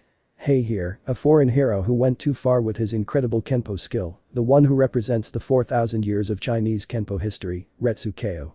The hero of China had arrived, causing several shouts from the people to see one of the strongest heroes present. President Mick. Which of these two will make it to the semi-finals of the ultimate tournament and fight Kakuzu? Tamaki. Mr. Ko, I have nothing against you, but I have to get to the semi-finals to fight Kakuzu because of what he did to my friend. Retsu. I understand what you want to achieve young, but I'm not going to lose either, I have a pending fight against him, so I hope he can put up a good fight. Retsu got into a fighting stance, while Tamaki had brought out his tentacles to fight. Midnight. Fighter ready. Let's fight. The first to attack was Retsukeo, who launched an attack, starting with a light combination of blows with his wind that were launched against the young aspirant. Tamaki also launched an attack, but quickly used his shell to block the wind blasts. Tamaki also began to attack with his tentacles, which could not catch Retsu, since this was a great ability, and with his speed he could not catch it, but only graze it. Tamaki quickly threw a blow with his shell at Retsu, who quickly blocked it with one of his fists that managed to stop it.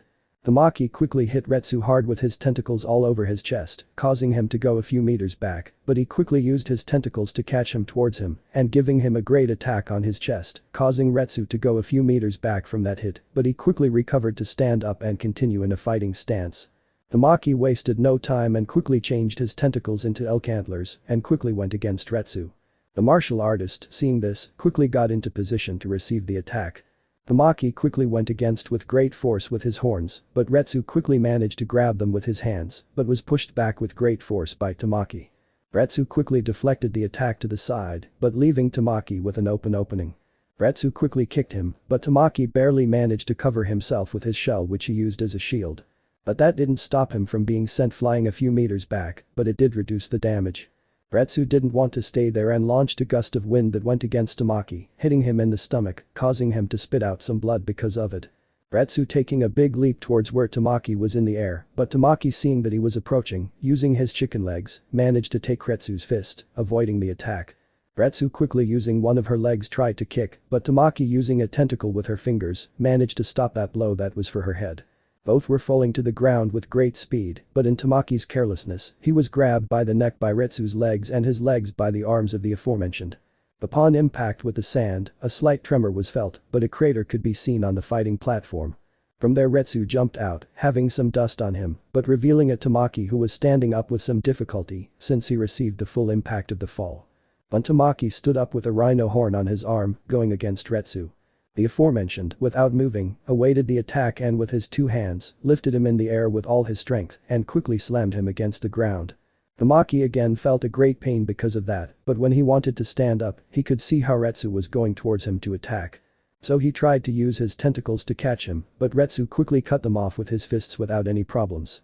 The blue-haired boy received a full blow to his neck from Retsu, causing him to lose some air, and Tamaki quickly tried to hit him with her shell, but Retsu, quickly using strength to his advantage, took him with his hands and slammed him against the ground strongly, breaking Tamaki's arm, but before he could scream, Retsu hit him in the neck, causing him to lose consciousness completely. Retsu. It was a good fight, Sun Eater, I appreciate it. Midnight. Knocked out, winner, Retsu KO. The crowd had shouted with excitement at Retsu's victory, but also congratulating Tamaki for his great determination. Najire. Too bad, Tamaki lost. Mirio. Well, it was too much to ask that he could beat Retsu-sensei, but he did very well. Padgum, who was in the hero's box, watching his student being taken to the infirmary, smiled widely at the change he had for the better because of this tournament. Padgum mind. Tamaki, you did very well, I'm very proud of you. But Izuku. We can see the aforementioned in the tunnel outside the infirmary, waiting for the next fighter. Izuku's mind. Hahaha, now Kania versus Kaoru, I can imagine the poor girl's face of horror. At that moment the door had been opened, revealing Kania, who saw Izuku standing there against the wall. Izuku. You finally come out. Mini flashback. In Izuku's box. Izuku. I'll be back guys, I'm going to get Kania. Ryuko. Why would you do it? Izuku. Do you think she'll want to go out and fight him? Pointing to Kaoru, who was holding a bottle of alcohol, which she opened with her hands without any problems and drinking it in one go. Ryuko. Good point. Izuku. I'll be right back, I won't be that long. Leaving the balcony with Kaoru. Izuku. Don't be so rude to them, old man. Kaoru. I'll try, but I can't promise anything. They both shook hands and went their separate ways, one to the arena and the other to find the victim fighter. End of flashback. Izuku. So, how do you feel? Nagant. Like shit itself. Izuku. Well, the faster you go, the faster you can get out. Nagant. Do you think I have a chance against him? Izuku. Well, yeah, just keep your distance. Nagant. Thanks I guess. Izuku. Well, that's as far as I go, good luck, Kania. He lightly punched his prison friend on the shoulder and turned around to return to the box to watch the fight. While both fighters waited, Kania knew in mind that she couldn't beat Kaoru in a close fight, but with the idea that Izuku put in her head that she could win if she kept her distance, not counting that she couldn't guarantee being at 100% since she was still in some pain from the Kureha fight. But Izuku. We can see the aforementioned walking through the corridors to go to the box, but at that moment he met Mirko, who had bandages around her body and face, but was holding a crutch, but not because her foot was broken, but because of the pain. Izuku. Hello, bunny. Walking beside her to continue her walk. Mirko. Wait. Raising his voice a little to make Izuku stop and look slightly at the white-haired girl. Mirko. About the last thing, why? Izuku. I told you, right. I won't be as cruel as that time. Mirko. Maybe you. Izuku. Look Rumi, I'm just doing this so you can see that I'm not the same immature person I was before, that's all, just so you're clear. Continuing his walk, while being watched by the rabbit who didn't know how to react to that, she expected an insult or some kind of threat. It was never expected from the youngest criminal in history. She wouldn't tell anyone, but before falling into unconsciousness, she swore she could see Hawk's figure in front of her and prevent her from falling to the ground, but she knew well that that same one was Izuku with the wings of her deceased friend. Mirko's mind. I don't know how to feel right now. In the sand. Present Mick. And here ladies and gentlemen, the third round of the quarterfinals, on one side, we have the strongest Yakuza Quirkles in all of Japan, the man without fear, Kaoru Hanayama. The Yakuza had left to walk towards the arena, being greeted by some shouts of excitement from the Valhalla gang, with Shuji himself and another part of his men, with some of the people from around the stadium, because the Yakuza had won the affection of the Quirkles who were there. Present Mick. Here, of the women who remain in the tournament, reaching this stage like Mirko, the sniper queen, Lady Nagant. The aforementioned woman had emerged from the tunnel, with a look of determination, being greeted by some people's shouts of excitement, of course being some, since now some of them had affection for the woman again for seeing her fight. Both fighters were facing each other, as the midnight signal to start was reached. But Izuku. We can see the aforementioned arrive at the box where only he and Ryuko were, since Kureha was still in the infirmary. Izuku. I'm here. Ryuko. How are you? Izuku stood next to her so he could see that she had a can of soda. The girl accepted the gesture. Izuku. This will be a somewhat short fight, the result is indisputable. Ryuko. You really trust Nagant? With obvious sarcasm at her friend's comment to those about to fight. Izuku. What can I say, you have to be realistic. Ryuko's mind. Just the two of us, but why do I feel this way about him? He really isn't the same as before. I know he wants to change and fix his mistakes. After all, you don't have to be so smart to see what he did. At one point Ryuko looked at Izuku, who was looking at the fighting arena, but without him realizing it, Ryuko tried to take his hand with hers. She was clearly acting nervous, as she thought he would take it badly or worse.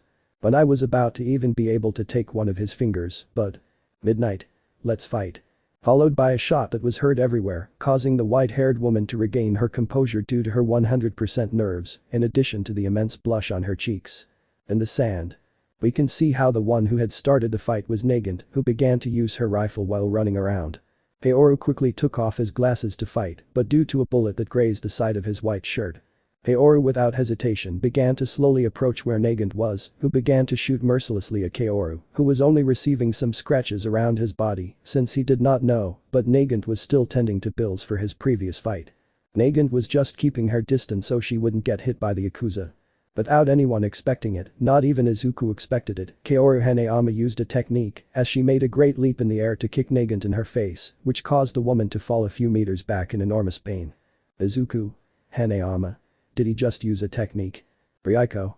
Well, that's what it seems. In the sand.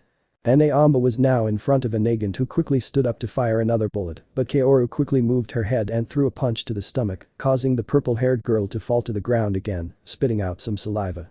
Kaoru had grabbed Nagant by the hair and kicked him lightly.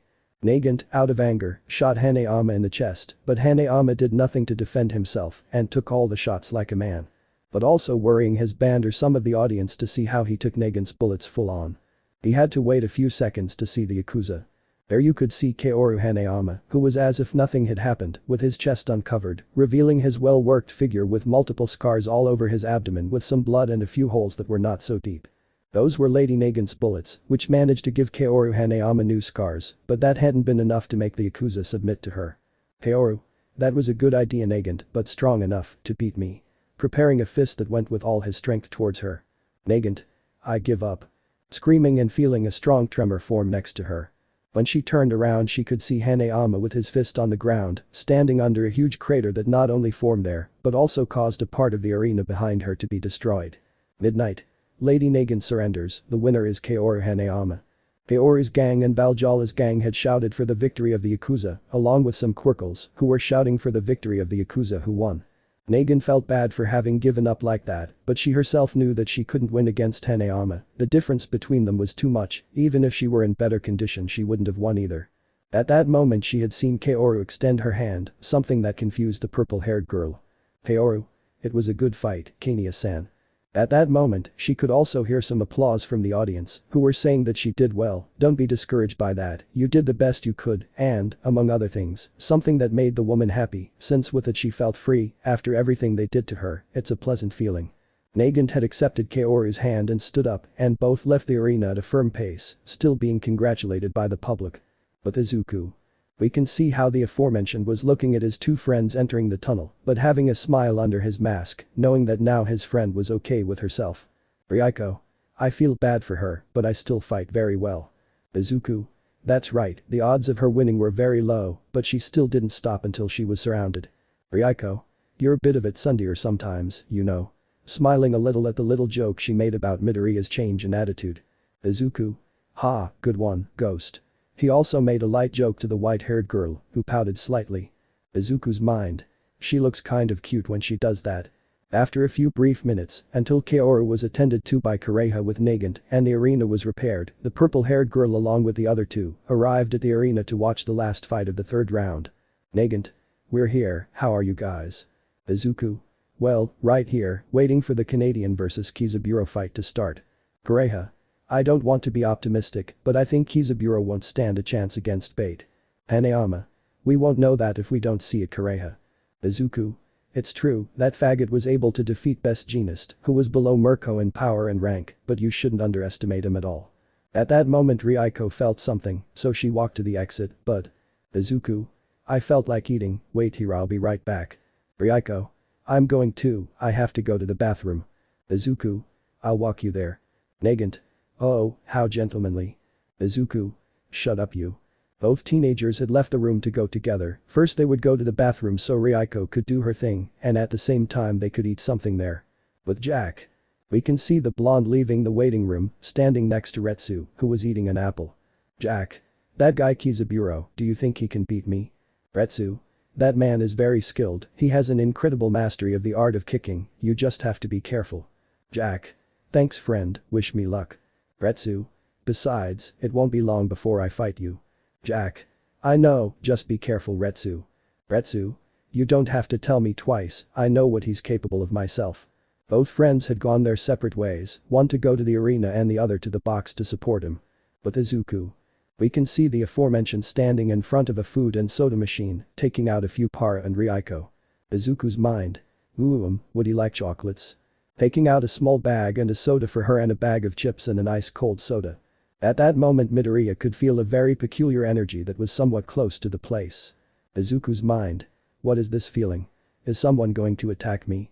Starting to walk towards where the energy was to see who was responsible. With Ryuko. We can see the aforementioned leaving the bathroom with wet hands. As the girl moved to the side, she could feel someone standing behind her. When he turned around, he could see that the hero bait was right there, who was wearing a slight smile. Jack.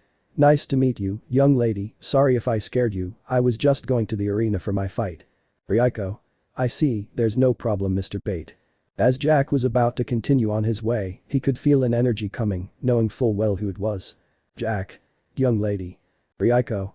Yes. Jack said something in a whisper that only Ryuko could hear, her eyes wide open upon hearing such shocking news as that revelation. At that moment Izuku had arrived, who could see Bait passing by Ryuko, who was surprised by what the hero had just said. Izuku just walked past him, but they had both exchanged glances, having a moment of intensity before the blonde went to the arena. Izuku went to where Ryuko was, who was still motionless, but when he felt a hand on his shoulder he came back to reality. Izuku. Are you okay? Ryuko. Yes I'm fine, don't worry. Izuku. Are you sure? Or what did that guy tell you? Ryuko. It's nothing, I just said it was cool and stuff. Izuku. Well if you say so, let's go, we have to go back. Turning around to return to the box with the others. Ryuko. Yeah, let's go. Izuku. Oh yeah, here. Giving him the bag of animal-shaped chocolates. Ryuko. Thank you, Midoriya-san. Smiling a little at the gesture, Izuku felt a faint pink line appear on his cheeks that wasn't noticeable because of his mask. Izuku. You're welcome. Chapter 32. The Demon with 5 Hearts Chapter 32. Right now the last fight of the third round was about to begin, with Kizaburo Saida, the master of the tornado kick, against Bait, Canada's number 3 hero. Who will advance to the semi-finals of the tournament. At that moment both blondes had entered the combat arena, Kizaburo with his typical smile and Jack with a serious look. Kizaburo. You have an excellent figure, but I hope those muscles are strong enough to withstand my blows. Jack. Whatever you say. They were both stretching and cracking their bones to start the fight. But Izuku. This one was with Ryuko returning to the box where her friends were, but something was not very right, since Ryuko was still somewhat surprised by those words that the foreign hero told her.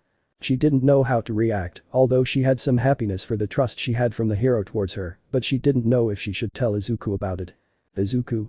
Hey Ryuko, hey, Planet to Ghost. Moving her hand in front of her, as she had been staring into nothing for 2 minutes, and almost hit the wall if it weren't for the one who moved it. Ryuko. Yes, I'm here. Izuku. Are you sure you're okay? You're lost in your own world. Ryuko. Yes, don't worry, it's nothing bad, I just had something important in mind. Izuku. If you say so, look, we're here. Both had entered, at the same time Izuku threw a bag where they had some sweets for them and some canned beers for everyone, but only having a soda for Ryuko. Izuku. Is it going to start? Nagant. Yes, the beating is about to begin.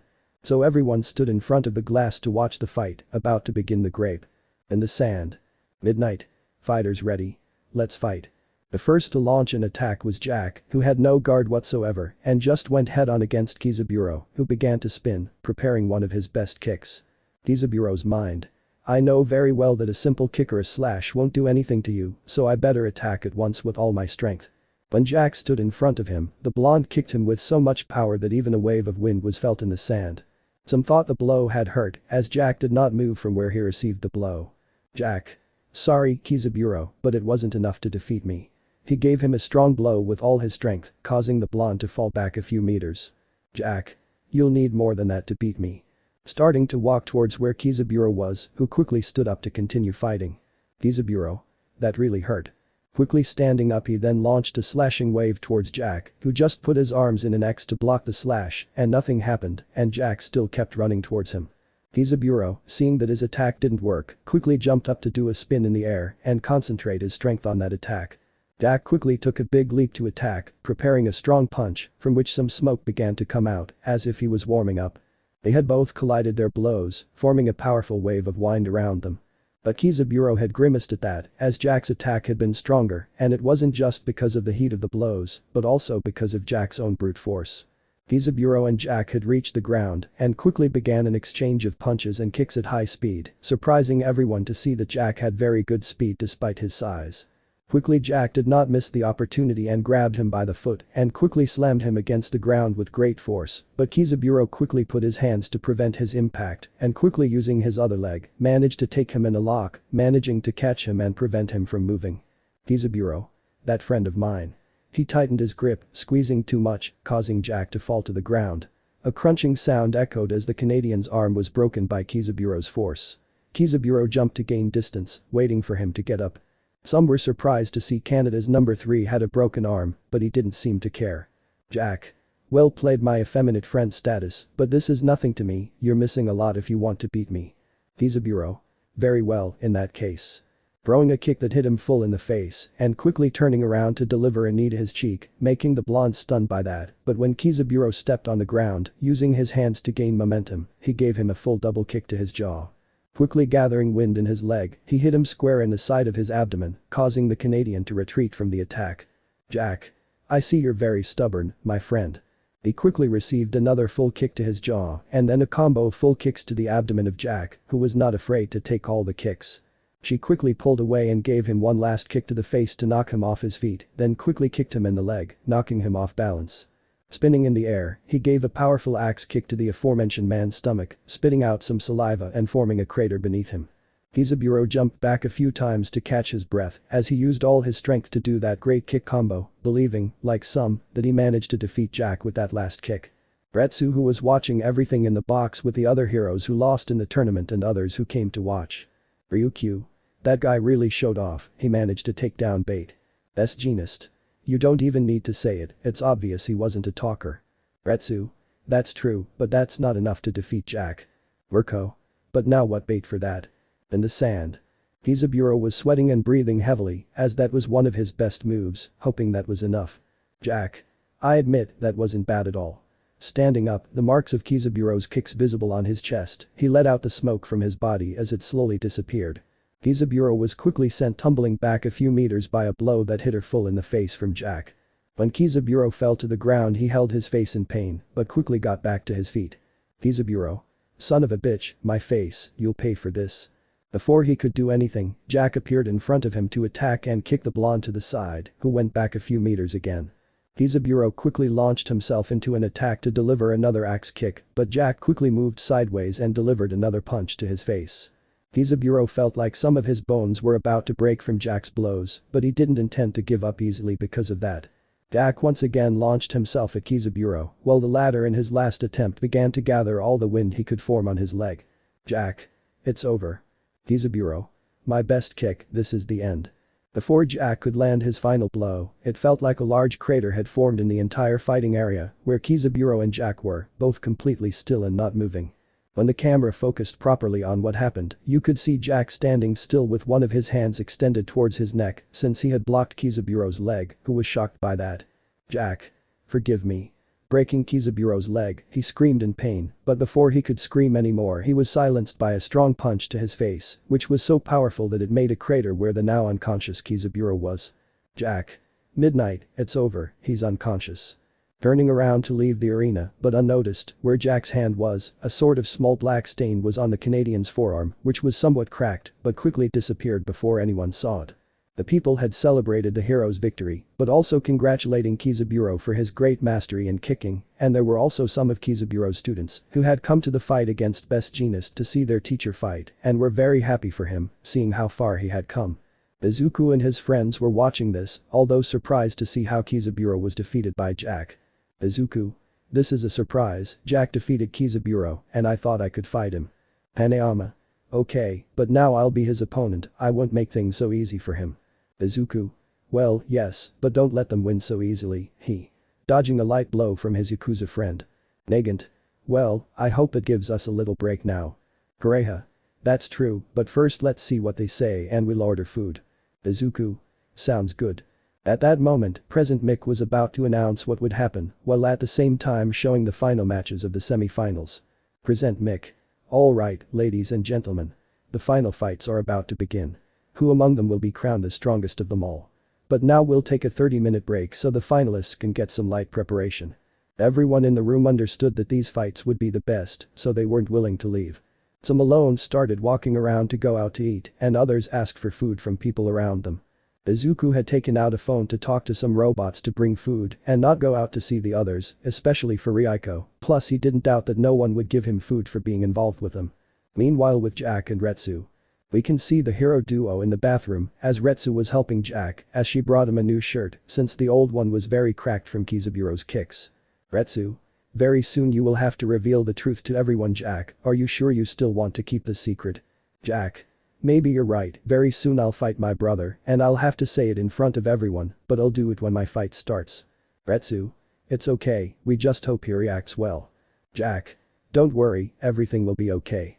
Without either of them realizing it, their little conversation was being overheard by a duo of students, those being Kaminari and Mienta from Class A, who were passing by the bathroom to go buy food and drinks, but they never expected to hear that revelation. Kaminari. Did you hear that? Mineta. Yeah, I never expected Bates' brother to be participating here. Kaminari. But who will be his brother? Mineta. Well, he said that his brother was about to fight him, could it be? Mineta. Kaminari. Kaoru Hanayama. Kaminari. Wait, but what if it's Kakuzu? Mineta. That's impossible, Kakuzu has never shown his identity to anyone because of his mask, and his personality and kinship are not similar. This referred to their physical condition and height, and the one who had the most similarity between them was Kaoru Hanayama with Jack's. Because of those two idiots who can't keep their mouths shut, they were about to make the entire stadium and the people outside start speculating. Chapter 33. The Demon with 5 Hearts. Chapter 33. Right now we're on a little break between everyone, since they had about a 30-minute break, so the semi-finalists could take a break before their fights, since they were at a peak at this point. Bakuzu vs Retsu Ko, the youngest criminal versus the best practitioner of Chinese Kendo. Kaoru Hanayama, the strongest Yakuza Quirkless vs Jack Kusagaki, or better known as the Bait Hero, Canada's number 3. This is something many were waiting to see, as the strongest in this tournament were about to give their all in these fights. With Izuku. We can see the aforementioned along with all his friends eating different dishes of food, wine, beer and soda. Izuku was eating a plate of steak with a cup of wine next to him, eating calmly and slowly, as if there was nothing to worry about. Kaoru was drinking a full bottle of beer without any problems. This was being seen by their companions who were looking at them in surprise at their actions. At that moment someone could no longer bear the silence at the table and banged the table hard. That was Nagant, which gained the attention of the others, but Izuku and Kaoru did not take it seriously and continued on their own. Nagant. Can you stop doing that, it makes me uncomfortable. Izuku. I don't know what you're talking about, Kania. We're just eating and drinking before the semi-finals. Kureha. Don't play dumb with us, we know exactly what you're thinking. Ryuko was the one who spent the least amount of time with them all, but with that short period of time, she knew well what Kureha and Nagant meant, and it was why they were so calm before fighting. Izuku. Isn't it obvious, Kania? I thought you would be smarter. Nagant. What did you say? Kaoru. We're just calming our nerves inside, that's all. But those simple words they made those who were there have a drop of sweat on the back of their necks. Ryuko. Really? Is that your way of relaxing? Izuku. Calm down, we only have about 10 minutes of rest left, I'll go get ready. Kaoru. I'll just wait for my turn and go fight. Both friends were completely calm in the eyes of those companions, but they were not ones to show so many emotions, but they were completely excited to fight against subjects as strong as the foreigners. While they were eating, Retsukeo was having a light pre-fight training. The Chinese hero was in one of the tunnels of the stadium, hitting the wall at high speed as he was warming up before his fight. Retsu knew well that this fight was not going to be too easy, he knew well the ability of his opponent, so he began to make a slight strategy to be able to take his victory. Retsu's mind. This fight is one of the most important, forgive me Jack, but even if he's your brother, I don't intend to lose to him, or anyone else. Giving one last blow to leave a huge hole in the wall. At that moment, in front of Retsu, some participants who lost in the tournament had appeared, those being the students of Class B who were passing by. Hendo. Retsu-sensei. Retsu. What's up kids? Do you feel better now? Satetsu. We're feeling better now, but we came to wish you luck before your fight. Satsuna. We know it will be difficult, but we will be supporting you. Retsu. I appreciate your support guys, I'll be fine, I don't think I'll lose so easily against him. With Jack. We can see how the blonde was in the hero's box, eating large plates of food that came and went. It was roast beef, steamed pork, ramen soup and other things. This was seen by all the heroes who were there, as they did not expect the hero to be able to eat so much. Mirko's mind. Just seeing that made me feel less hungry. Along with that thought, several heroes imitated Mirko's action, since they saw the large amounts of food that Jack consumed. Some thought that Jack ate that amount because he was hungry, or maybe because he was nervous about having come so far. But Jack only ate because he was hungry. Jack's mind. Just one more step and I'll be able to fight, that Yakuza won't know who hit him. With Nezu. We can see the director being in a special room where only he, Almight and Asawa were there. Nezu. This tournament was really entertaining, don't you think? Asawa. I have nothing to say, but you're right, director. With this, we were able to see the best fighters from all of Japan that we haven't seen until now. Almight. You're right Asawa-san, I never imagined that great fighters like these would come here. Nezu. You're both right about that, it seems there are more people who are really strong without the need for quirks or being a hero. Asawa. But now we're at this stage, not even the sports festival would have let us see this. Almight. You're right about that. Although some students really showed off, they couldn't compete with the professionals. They showed more than they could at the festival. Nezu. Besides, they saw the big difference between them. Almight. Now we are in this phase, but how will people take it if he wins? They both knew who he was referring to, and it was Izuku. At the beginning of the tournament, people still hated him and they didn't want him to be there and sometimes they accused him of cheating to get him out, but now that the tournament has advanced, that hatred little by little began to go away. Against Shuji and Mirko, his attitude changed completely. He showed respect. He wasn't as sadistic and cruel as he was years ago and he didn't go any further against them, something that they and the people realized. Nezu. Young Midoriya is looking for a way to redeem himself, but it's not how people expect it to be, he will do it his way, he won't care if some don't accept him, he wants to show that he has matured and taken a different path than the one he took before, and that may be due to certain people. At that, both heroes were speechless. They didn't know what to think about Izuku now. Maybe he was still somewhat cruel and harsh with some people, but he wasn't the same boy anymore, who killed for pleasure or money. Now he was smarter, more mature and intelligent. They knew that sending him to Tartarus was one of the best decisions for him to evolve. With Izuku. We can see the aforementioned being with his companions, finishing eating his meat and his glass of wine. Izuku. Exactly 10 minutes left until my fight. Nagant. And now what are you going to do, dwarf? Izuku. I'm going to warm up a little before the fight. Getting up from his chair he turned around to go to a place before his fight. Kureha. What do you think he has in mind? Nagant. Surely one of his strategies, after all, he must already know something about his opponent if he has seen him fight.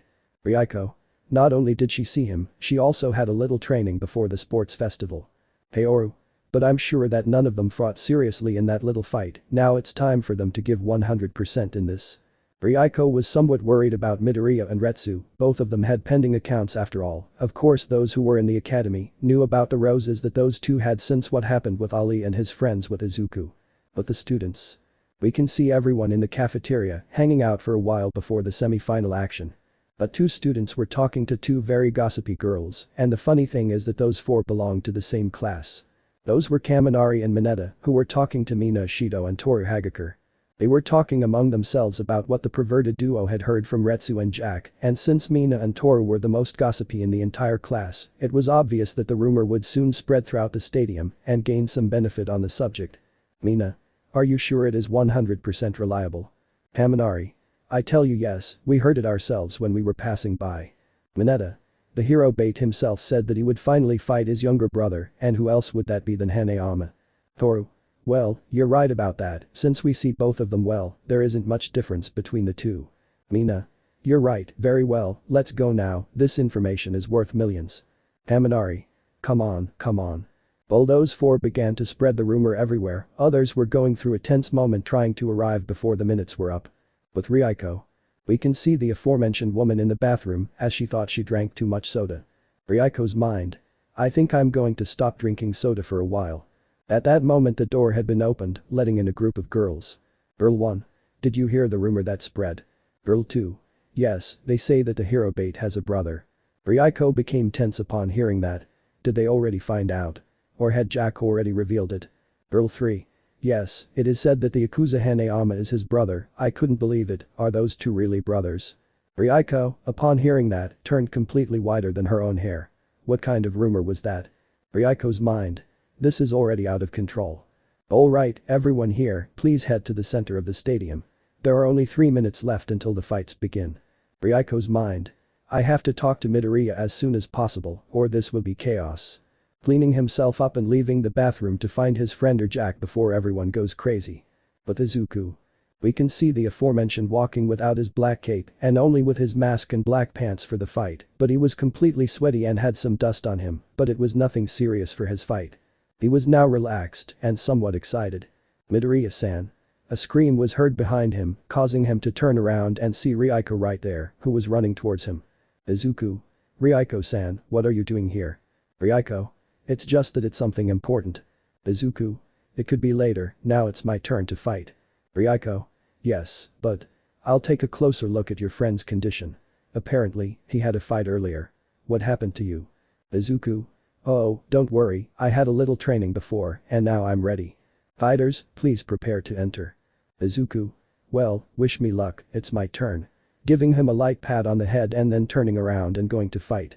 Leaving the white-haired girl standing there staring at him while touching her head. In the sand.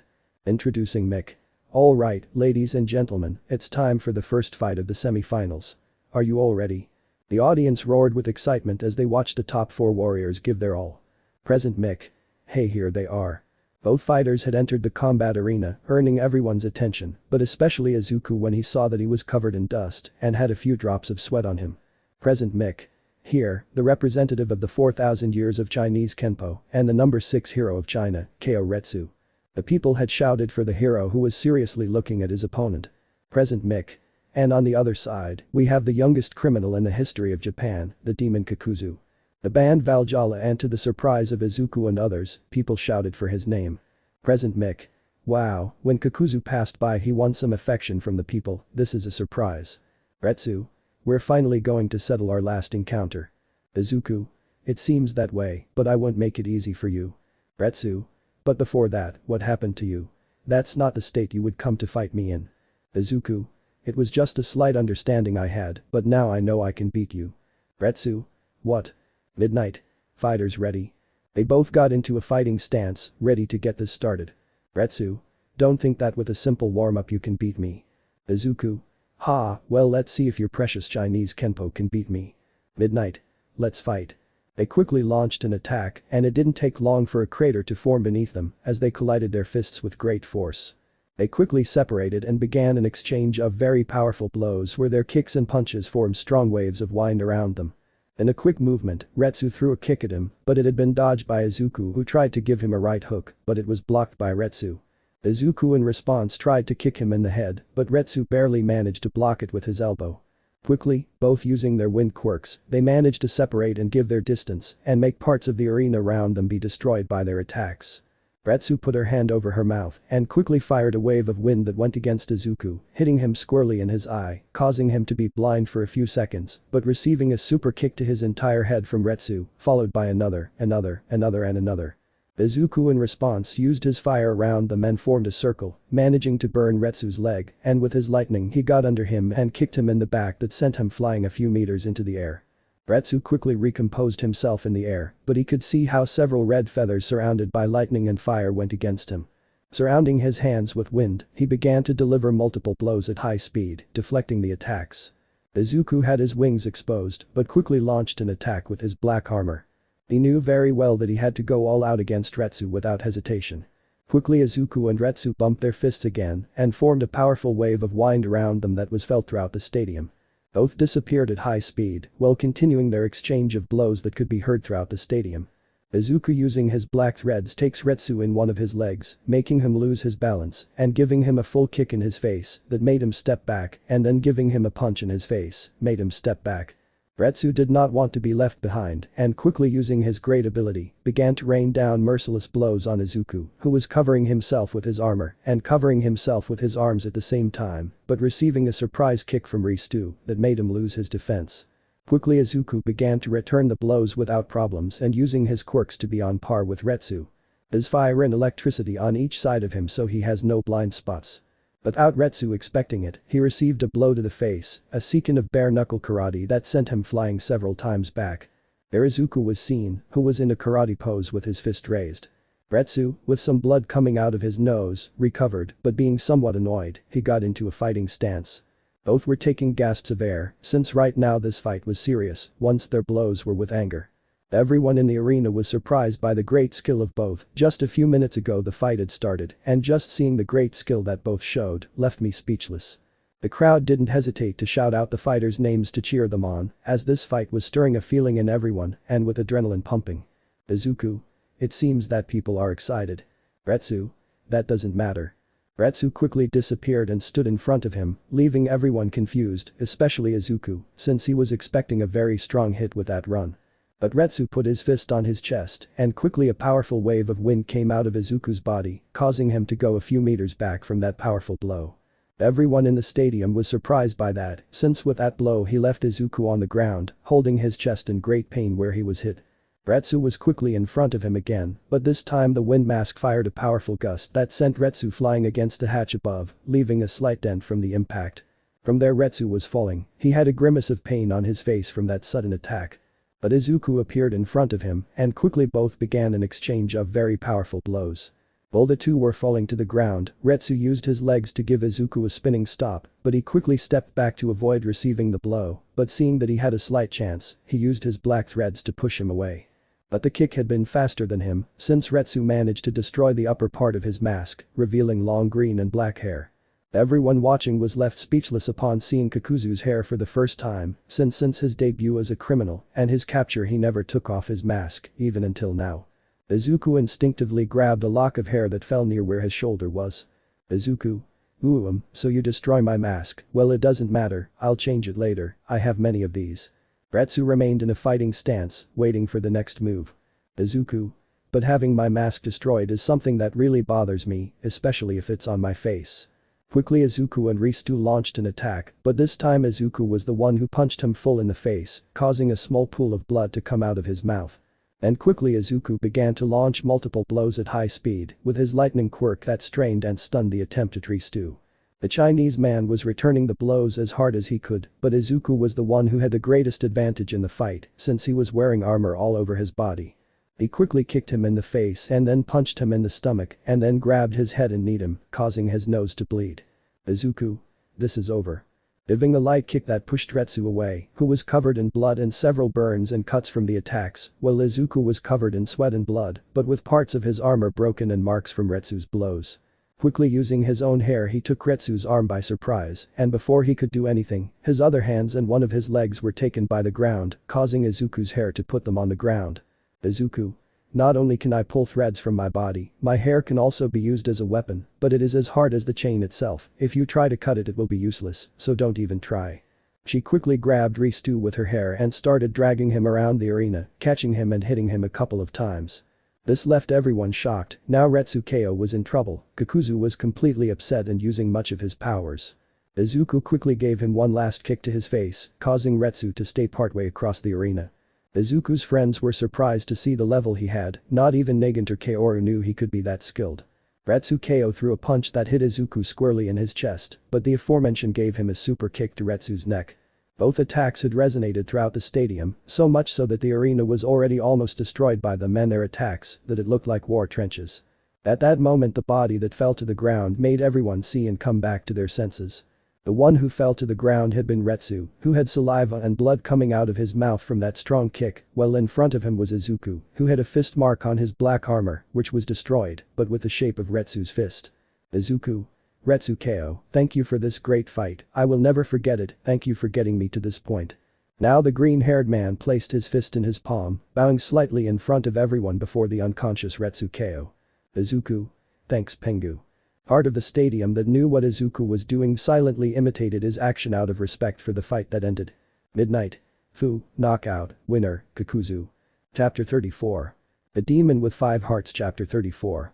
Everything was a spectral silence in the stadium, no one could believe that Kakuzu had beaten Retsu KO, the best martial artist of Chinese Kenpo, but not only that, but he was also showing respect to his unconscious rival who was on the ground, and some in the stadium imitated his action out of respect for Retsu and a tribute for the great fight they both just had. At that moment Izuku stopped bowing, and with his feathers, he delicately took Retsu and placed him on top of the robots that had just arrived. He just walked away, leaving everyone in silence. After all, they didn't know how to react to what they had just witnessed. Jack, who was watching everything from the hero's box, was very surprised by the result. After all, his best friend Retsu had been defeated, since even for him it was too difficult. He knew that his brother had become very angry after all his mask had been broken, not to mention that he could notice that a very different energy was coming out of him, so he would have to be careful when he fought him. The blonde turned around to leave the room, being seen by all the heroes. Mirko. Now it's your turn. Ryukyu. How do you think it will go for him? Genist. I say he will be, after all, he is one of the strongest in his country. Endeavor would just look at him with some anger, although with a little respect, but he would remain silent as he watched Jack leave. With Izuku. We can see the aforementioned still walking through the halls, with his long green hair hanging near his face, but having a mental battle. I reached the final of the tournament, one more fight, and I would take the title of the strongest and have the belt worth more than 100 million. Would having that belt be worth it? Why do I feel so different now than before the tournament started? Why do I have this strange feeling? These and more questions kept coming to his head, which is what caused him to have an emotional struggle. At that moment he had reached a box where his companions were, but before entering, he took a breath to calm his emotions and open the door. When he opened the door, he gained the attention of all his classmates, who were looking at him with some astonishment, since not even Nagant, who was his Tartarus companion, saw Izuku's hair. Izuku? What? Pareha. Haha, good fight, man, you really showed off. Nagant. Good fight, dwarf, look how you left that little Chinese guy on the ground. Kaoru. You did very well. Izuku was quiet and surprised, well, that was until he felt someone start stroking his hair, and when he turned around he found Ryuko, who didn't stop stroking his hair and just looked up to meet Izuku's gaze, who was looking at her with a face, really? Ryuko. Sorry, it's just very soft. Izuku. Anyway, I'll change my mask later. Nagant. Oh come on, it's the first time we've seen your hair, and she's right, it's very soft. Joining Ryuko and stroking Izuku's hair, who was silent and with a drop of sweat on the back of his neck, seeing the action of the two girls. Izuku. Anyway, it's your turn Kaoru. Kaoru. Yes, it's finally my turn to fight. Izuku. You better not lose so easily, old man. We can finally fight like we wanted. Kaoru. Don't worry, I'll be as fast as possible, so I can crush you. Turning around to be able to go to the exit of the box and have his fight against Bait. Ryuko. He'll be fine, right? Izuku. Don't worry, Kaoru won't lose, I'm confident she'll win. But that said, the Yakuza had the trust of his best friend, plus his honor as a Yakuza will not allow him to lose so easily against Jack. Kaoru's mind. Izuku, you and we know that you are the strongest of the two, but you still respect me, I hope I can keep up with you someday. With Jack. We can see the aforementioned arrive at the infirmary, and when he entered, he met his friend Retsu, who had some bandages and parts around his body, and a few marks of blows from the fight he had. Jack. How do you feel? Retsu. Don't worry, I'll live. Jack. My turn to fight is coming up. Retsu. You're right, I hope you manage to win, as I could hear, that guy is not an ordinary Quirkless. Jack. I take that into account, after all he survived a hail of bullets from Lady Nagant, that's something to emphasize. Retsu. Also, he respected me. Watching the replay of his fight against Izuku. Jack. Yeah, I knew you'd like me soon. Well, see you later. Turning to leave the infirmary and let his friend rest. In the sand. Present Mick. Hey ladies and gentlemen, here is the second fight of the semifinals of the Maximum Tournament. The crowd had been screaming with excitement as a heavyweight fight was about to take place. At that moment, the two fighters, the Yakuza and the foreigner, had entered, earning the looks and shouts of excitement from the entire audience. Present Mick. Hey here, we have the strongest Yakuza Quirkless in Japan, neither with shots nor explosions can they take him down, he is, Hanayama Kaoru. The aforementioned was in front of Jack, who was serious, looking him in the eyes, without faltering before the other's gaze. Present Mick. And on the other side, we have the strongest Canadian, a hero capable of shattering even iron with his powerful jaw, Canada's new hero 3, Bait. The blonde was also praised by everyone, while he continued exchanging glances with Kaoru. Present Mick. Which of these giants will win this tyrannical battle? Before anyone could do anything, Kaoru put her hands in his pants and with all her strength had pulled off his clothes. Before everyone's attentive gaze had revealed his large body covered in scars, which were from cuts and gunshots, but what stood out most about him was that he had a tattoo that covered a large part of his back. Everyone seeing that had their mouths open to see that now Kaoru Hanayama is going to fight with everything, and to demonstrate that, she showed her back to everyone. Izuku, who was watching from his box, was surprised because he hadn't taken off his clothes since the beginning of the tournament. Ryuko. Fence. Nagant. Nice tattoo he has.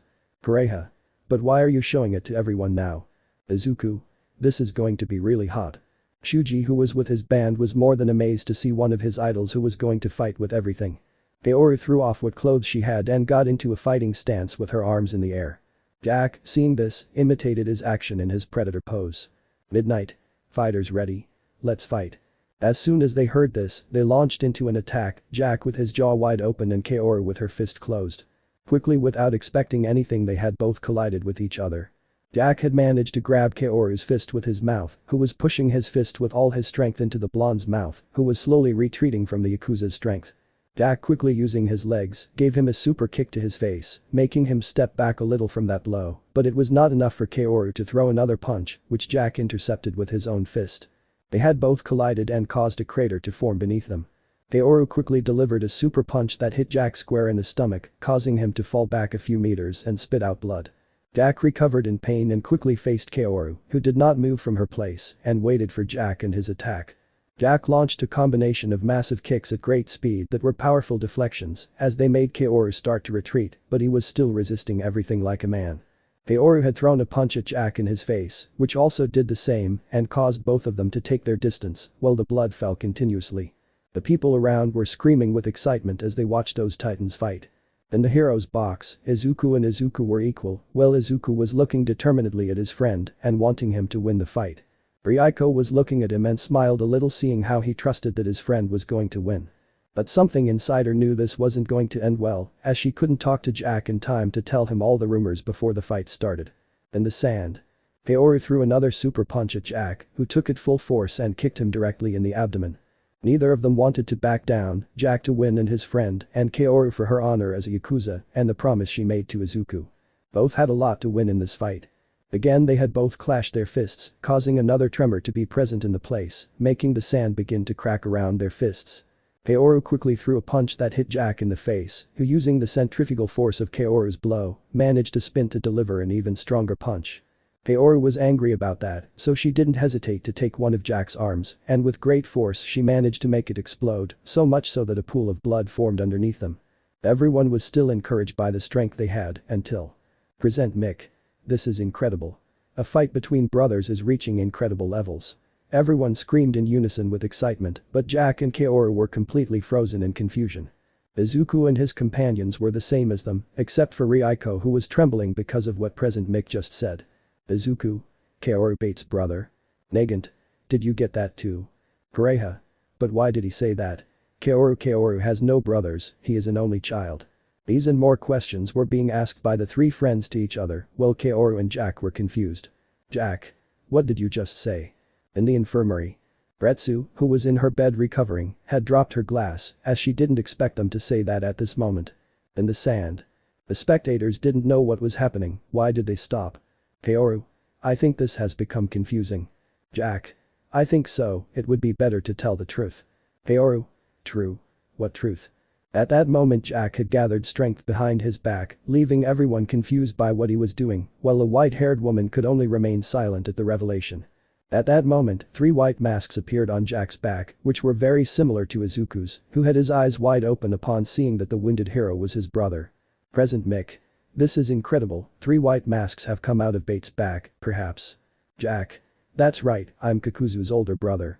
But that he had left the entire stadium in shock. Kakuzu, the youngest and most dangerous criminal in the history of Japan, was the brother of Bate, the number 3 hero in Canada, being one of the most beloved and strongest. Kaoru. I don't care, even if you're his brother, they'll tear you apart. Jack. I think you're right, after this I'll be able to talk to him. At that moment Jack, using his black threads, had sewn his arm wound and returned to the fight. Kaoru quickly threw another punch that connected with Jack's arm, which surrounded her with his black armor, but combined with an enormous heat that was emitting smoke. At that moment when the two had collided their fists, they caused a tremor to form throughout the place. But when they turned their gaze to the arena, there was only Jack, who stood with his arm extended with his fist closed while smoke came out of it. At that moment when everyone turned to look elsewhere, they saw Kaoru Hanayama right there, who was unconscious, still standing with many wounds. Midnight. Out of combat, winner, Bate.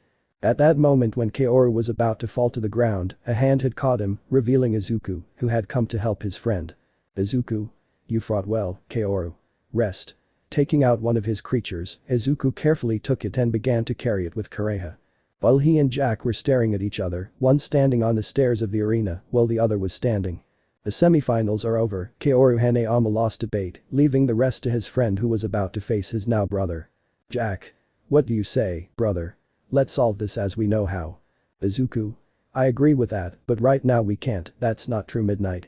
Midnight. It's true, they have to wait an hour to prepare the arena, so don't start now. With a bit of nerves, sensing the aura of both brothers as the closest of the spectators. Jack. Okay, in an hour, I'm going to devour you. Izuku. Let's see who devours who in the final. Turning around to go see his friend. Chapter 35. The Demon with 5 Hearts. Chapter 35. Silence. It was the only thing that could be felt in the entire stadium. After all, it is revealed that the hero Bate is Kakuzu's older brother, who declared that he would end this with a great fight between the two. But now they had to wait an hour to fight for the repair of the arena, in addition to being the last fight of the most important tournament that Japan has had so far, where several aspirants, heroes, martial artists, gang members and yakuza have participated to be crowned as the strongest, and only 2 of them had arrived for that. Most of those present were standing still, amazed at the significance, and others were not going to leave because they wanted to see the fight. But Izuku. We can see the aforementioned being in a waiting room after having left Kaoru with Kureha, decided to be alone to clear his mind. After all, a great revelation that he has a brother and that he will have to fight against him was something that would leave anyone like that. Did he come to kill him? Did he come on his orders? Why now? He asked himself these and more questions about the actions of his now brother. Izuku. What do I have to do now? With Jack. We can see the aforementioned being in a waiting room, thinking about everything he had been through to get to this point. Jack Kusagaki, 22 years old, is one of the youngest and most powerful heroes Canada could have in its ranks. His relatives, Kakuzu is half-brother and deceased mother. Flashback. Jack had a very different life than his younger brother. Her mother's name was Diane Kusagaki, alias War Maiden, the former #1 heroine in Canada.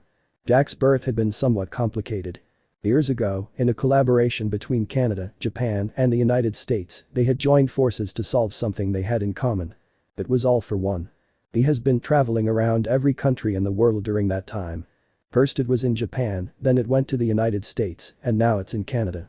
No one knew his motive for pursuing that line, but those days were not the time to think about his plans, but rather to stop him, since he had killed countless heroes. That day they were chasing him with the support of Nonishimura, Japan's #1 at the time. When everyone cornered him in an area of abandoned warehouses where he was taking refuge, they tried to make him surrender and give himself up to good, but that never happened. All for One faces them too, along with the other 20 heroes who came with him. When Diane was about to fall unconscious after a fight that lasted hours, Afo took her by force and made her his, in front of Nana, who could do nothing but watch, since most of her bones had been broken, considering the great fatigue she had when using her power. After Afo had released his poison inside her, he had disappeared since then, but knowing that he was still going from country to country. Diane had Nana's support for a while, as she then had to go back to Japan to try to stop Afo. Diane had to wait about 2 months to be mentally well again after that event she had to live through, but she also had to face the surprise of being pregnant as the doctors in charge of her recovery. Diane was offered the option to abort the baby, since after all it wasn't with her consent. She said no, she would keep the baby, since despite making the child of a bastard like Afo, the child is not to blame for anything. She later learned that one of the high-ranking officers of the Canadian Heroes Association asked her to have the baby, as it could be a great contribution to her country, since they knew what Afo was capable of and how powerful he is.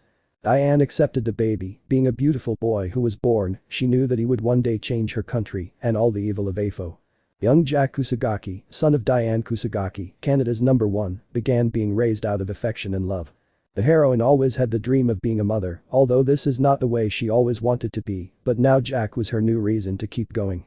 Jack was growing up lovingly and like a normal child, although he only started training at the age of 5, since at the age of 4, he took out his first mask on his back. Having some privileges such as help from his mother and advanced studies. Of course, that was when he turned 8. One day Jack was returning from school, but he was very happy that day, since he managed to be crowned number 1 in his class. When the boy arrived, he could see that his door was open, making him think that his mother had come home from work. But when he entered, all his happiness went to the ground. When he entered, he found the horrible scene of his mother being pierced by a metal bar from her chest, being slammed into the wall with blood falling in streams, forming a small puddle where she and a man were. That man was All For One, who had come to kill Diane. Jack, seeing his mother in danger, did not hesitate to go help, covering his arm with his black armor, attacking without thinking. But seeing that, he only punched the poor child against the wall, but with a slight wound near his mouth. Afo. How pathetic you are, I can't believe that a piece of trash like you has my blood, well it doesn't matter, I hope that one of your brothers later on is even tougher than you. Jack could do nothing but crawl to where his beloved mother was. Afo could only snort at that and turned around to open a black portal and leave, since the heroes and the police would soon arrive. Jack, still wounded, could only hug her, but Diane, still dying, took her beloved son's face with the little strength she had. Jack. Mom. Crying while hugging his mother who smiled sweetly. Diane. Son, listen to me, first of all, promise me that you will become an exemplary hero, that you will not follow the same path as your father. Coughing up some blood as tears flowed from her eyes, while Jack's tears fell on top of her. Diane. Become the best hero and find the rest of your half-siblings. They must also be going through something similar to you. Find them, join forces, and finish him off. Jack. I will, Mom, I promise. Diane. I love you son, wherever you go, I'll be watching and watching over you, I'll always be proud of you. This was the last thing poor Diane Kusagaki said as she died in the arms of her beloved son. After that, the rest of the heroes and police officers arrived, completely perplexed to see little Jack hugging and crying over the body of his dead mother, Canada's number 1. Many felt sorry and sad for the boy, since his mother was the only family he had, since later, he was taken into the guardianship of the Canadian government, which took good care of the child. After that sad day for Jack, his days were almost never the same. His smile was not the same, it was a little more apathetic and gloomy, but his days of training and studies were harder, since the boy does double or triple what normal, and despite some telling him to stop for his own good, and although he ignored their requests, he managed to come to his senses and understand that he had to do it calmly. End of flashback. Jack had taken out of his vest a small photo of himself and his mother as a child. Showing a slight smile, he placed the photo on his chest and then put it back in its place. Jack. Mother, I will keep the promise I made you, I will not let you down. At that moment the door to the waiting room had been opened, revealing Nezu with other heroes. Jack. Director Nezu. Nezu. Hello Mr. Bate, how are you? Jack. I'm fine, I just had some memories from the past. Almight. Mr. Bate, I don't mean to be rude, but I want to ask you a question. Jack. Does it have to do with my hearts? Asawa. Indeed, we don't want to assume anything before hearing your version. Kamuyo Woods. We want to know now that you're brothers and yours. Jack. Yes, I know, but don't worry, my hearts were given to me by the Canadian government itself, my hands are not stained by unconscious hands, and even more so if one of them is my mother's. With that, I left everyone a little more calm and somewhat surprised. But izuku. We can see the aforementioned in the waiting room, being in a shadow fight with imaginary opponents who have already lost. At that moment the door had been opened, revealing Negan coming with a can of soda. Izuku didn't pay attention to her and continued with his own thing, while the purple-haired girl was drinking her soda. Pania. I see you're excited. Izuku. Of course, it's time to end this. Pania. On the subject. Izuku. Don't say it, I don't even know what to say, but I can't hear him. Pania. Well, if you need to talk about those topics, you know we're here for you. Izuku. Thanks Kania. Fighters please come closer to the arena. Izuku. The time has come. Pania. When you're done, we'll go drink at Hanayama's bar. Izuku. Sounds good to me.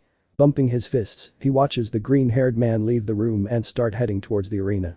On the way he had met Ryuko, who was looking down. Izuku walked past her, but not before feeling the white-haired girl touch his hair to stop him. Ryuko. Please be careful. Izuku. Don't worry, I'll be fine. Giving him a wide-eyed smile as he leaves. In the sand.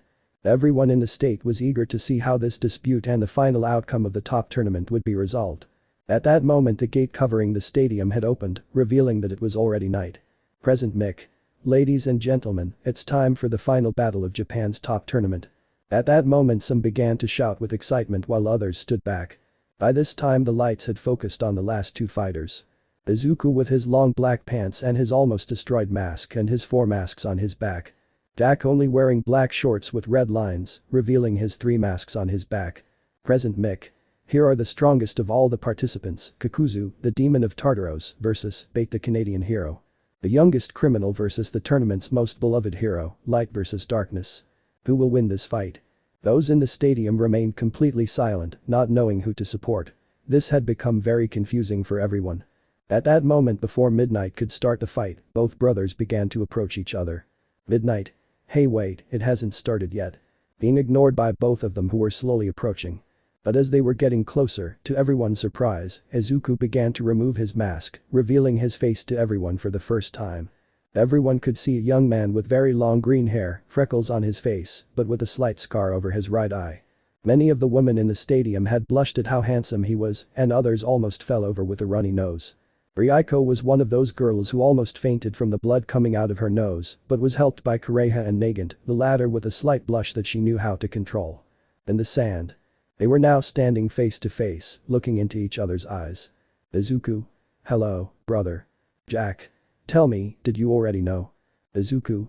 I had my suspicions, when I had you close I could feel an energy similar to mine, I had no doubt that it had something to do with our power. Jack. I see, I'm glad to see how strong you are. Izuku. Tell me, are you happy for me? Jack. I can't say I'm completely happy, but I still admire you.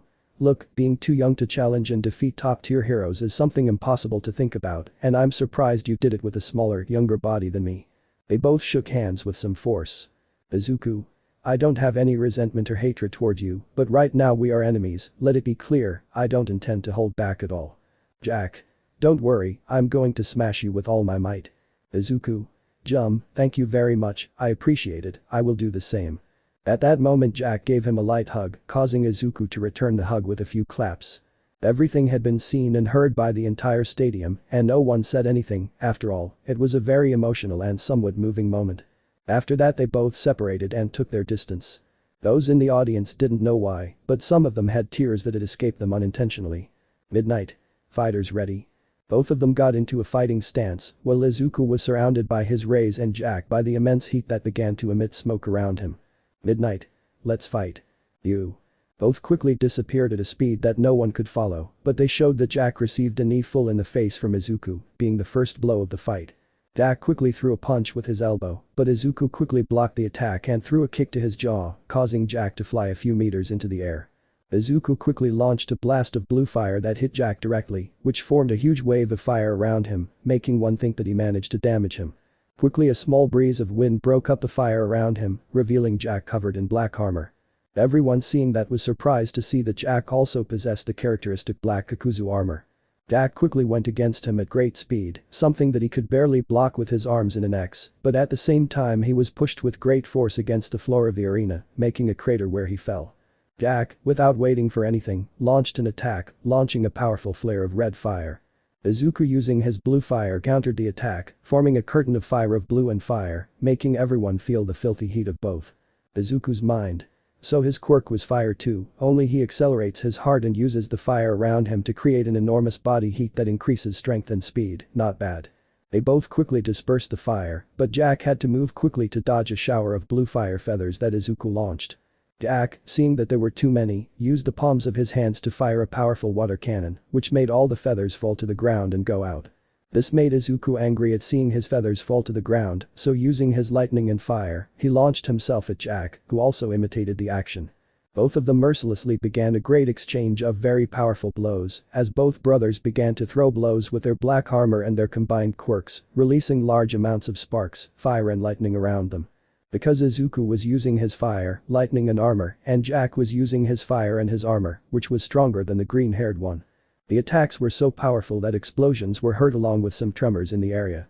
Izuku quickly used a kick that hit him square in the stomach, causing Jack to fly several meters into the sky, being followed by Izuku who went against him.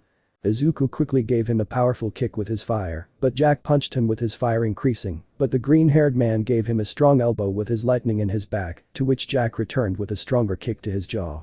Izuku, angry like Jack, was once again in an exchange of massive blows in the sky, so much so that it looked like fireworks. In the stadium, everyone was screaming with excitement and others were amazed to see the incredible power between them. Sweat and blood were falling from them like rain. With Nezu, the mouse was like all the other heroes, completely shocked to witness the fight that was taking place between the two brothers. Urko was surprised to see how Izuku was using the hawk feathers in a better way than the original wielder and also realized that she was not at the same level. Endeavor was very angry to see how the brother duo who had humiliated him and were stronger than him. Everyone in the stadium was seeing 100% Kakuzu and bait for the first time, something that even the students felt a little afraid of, since a boy of his age was capable of showing a level like that.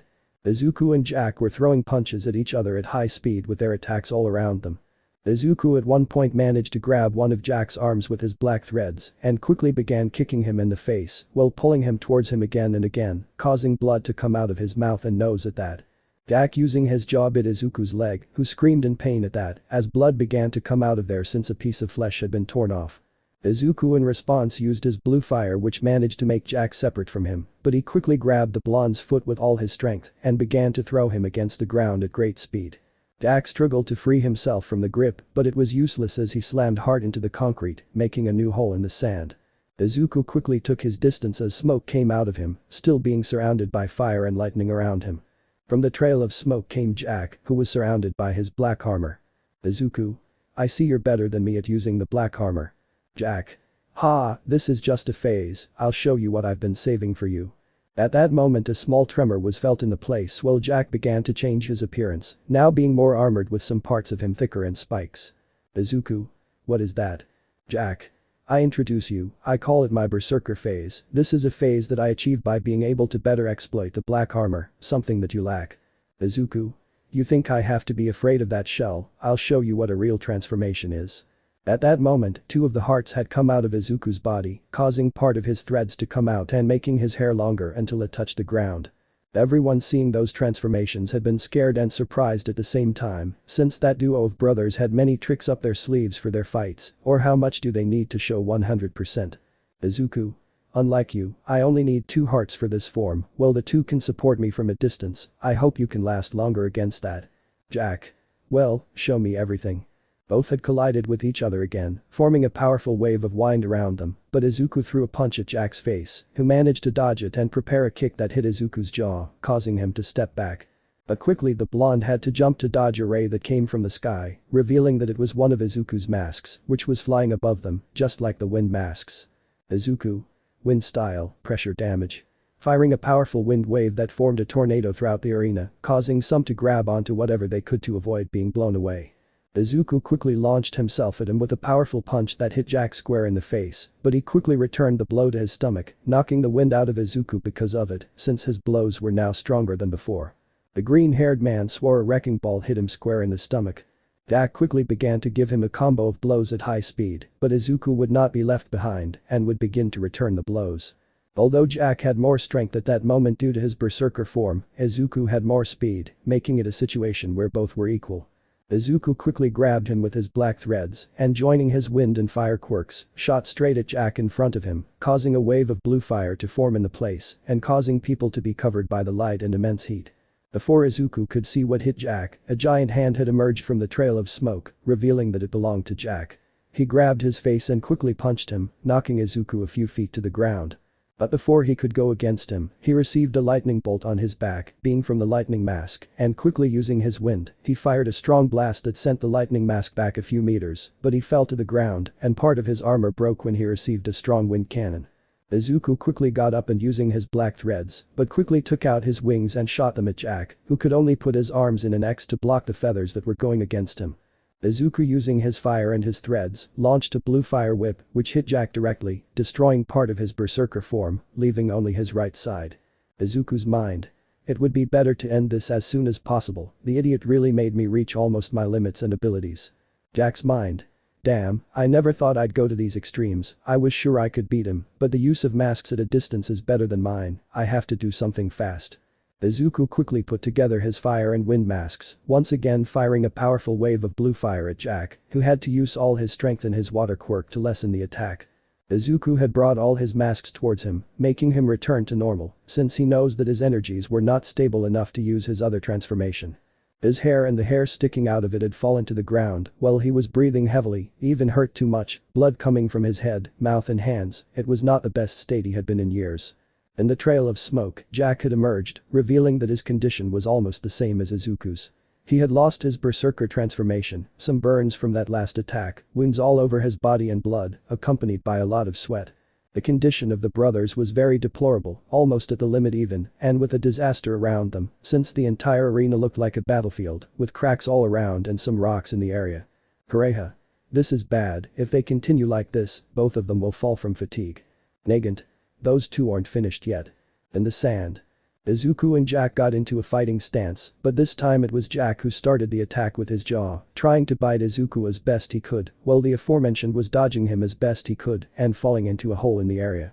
Izuku quickly punched him in the face, but the aforementioned punch hit him in the stomach, causing the green-haired man to spit out some saliva and step back while holding his stomach in pain.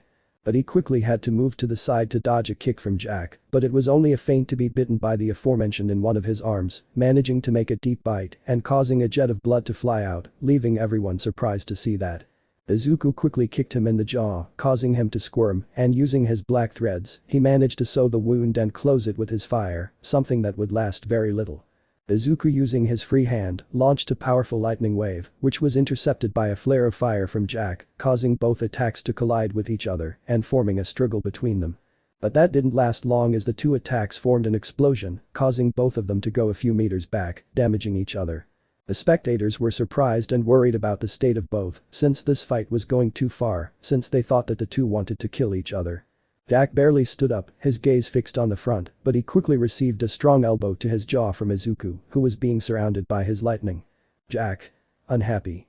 Using his mother's heart, he launched an energy blast from his chest, surprising everyone, but worrying Izuku, as he barely dodged the attack, and a powerful explosion formed behind him that even pushed him a few meters forward. Izuku. It was an attack. Jack. Thank you. Izuku using his lightning and Jack his fire, they continued their exchange of massive blows, but being of a lower speed and intensity, since their states were not the best to be stronger. Almight. This is amazing. Isawa. Those two are on a different level. Nezu. No, this is about to end. At that moment Izuku took advantage of one of the structures in the place to propel himself into the air, and spinning a few times, he launched a powerful kick to Jack's face, sending him flying a few meters. Everyone was surprised because that kick was the same as Kizaburo saw it as. Jack got angry about that and went against Izuku again, this time using his black armor on his fists, since he didn't have enough energy to completely surround himself. Izuku made a feint that would throw a punch, but managed to catch Jack's hand, and with force he opened the blonde's arm, causing blood to fall. That move had been Kaoru Hanayama's and his famous grab that he did against Dorian. Jack.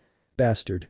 Izuku without waiting this time used Shuji's boxing and Muay Thai, giving him a frontal blow to his face and a kick to his abdomen. Everyone was surprised because Izuku was using the movements of the participants who fought. At that moment Jack, already very annoyed, launched himself at him, without giving Izuku the chance to defend himself, he threw a number of very powerful punches and kicks, which made Izuku start to retreat from that. But since he couldn't see well, he had fallen to the ground through a hole in the floor, giving Jack the opportunity to deliver a number of very powerful blows to Izuku who was on the ground. Those around him began to worry, maybe Izuku was a bastard, but this was going too far. Nagant. Izuku enough, give up now. Pareja. Come on old man, you must stop, you won't be able to continue. Ryuko was the one who was most worried, as she even began to shed tears as she watched the green-haired boy being beaten. In the stands. Kizaburo.